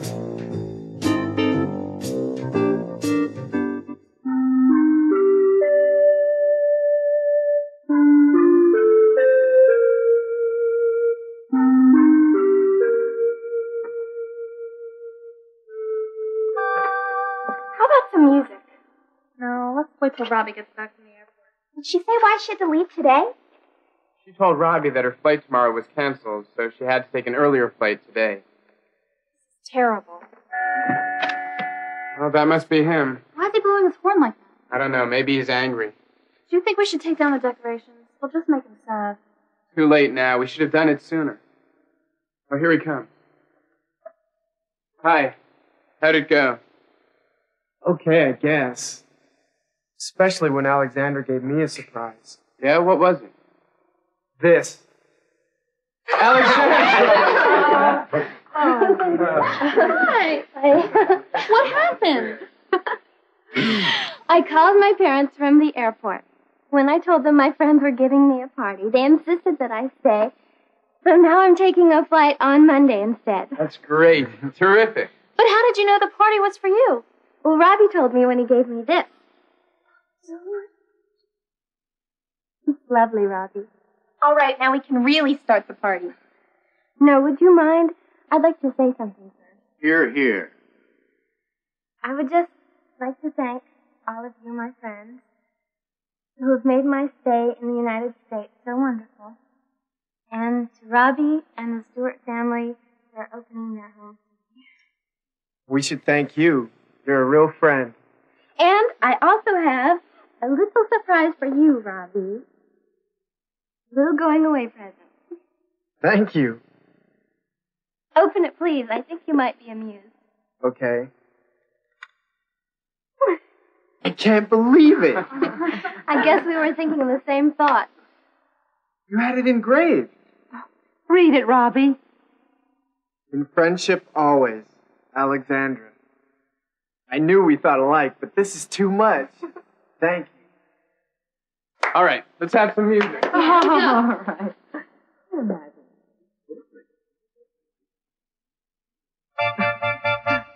Miss Hoppus? Mrs. Stewart, may I have a stay? My pleasure, Doc.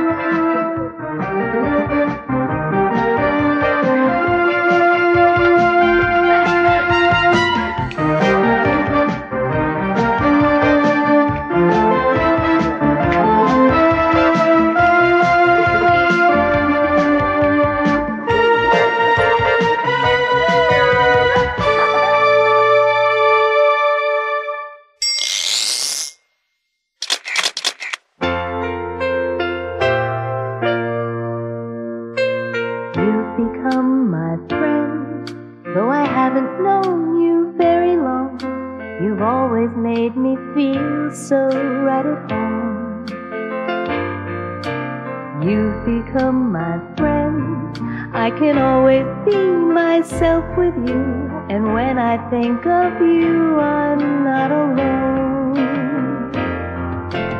You've become my friend. You were always there when I needed you. Never had to ask for anything. You were there to help me through. I'll remember all the time that we spent together having fun. I won't forget a moment that we shared. I won't forget your smile, won't forget the way you made me laugh, the things you did to show me that you care. I'm gonna miss you, I'm gonna miss you. It's hard to say goodbye 'cause you're my friend. I'm gonna miss you, yes, I'm gonna miss you. But sometime in the future, we don't know where or when, we'll be saying hello again.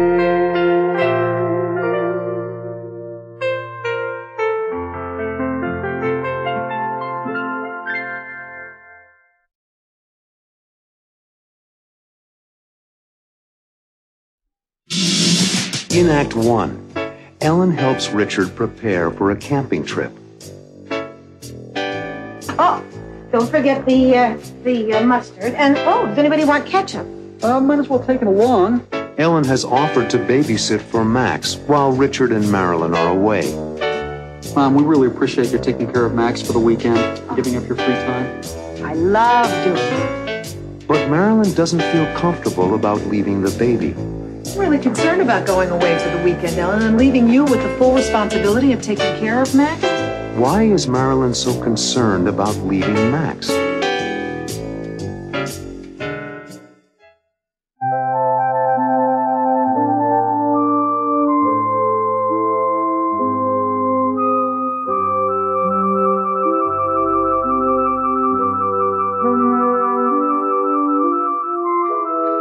Hot dogs. I love hot dogs. There is nothing better than a hot dog in the country. Hot dogs and mustard. Cooked outdoors over an open fire. I wish I had one now. Do you remember when Daddy and I used to take you and Susan and Robbie to Jones Beach? Oh, I sure do. Until dark. Make a fire and we'd cook the hot dogs. Oh, don't forget the mustard. And, does anybody want ketchup? Might as well take it along. And now to make sure we've got the hamburger patties. I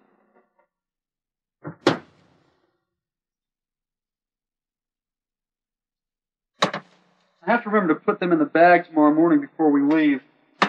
I'll remind you, Richard. Mom, we really appreciate you taking care of Max for the weekend, giving up your free time. I love doing it.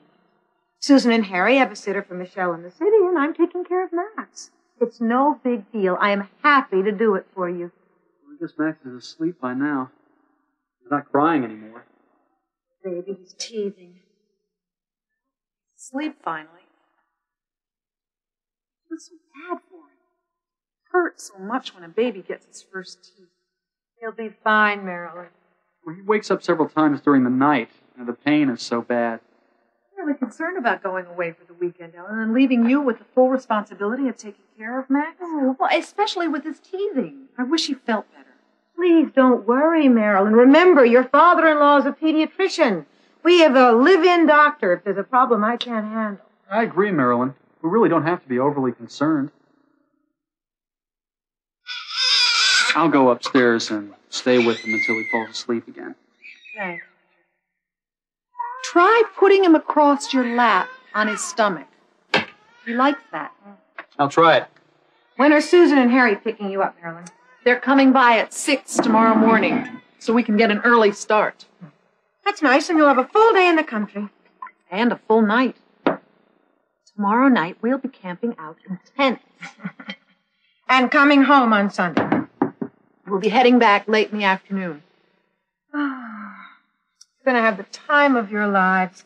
Camping out is such great fun. You'll have a great time camping out, I'm sure. But I'm still a little worried about you, Ellen. It will be my great pleasure, Marilyn. Remember, it's only one night. He's asleep. I think I'll sleep through the night now. Thanks, honey. Hope he's good when we're away. Well, so do I. Now, to check the list of things we need for the camping trip, we need to bring a flashlight. It's in the right-hand drawer next to the bottle opener. Do we have a bottle opener on the list, Marilyn? No. No bottle opener. Is that one of the things Susan and Harry are bringing? No. And we're bringing the ketchup, mustard, relish, all that stuff, and the cooking utensils. Well, here's the bottle opener, and here's the flashlight. Matches. Matches? Yes, of course, for when we build our campfire. I can't build a fire by rubbing two pieces of wood together. And don't forget your camera and film, Richard. All packed and ready. And let's not forget our cassette player and some tapes. Ah. Some music tapes and some blank tapes so that we can record our thoughts about the trip. Oh, that's a nice idea. An audio diary. That's what I thought. Got it. The cassette player and the tapes.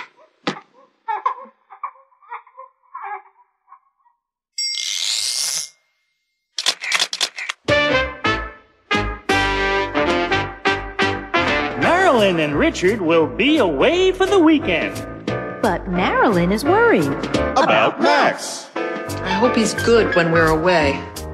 Use the present tense when you talk about the future.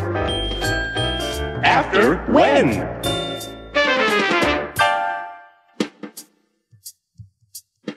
will leave tomorrow morning. And they want to take some hamburgers along. I have to remember to put them in the bag tomorrow morning before we leave. Use the present tense when you talk about the future. After, before.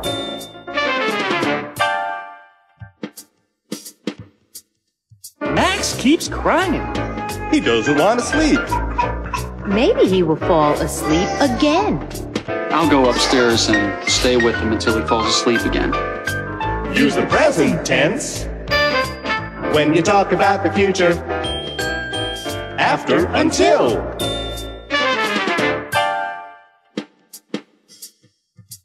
Will Max miss his parents this weekend?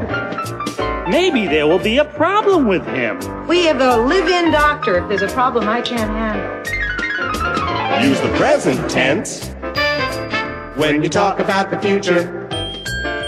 After, if.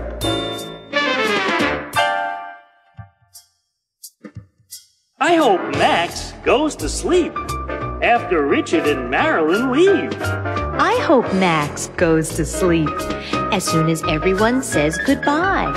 I hope Max gets a lot of sleep while Richard and Marilyn are on their trip.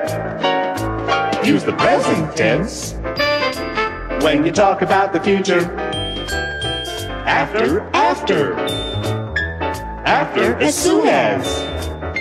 After, while.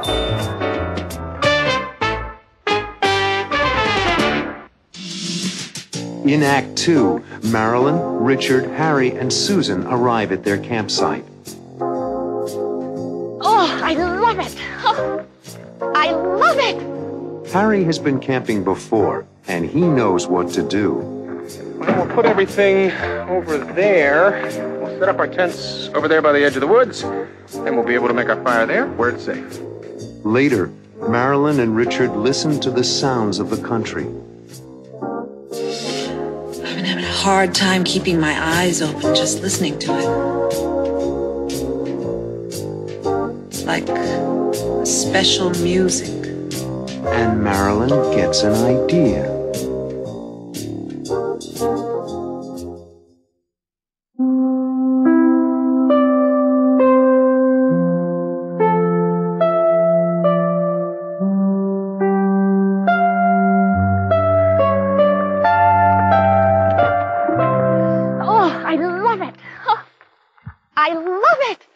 To be away from the city on such a beautiful day is my idea of heaven. Oh, the grass, the trees, the fresh air. I told you you'd like it. I've been doing this for years. You have the spirit of a teenager, Susan. Where do you see yourself jumping around? That's what I love about Susan. She works hard, she plays hard. She's a real Stewart. Come on, Richard, help me get this stuff out of the car. Where does it go? Well, we'll put everything over there. We'll set up our tents over there by the edge of the woods, and we'll be able to make our fire there where it's safe. Oh, and there's our table and benches, all set for eating. That's what makes this spot so good. Mm. Is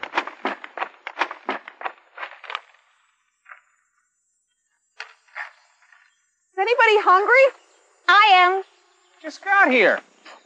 When you're out in the fresh air like this, it makes you hungry. Aren't you hungry, Marilyn? I sure am. How about you, Richard? Starving. You guys are like 3 kids. Aren't you hungry, Harry?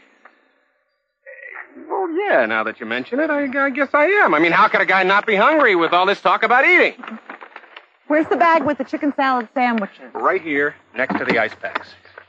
Here, put the tablecloth on the picnic table, and I will bring the cola and the plastic cups. Well, how do you like it so far? Never been more relaxed. Me neither. I wish we had brought Michelle, Harry. She would have loved it. Oh, you're right. I wish we'd brought Max. Marilyn, Susan, let's not begin to worry about Michelle and Max. We're having a good time, and they're in good hands. Richard is right. Are you having a good time, Susan? You haven't answered my question. I am having a good time, Harry. I promise not to think about the city. We're in the country. Let's all just enjoy this wonderful place and this wonderful weather. Good.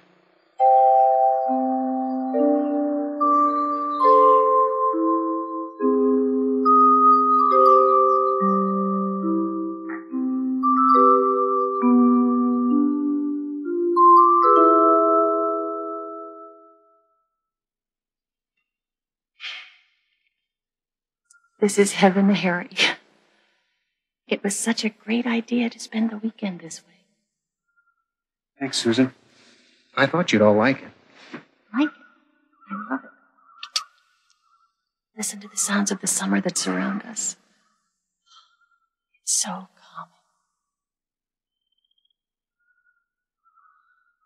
I've always liked camping out. Away from the telephones and account books. It's refreshing for me.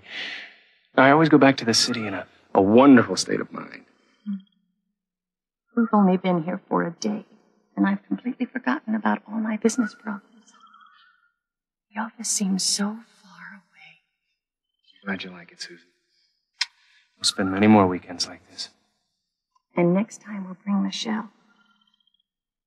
I wish she were here with us to enjoy the country. And next time, we'll bring Michelle. Just listen to the sound. So soothing. I can hardly keep my eyes open. Only we could bottle the fresh air. Wouldn't it be wonderful? Or we could call it deep sleep country air. Put you to sleep. Mm-hmm. So does the sound. I've been having a hard time keeping my eyes open just listening to it. Like special music. Too bad we can't bottle the sound. We can. Can what? Bottle the sound. What are you talking about? Oh, yeah? Great idea. Let's do it.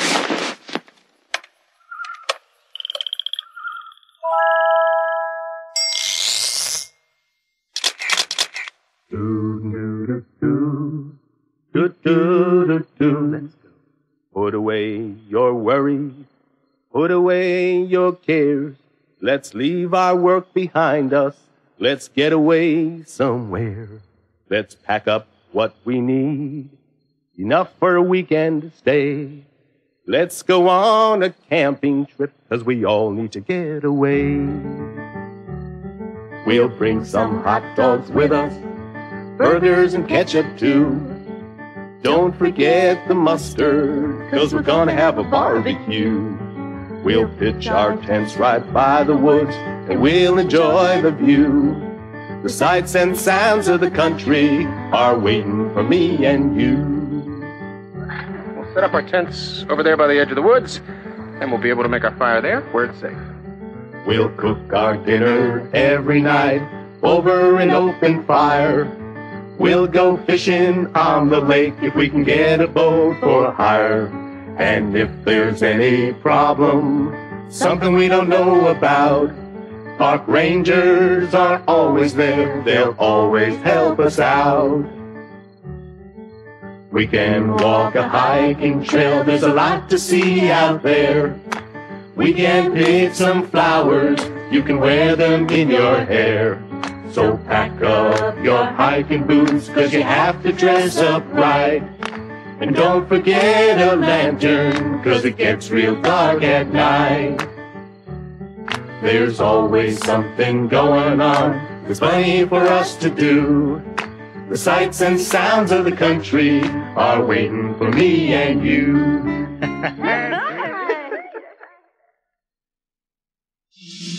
In Act 3, Richard, Marilyn, Harry, and Susan return home from their camping trip.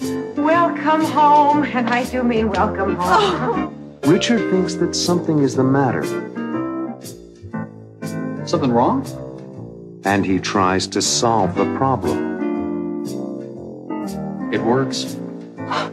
What works?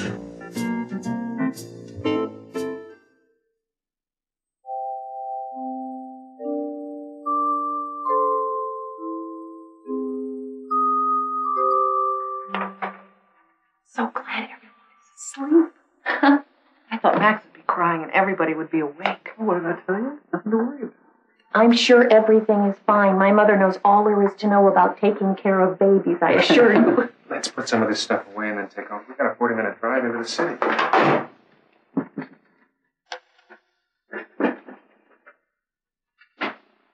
Oh, welcome home, and I do mean welcome home. Oh. Something wrong? Oh, nothing's wrong, Richard. Believe me, Max is fine. But his teeth hurt, and he just can't get to sleep, poor dear. Neither can you. Oh, I feel so bad. Oh, I'm fine. How was your weekend? We had a great time, Mom. It was wonderful. The weather couldn't have been better. It was nice here, too. Did you get a chance to get outside at all? Oh, yes. Grandpa helped me yesterday afternoon. I went to the supermarket to get a few things, and I stayed out an extra half hour. The village was filled with people. The weather was so nice. Harry's a professional camper, Mom. He knows all there is to know, and he made the weekend very easy for us to enjoy. Come on. You all helped. You were wonderful, Harry. Why don't you go to your room, Mom, and get some sleep? Tell me more about your weekend. Did you do anything special? Lots of special country things. We picked flowers. And we brought some home for you. Mm-hmm.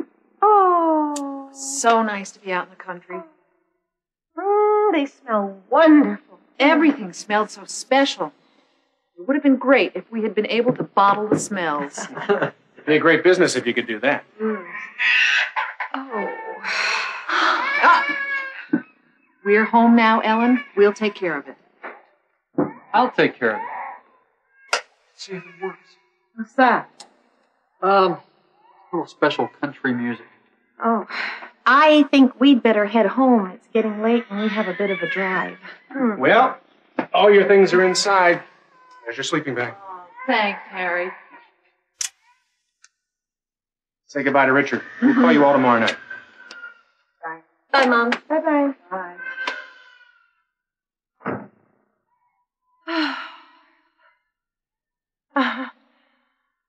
I'm so tired, I think I'm overtired. I don't know if I can get to sleep.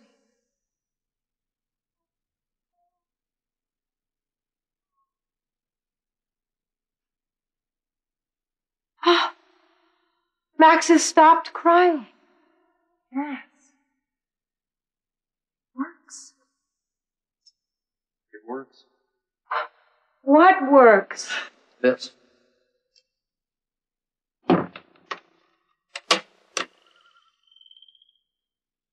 Oh. Oh, where did you get that? Sounds so nice.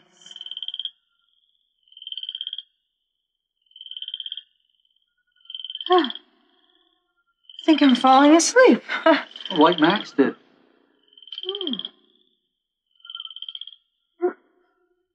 Night. Night.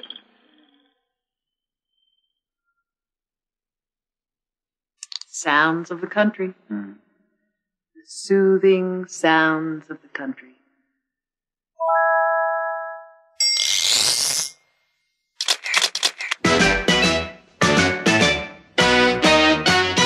Max is fine, but his teeth hurt and he just can't get to sleep. I think Ellen wishes that Max had felt better. If he had felt better, Ellen would have slept more.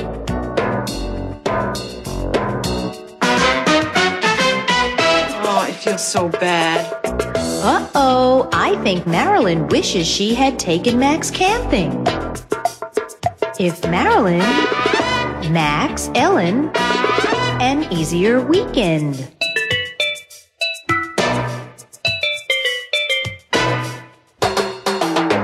That's right. If Marilyn had taken Max, Ellen would have had an easier weekend.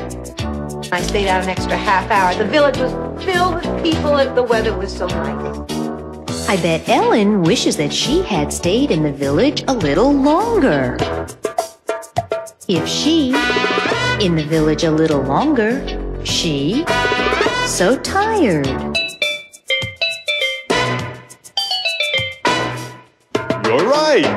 If Ellen had stayed in the village a little longer, she wouldn't have been so tired.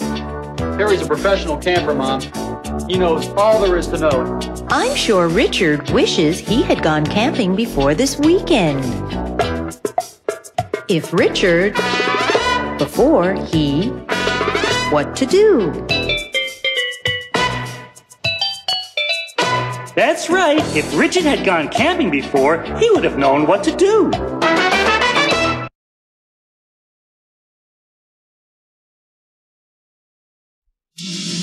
In Act 1, Richard's publisher is preparing an exhibit, a show with Richard's photographs.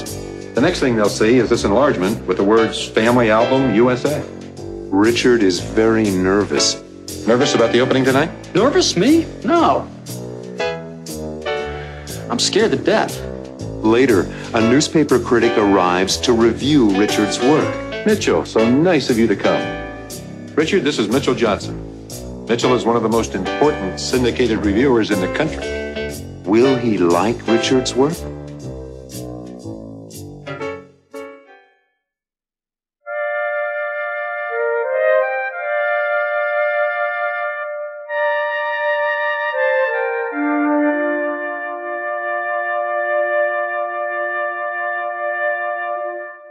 A little further to the right, Tom.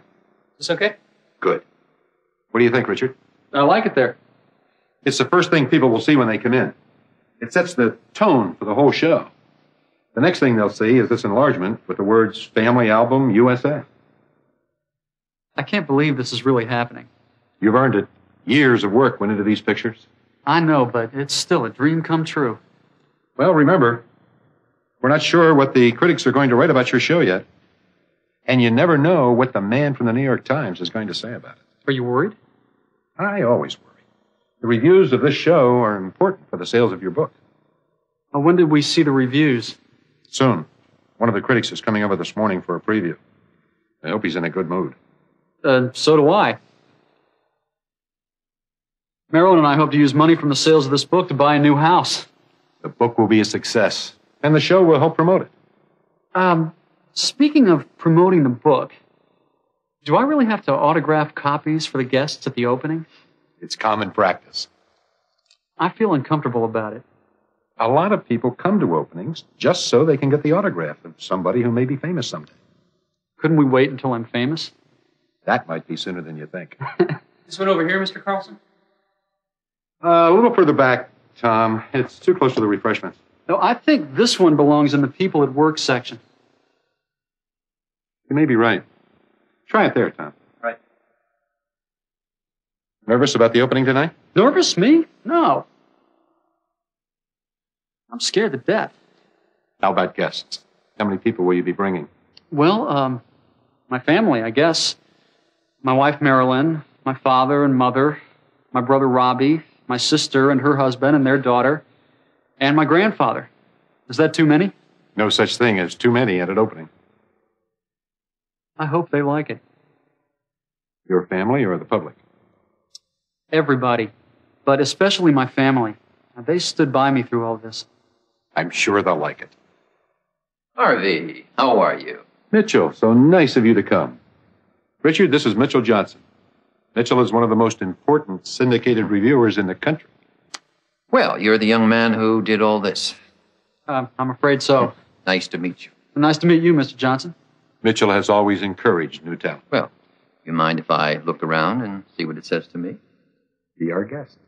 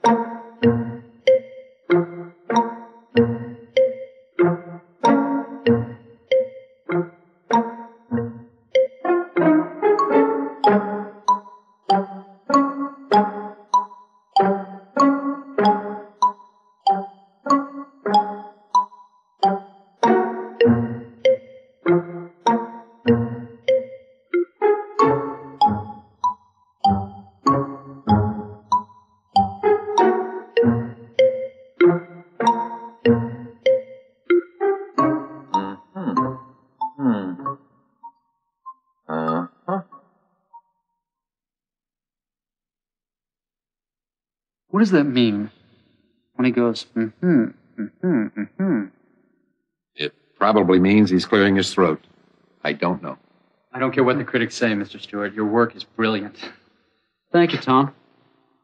Tom is studying photography at NYU. He's working with me during the summer months as an intern. Oh, really? I'd like to see your work. It's not good enough to show. I'm still learning. Well, I'd still like to see your work. You may be the next Ansel Adams and not even know it. If you really mean it, I'll bring some of my pictures into the gallery. I do mean it. Very interesting pictures, Mr. Stewart. You have a most unusual eye. Thank you. I hope that's a compliment. It is. Are you going to be reviewing the show, Mitchell? Oh, yes. It's definitely worth reviewing. Favorably? Well, you know I never answer that question, Harvey. I'd like an advance copy of the book, though, so I can study it. I have an autographed one in my office. Tom, would you give Mr. Johnson the copy of Richard's book on my desk? Just follow me, Mr. Johnson. Do you think you liked my photographs? We'll know when tonight's papers come out. Keep your fingers crossed.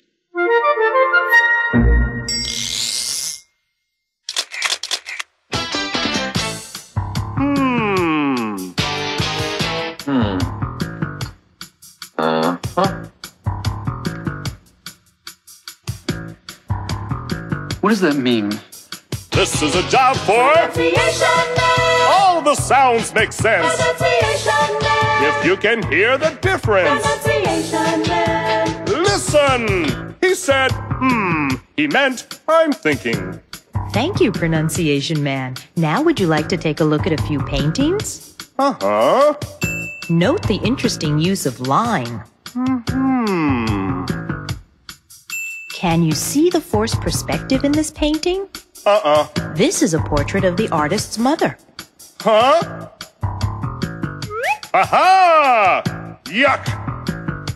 This is getting ridiculous. This is one of my favorites. Notice the use of black and blue. Oh,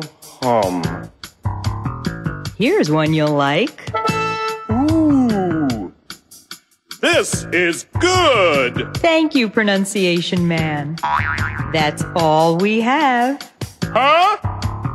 No more pictures of me? In Act 2, Richard gets ready to go to the opening of his exhibit. He is more nervous now. Richard is worried about what people will think of his work. What are you afraid of? Everything. A critic was there this morning. He probably hates my work. Later, Richard and Marilyn arrive at the gallery. What's wrong?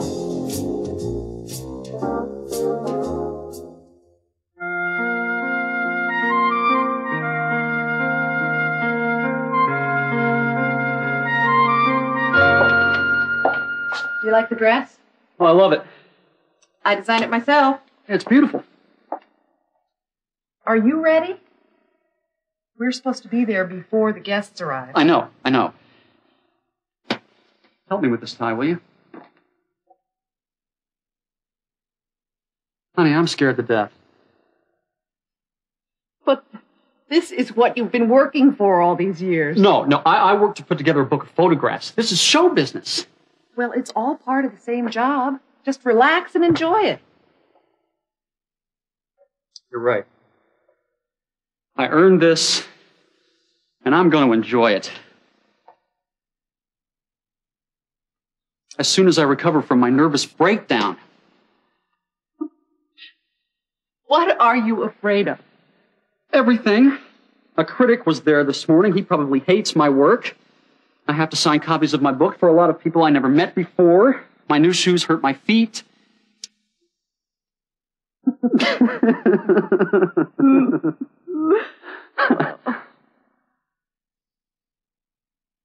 You're going to be a great success.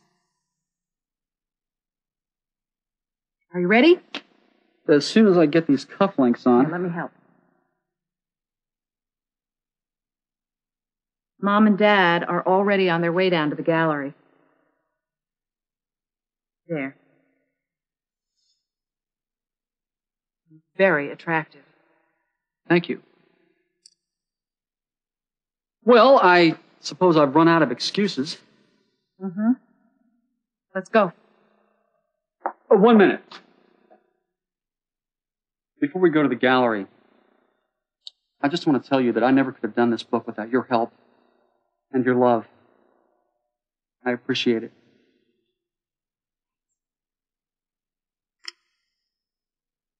Now, no more stalling.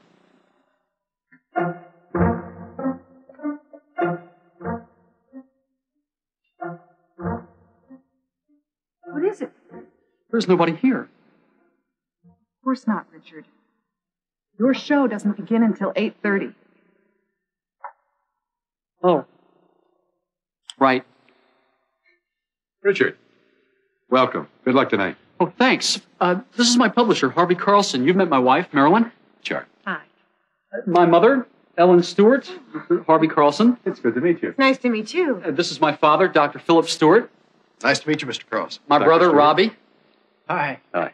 And this is my sister, Susan, and her husband, Harry Bennett, and his daughter, Michelle. It's nice to meet you. And this gentleman is my grandfather, Malcolm Stewart. Welcome, Mr. Stewart. Well, make yourselves comfortable. There are hors d'oeuvres at the table, fruit punch at the bar. Help yourselves. Can I get you something, Mr. Stewart? Oh, thank you. You can feel very proud of your grandson, Mr. Stewart. I do. I'm proud of all my grandchildren, Mr. Carlson. Of course. Feel free to look around. If you need anything, just ask. Thank you. Harvey? Yeah. Did Mitchell Johnson's review come out yet? Not yet. The newspapers don't come out till about 10 o'clock. When they come out, we'll get it. Thanks. Ready? Yes. Have the people arrived? The guests are waiting. Tom's about to open the doors. Good luck. And stop worrying. They're going to love it.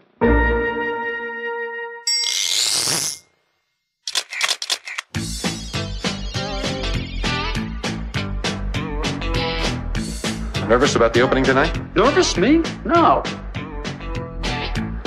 I'm scared to death. I'm nervous. I'm scared to death.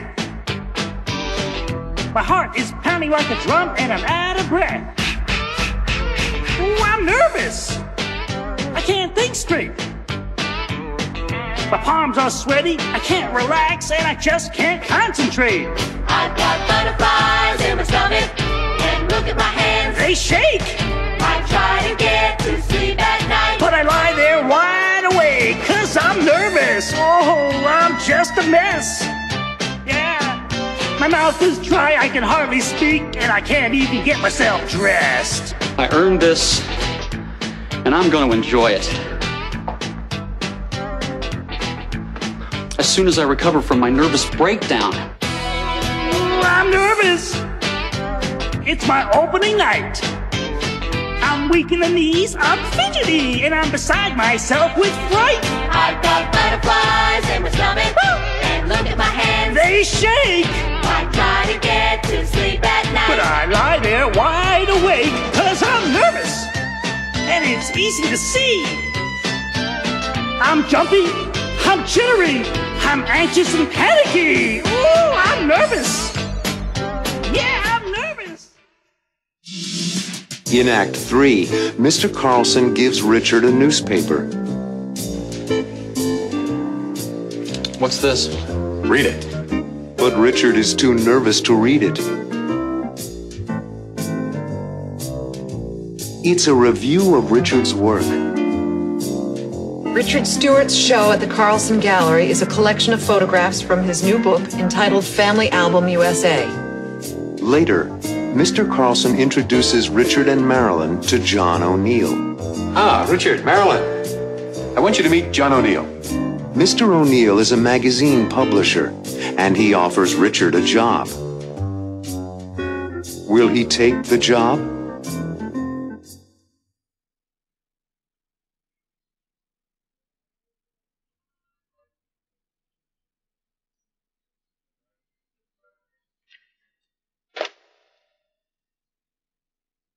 What's this? Read it. I can't. Would you read it, Marilyn? Richard Stewart's show at the Carlson Gallery is a collection of photographs from his new book entitled Family Album USA. There is power and beauty in Mr. Stewart's work, and his book introduces us to a remarkable new talent. Oh, Richard, it's wonderful. Congratulations. Wow. I'm overwhelmed. Ladies and gentlemen, if I may have your attention for a moment, please.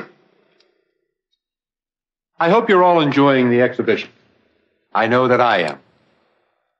And I would like to introduce the young man who spent the last 5 years taking these remarkable pictures and writing the background for Family Album USA, Mr. Richard Stewart.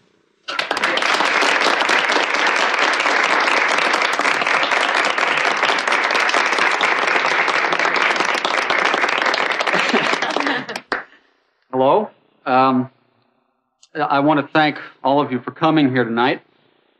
I'd like to thank Harvey Carlson for his faith in my project. But most of all, I would like to thank my family for their love and support all through this adventure. Thank you.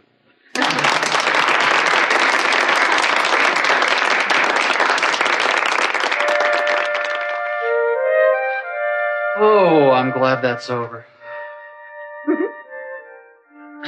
Would you mind? Oh, not at all.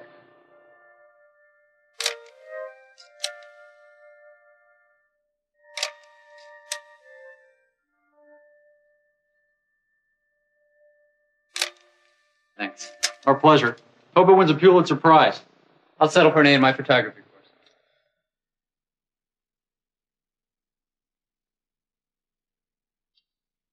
Ah, Richard, Marilyn. I want you to meet John O'Neill. Oh, how do you do? Nice to meet you. I've been looking forward to meeting your husband, Mrs. Stewart. I'm really impressed by your show. Thank you. In fact, I'd like your autograph. Oh, well, really? On a contract. What's this about, Harvey? Mr. O'Neill is the publisher of several magazines. Of course, I've seen you on television. Mr. O'Neill was so impressed with your work that he wants to develop it into a magazine concept. Well, that sounds very exciting. But where would I fit into the plan? I'd like you to be the photo editor of the magazine. Richard, how exciting. It's a wonderful opportunity, Richard. Hold on. Wait a minute, please. What's the problem, Richard? The problem is that I'm a photographer, not an editor. I like what I do. In fact, I love what I do, which is going out with a camera and a roll of film and seeing the wonder of humanity.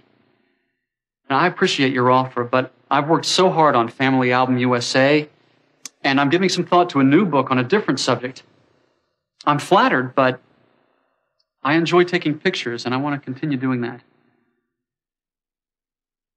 Thank you, but I'm happy being a photographer. I understand, Richard. Richard, I know your next book will be a success. Congratulations. Thanks.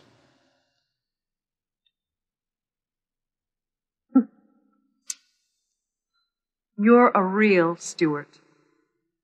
Thanks.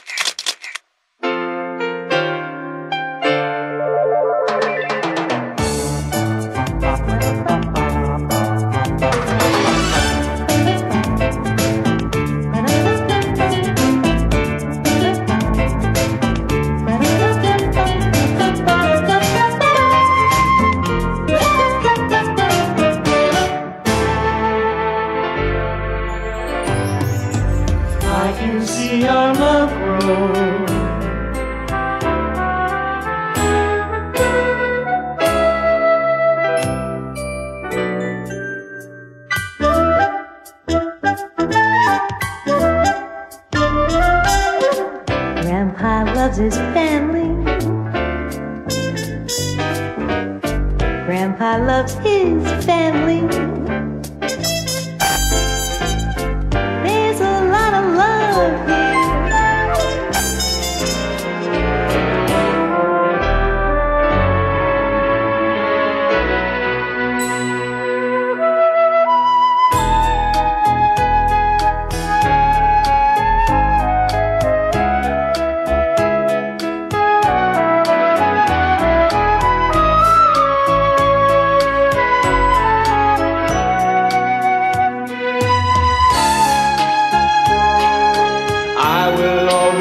love you, and I'll try to make you happy every day.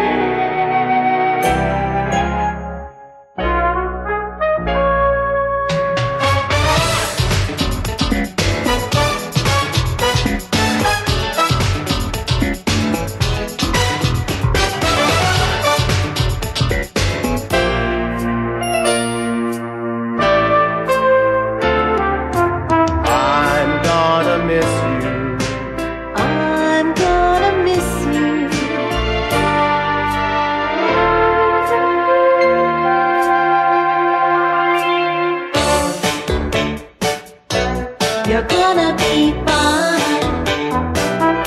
We need some quality time together. What we need is quality